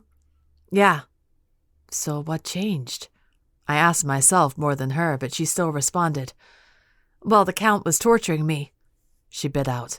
I was starving, weak. I had no motivation. I snapped my fingers, and she jumped. You gave in to her. Brielle's mouth opened and closed. You succumbed, I clarified. You let the creature take over? I guess. I stood and strode over to the stack of papers scattered along the desk. Flipping through them, I finally found what I was looking for, a journal entry of Lucia's I'd been studying. Lucia often spoke of giving in to the creature, of freely offering up herself. To Lilith? Brielle asked in horror. No, to the creature, whatever it is. I don't understand. If she gives herself up, then won't she be surrendering to Lilith instead? She spoke of the creature as if it had its own soul, as if it were a separate entity, separate from her and Lilith. Brielle was silent for several moments. Then she said quietly, Your sister died, Leo. I don't think giving myself up freely would be the right choice. I sighed and sank back into the chair, staring hard at my sister's familiar, curly handwriting. Ronaldo suspected Lucia was struggling because of the creature and not Lilith. Brielle's gaze snapped to me. What? He believed Lucia's body wasn't strong enough to handle a full transformation, that she tried to release the creature and it didn't work. And what do you think? I didn't answer for a while. I don't know, I whispered. But if Ronaldo is correct, then that means the creature tried to free itself and it died along with Lucia in the process. It is easier for me to blame Lilith and link her together with the creature, since it is because of them my sister is dead. Darkness swirled within me, and something solid hardened in my chest. My eyes flicked to Brielle, and fear stirred in her expression before she quickly composed herself. If the creature died with your sister, how am I accessing it? Brielle asked. The way my sister described it, the creature was tethered to her magic. Without her magic, I trailed off with a shrug. It wouldn't be able to survive. Ronaldo speculated that Nightcasters each have their own creature tied to their magic, and that is why Lilith targets them. Brielle frowned in contemplation, her brows knitting together. Silence fell between us, and I was suddenly returned to those dark days just before Lucia's death. I blinked to rid myself of the haunting memories. Even so, I feel it is noteworthy that you have resisted Lilith's influence for months now. All the color drained from Brielle's face. What? I stilled, reading the horror and confusion on her face. I frowned. You said the last time Lilith controlled you was in the dungeon, yes? A week after you abducted me? That was several months ago. Brielle shook her head slowly. No, that can't be right. It wasn't even summer when... She trailed off, her eyes growing distant. I leaned forward in my chair. What do you remember? Brielle swallowed. I remember being in the Count's dungeon, but I don't know how long I was down there. The Count withheld food from me, so it couldn't have been months. Well, I assure you it's harvest season. Don't you recall the cooler weather when you traveled here? Brielle's mouth opened and closed, her eyes blank. Merciful Lilith, you're right. The trees were bare when I came here. The leaves were dying. It is autumn. I can't believe I didn't... She shook her head again. Normally I'm always cold, but with the powers inside me I didn't feel the chill at all. I just assumed... She broke off again, blinking rapidly before looking at me. How is this possible? Does time pass differently outside the castle? I looked at her for a long moment, trying to discern if she was playing a trick on me, but the blood pounding in her body betrayed her fear, as did the lack of color in her cheeks. Her eyes were wide with horror. The truth, then. My sister was often consumed by the fire of the creature within her. The worst of her fits was when she was unresponsive for 3 months. We all felt her heart beating and her blood pumping, so we knew she hadn't passed, but she didn't move. She was catatonic, Brielle supplied. My brows furrowed. It's a word used in my time, she said quietly. Well, we thought that was it, that Lilith had claimed her and her body was no more. But then, months later, she returned to us as if it had only been hours or days, like nothing had changed. But how did she survive that long without food, or, I guess, blood, and what did Lilith do with her during that time? I don't know, I answered honestly. But as for blood, I could smell the blood within her from her last feeding. It was like her body had been preserved through time, unaltered, unchanged, like she traveled through time, Brielle said in a soft whisper. I sighed. You must stop doing that. Brielle's lips twitched with a smile. Sorry. The sight of a smile on her face, even a faint one, made me grin. I feel I'm at a loss conversing with you. Your vocabulary is much more advanced than mine due to our, 300 years difference? Just the thought set my mind spiraling, but I kept the easy amusement on my face. Brielle's mouth suddenly twisted in a grimace, and her skin took on a greenish tint. Are you telling me I time-traveled? My brows knitted together. I am suggesting you endured the same thing my sister did, that Lilith preserved you and sent you forward. But why? She rubbed her arms, still looking ill, and I couldn't blame her. Knowing Lilith had taken over her body for months for unknown reasons would have unsettled me as well. I remained silent as I watched her, trying not to pity her, but something in my heart ached at the sight of her forlorn expression. Brielle gasped, lifting a hand to her mouth. If it's been months, then that means those at the castle. She paused and placed a hand to her forehead. Merciful Lilith. Izzy. I frowned as she jumped from her chair and strode toward the cave tunnels. Then she stopped short and turned to me. The belligerence and strength in her face had returned. Her jaw was rigid with determination. I need to rescue my friend from the castle, she said in a commanding voice. I laughed. No. Her eyes narrowed. You, of all people, know what the Count is capable of. The other casters in the castle are innocent. I only got out because of your brother and because of Izzy. I've got to help her. With me gone, the Count will suspect her first. He knows we're friends. And if it's been months, then she might already be in trouble. Slowly, I rose from my chair and crossed my arms, looking down at her. I am not risking my men's lives to rescue your friend. We risked enough taking you in.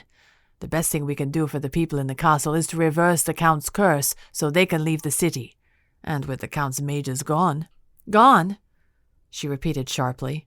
What do you mean, gone? I lifted my chin. I wasn't sorry for the order. It had to be done. We killed them. Something like horror struck her features, but then it was quickly smoothed away by a reluctant acceptance. Slowly, she nodded. The conflicting emotions on her face made her blood pulse with unease. My head throbbed from taking it all in. What about the other mages? She asked in a hushed voice. The ones who don't live at the castle. I shrugged. The Count will undoubtedly send for them, but it will take time. I paused. As I was saying, with the mages gone, the Count is at a disadvantage. He's weak.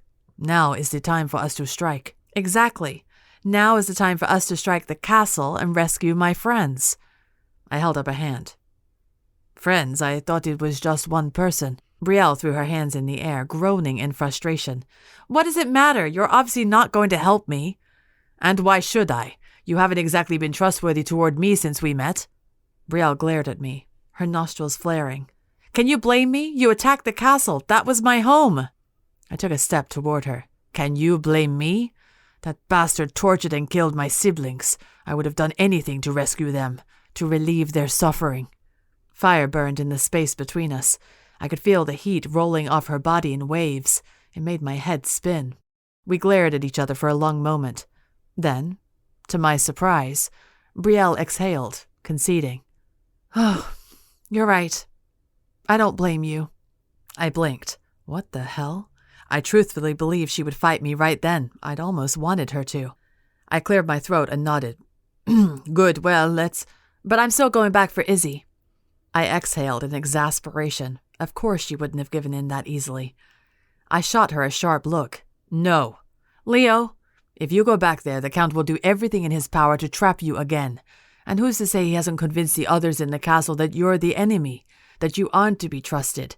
What if he's convinced your friend as well and she betrays you? She would never. You don't know that. She crossed her arms and glared at me. What happened to the old Leo, the one who was kind and gentle when I first got here, the one who promised he'd do everything in his power to help me? Her cheeks were red, but her eyes blazed with an intensity that made my blood boil. I drew closer to her, enjoying the way her pulse quickened at my nearness. He's still here and still willing to help you. Here, in the caves. But we don't have much time, I said, my voice growing louder and my blood pulsing in anger. You told me your priority is to find a way to escape Lilith's curse. My priority is breaking free of the Count's time loop, and now you suddenly have a new goal you want to pursue. This is madness. Leo, I have to. I gritted my teeth. You are not free to roam about, Brielle. Why not? She snapped. Because I don't trust you. I cried. Her eyes widened briefly. Damn it, Leo, I said to myself.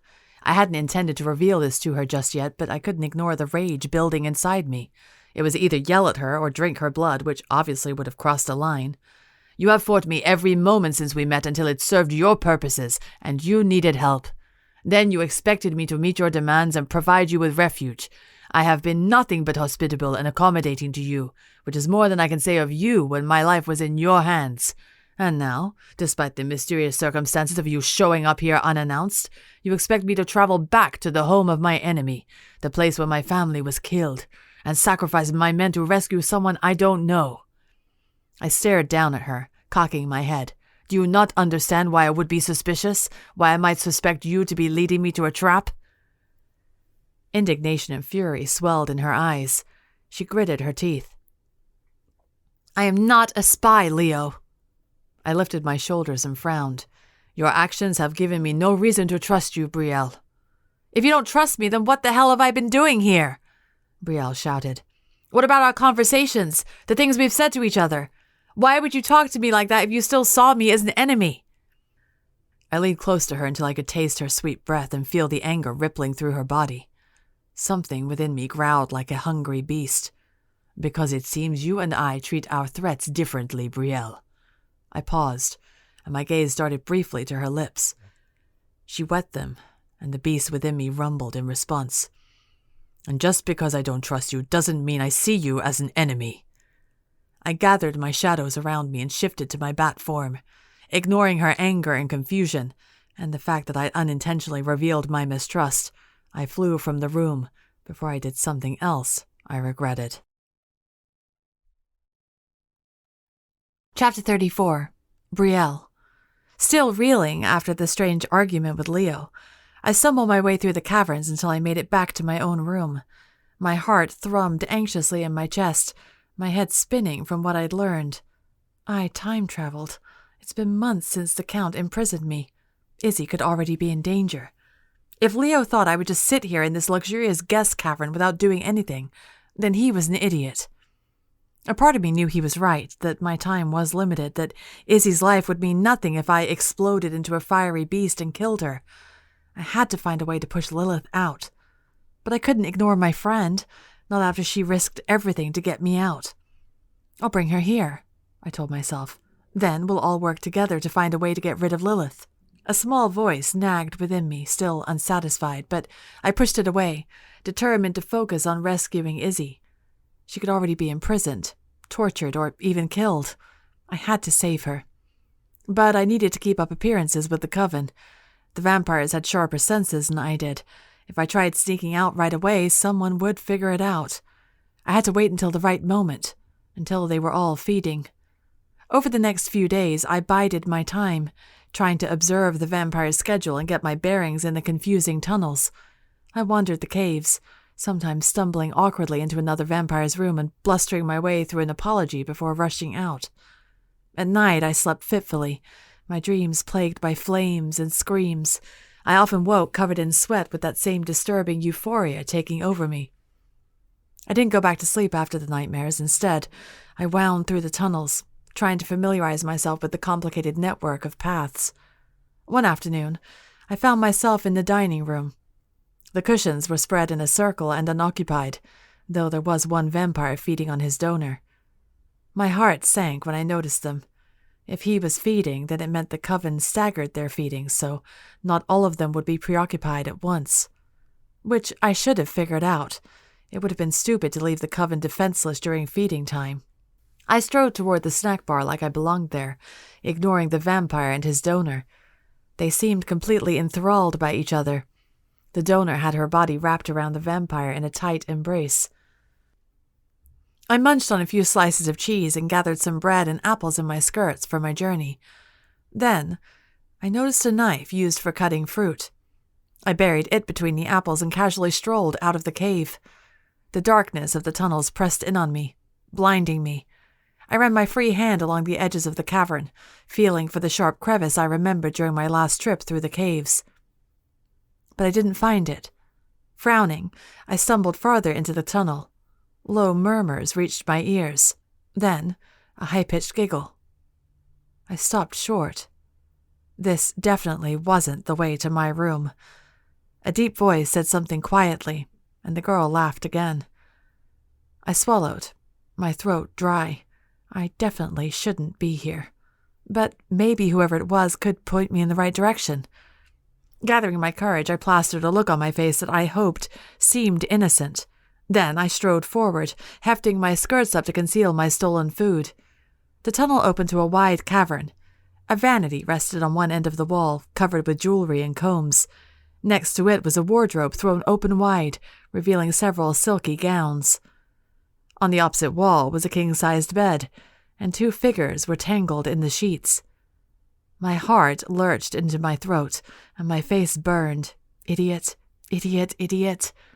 I whirled, hoping to flee, when a voice stopped me. Brielle? I was so startled I almost dropped the food from my skirts. My insides froze, and I slowly turned. The sheet fell forward to reveal Leo in bed with a woman with light brown hair. I recognized her as his donor. Heat rushed through me, fierce and embarrassing. I shook my head numbly. Sorry, I got lost, Leo laughed, waving a hand. The sheet slipped farther down, revealing a sculpted torso of scars and hard muscle. The sight made my tongue feel like sandpaper. You can join us if you like. The girl uttered a shrill squeal and slapped Leo's arm playfully. Oh, stop, he's just teasing. She turned to me with a superior look on her face. Her eyebrows lifted just a bit, like she felt she needed to explain Leo's behavior to me, like I was a child. I resisted the urge to glare at her. Right, sorry to intrude. My face was on fire as I turned and ran from the room. Leo and the girl's laughter echoed behind me, and anger swirled within me. I couldn't tell if I was angry at myself for getting into this position or at Leo and the girl for laughing at my expense. As I weaved blindly through the tunnels again, I focused on another unpleasant feeling worming its way through me. A mixture of discomfort and embarrassment. Leo slept with his donors? Was that even allowed? Well, obviously. The girl sounded like she was enjoying herself. Which sent another confusing array of emotions through me. My skin burned again, and I pushed the thoughts from my mind. Gritting my teeth, I surged forward until finally I reached my bedroom. I placed the food and knife in a sack and shoved it under my pillow. Then I sank onto the mattress with a deep sigh. Exhaustion prickled at the corners of my eyes, and my body sagged. The sleep deprivation from the past few days was wearing on me. Every part of me longed to leave this place. I had to get Izzy out of the castle. But then what? Go into hiding with her? Doom her to be slaughtered by the monster within me whenever Lilith saw fit? I covered my face with my hands. More than anything, I wanted to be with my family again. They would know what to do. Between the Count torturing me and Leo suspecting me of being a spy, I yearned to be with people who trusted me, who loved me, people I could trust not to turn on me or try to kill me. If Mom, Dad, and Angel were here, I knew they'd work with me to find a solution, one that didn't kill me. Are you all right? A soft voice asked. I yelped and nearly jumped out of my skin. Guadalupe leaned against the opening of the cavern, watching me with an unreadable expression. I couldn't believe I hadn't smelled her. Being in these caves, surrounded by vampires, had dulled my senses. The whole place reeked of vampires, so I could never tell when one was approaching. Which made my own scent even more obvious. I tried not to let that deter my plans to sneak out and find Izzy. Now that I noticed it, a faint, flowery smell reached my nose, mingling with the dulled scent of vampire that I'd grown accustomed to. I rubbed my forehead and forced a smile. Yes, I'm fine. Guadalupe cocked her head and took a hesitant step forward, careful to avoid the sunlight filtering from the ceiling. You don't need to lie. I know you're enduring a lot right now. I watched her for a moment, remembering her confusion earlier when it seemed like she didn't know I was cursed. What do you know about me? I asked slowly. Guadalupe shrugged. Only what Leo has told me. You were imprisoned and injured by the Count. You escaped and came here. I blinked, waiting for more, but that was it. That's all he told her? It seemed stupid. Why wouldn't he warn his coven about me? He didn't tell you anything else? I asked. Guadalupe said nothing for a while. Then she murmured, My cousin keeps many things from us. He's our leader and he's earned his privacy. I know there is more to you than what appears, Brielle. But if Leo isn't prepared to divulge that information, then I must respect that. He keeps many things from them. That didn't surprise me, but then I thought of his sister. How many people knew about her and her fate? How many knew that Lilith had tried to possess her? If Lucia had been kept a secret, then it would make sense that Leo would conceal the truth about me as well. But that made me insanely curious. Why? If his coven was so important to him, why would he remain closed off like that? His sister was gone. What harm would it do to open up about her? Besides, Ronaldo had told me that demons revered Nightcasters because they were seen as holy vessels for Lilith. Surely revealing his sister's curse would have been a good thing, right? You seem to understand about keeping secrets. Guadalupe said suddenly, her eyes appraising me shrewdly. My gaze snapped to her. What do you mean? You haven't told us anything about yourself, who you are, where you came from, or why you're here. You're as elusive as Leo himself. I shifted my weight on the bed, suddenly uncomfortable. I am not like Leo. But her words speared through me. I'd been thinking about how ridiculous it was that he hadn't opened up to anyone here. But how long had it taken me to open up to Izzy about my secret? And I'd never opened up to my family about how alone I'd felt. I'd always been so determined to be strong and capable. I'd seen opening up as weak. In many ways, I still saw it that way. I rubbed my nose. It's hard to know who to trust. I thought I could trust those in the castle, but I trailed off with a shrug. Guadalupe chuckled without humor. I understand. She strode closer, as close as she could get without touching the sunlight. I want you to know, Brielle, that you are under our protection. You are an honorary member of this coven now. As long as you are with us and don't betray us, you will be safe. I almost laughed. I'm a light witch. I can't be part of this coven of vampires. You certainly can, Guadalupe said in a firm voice. We consider the human donors a part of our coven as well. Your species, your magic, makes no difference. You are still ours to protect. A lump formed in my throat, and I looked at her. You can't mean that. Why would you trust me? I never said we trust you. I don't even trust Leo half the time. But the Count has made an enemy of you just like he has with us. In a sense, that makes us allies. Enemy of my enemy. I pressed my lips together and nodded slightly. The corners of Guadalupe's mouth curved upward in a smile. We feed in an hour. You are welcome to join us. She inclined her head and left the cave. My heart jolted in my chest, waking me from the emotions swirling within me. 1 hour. As soon as Guadalupe's flowery scent vanished, I jumped up, wriggling out of my ridiculous gown and into the trousers I'd arrived in. Thankfully, someone had washed them, but they still reeked of blood and dirt. I didn't bother putting on a shirt. Instead, I found a jacket in the wardrobe and wrapped it tightly around myself, then used a belt to tighten it further. My chest left much to be desired, so it wasn't like anyone would see anything exciting anyway. Besides, I had no other shirts to wear, and I couldn't exactly move stealthily in those stifling gowns. I slid the knife into my pocket, grabbed my sack of food, and looked at myself in the mirror.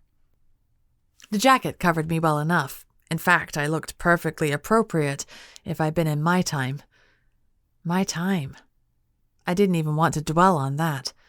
But once I thought it, I couldn't push it from my mind. Would I be stuck here forever? Would I ever see my family again? Shut up, Brie, I snapped at myself, one thing at a time. When I deemed myself ready, I approached the tunnels and listened hard. Nothing. I sniffed deeply, closing my eyes and trying to filter through the smells. Guadalupe's scent lingered, but it was stale. Nothing else but the musty scent of moisture and rocks. I took a deep breath and raised my free hand. Magic above and powers that be, light the way in front of me. A faint blue glow emanated from my outstretched hand, illuminating the path before me. I surged forward, knowing my time was limited. The glow was like a beacon, alerting the others to my presence. If anyone noticed it, they would investigate. So I ran through the tunnels, using the light to guide my way. I noticed the crevice I'd found earlier and turned right, away from the dining room. I paused for a moment, sniffing again. Foliage. Dead leaves. A chill in the air. Yes, I was close. I kept going and uttered a spell to remove the light when I noticed sunlight just ahead. My chest swelled with excitement. Freedom. I'm coming, Izzy. I stopped short when a familiar voice drawled. Going somewhere? Chapter 35. Leo. Brielle's pulse raced, her eyes wide when they locked onto mine. I smirked and crossed my arms. Did she honestly think she could escape so easily? My arrogant expression made her blood boil. And I laughed. Calm now, Brielle. We've already discussed this. You don't want to risk your coven? Fine. I'll go myself. And reveal my secrets to the Count? I don't think so. Brielle stepped forward, her nostrils flaring. I am not abandoning my friend. I stepped closer to her too, and she shrank away from me involuntarily. I felt her heart race, giving me a sense of power. You were the one who begged me to chain you up when you first got here, because you were dangerous. Say you rescue your friend and escape the castle. Then what? Doom her to die by Lilith's hand? She flinched, and for a moment I regretted my words. But no, she needed to hear this. I vividly remembered the explosion in the Castillo de Coca when my sister had met her demise at Lilith's hand. Brielle needed to know about this. Are you strong enough for Lilith? I asked in a soft voice. Because if you aren't, I've seen what happens when she tries to take over. It's catastrophic. Do you really want to subject your friend to this fate? Brielle gritted her teeth. You don't know that. Very true, but your friend is probably living comfortably in the castle right now. Or she isn't because she's living with that monster. Something inside me swelled with satisfaction hearing her speak of the Count with such hatred, but I shoved the feeling down. I know you aren't accustomed to following orders, I said slowly, but my order is final. Do not cross me, Brielle. She lifted her chin. Or what? A challenge. Fire roared within me in response. I cocked my head at her. I've bested you before. Brielle dropped her sack to the ground. She drew a knife from her trousers and brandished it toward me. You won't succeed again. I threw back my head and laughed. Then she tackled me, pinning me to the ground. My shadows swirled around me in response, but before I could shift, she muttered a hasty spell. Magic above, hear my call. Stop this demon from changing form. Something shifted in the air, and I stared at her, momentarily frozen. Then I realized what was different. The spell was in Spanish.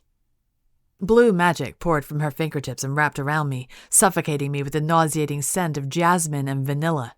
It stung my nostrils, and I coughed. The shadows around me swirled angrily, but then the blue enchantment engulfed me.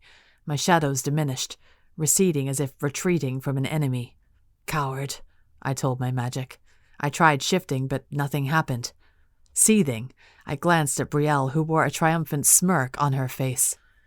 My blood roared, my fangs emerged, and I hissed at her. Brief alarm registered on her face, but when I lunged, she tumbled backward instinctively. I grabbed for her again, but she dodged. I summoned my shadows without thinking, and nothing happened. Then I remembered my predicament, and fury filled me again. We were both on our feet. Brielle sidestepped my movements easily, and the arrogance in her expression was so familiar to me. It mirrored my own. She had goaded me. I had fallen right into her trap. The smugness in her face was like a slap. It jolted me, awakened me to how juvenile I was behaving. I gradually relaxed my posture and withdrew my fangs. Clearing my throat, I smoothed my ruffled hair. But Brielle was unconvinced.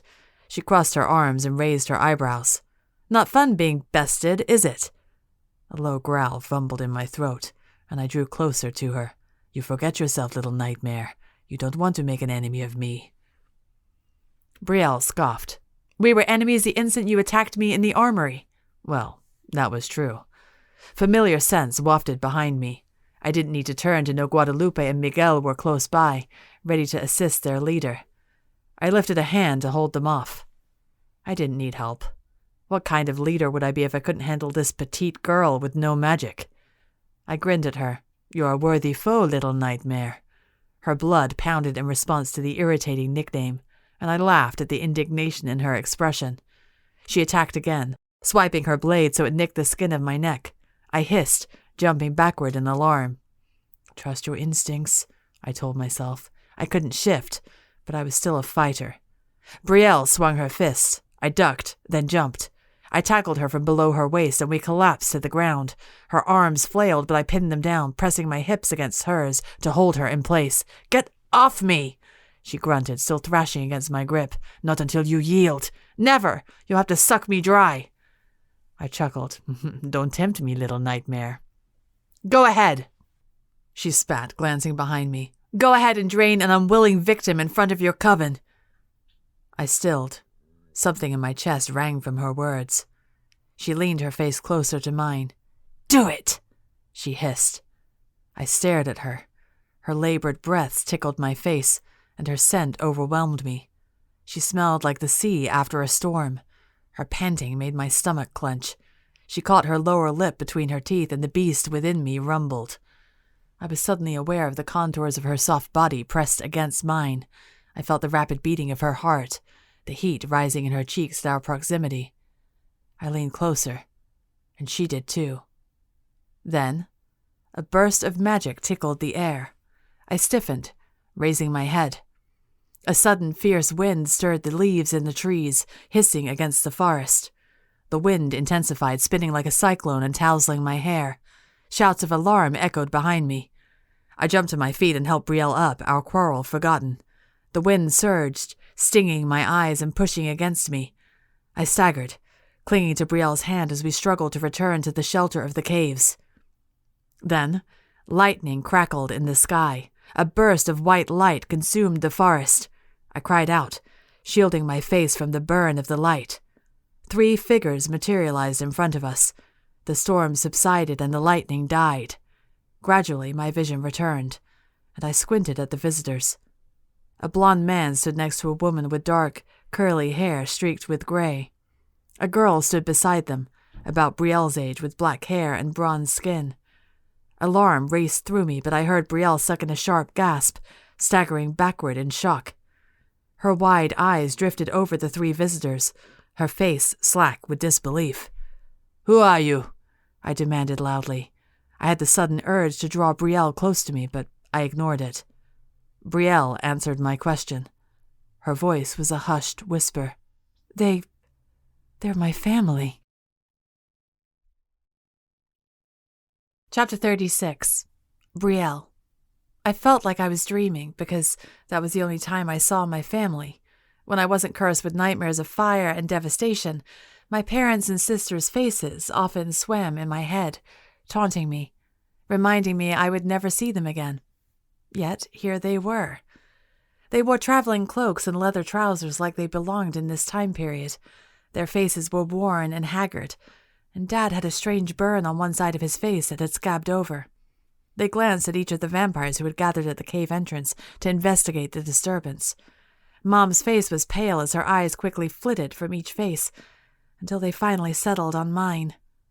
Our gazes locked, and my heart lurched in my chest as if finally realizing this was real. This wasn't a dream. "Mom," I said, my voice breaking. "Bree!" She surged forward and several vampires lunged, including Leo. Mom threw her arms out, and 2 vampires soared backward from her telekinetic magic. "Take her!" Leo roared. "No, wait!" I shouted, raising my hands. Dad summoned a ball of fire in his palm, his expression fierce. Angel drew 2 blades from her belt, her jaw rigid and her teeth clenched. I almost staggered back a step in shock. I'd never seen her fight in my entire life, but here she was, standing battle-ready with a fierceness in her face that made her unrecognizable. Shadows swirled around me. The vampires growled and hissed as they moved toward my family. I had to do something. I yanked my arm free of Leo's grip and lifted my hands before uttering a spell. "Magic above and powers that be, freeze the vampires next to me!" Blue magic poured from my fingertips and engulfed the coven surrounding me. Several pairs of dark eyes fixed on me with shock and anger, but I ignored them and weaved through the array of frozen bodies before rushing toward my family. Mom opened her arms, her face streaming with tears. I fell into her embrace and something within me shattered. Like the tiny bit of resolve I'd had left was finally gone. Seeing them here had broken me, destroying the thick defensive wall I'd built in my heart. My face crumpled as Mom's familiar sweet scent filled my nose. Tears stung my eyes, and I pressed my face into her shoulder. Her arms circled around me in a warm embrace. "Oh, Bree," she sobbed, stroking my hair. She drew back to look me over, her eyes rimmed with red. You've lost so much weight." Concern filled her eyes as she cupped my face in her hands, her brows knitted together. She scrutinized me, no doubt seeing darkness in my face that hadn't been there before. "What happened to you? What happened to you?" I shouted, glancing at Angel and Dad behind her. Angel's eyes were filled with tears. Dad looked at me briefly before returning his gaze to the coven behind us. "Careful," Dad said sharply. An agonized shout echoed from behind me. I recognized it immediately. Leo. I whirled as Leo broke free of my enchantment and shifted into bat form, flitting straight for us.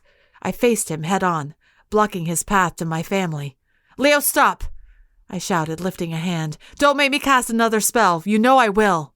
The bat hovered in front of me for a moment, and I could almost feel the anger radiating from him.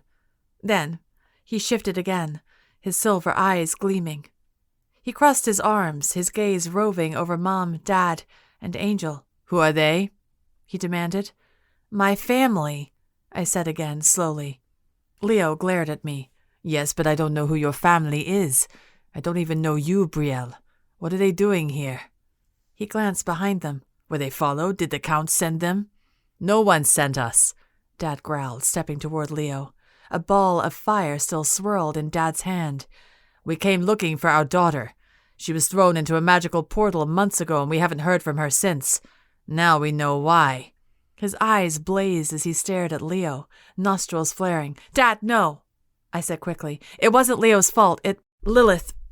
It's a long story. I glanced at Leo. Is there somewhere I can speak with them privately to explain everything?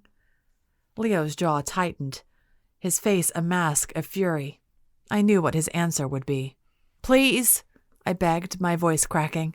We'll go deep into the forest, away from your coven, if that's what you're worried about. I stepped closer to him. They're my family, Leo.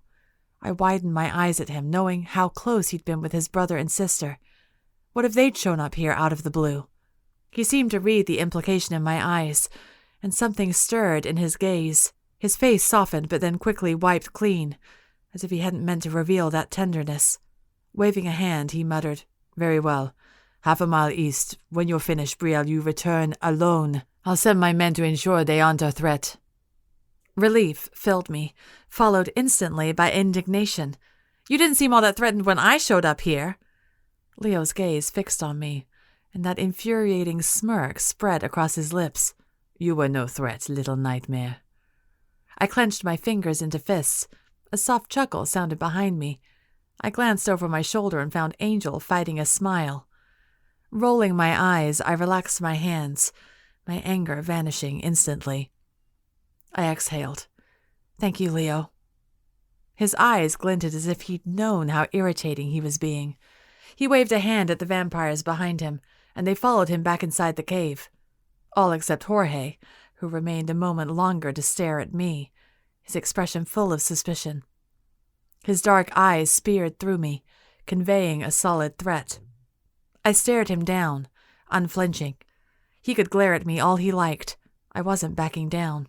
Slowly, he turned and disappeared into the cave. I released a breath, my body sagging slightly and my eyes stinging with exhaustion.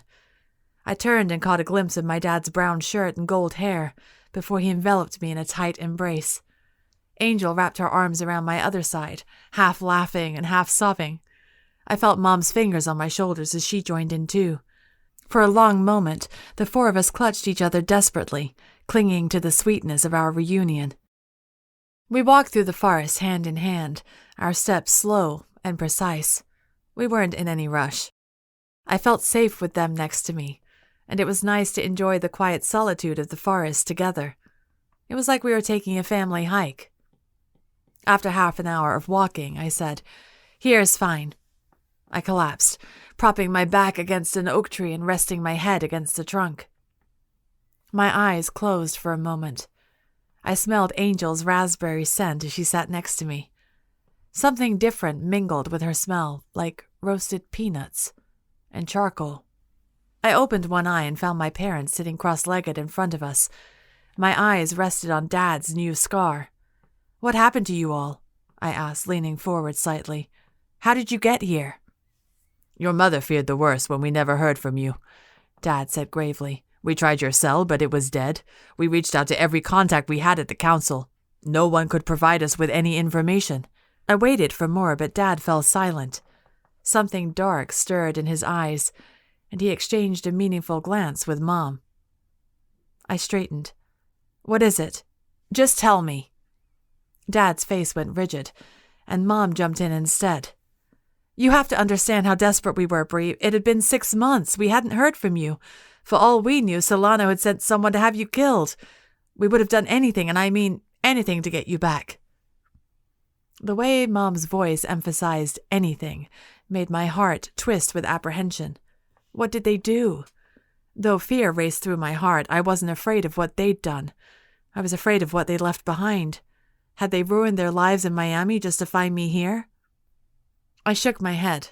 "Whatever it is, you can tell me. I've been through a lot here, too. I've done terrible things." I thought of the nightmares that plagued my dreams, the screams that sounded so real. Each time I woke with that strange euphoria, it felt like I had actually killed people, and that I'd enjoyed it. "We crossed a lot of lines, Brie," Mom said quietly. "Your dad had to use some creative methods to get his coworkers to talk." Creative methods. I thought of my own methods of getting Leo to talk in the castle courtyard. Swallowing, I nodded. "I understand." Mom and Dad shared another look. "I don't think you do, Brie," Dad said slowly. "I broke laws. I tortured high-ranking members of the council, including Solano." Solano, the man who had taken me away, who had delivered me to a jumper and sent me through a portal with no way back. I actually didn't feel all that bad about Solano being tortured. I exhaled and leaned forward. "Whatever you guys did to get here, even if you killed people, I don't care. I just need to know you have a way to get back. Please tell me you can go back." Mom's eyes went wide, her brows knitting together in confusion. "Brie, what? Do you want us to leave?" "She wants to go back home, obviously," Dad said, but his eyes were uncertain. "Well, yes," I said, "but that isn't all. You all can't stay here. What about Angel and her medication?" "I haven't had a single seizure in the months we've been here," Angel said in a soft voice. I stilled. "What? How?" "I've run a few tests on her aura," Mom said. "I suspect her condition has improved because there is less magic clouding the air, less magic to interfere with her visions." "Do you think that was what caused her problems?" I asked. Mom shrugged. "It's just a guess. It could also have to do with the lack of technology, cell towers, or a smaller population, less pollution, but whatever it is, this time period seems to have cured her."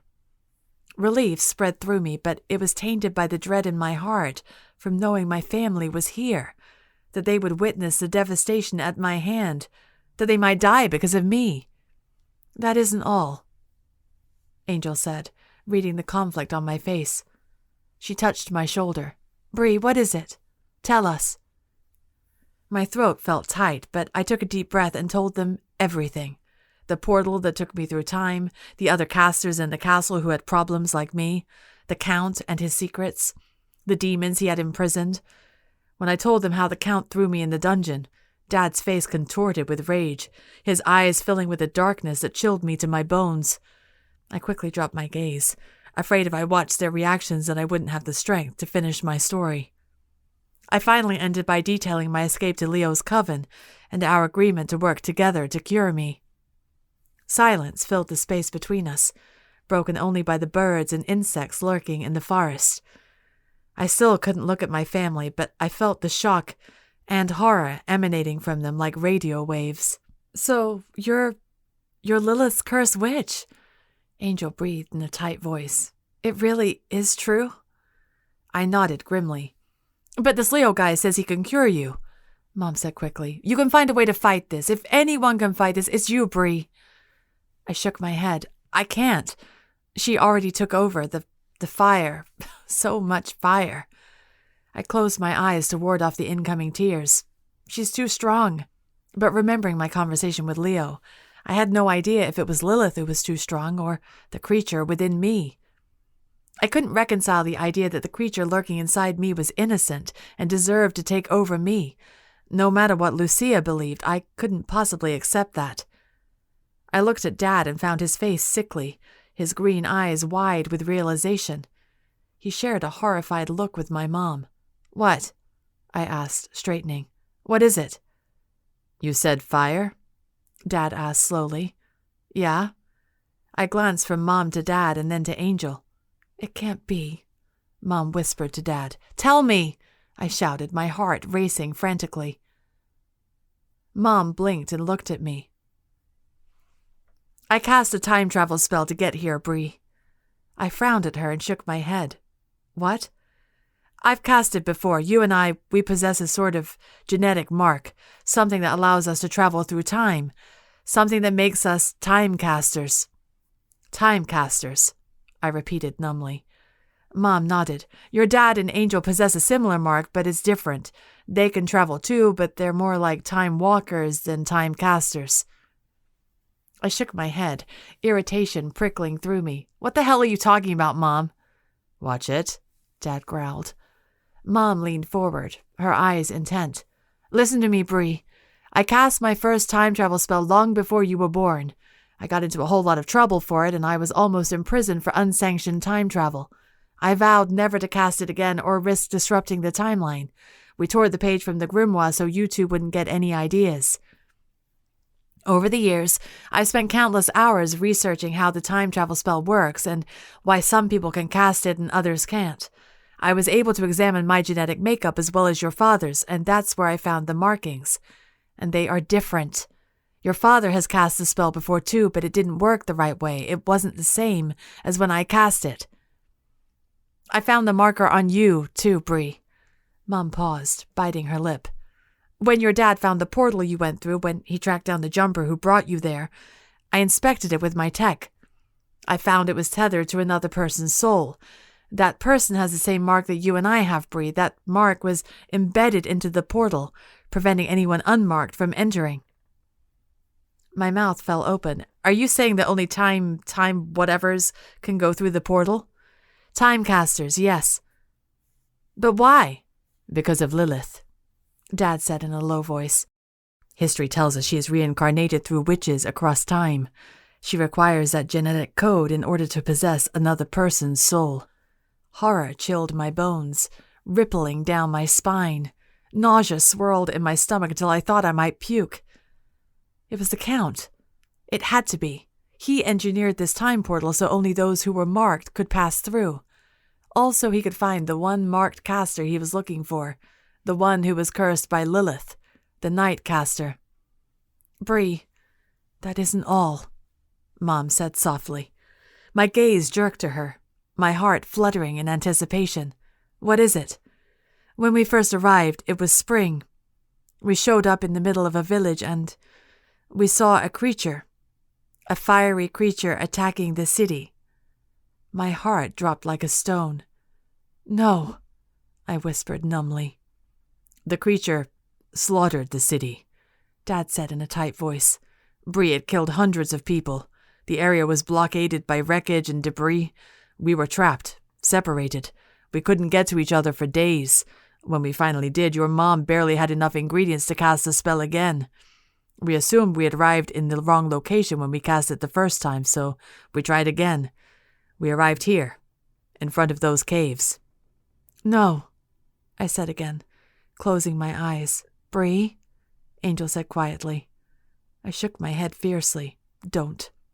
I didn't deserve her sympathy or her pity, because I finally registered what my parents were saying.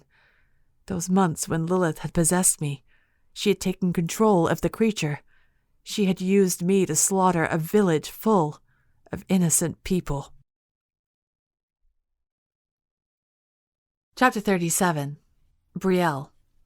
Thunder roared in my ears. I couldn't speak, couldn't move. Horror numbed my entire body, freezing me in place. I stared unfocused at the forest floor. A chill swept over me. Mom was speaking, but I didn't hear her. I heard nothing but the screams of my nightmares, the roar of the monster within me. It had all been real. I had really killed all those people. Someone shook my shoulder and I blinked. Awareness slammed into me, followed by a wave of nausea. I swallowed down bile. Angel met my gaze, her hand still on my shoulder. I wanted to shake her off, to run away from them before I hurt them. They'd been in the village during the attack. My eyes found the scar on Dad's face. I could have killed them. I didn't deserve their pity. I deserved their hatred and scorn. The Count had been right about me. Bree, talk to us, Angel whispered. We're here for you. Anger roared within me and I jumped to my feet. You shouldn't have come. My family exchanged glances before they all stood too. Mom drew closer to me, but I paced away from her, deeper into the forest, toward the Castillo de Coca. "Don't say that, Brie," Mom said. Her quiet steps behind me told me she was following. I whirled around to face her. "I'm dangerous. I'm going to destroy this entire city. Now that you're here, I'm just going to kill you too." I groaned, rubbing my forehead. There isn't any way for you to go back?" Mom shook her head. "We used all the ingredients to travel the second time. I might be able to cast a spell if I can get the ingredients again, but—" She trailed off and pressed her lips together. "But what?" I snapped. "But we don't have a home to go back to," Dad said, approaching behind Mom. Angel stood by the oak tree, her arms crossed as she watched us from afar. "We gave up our lives to come here, Brie," Dad went on. "We're wanted fugitives in Miami. If we go back, we'll be imprisoned." A lump formed in my throat. "It's better than dying at the hands of your daughter," I said in a tight voice. Mom stepped closer, grabbing my hands. "Brie, it won't come to that. We're here to help. You said this Leo guy was supposed to find a way to cure you, right? Let us help too. We're from the future. We know modern spells and potions. We can help." Dad nodded encouragingly, and his eyes were so full of hope like Mom's that I found myself nodding along with them. But I didn't believe it. It was one thing when I wasn't hurting anyone, when it was just nightmares haunting me every night. But now I knew it was real, and I was a danger to everyone. They weren't just dreams anymore, and we were out of time. "Let's just take this one step at a time," Dad said slowly, rubbing his chin. "What do we know? What do we know about Lilith and the creature?" I shrugged helplessly. The creature is made of fire. It craves death and suffering, although I can't tell if that's Lilith or the creature. I shook my head, revolted with myself. Nighttime is when I'm most vulnerable, when I sleep. Leo says Lilith's cursed witches are called Nightcasters. Mom looked at me, her blue eyes solemn. She glanced at Dad. "It's still 1735, right?" I nodded. Mom's lips twitched in a smile, and she exhaled. "I can't believe we cast that spell and only traveled forward a few months." She shook her head, meeting my eyes. "It was worth it to find you, Brie." Angel strode toward us, her eyes contemplative. "The creature. Do we know what it is?" "I always pictured it as a dragon," I whispered. "What else could cause so much death by fire?" Dad shook his head. "It's not a dragon. It's much smaller. I shot it with my water and doused its flames for a moment. I was able to catch a glimpse. It's about the size of a falcon." I stiffened. Something within me stirred to life, awakening from his words. I remembered reading about the different creatures Lilith's beast could be, and the answer came to me as clear as day. A phoenix. My voice was hushed, and it resonated within me. I wasn't sure how I knew, but I did. "Phoenix," Mom repeated in a quiet voice. Then she nodded. "That makes sense. The brief moments I saw it, it was completely on fire. It could breathe fire, too, and it disappeared into the sky on a whim. It was incredible. And terrifying. It needs to be killed," I said sharply, "before anyone else gets hurt." "I don't think it's that simple," Dad said slowly. "When I used my water against it, it whimpered like it was in pain, like it didn't want to be there. It shied away from me in terror until something overcame it and it took to the skies again." I stared at him. The monster had a chance to kill my dad, but it hadn't, like it didn't want to be there. My throat felt tight, and I closed my eyes. Dad changed the subject. "What else do we know?" "I only have a few months left," I said. "At the year's end, the time loop will reset. It ends with me destroying the city." Mom took my shoulders with a fierce look in her eyes. "Brielle, listen to me. That creature is not you. You can't fly. You can't light yourself on fire. You never left that dungeon. It is not you." My eyes stung as I shook my head. "Then how? How is this happening? I see it in my dreams. I hear the roaring and the screams. It is real, Mom. It's happening because of me." "No, because of Lilith," Dad said in a hard voice. "She wants to control you. She wants to control the creature. It's her who's wreaking havoc and destruction. We just have to find a way to push her out. I can't do this. My head was spinning. Panic and despair swirled in my chest until I felt I couldn't breathe. I knew only one thing. I would die before letting Lilith kill my family. But I had to make them believe I was on board with finding a solution, that I wasn't about to do something reckless. So I arranged my face into a calm expression and said, I should head back. It'll be dark soon, and you all need a place to sleep. I forced myself to meet their gazes, struggling to remain composed. Let me talk with Leo. I'll come back for you. He doesn't trust strangers, including me. Of course, Mom said, rubbing her arms. She shared a look with Dad that told me they were still worried. But for now, it seemed I'd appeased them. We'll wait for you, Bree. I nodded and offered a weak smile before turning away from them. My feet moved forward automatically, but my mind swirled with thoughts of fire and devastation. The real screams that pierced through my dreams. They belonged to actual people. People I'd killed. I didn't care what my parents said.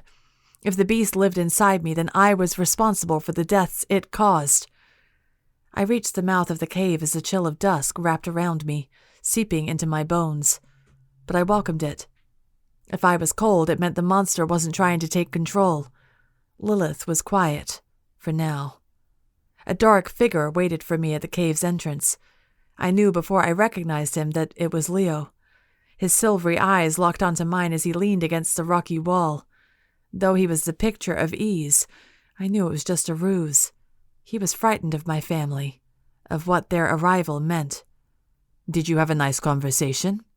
He asked idly. I shook my head, not in the mood for his games. It was fine. Can they stay here? He popped off the wall and strode toward me. I'll need to speak with them first. I stared hard at him.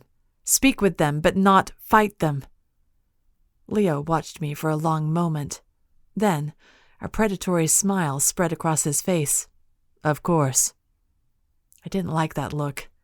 I sighed. Oh, I'll come with you.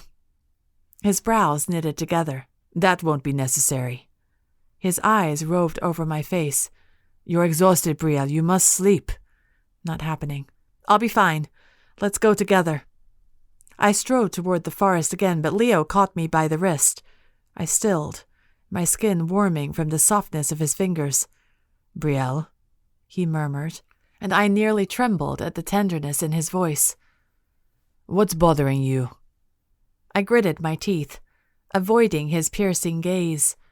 My brain ached from shoving my emotions away, and my body sagged with fatigue. The ruse with my parents had taken all my energy. I didn't have anything left to convince Leo. And even if I had, he'd see right through me. He had a knack for that. I swallowed. Why didn't you tell me? I finally met his gaze, my vision blurred with tears. He frowned. Tell you what? There was an attack in the city, I whispered. The monster killed hundreds. My parents were stuck there trying to get out. I pressed my lips together.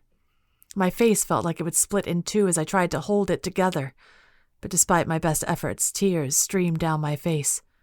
Brielle, Leo said again, drawing closer until his spicy scent filled my nose. I didn't know. His chest was so close to me. All I had to do was inch forward and press my face against him. I was almost certain his arms would wrap around me. Despite the anger and mistrust between us, the tenderness in his face was undeniable. All I wanted to do was sink into his embrace. But I stepped back and sniffed. My parents want to work with you to find a cure for me, if that's okay.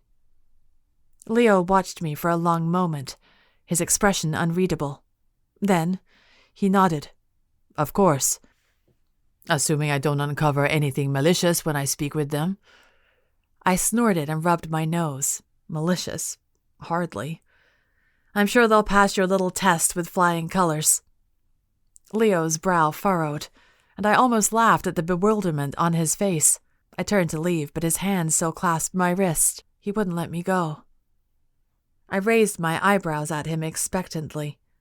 Something dark flashed in his eyes. Whatever you do, Brielle, Promise me you won't return to the Castillo de Coca, he said in a low voice. I stilled. How could he possibly know I'd planned to do that? I'm not an idiot, I said. My voice trembled, betraying me. If what you say is true, if this monster attacked a village, then it happened under the Count's watch. If you go back there, it will happen again, and you will only hurt more people. Do you think he cares about the lives of commoners? He just wants to draw Lilith out. He doesn't care what it takes. But what if he's just trying to protect the city? I asked before I could stop myself. What if the lives of a few are worth sacrificing if it means the entire city can be saved? Leo brought his face closer to mine, his jaw rigid and his eyes fierce. If you believe that, then ask yourself where he draws the line. He summoned a dozen innocent casters to his castle. He has imprisoned and tortured countless demons from my coven, my family. How many lives will he sacrifice in the name of protecting his city? He paused, and if you're wrong, if he is only looking to protect himself, then he might be willing to sacrifice every life within this time loop in order to succeed. My blood chilled at his words, and I looked at him, unmoving. His eyes held me there, freezing me in place. I couldn't look away from him. The intensity of his gaze was like a magnet drawing me in.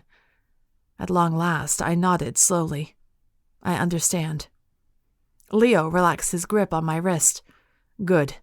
Now let's go talk to your parents. He glanced over his shoulder at something near the cave. A few dark figures peeled off the cave wall like shadows. I suppressed a shudder. How long had they been there? Had they heard me break down and cry? I recognized the first figure as Jorge. He fixed a fearsome scowl on me.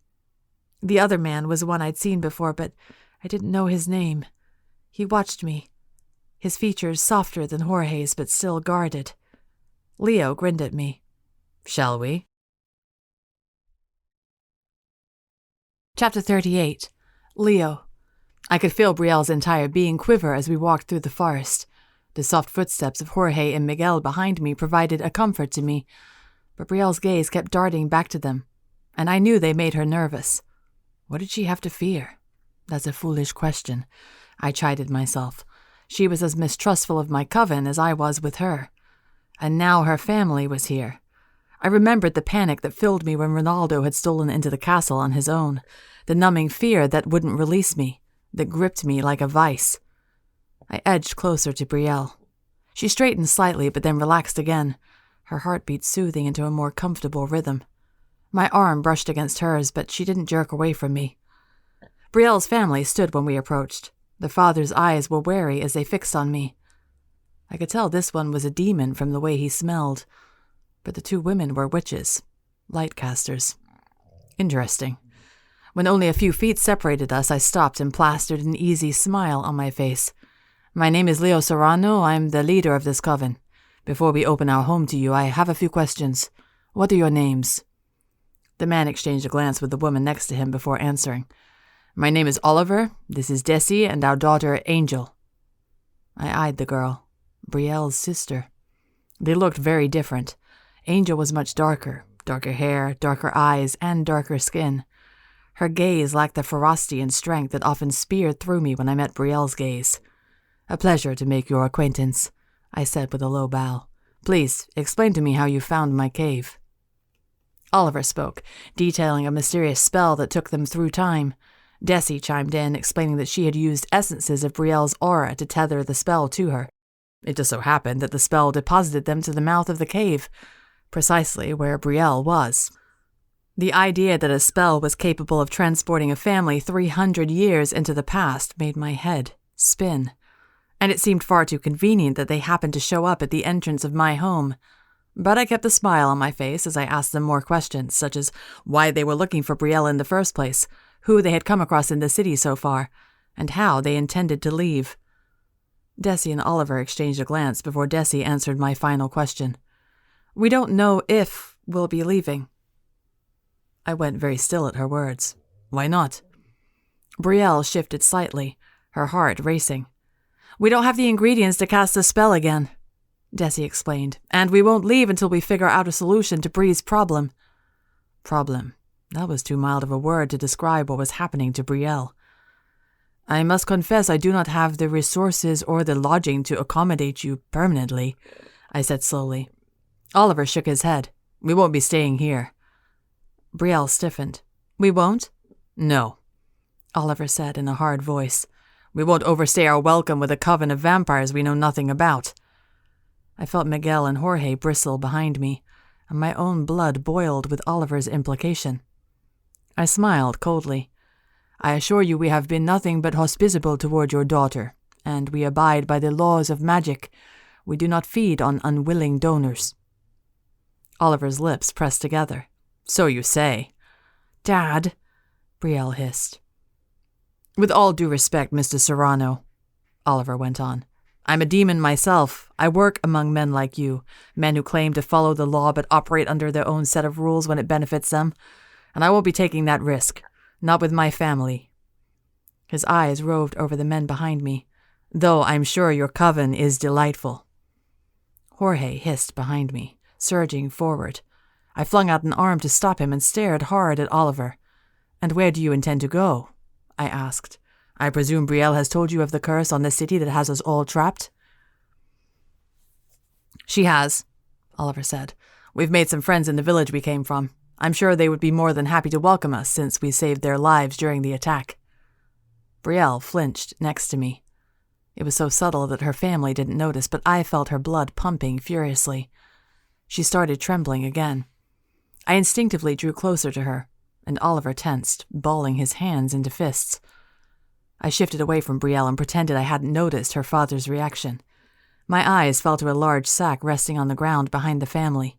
I pointed to it. My men will have to search this before you enter my home. Oliver's eyes tightened. Of course. With a sigh, I waved my hand forward. You may join us in the caves. For now. I looked at Jorge. Search them before they enter. Then my gaze found Brielle's wide eyes. I must speak to you in private. Brielle nodded. I sensed Oliver's movement and felt his blood boiling with anger, but I ignored him. I grasped Brielle's elbow and led her in the direction of the cave, allowing Jorge and Miguel to handle her hot-headed father. What is it? Brielle hissed, glancing nervously over her shoulder at her family. I simply wanted to anger your father, I said with a smirk. Her eyes blazed, and she violently shook her arm from my grip. You're a dick. You know that? I raised an eyebrow at her. The fire in her eyes only ignited the flames within me as well. How could I resist goading her? She gritted her teeth and turned away from me, but I caught her arm again. Brielle, I said softly, my smile fading. To be perfectly frank, I did have something I wanted to discuss with you. Her furrowed brow smoothed, and she scrutinized me, her eyes still wary. What is it?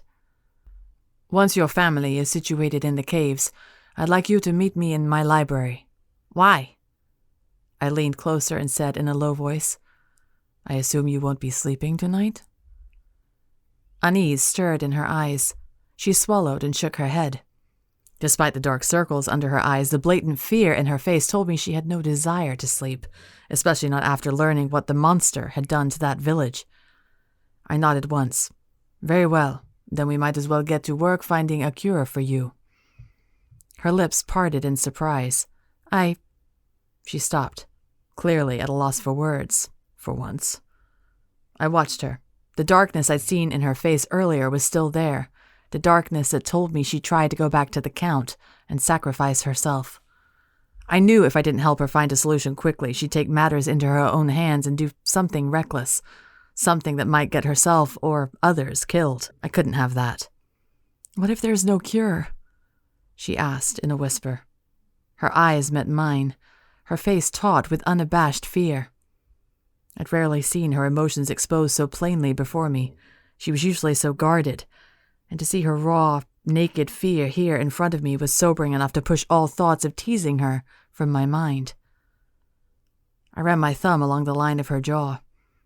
To my surprise, she didn't jerk away from me.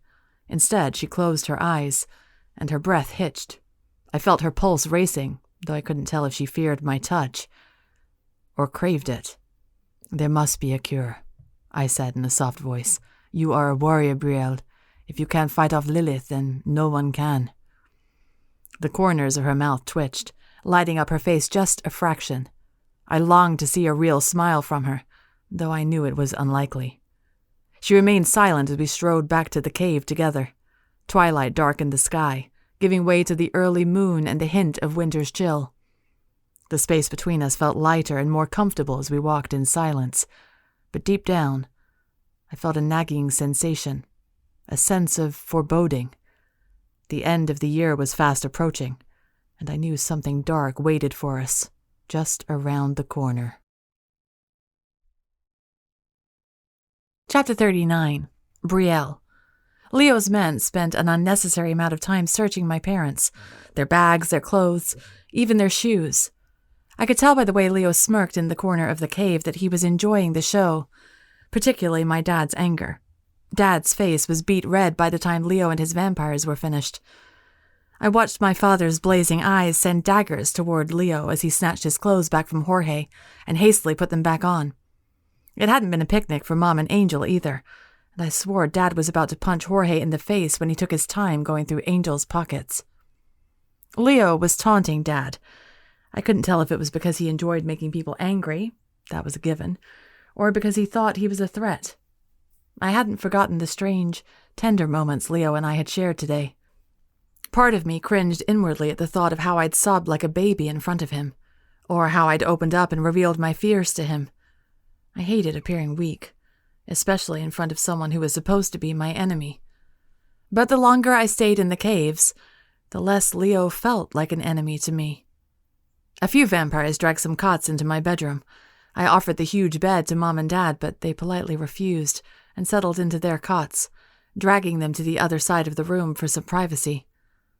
I watched them huddle together, their eyes soft and far away as they whispered to each other. Mom's face was pink, and she pressed a kiss to Dad's cheek. They had that look of nostalgia in their eyes, the look that told me they were thinking of some memory they'd shared long ago. When I saw that look, sometimes it made me curious. What were they reminiscing of? Other times, I didn't care.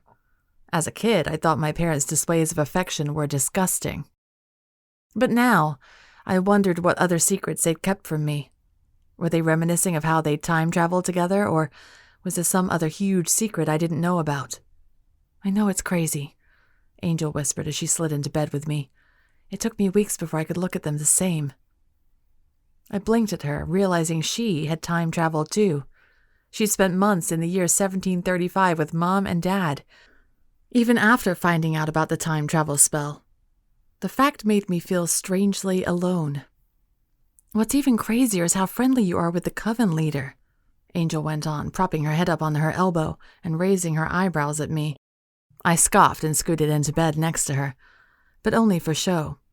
As soon as she fell asleep, I'd slip out to find Leo. The thought made my face burn, only making me look more guilty. Angel snickered quietly. Brie, I can't believe you. A shape-shifting vampire and a coven leader at that? That's pretty bold of you. I shoved her arm. Stop it. There's nothing going on. Besides, he's super friendly with his donors. I wiggled my eyebrows suggestively. It would make me uncomfortable to pursue someone who's that hands-on, Angel asked with a snort. I laughed too. Yeah. To say nothing of the fact that just being around him made me boil over with anger. And we didn't trust each other. And I'd tortured him. And he'd sucked my blood. Yeah, definitely nothing going on there. Angel's face sobered as she looked at me, her eyes worried. I knew that look. I wanted to sigh and turn away, but I was so grateful she was here that I couldn't bring myself to. Bree, she said quietly, I know you. You're trying to suffer through this alone, but you don't have to. You have nothing to prove to me or Mom and Dad. You're the strongest person we know, hands down. And with all this happening to you, well, no one would blame you if you broke down or asked for help or, Lilith forbid, actually showed some emotion. She smiled, trying to ease the tension. But it didn't work. I swallowed and nodded. I know, I'm just trying to process everything, that's all. And that was all I could tell her. Because if my family knew I wanted to sacrifice myself to save them, they would try to stop me. But I would die before letting that monster kill them. I swore on my own life I would never let that happen. As soon as Angel's soft snores filled the cave, I gingerly rolled out of bed. My bare feet padded softly against the smooth, cold floors. I approached Mom and Dad's cots, which were angled near the exit. Pausing momentarily to make sure they were sleeping too, I took a breath.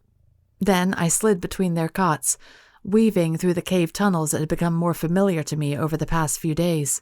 I wasn't sure what I was expecting.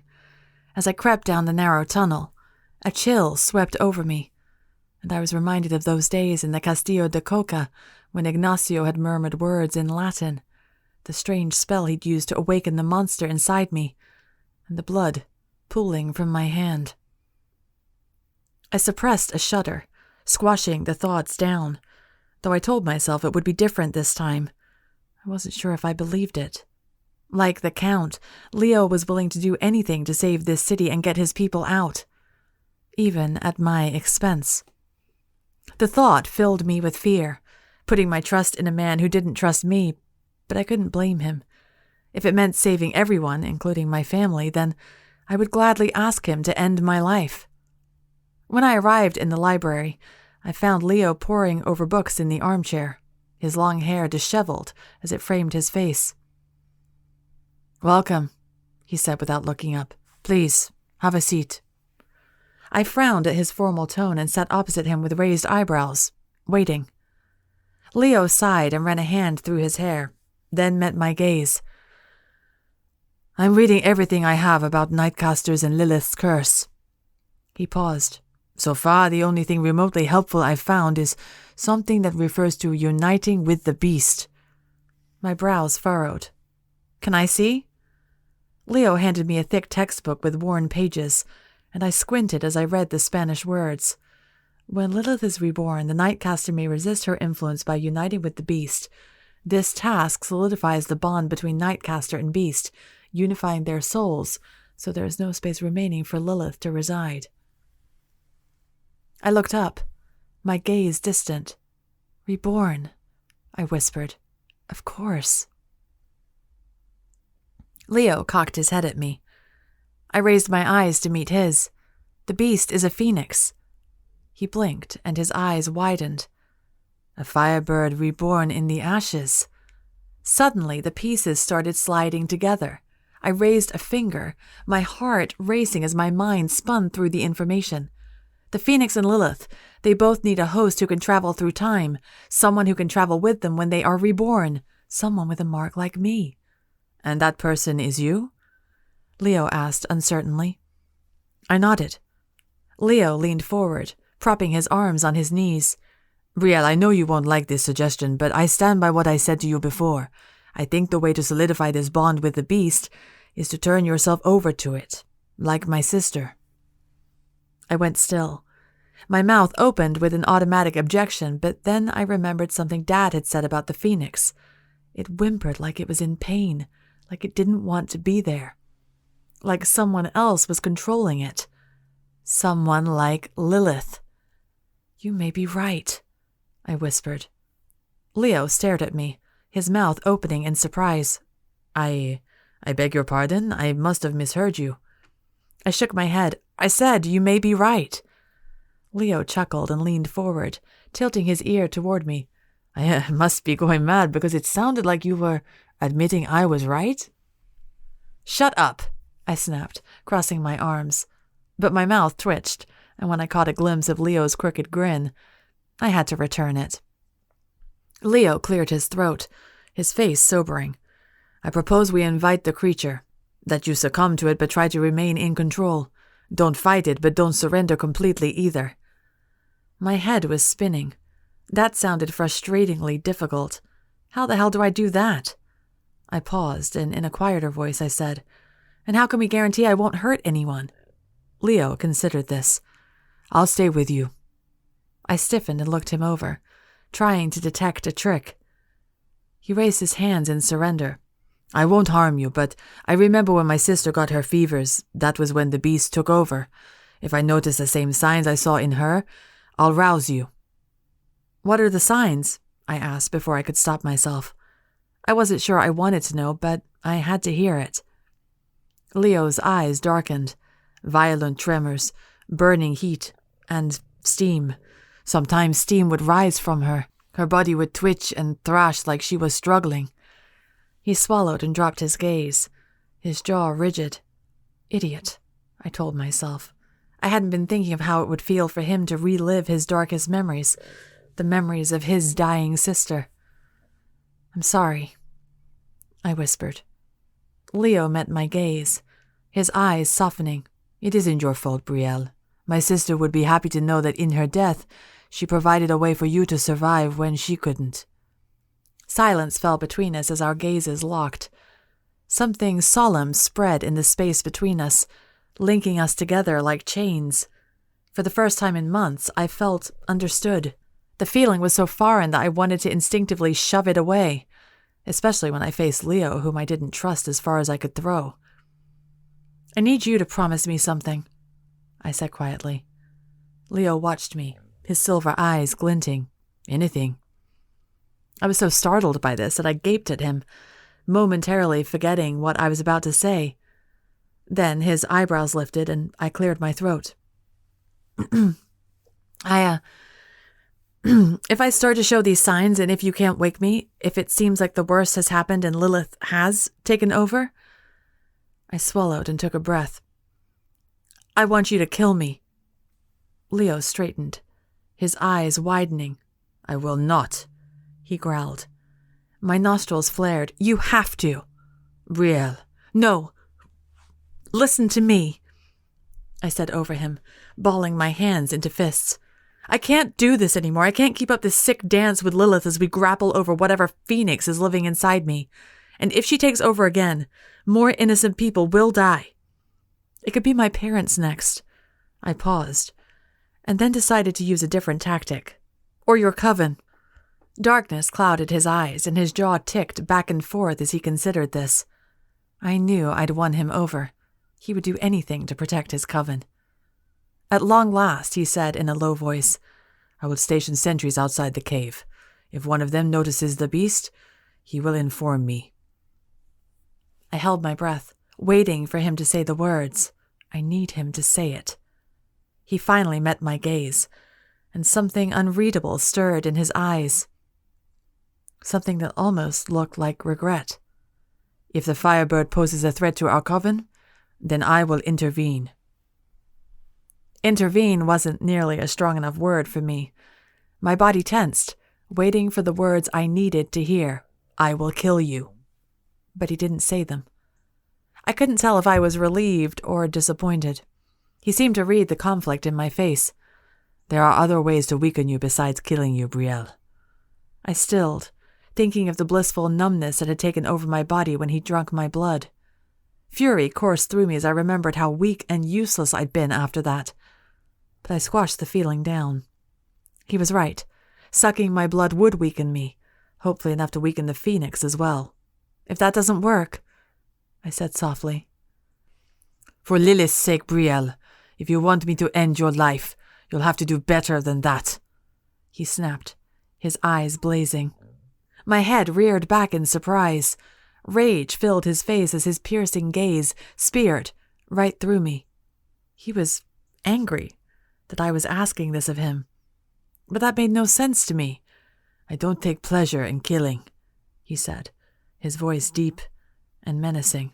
Though it's in my nature, it is a crime against humanity. It makes me become more animal than man, and that's something I will not relinquish. I stared at him, my chest swelling with his words. Something fierce resonated inside me, rising from within, more animal than man, or more beast than woman. I nodded slowly. You have nothing to fear, Brielle, he said softly, the rage in his face now gone. I will keep you and your family safe. I nodded again, unable to find my voice. I wrung my hands together, my gaze fixed on the floor, until I realized Leo was watching me, waiting. My eyes locked onto his, and understanding flowed between us. His eyebrows raised with a question. Okay, I said in a firm voice. Let's do it. Chapter 40. Brielle. I was so exhausted that I could have fallen asleep instantly if I'd been alone. But with Leo in the same room, sleep was far from my mind. I convinced him I needed to be alone to clear my head, so he left me in the library, though I knew he remained close by. I sagged backward into the armchair and stared at the flames dancing in the lanterns on the wall. I focused on breathing and let my thoughts roam freely. My instinct was to be on guard, to search inwardly for the Phoenix or Lilith's presence, but I fought the instinct and instead released the hold I had on my mind and body. Eventually, my vision clouded, and unconsciousness claimed me. Let go. Let the Phoenix take you. Those were the last coherent thoughts I remembered. Fire scorched my skin. A piercing roar rumbled around me. I was consumed by the flames. No, I was the flames. My eyes opened.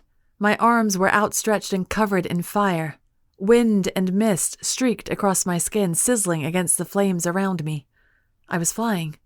The midnight air surrounded me like a cloak, and my fire only burned brighter by contrast.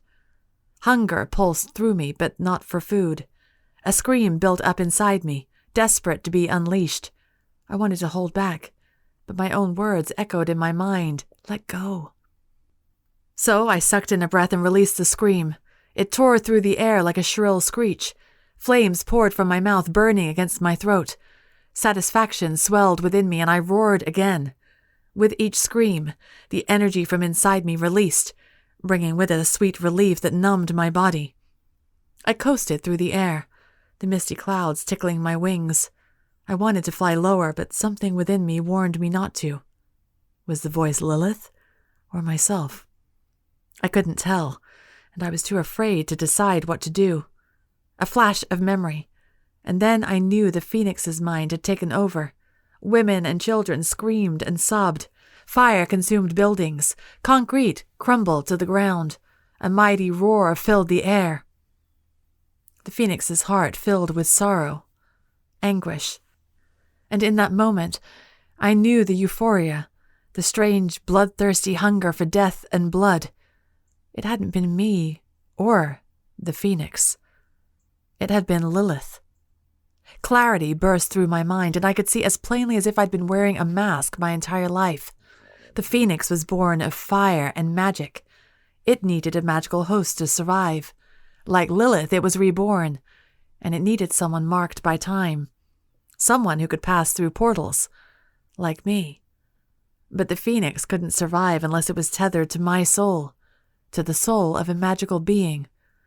Over the past several months, I'd fought its presence and tried to push it out, thinking it was Lilith. But this only gave Lilith more opportunities to take over my body. She too was looking for a host, and if she could take over my soul, then she could bind herself to the Phoenix and push me out entirely. As I soared through the sky, I searched within myself, looking for the soul of the Phoenix. There it was, like a second heart beating inside me. I wasn't the Phoenix. We were separate beings, separate souls, but we were fueled by the same source of magic. My magic had never manifested itself because it had been keeping the Phoenix alive. Leo had said I was called a Nightcaster because Lilith only took over when I slept. But now I realized that my unconsciousness allowed the Phoenix to awaken as well. It was like by dreaming I'd allowed another part of myself to wake up, to live, to survive. And then, when I'd woken up, that part of myself had gone to rest again. I wanted to smile, to laugh, to close my eyes and bask in the relief of this knowledge, the answers I'd yearned for my entire life. But my body was not my own anymore. The Phoenix was in control, and I gladly let her take over. Her. Yes, the Phoenix was a female. I knew it down to my bones. I could see her soul, her essence. I'll call you Nyx, I decided. Another joyous sound poured from the Phoenix's mouth. She liked the name. Where am I wondered vaguely. You are still asleep in the caves, a soft voice said in my head. It sounded like a whisper or a murmur. I couldn't tell if the voice was high or low. I felt it more than I heard it, like a gentle rumbling in my mind. And where are you? I asked Nyx. Somewhere high in the sky. I'm not sure where. How did you leave the caves? I wondered, thinking of Leo and how wild it would be if a phoenix exploded to life in front of him. I was never there. I rest in the astral realm while you are awake.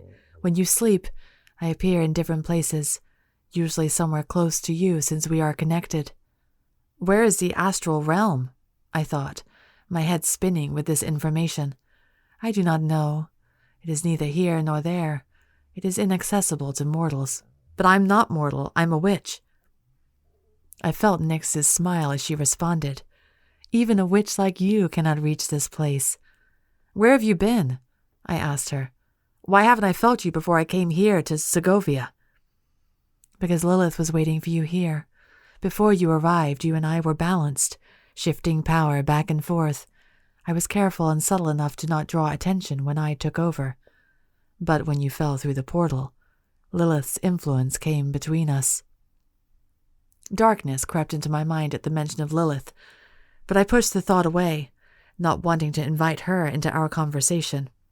Nyx flew on, stretching her wings and breathing fire when she was high enough to avoid detection.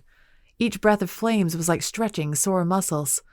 She'd been dormant for so long that she needed to release the magic built up within her. My magic. I relinquished complete control, drifting off as my mind wandered in a dream state. Familiar faces swam before me. Mom, Dad, Angel, Leo, Izzy.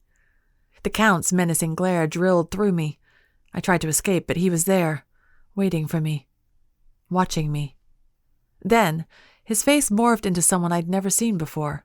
A woman with inky black hair that surrounded her like a curly mane. Her eyes were all black, and her skin was ashen and pale. She looked like a corpse. Her mouth spread wide when she saw me, revealing rotten teeth stained with blood. I tried to run from her, but her long fingers wrapped around my wrist. Jagged fingernails scraped against my skin, and I screamed. "You are mine," she hissed. Her voice sounded like hundreds of whispers blended into one. It made my skin crawl. "Let go!" I shouted, but my voice was gone. All I saw was this woman, her deranged face, her lidless eyes, her wide, sickening smile. And I knew exactly who this was. Lilith. Chapter 41. Leo. Brielle scowled even in her sleep. It shouldn't have surprised me. As soon as I felt her heart rate decline and her breathing slow, I crept back into the room and sat across from her.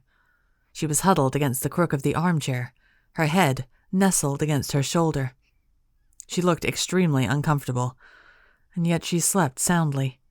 Her eyelids shifted and her head twitched slightly. A low murmur escaped her lips. I stiffened, waiting for something to happen. When Lucia had her fits, she would speak in her sleep as if she were arguing with someone, but after a moment, Brielle went still again. I relaxed but kept my eyes on her. The features in her face were soft, and for a moment, she looked like nothing more than a child. A fierce protectiveness came over me, and desperation pulsed through me. I wanted to save her. I needed to save her. The burning desire pounded through me until I thought it would burst from my chest. I didn't know where this came from. I hardly knew the girl, but when I looked at her, I saw my sister. My brother. If Ronaldo were here, he'd tell me God had given me a second chance, a chance to save a soul from Lilith when I'd failed with Lucia. I rose from my chair and approached the cave wall with clenched teeth. Anger built up within me, and I pounded my fist against the wall. "Damn you, Ronaldo," I growled. Even after all these years, his ridiculous pious nature still resonated in my brain. I wanted to be rid of it, but I also clung to it because if it left, my brother would truly be gone. "I cannot be you, brother," I thought, as if he could hear me. He had been devout and rigid with following rules, but he'd also been reckless, careless. He'd acted from the heart instead of from the head. For years, I'd wondered how he could make such rash decisions based on what his heart told him. But here and now, watching Brielle sleep and vowing to do what I could to protect her, I finally understood. Brielle twitched again, her head turning. "No," she muttered. In an instant, I was by her side, sweeping her blonde hair away from her face. Her skin burned, and her forehead was sticky with sweat. Alarm raced through me. This is it. Lucia's fits always began with a fever. Brielle's breaths came heavy and fast. Her head turned this way and that, her brows furrowing in her distress. "No!" she shouted. I took her shoulders. "Wake up, Brielle!" She wouldn't wake. Her body continued to thrash. I shook her again so violently her hair flopped over her face. But still, she wouldn't wake. I stared at her, racking my brain. My blood pulsed hungrily within me as if it realized before I did what I had to do. Resistance tugged at me, freezing me in place. I couldn't. Not when she was defenseless. Not when she hadn't consented. Brielle began to buck with such intensity she almost fell off the chair. I had to do this, even if she despised me for it afterward. I almost laughed. She already despises me. I leaned in, peeling her sweaty hair off of her neck before plunging my fangs into her throat. The sweet, tangy blood filled my mouth. I'd forgotten how delicious she tasted. Then came the sharp bitterness laced within, marking her as someone different, someone I'd never tasted before that first day in the armory. A Nightcaster. My blood called out to her, drawing her into me. I felt her stiffen against my grasp and then relax, succumbing to my venom. Her body sagged, and I caught her in my arms to keep her upright. I drank, gulping down the savory blood that beckoned me further. Stop. I knew I had to stop before I killed her. I broke contact so suddenly my mouth burned and my stomach heaved. Brielle made a gagging sound, but her eyes were still closed. She was most likely too weak to wake. But she was no longer fighting, and her skin had cooled slightly. I swallowed down the last few drops of her blood and then raised my wrist. Using my fangs, I pierced 2 holes into my skin and lifted my wrist to her lips. "Drink," I urged her. A few drops of blood wept from my wound and onto her mouth. She wet her lips with her tongue, and something rumbled in my stomach at the sight. She swallowed and smacked her lips, tilting her head up for more. I pressed my wrist against her lips, trying to ignore the softness of her mouth or the delicious way she gulped down my blood. A low moan escaped her lips, and I closed my eyes. She leaned into me, and a fearsome roar swept through me as our blood bonded together. Though the energy within me faded from the loss of blood, I thrived on the power of that bond, the need, the hunger, the seductive desire. I leaned against her, pressing my hips to hers. We were cramped together on the armchair, but I needed to be closer. I needed to be one with her. Brielle's eyes flew open and met mine. Her face paled, and she shoved my arm away from her. "Get the hell off me!" she shouted, struggling to extricate herself from my grip. I drew away, my head feeling fuzzy, and rose from the armchair. Brielle staggered to her feet and then swayed, blinking rapidly. I tried approaching, but she raised a hand, her eyes blazing. She stopped and straightened. Clarity burned in her eyes, and I knew what she was feeling, that strange energy, that euphoric thrill. Her gaze hardened as she stepped toward me. "What the hell did you do to me?" I backed away from her, despite the way her blood pulsed through me, calling to me. I desperately wanted to taste her again, to feel her again.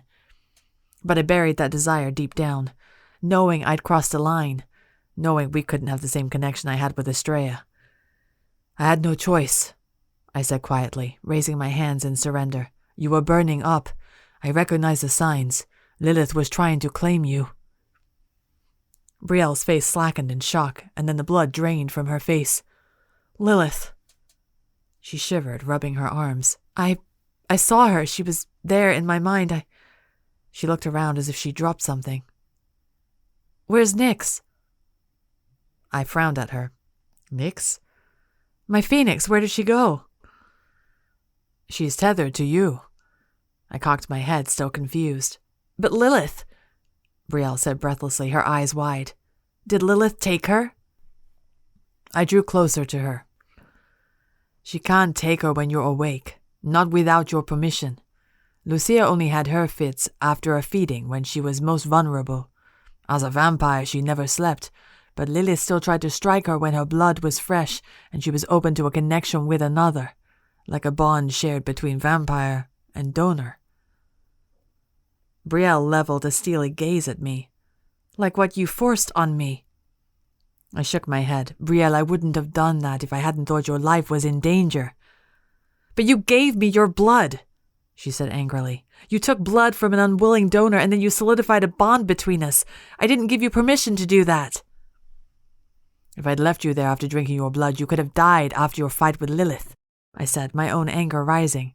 You told me to do whatever it took to keep you from killing, to keep your family safe. Would you prefer I'd killed you?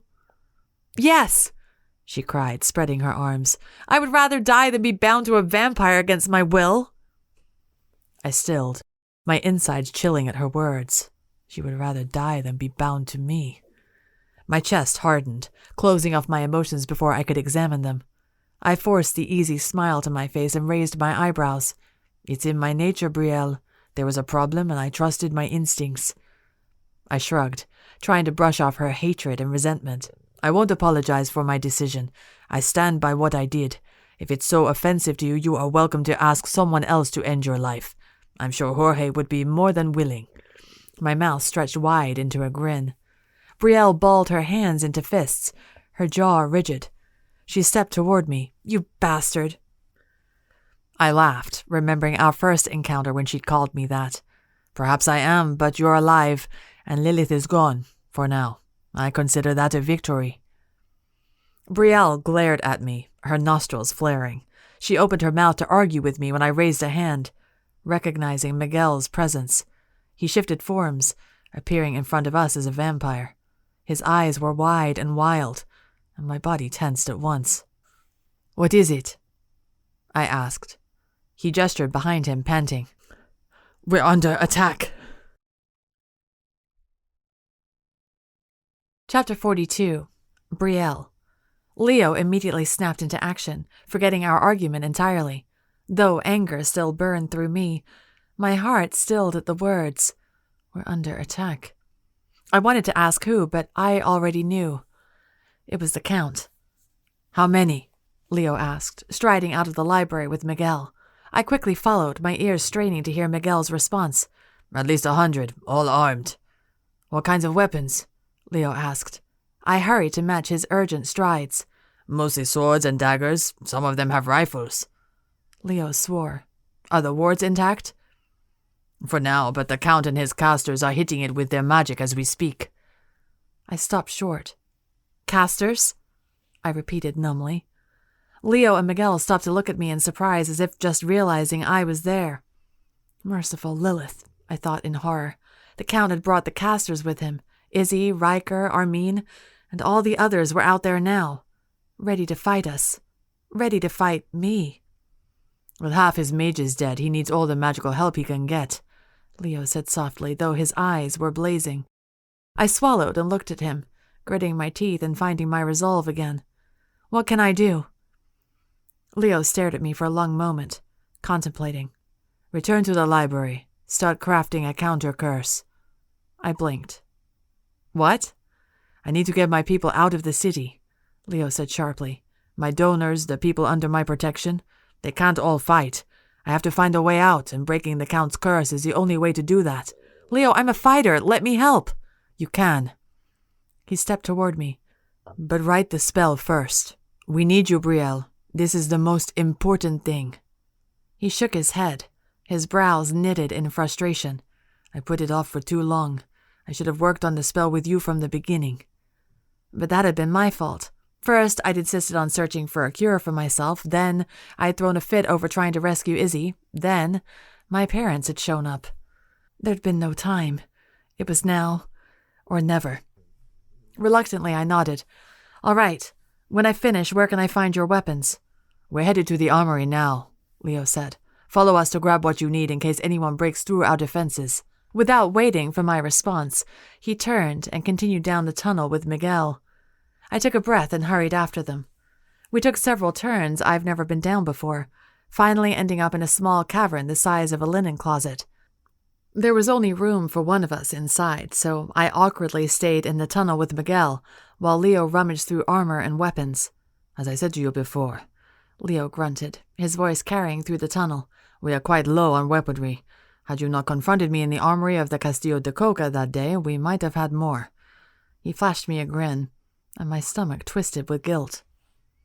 Leo tossed a breastplate to Miguel, who slid it on. After a few minutes, Leo emerged with his own breastplate and 2 long swords strapped to his back. His hair was pulled back, and his muscular arms were bare beneath the armor. For a moment, I wondered why he only wore a breastplate. Then I remembered he was a vampire. His only vulnerability was his heart. "What would you like, Brielle?" Leo asked pleasantly, as if we were having dinner together. "Sword or dagger?" "Dagger, please." Leo nodded and passed me a small blade with a decorative hilt. I glanced up and down my nightgown uncertainly, until Leo handed me a belt with a hilt attached. He smirked knowingly at me, and I rolled my eyes. "Thanks," I muttered, wrapping the belt around my waist and sliding the dagger in the hilt. A deafening boom shook the ground, and I teetered, pressing my hands against the rocky wall for support. I shared a worried glance with Leo, whose jaw went rigid. "The wards won't hold much longer," Miguel said gravely. I stiffened, suddenly remembering Angel and my parents. My family! I turned to Leo. "Where are they?" "I have sentries posted outside. They'll keep them within the wards if they try to leave the caves." Leo paused. "If they're smart, they'll stay in your room." I knew they wouldn't. My parents were fighters. They'd been in battles before. But Angel hadn't. Without another word, I surged forward, weaving through tunnels and only pausing to regain my bearings. I finally wound down a familiar path until it opened up to my room. The first thing I saw was my parents' empty cots, and my heart lurched in my throat. Then a voice hissed, "Bree!" I jumped, my eyes roving around the room until they rested on a few dark figures huddled in the corner. The faint moonlight twinkled from the holes in the ceiling. I rushed forward and found Angel and my mom crouched together, obviously hiding in case an enemy searched the caves. "Where's Dad?" I asked. Mom straightened at my approach, her eyes fierce. "He volunteered to fight." A lump formed in my throat. I looked from Mom's determined expression to Angel, whose face was filled with fear. "You go," I said to Mom. "I'll stay with Angel." "I'm not a baby," Angel snapped, though her trembling voice betrayed her. "You're not a fighter either," I said. "I've been training these past few months," she said, lifting her chin in defiance. "I can fight."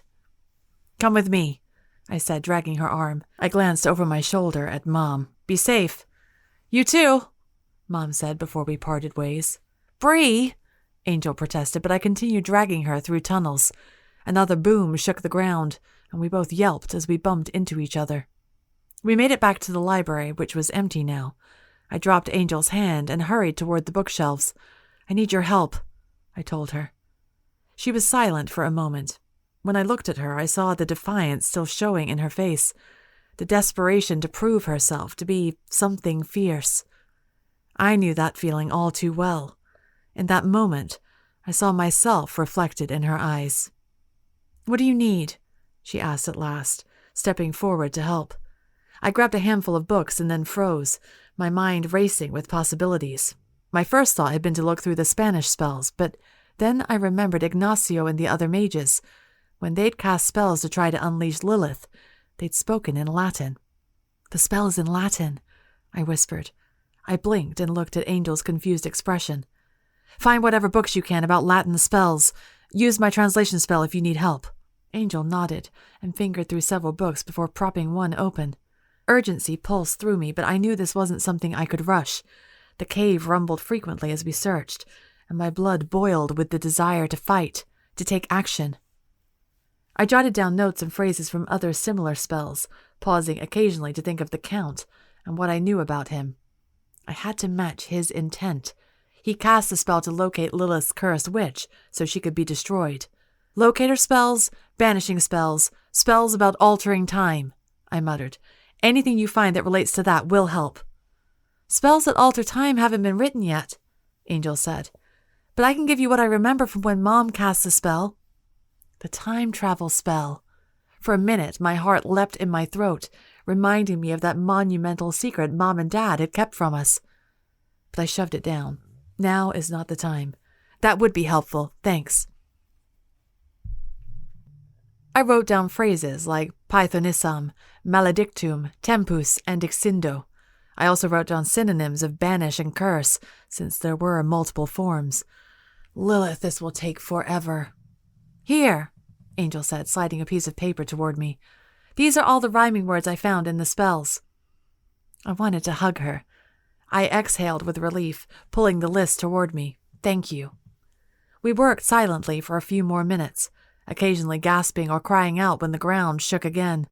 Angel passed me her notes and kept researching while I worked on crafting the spell. I cursed this time period and its lack of erasers as I scribbled through phrases over and over again. Then, another explosion shook the caves, this one more massive than the others. The walls shook. The ceiling quivered. Rocks and pebbles rained down on us. Angel and I ducked, covering our heads with our hands. A tickle of magic wafted in the air. It smelled sharp, like the vampire coven. But then the scent was overtaken by another, more subtle scent, the smell of ash, onions, and seaweed. A smell that filled me with memories of staying in the castle. The Count. A ripple of magic washed over us like a splash of cold water. I sucked in a gasp, my wide eyes meeting Angel's. The wards were down. We were out of time. Something powerful hammered into the caves, and Angel shrieked, covering her head again. More rocks tumbled from the ceiling. I snatched the papers closest to me, tugged on Angel's hand, and pulled her forward. Come on! We raced out of the library as the ceiling cracked and crumbled. Boulders slammed into the ground around us. Angel screamed. I stopped short as large rocks poured from the ceiling, blocking our path. Angel's hand trembled in my grip. Panting, I glanced behind me, knowing there was no way out but forward. But we were trapped, and the cave was collapsing around us. Help! I shrieked. It was probably no use, but I had to try. Is someone there? Help us! I'm here, a voice whispered. I jumped and whirled around wildly. Who's there? Bree, Angel whispered uncertainly, her eyes cast toward the ceiling. No one's there. No, I heard something. I'm here, Brielle. I can help. I went very still. Fire burned within me, just waiting to be unleashed. Nyx? I asked. Yes, the voice replied. I am here. My heart froze, and for a full beat, time seemed to stop as I honed in on the voice inside me. Nyx. My blood raced, and an unfamiliar energy buzzed through me. Leo's energy. His blood was inside me, and I recalled what had happened when the Count forced me to drink Ronaldo's blood. Lilith had taken control of Nyx, but now that Nyx and I had connected, Leo's blood had simply awakened her inside me, even though I was also awake. Bree, Angel said urgently, her wide eyes darting to me with that she's crazy look. Nyx, what can you do? I asked. I can't exactly fall asleep right now. The cave rumbled again. Angel screamed and tugged on my arm, dragging me back toward the library as more rocks rained down on us. Something heavy collided with my shoulder, and I fell over. We are bonded, Nyx said to me. We have united. The transformation will be easier now. Clear your mind and give yourself over to me. I swallowed. Her words jolted me, and a ripple of unease swept through me. Give yourself over to me. It sounded dangerous, like something Lilith might say. What about my sister? I asked. Can you get her out? Yes. Tell her she must hold on to you. Your body will be lifeless when I take over. I will extinguish my flame so you both can hold on to my talons, but only for a moment. Once we are freed, I will need to fly and ignite my flames again to recharge. I sucked in several sharp breaths. Angel was still watching me warily, but I squeezed her hand. We'll be all right, I told her. Oh, you talking to me now? She asked hysterically. Dust coated her hair and her face was smeared with dirt. Cast a protection spell on you both, Nyx said. I closed my eyes and flexed my fingers toward Angel. Magic above and powers that be, protect us from harm and injury. My hands glowed blue, and Angel yelped as her body began to glow. Hold still, I warned her. Angel obeyed, her body stiff as my magic swept over her. Then, the blue magic rippled over my own body as well. When the blue glow faded, Angel blinked at me. What was that for? I'm going to release the phoenix. The blood drained from her face. What? Bree! There's no time, I shouted over the noise of another explosion. This cave will collapse on us any minute. She says she'll put out her flame so you can grab hold of her talons. Angel was shaking her head. The last time the phoenix came out... I know, I said, closing my eyes briefly. But that was Lilith, not the phoenix. Nyx and I are bonded now. We can communicate. She'll keep you safe, Angel, but when she's free, you'll need to hold on to me. I won't be conscious. Angel's wide eyes remained fixed on me, and her body trembled with terror. In that moment, I felt like the older sister, the one tasked with protecting her. I'd always felt that way about Angel. But I couldn't protect her if she didn't trust me. Our eyes locked, and she nodded slowly. Okay. You both should back up, Nyx advised. I guided Angel to the opposite side of the cave tunnel. Then I closed my eyes and sat back on my rear, trying to ignore the chaos of sounds around me. The fire in my chest roared to life, ready to respond. I felt Nyx's soul nestled next to mine. She was ready too. I inhaled deeply. Images flashed through my mind. Mom, Dad, Leo, the Count, my friends at the castle. But I struggled to shove them down, to release my thoughts. I exhaled through my mouth, long and slow. With each steady breath, Nyx's presence grew stronger. When I opened my eyes, I saw nothing but fire. The flames burned in my chest, desperate for release. I opened my mouth to oblige, but Nyx stopped me.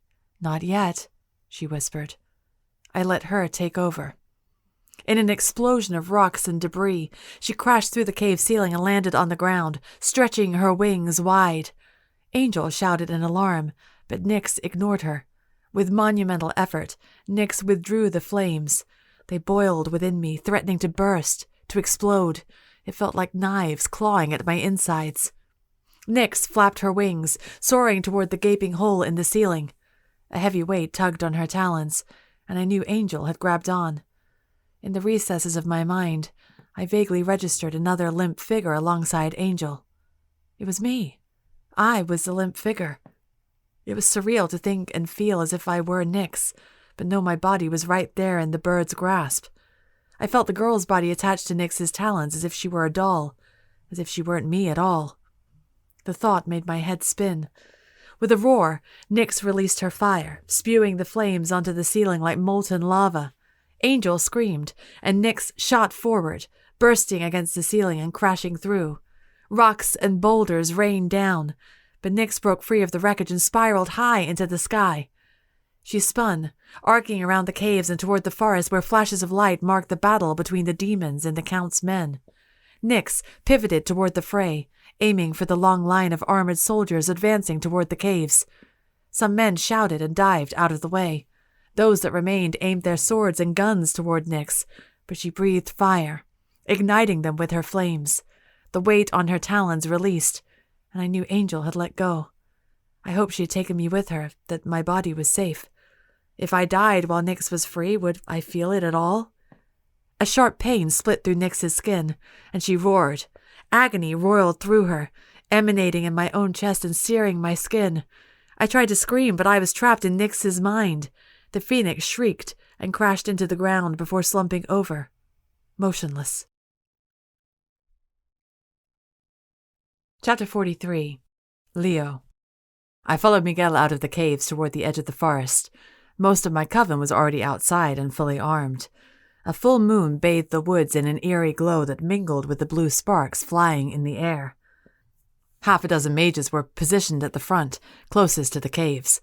Next to them, a line of young light warlocks stood with their hands outstretched as they murmured enchantments, no doubt trying to pierce through my wards. My eyes fell on the lone witch standing at the end of the line.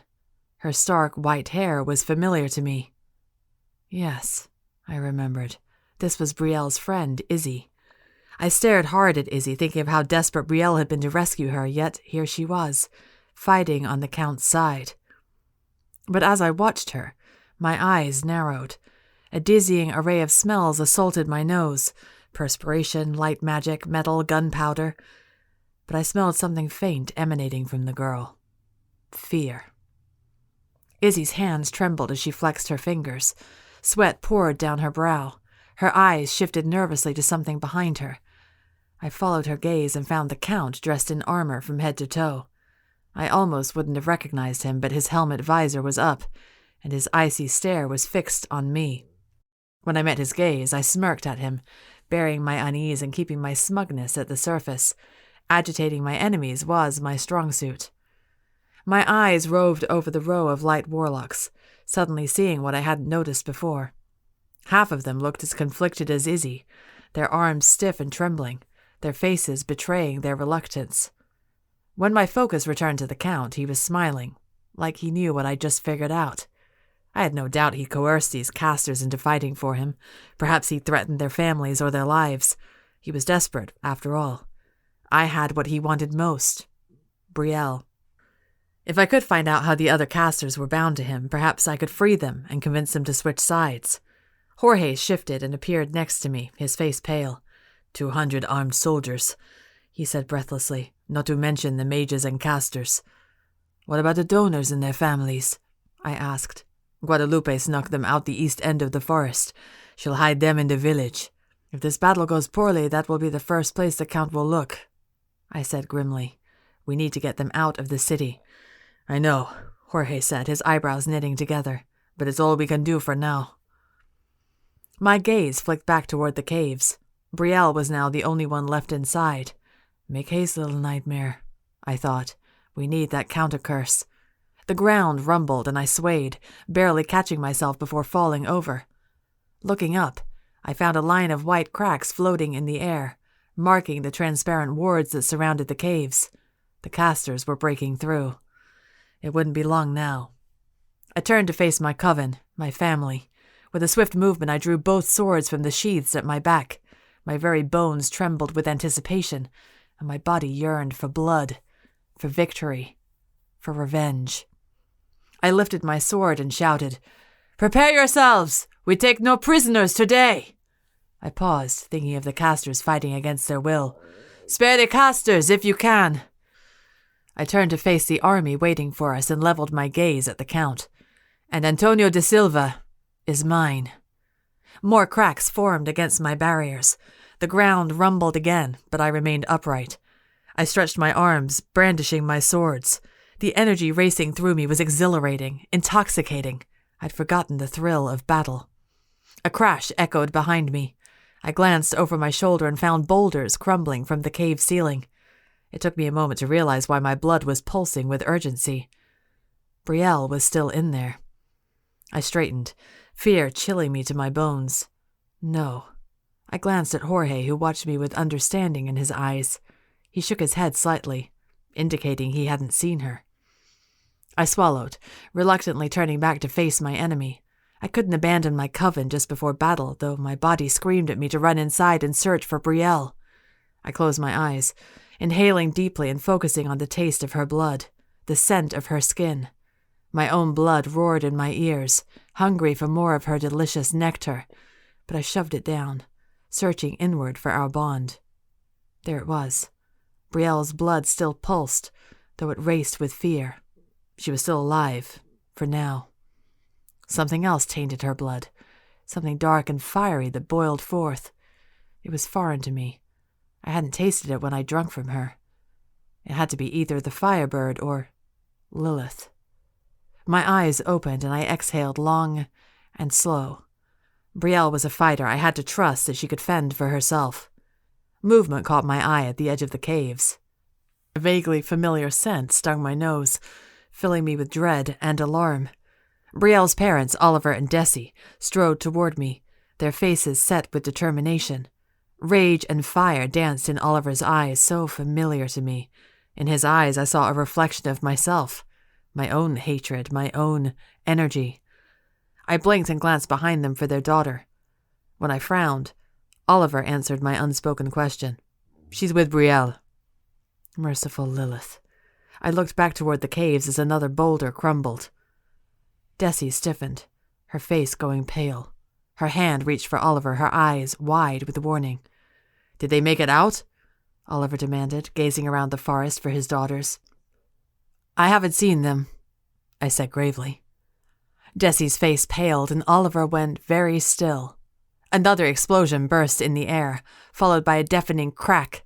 The feeble remains of my protective barrier shattered, scorching the air and singeing my nostrils. Magic rippled in the air and poured downward like a falling curtain. The smell filled me with nostalgia. I'd been with Lucia and Ronaldo when I'd constructed the wards.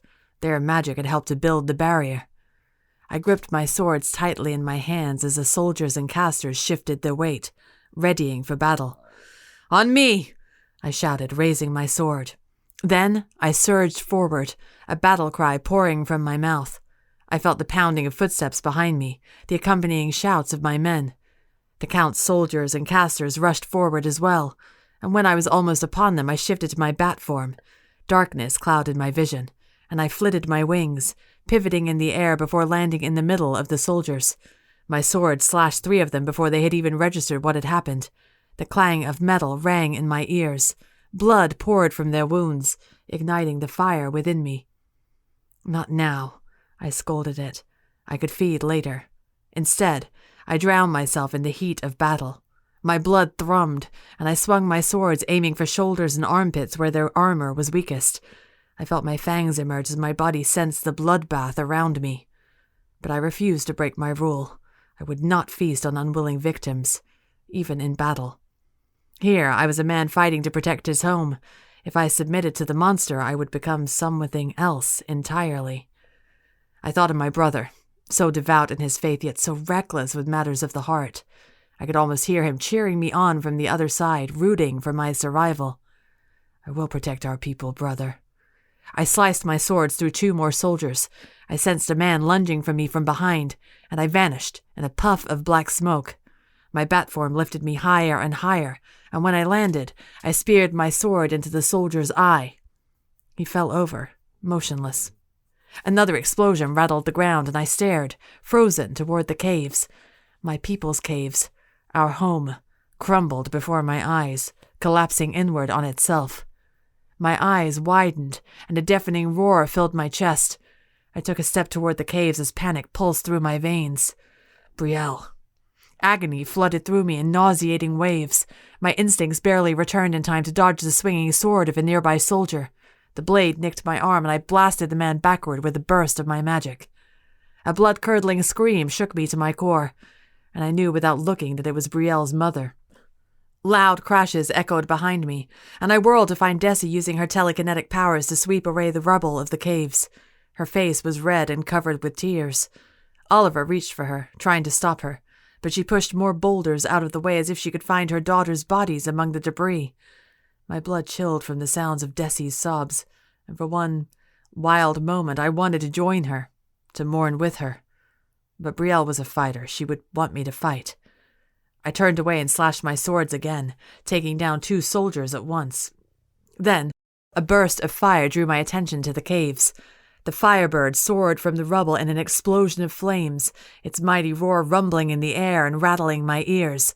A collective gasp echoed around me as soldiers on both sides gaped at the magnificent phoenix soaring into the sky. Then the Count shouted something to his men, and they aimed their crossbows. "No!" I roared, shifting and flying toward them. But I was too late. The whizzing tickled my ears as the men fired. I shifted back to my vampire form, following the trail of fire as the phoenix went down. A figure crumpled nearby from the impact, and I rushed toward it. "Brielle?" I cried, turning the girl over. It was Angel. Her dark hair was covered in ash and dust. A war of emotions took over me. Relief that Angel was safe. Terror that it wasn't Brielle. My gaze found the firebird whose flames were doused. It lay weakly on the forest floor, moaning and turning its head. A dozen soldiers surged toward the creature, and I brandished my swords. I'll take on all of them if I have to. They moved toward me, and I sprang into action. Cut, slice, strike. Blood drenched my arms. Men fell. Sharp stabs of pain pierced my skin as I withstood their blows. They could bleed me dry, but without a stake, I would just keep healing, keep fighting. "Enough!" roared a familiar voice. The soldiers stopped cutting at me and straightened obediently as the Count emerged, parting his men like the sea. His eyes drilled into me, but he glanced hungrily at the fallen phoenix. I have worked too hard to be thwarted by a vampire boy who doesn't know his place." The Count spat, his jaw quivering. He aimed his rifle at me. I laughed loudly. "Go ahead, I'll just get back up again." He fired the gun, and pain slammed into my shoulder, knocking me backward. Agony pulsed through me in waves, and my vision darkened. I cried out, clawing helplessly at something in my shoulder. The Count approached me slowly, his smile smug as he stood over me. "My men created a unique bullet made of wood, the same holy wood used to destroy your kind." He aimed the rifle at my face. "Tell me, Mr. Serrano, have you ever been staked in the eye?" Before he fired the gun, I shifted and flew toward his face, clawing at his skin and his eyes. The Count roared, swatting his hands. I shifted again, slamming my full weight into him as we toppled to the ground. My swords lay forgotten on the forest floor behind me, but I clawed my fingernails into his forehead and eyes. Blood welled from the cuts, and the Count screamed. My body yearned to feast, and for a brief moment I considered it. This man was the vilest of monsters. Shouldn't I release my own monster to match him? My hesitation cost me. The Count slammed the butt of his rifle into my face, and I toppled over dizzily. The familiar smell of the sea filled my nose, and something whooshed past me. The Count roared in pain as a blade sank into his exposed shoulder. Relief blossomed in my chest as I turned and found Brielle standing there, her body poised for battle. Fire burned in her eyes, and her body and clothes were lined with scorch marks. Her hair was pulled back in a messy, tangled braid, and she still looked ridiculous in her shift tied together with the belt I'd given her. But she was still the most beautiful thing I'd ever seen. "Finish him, Leo," she growled without looking at me. In an instant, I was by the Count's side, holding his head upward to expose his throat. I felt his blood pulsing with fear. My skin prickled with movement from behind me, but Brielle engaged the soldiers, buying me time. I sensed Jorge and Miguel joining her. They knew what this moment meant for me. I bared my fangs and hissed. The Count closed his eyes, his lips trembling. I leaned in and froze, suddenly hearing my brother's voice. "Don't give in, Leo." I paused, only a breath away from the Count's throat. Suddenly, light magic tickled the air, and I fell backward in an explosion of blue smoke. When I righted myself, the Count was standing, his eyes blazing. With a jerk, he yanked the dagger from his shoulder, which bled freely. The blade glinted with his blood as he brandished it. My arms itched to grab the swords on my back, but I knew they weren't there. Fury boiled in my blood, and I leveled a fierce gaze at the Count. I didn't need weapons. I was a weapon. I lunged, and the Count vanished with a pop. He reappeared behind me and sliced a dagger into my arm. I hissed, whirling, but he disappeared again in a puff of blue smoke. I heard Brielle shout something, but I couldn't make out her words. The Count reappeared and hurled his dagger, but I shifted to avoid it. In my bat form, I flitted higher and higher out of the Count's reach. He murmured a spell, and a jet of blue fire soared toward me. I barely dodged the flames as they scorched my wings. I vaguely registered Brielle as she, too, uttered a spell. The scent of her light magic filled the air and swarmed around the Count. I shifted back to my vampire form and stood before him, cocking my head. The Count smirked at me, and then stiffened. He glanced around, wide-eyed, until he found Brielle grinning smugly at him. "What did you do to me, you filthy whore?" the Count roared, stepping toward her. In one quick motion, I spun him around and wrapped my hand around his throat. Rage pulsed through me so powerfully it made my limbs quiver. I shoved him until he was pinned against the trunk of a tree. He reeked of light magic and fear. The smell of his terror only made me smile. My fangs longed to bury themselves inside him, but I remembered my brother's words, "Don't give in." Clinging to my brother's voice, I slammed my forehead against the Count's, rendering him unconscious. Then I took his bloody dagger, raised it high above me, and buried it into his throat. "That's for my brother," I hissed. I tugged it free, and blood soaked the earth. I raised it again and slid it across his throat. The Count slumped over, collapsing to the ground. He gurgled and choked, and then went still, his blood pouring from him like a river. "And that's for my sister." My voice sounded hollow in my ears, my blood singing with satisfaction. For the first time in my life, my hunger for blood was absent. My body and soul rejoiced as one, reveling in my act of vengeance. My vampiric needs were silenced. Ronaldo was right. The man within me had taken over the monster. And I'd won. Chapter 44. Brielle. I'd felt Nyx's pain, her agony. When I'd come to, she was gone. I couldn't even feel her fire within me, her presence. I only felt cold and empty. But I'd woken in the heat of battle, so I couldn't stop to search for her. A soldier slashed his dagger, and I ducked to avoid it. I kicked him in the chest, and he stumbled backward. I dropped to the ground, sliding my legs under his until he crashed to the ground. With a grunt, I kicked him in the head and snatched his dagger. Then I saw Leo and the Count. Though I knew Leo was more than capable, I couldn't help myself. I owed the Count all the pain and suffering he'd caused me. So I hit him with my dagger, buying Leo some time. Then I'd uttered a spell to freeze his powers, just like I had with the jumper from the council before he'd throw me through the portal. And when Leo ended the Count's life, I felt a stir of emotion within me, horror, disbelief, and a small sliver of satisfaction, knowing he wouldn't be around to cause any more harm. "Bree!" a voice shouted. I glanced up and found Angel fighting a soldier armed with a long sword. I surged forward, but before I got there, Angel twisted the soldier's arm around and buried the sword in his neck. The man fell in a pool of blood. Breathing heavily, Angel looked up and met my gaze. Fire blazed in her eyes, making her unrecognizable. All I could do was stare at her speechlessly. "Bree, are you hurt?" Angel asked, hurrying toward me. I blinked and shook my head. My gaze roved over her form. Aside from a few scorch marks, she looked unharmed. "You?" "I'm fine. The Phoenix covered us with her wings when we escaped the cave." Her mouth opened and closed. I can't believe you did that, Bree, that you summoned her, that she saved us." A soldier lunged for us, and we both ducked. "We'll talk about it later," I said, slicing the soldier's leg with my dagger. He howled and fell over while Angel embedded her sword in his throat. I stared as my sister took another man's life with ease, and it made me wonder what else she was capable of. Something heavy collided with my head, and I stumbled backward, blinking stars from my eyes. A soldier wielded 2 swords and slashed them toward me. I dodged, but one of them cut into my side. I gasped, staggering backward. Dropping to the ground, I spun and buried my knife in his kneecap. When he fell, I slit his throat. I looked up and found Angel sparring with Riker. My heart jolted in my chest. Riker burst forward, wielding an athame. His face was pale and sweaty, but his eyes were determined. I knew he would kill my sister.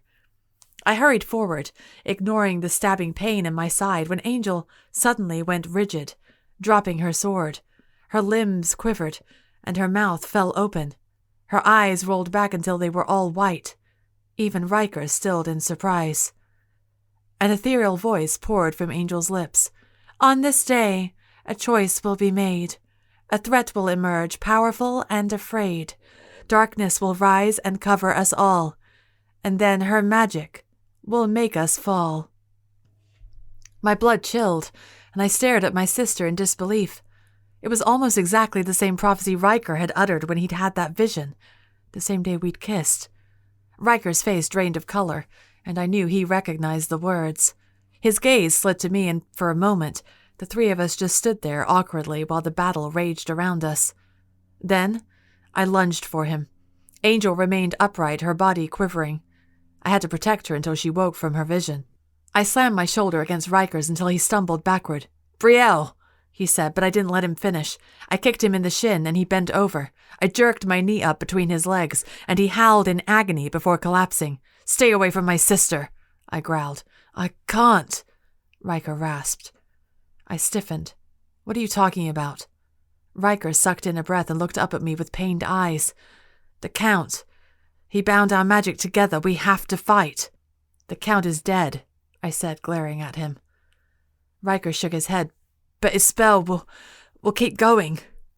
He used demon blood. As long as the demons live, the spell carries on."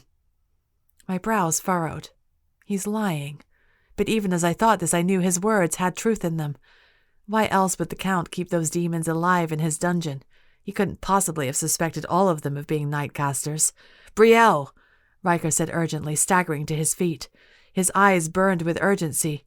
If the Count is dead, then we're all in danger. He included a failsafe in the time loop if he dies.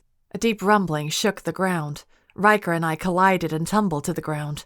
Light exploded in the midnight sky like fireworks. I looked up, my eyes wide. A blood-red smoke curled in the sky, spreading like an infection. The crimson shadows bled farther and farther until the entire sky was consumed by redness. Horror chilled me to the bone.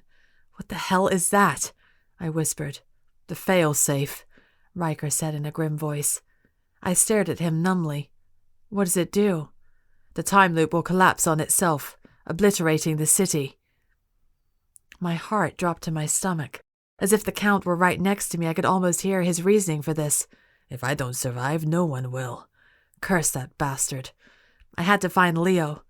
I darted away from Riker, weaving through soldiers and demons who had stopped fighting to stare in horror at the bloody sky. Where is he? Where is he? "Brielle!"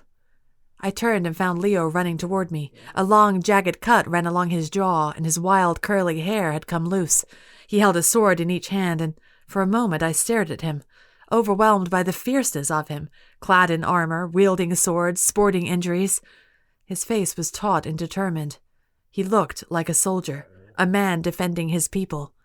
Not at all like the sneaky vampire I'd first met. Leo pointed skyward. "The spell?" I nodded. "It's the Count." Leo swore and raised a hand to his forehead. "Oh, I feared this would happen." I stepped toward him. "What do you mean?" "I hoped that with the Count's death the curse would be broken, but I knew it was a possibility he'd built in a reaction to his death." "You knew this might happen?" Leo leveled a hard gaze at me. "Save your judgment, Brielle. Did you write the spell, the counter curse?" Something within me jolted as I remembered jotting down Latin phrases with Angel. That had felt so long ago. I reached behind me and pulled out the folded sheets of paper I'd stuck in my belt. "Here goes nothing," I muttered. "Wait," Leo said, drawing closer to me. He raised a hand to the cut on his face and rubbed his jaw until his fingers were smeared with blood. Then he pressed his bloody hand against my side. My injury. I hissed and backed away from him. "What the hell?" Leo took my free hand in his and rubbed our blood together. "Timecaster blood and demon blood," he said in a low voice. "I have no doubt the Count used powerful ingredients when he cast the spell." He pointed to the red sky. "This indicates demon blood used with light magic. Hopefully the power in your blood will counteract the other ingredients he used." He nodded toward me. "Go on." I took a deep breath and uttered the spell I'd written on the paper. "Hoc vocat justo, audi me voca, intende in adjutorium meum et sana, circumdate, cividatem hanc, defendat, frange hoc ordorium, adiuva nos effugeret, quarite de illo anathemate benefica iis, nos furore suo, nos iramus servientes, feroquad ex urbi in lectus dimite nobis, super spiritibus voca me audis." My hand shook and glowed blue. Magic coursed within me, racing through me. Fire bubbled in my chest. I closed my eyes, waiting, hoping. Then the magic within me died. I opened my eyes and the blue glow on my hands was gone. It didn't work. I looked at Leo in alarm. He nodded again, but I could see the unease in his face. "Try again." I nodded and uttered another spell I'd written down, but like the first, it did nothing. I gritted my teeth and swore loudly. "Here." Leo drew close enough for his spicy scent to fill my nose. It mingled with sweat, blood, and dirt, filling my nostrils. I exhaled, trying to clear my head. Leo pointed to the phrase "benefica iis." "Try Pythonissam instead. It means witch, and this phrase here, try saying nos incantationem, so the words align." I nodded slowly to make the spell rhyme. "Okay." I opened my mouth and tried again. This time the blood on my hand burned when I spoke the words. I clenched my fist, trying to ward off the pain, but it spread through me like wildfire. I dropped the paper from my hands and closed my eyes. Magic swelled within me so rapidly it made me feel sick. I hunched over as blue magic poured from my fingertips and jetted toward the sky. Cracks formed in the red clouds above us. Fire scorched my insides, and I fell to the ground. Brielle! Leo was at my side, touching my arms and shoulders. Brielle, can you hear me? My vision blurred. The redness in the sky faded, but everything swam before my eyes. A soft voice hissed in my ear. You are nothing. But it wasn't Leo's voice. A woman stood before me. I'd seen her before. Her all-black eyes stared at nothing, but her wide smile made me shudder. It was Lilith. I shook my head, trying to back away from her, but I was frozen in place. I glanced around. We were alone in the forest. Leo, the soldiers, and the demons had all vanished. You're gone, I said numbly. I pushed you out when I bonded with Nyx. Lilith's grin widened, and she laughed. It was a valiant effort, little one, but it was De Silva's magic that kept me at bay, not yours. De Silva. The Count. Lilith spread her arms wide and threw her head back in rapture. No, I thought in horror. No, this couldn't be happening. Nyx! I shouted desperately. Lilith sighed with contentment and lowered her head to look at me. Your firebird is long gone. It sacrificed itself to save you. I shook my head, my throat filling with emotion. No, you're lying. Something in my chest resonated from my accusation. She's lying. Lilith can't survive without the Phoenix's energy. I tried to calm my panicked breaths and cling to that knowledge within me, the knowledge that the only reason Lilith targeted me was because of the Phoenix. Nyx had to be alive, but where was she? The ashes, said a voice in my head. I blinked, glancing down. At my feet was a pile of ashes as small as an anthill. A lump formed in my throat. Nyx. I looked up at Lilith, but her hands were pointed toward the sky. Words in Latin poured from her lips, and blood-red magic emanated from her fingers. The red smoke in the sky. It had been her, trying to break through. And then I'd broken the Count's curse and let her in. I dropped to the ground and cupped my hands around Nyx's ashes. Closing my eyes, I thought desperately, what do I do, Nyx? What do I do? Focus on my fire, she whispered. Remember my soul, my aura. You can bring me back, Brielle, because we have bonded. I nodded, even though she couldn't see me. My brows knitted together as I focused on the flames within me that I tried to ignore for so long. The heat in my body. The presence of another inside me, Nyx's soul, her desire for peace, her longing for safety, her love for me. A loud screech pierced the air, and Lilith stopped her enchantment. I felt her gaze drilling into me, but I kept my hands pressed against the ashes. An explosion of red magic slammed into my chest, and I tumbled backward. You are nothing without that firebird, Lilith spat. She drew closer, standing over me with triumph etched in her face. And you're too late, little one. I've already taken over. With a grunt, I climbed to my feet to face her, my hands clenched into fists. If I'm strong enough to let you in, I growled, then I'm strong enough to push you out. I raised my hands, and fire burst from my palms, scorching Lilith's face. Lilith shrieked and stumbled backward. I dropped my hands in shock, and the fire vanished. Smoke rose from my hands. Nyx, I asked. I'm here, but my body is not strong enough to take over. You must defeat her without me. Terror gripped my body. How? Use my fire. Use our magic. Our magic. Lilith roared in fury and shot more red magic toward me. I ducked, narrowly avoiding her spell. My hands shot forward, sending fire toward her, but she countered it with her own magic. Red and orange lights burst against my eyes as our magic collided. I need more than just a few flames to defeat her, I thought angrily. Focus, Brielle, Nyx said. Use your entire body. Let the flames consume you. I closed my eyes, remembering how it felt when Nyx succumbed to the fire, when the flames built up inside her and poured from her mouth. Heat churned in my stomach, escalating until they climbed up my throat. When I opened my mouth, fire exploded in front of me. I saw nothing but the whiteness of the fire. I felt nothing but the burning heat of the flames. I screamed at Lilith, inching closer as the fire intensified. My entire body was burning. Every inch of me was covered in red, hot coals. I could smell Lilith's fear. I felt her rage.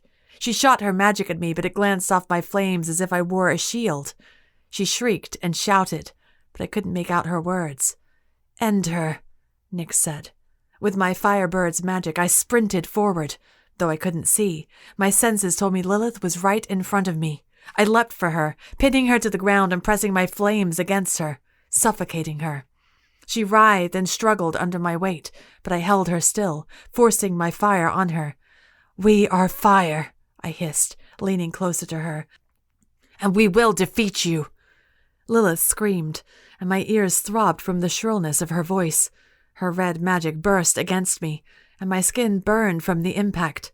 Agony spread through my body, and I screamed along with her. "I will end her," I told Nyx, "even if it kills me." "Then we are in agreement," Nyx said. "Do whatever it takes to finish her, Brielle." Fire consumed me. I pressed the flames against Lilith, bringing myself further into the red magic pulsing from her in waves. Waves of pain erupted on my body. My chest burned. Her magic tore through me like knives. I felt my body disintegrating, but still I pushed on, further and further, until I became one with the fire. Chapter 45. Leo. Leo. I looked up from my book of Latin spells. Exhaustion pulled at my body, and I marveled at the feeling. It felt so human. I ran a hand along my face and squinted at the interruption.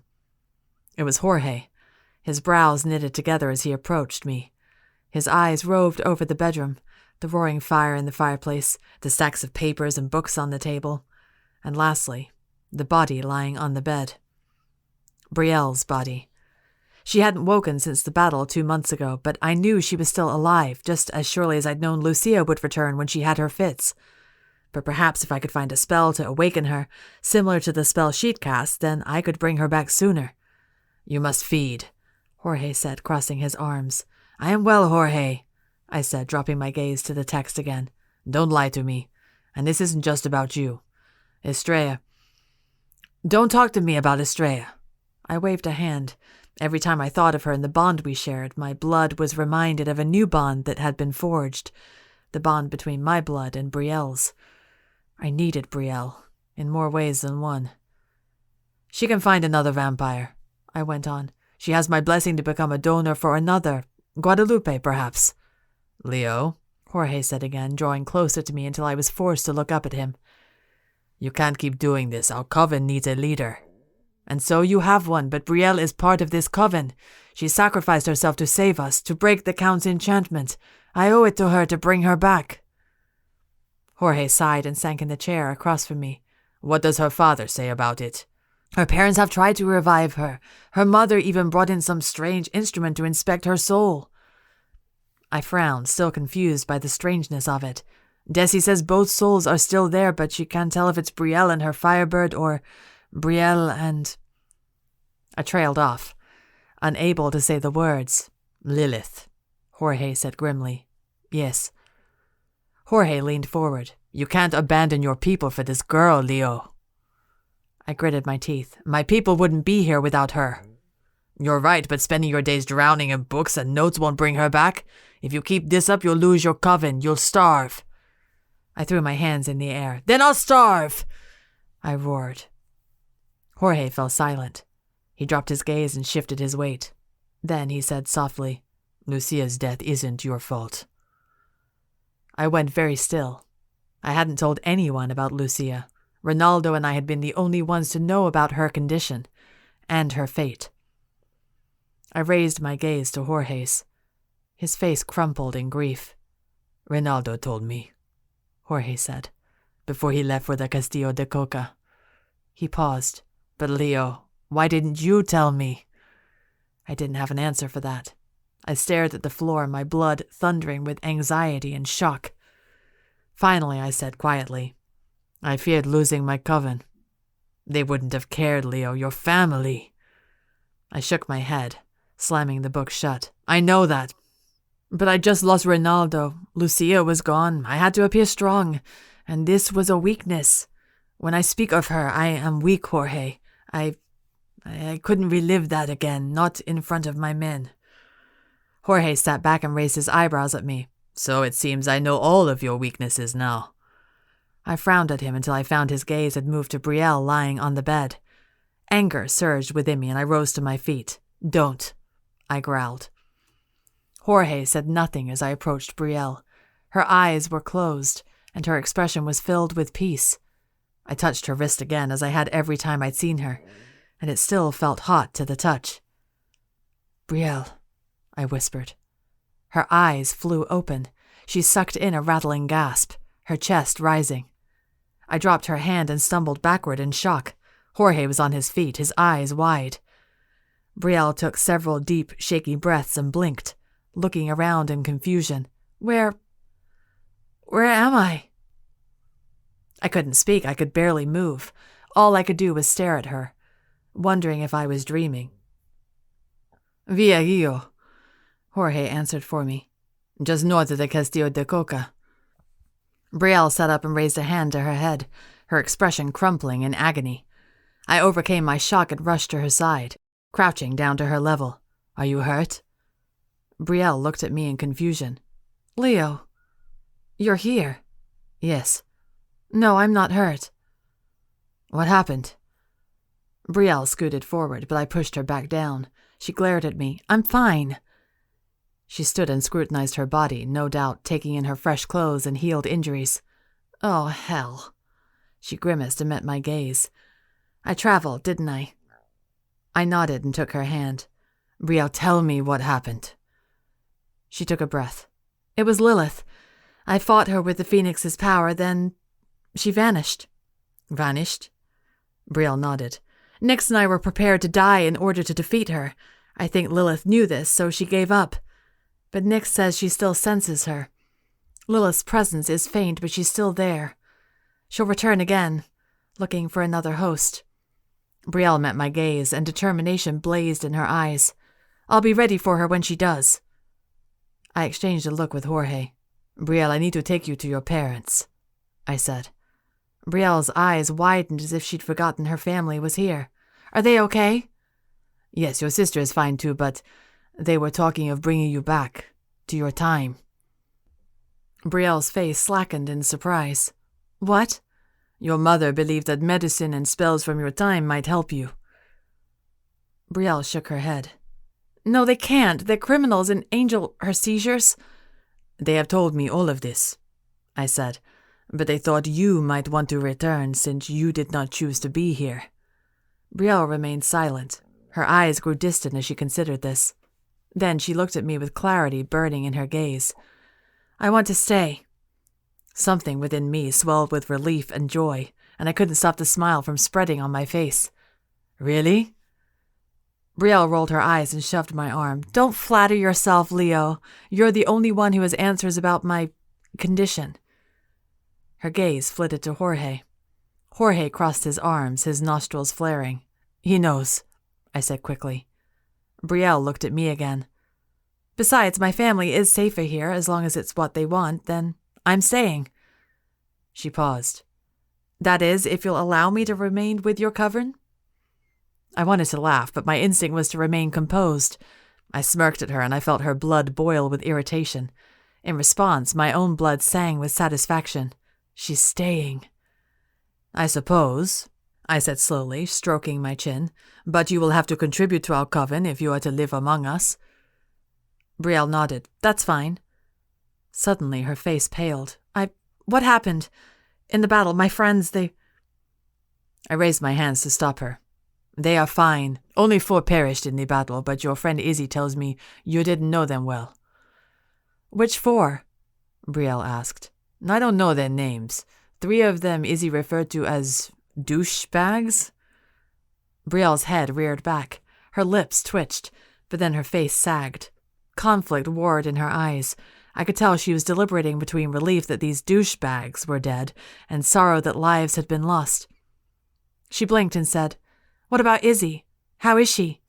She's fine. She asks after you constantly. My coven and I were able to reverse the Count's spell on them using our blood. We've agreed to let them stay here as long as they abide by our rules. Brielle gaped at me. Really?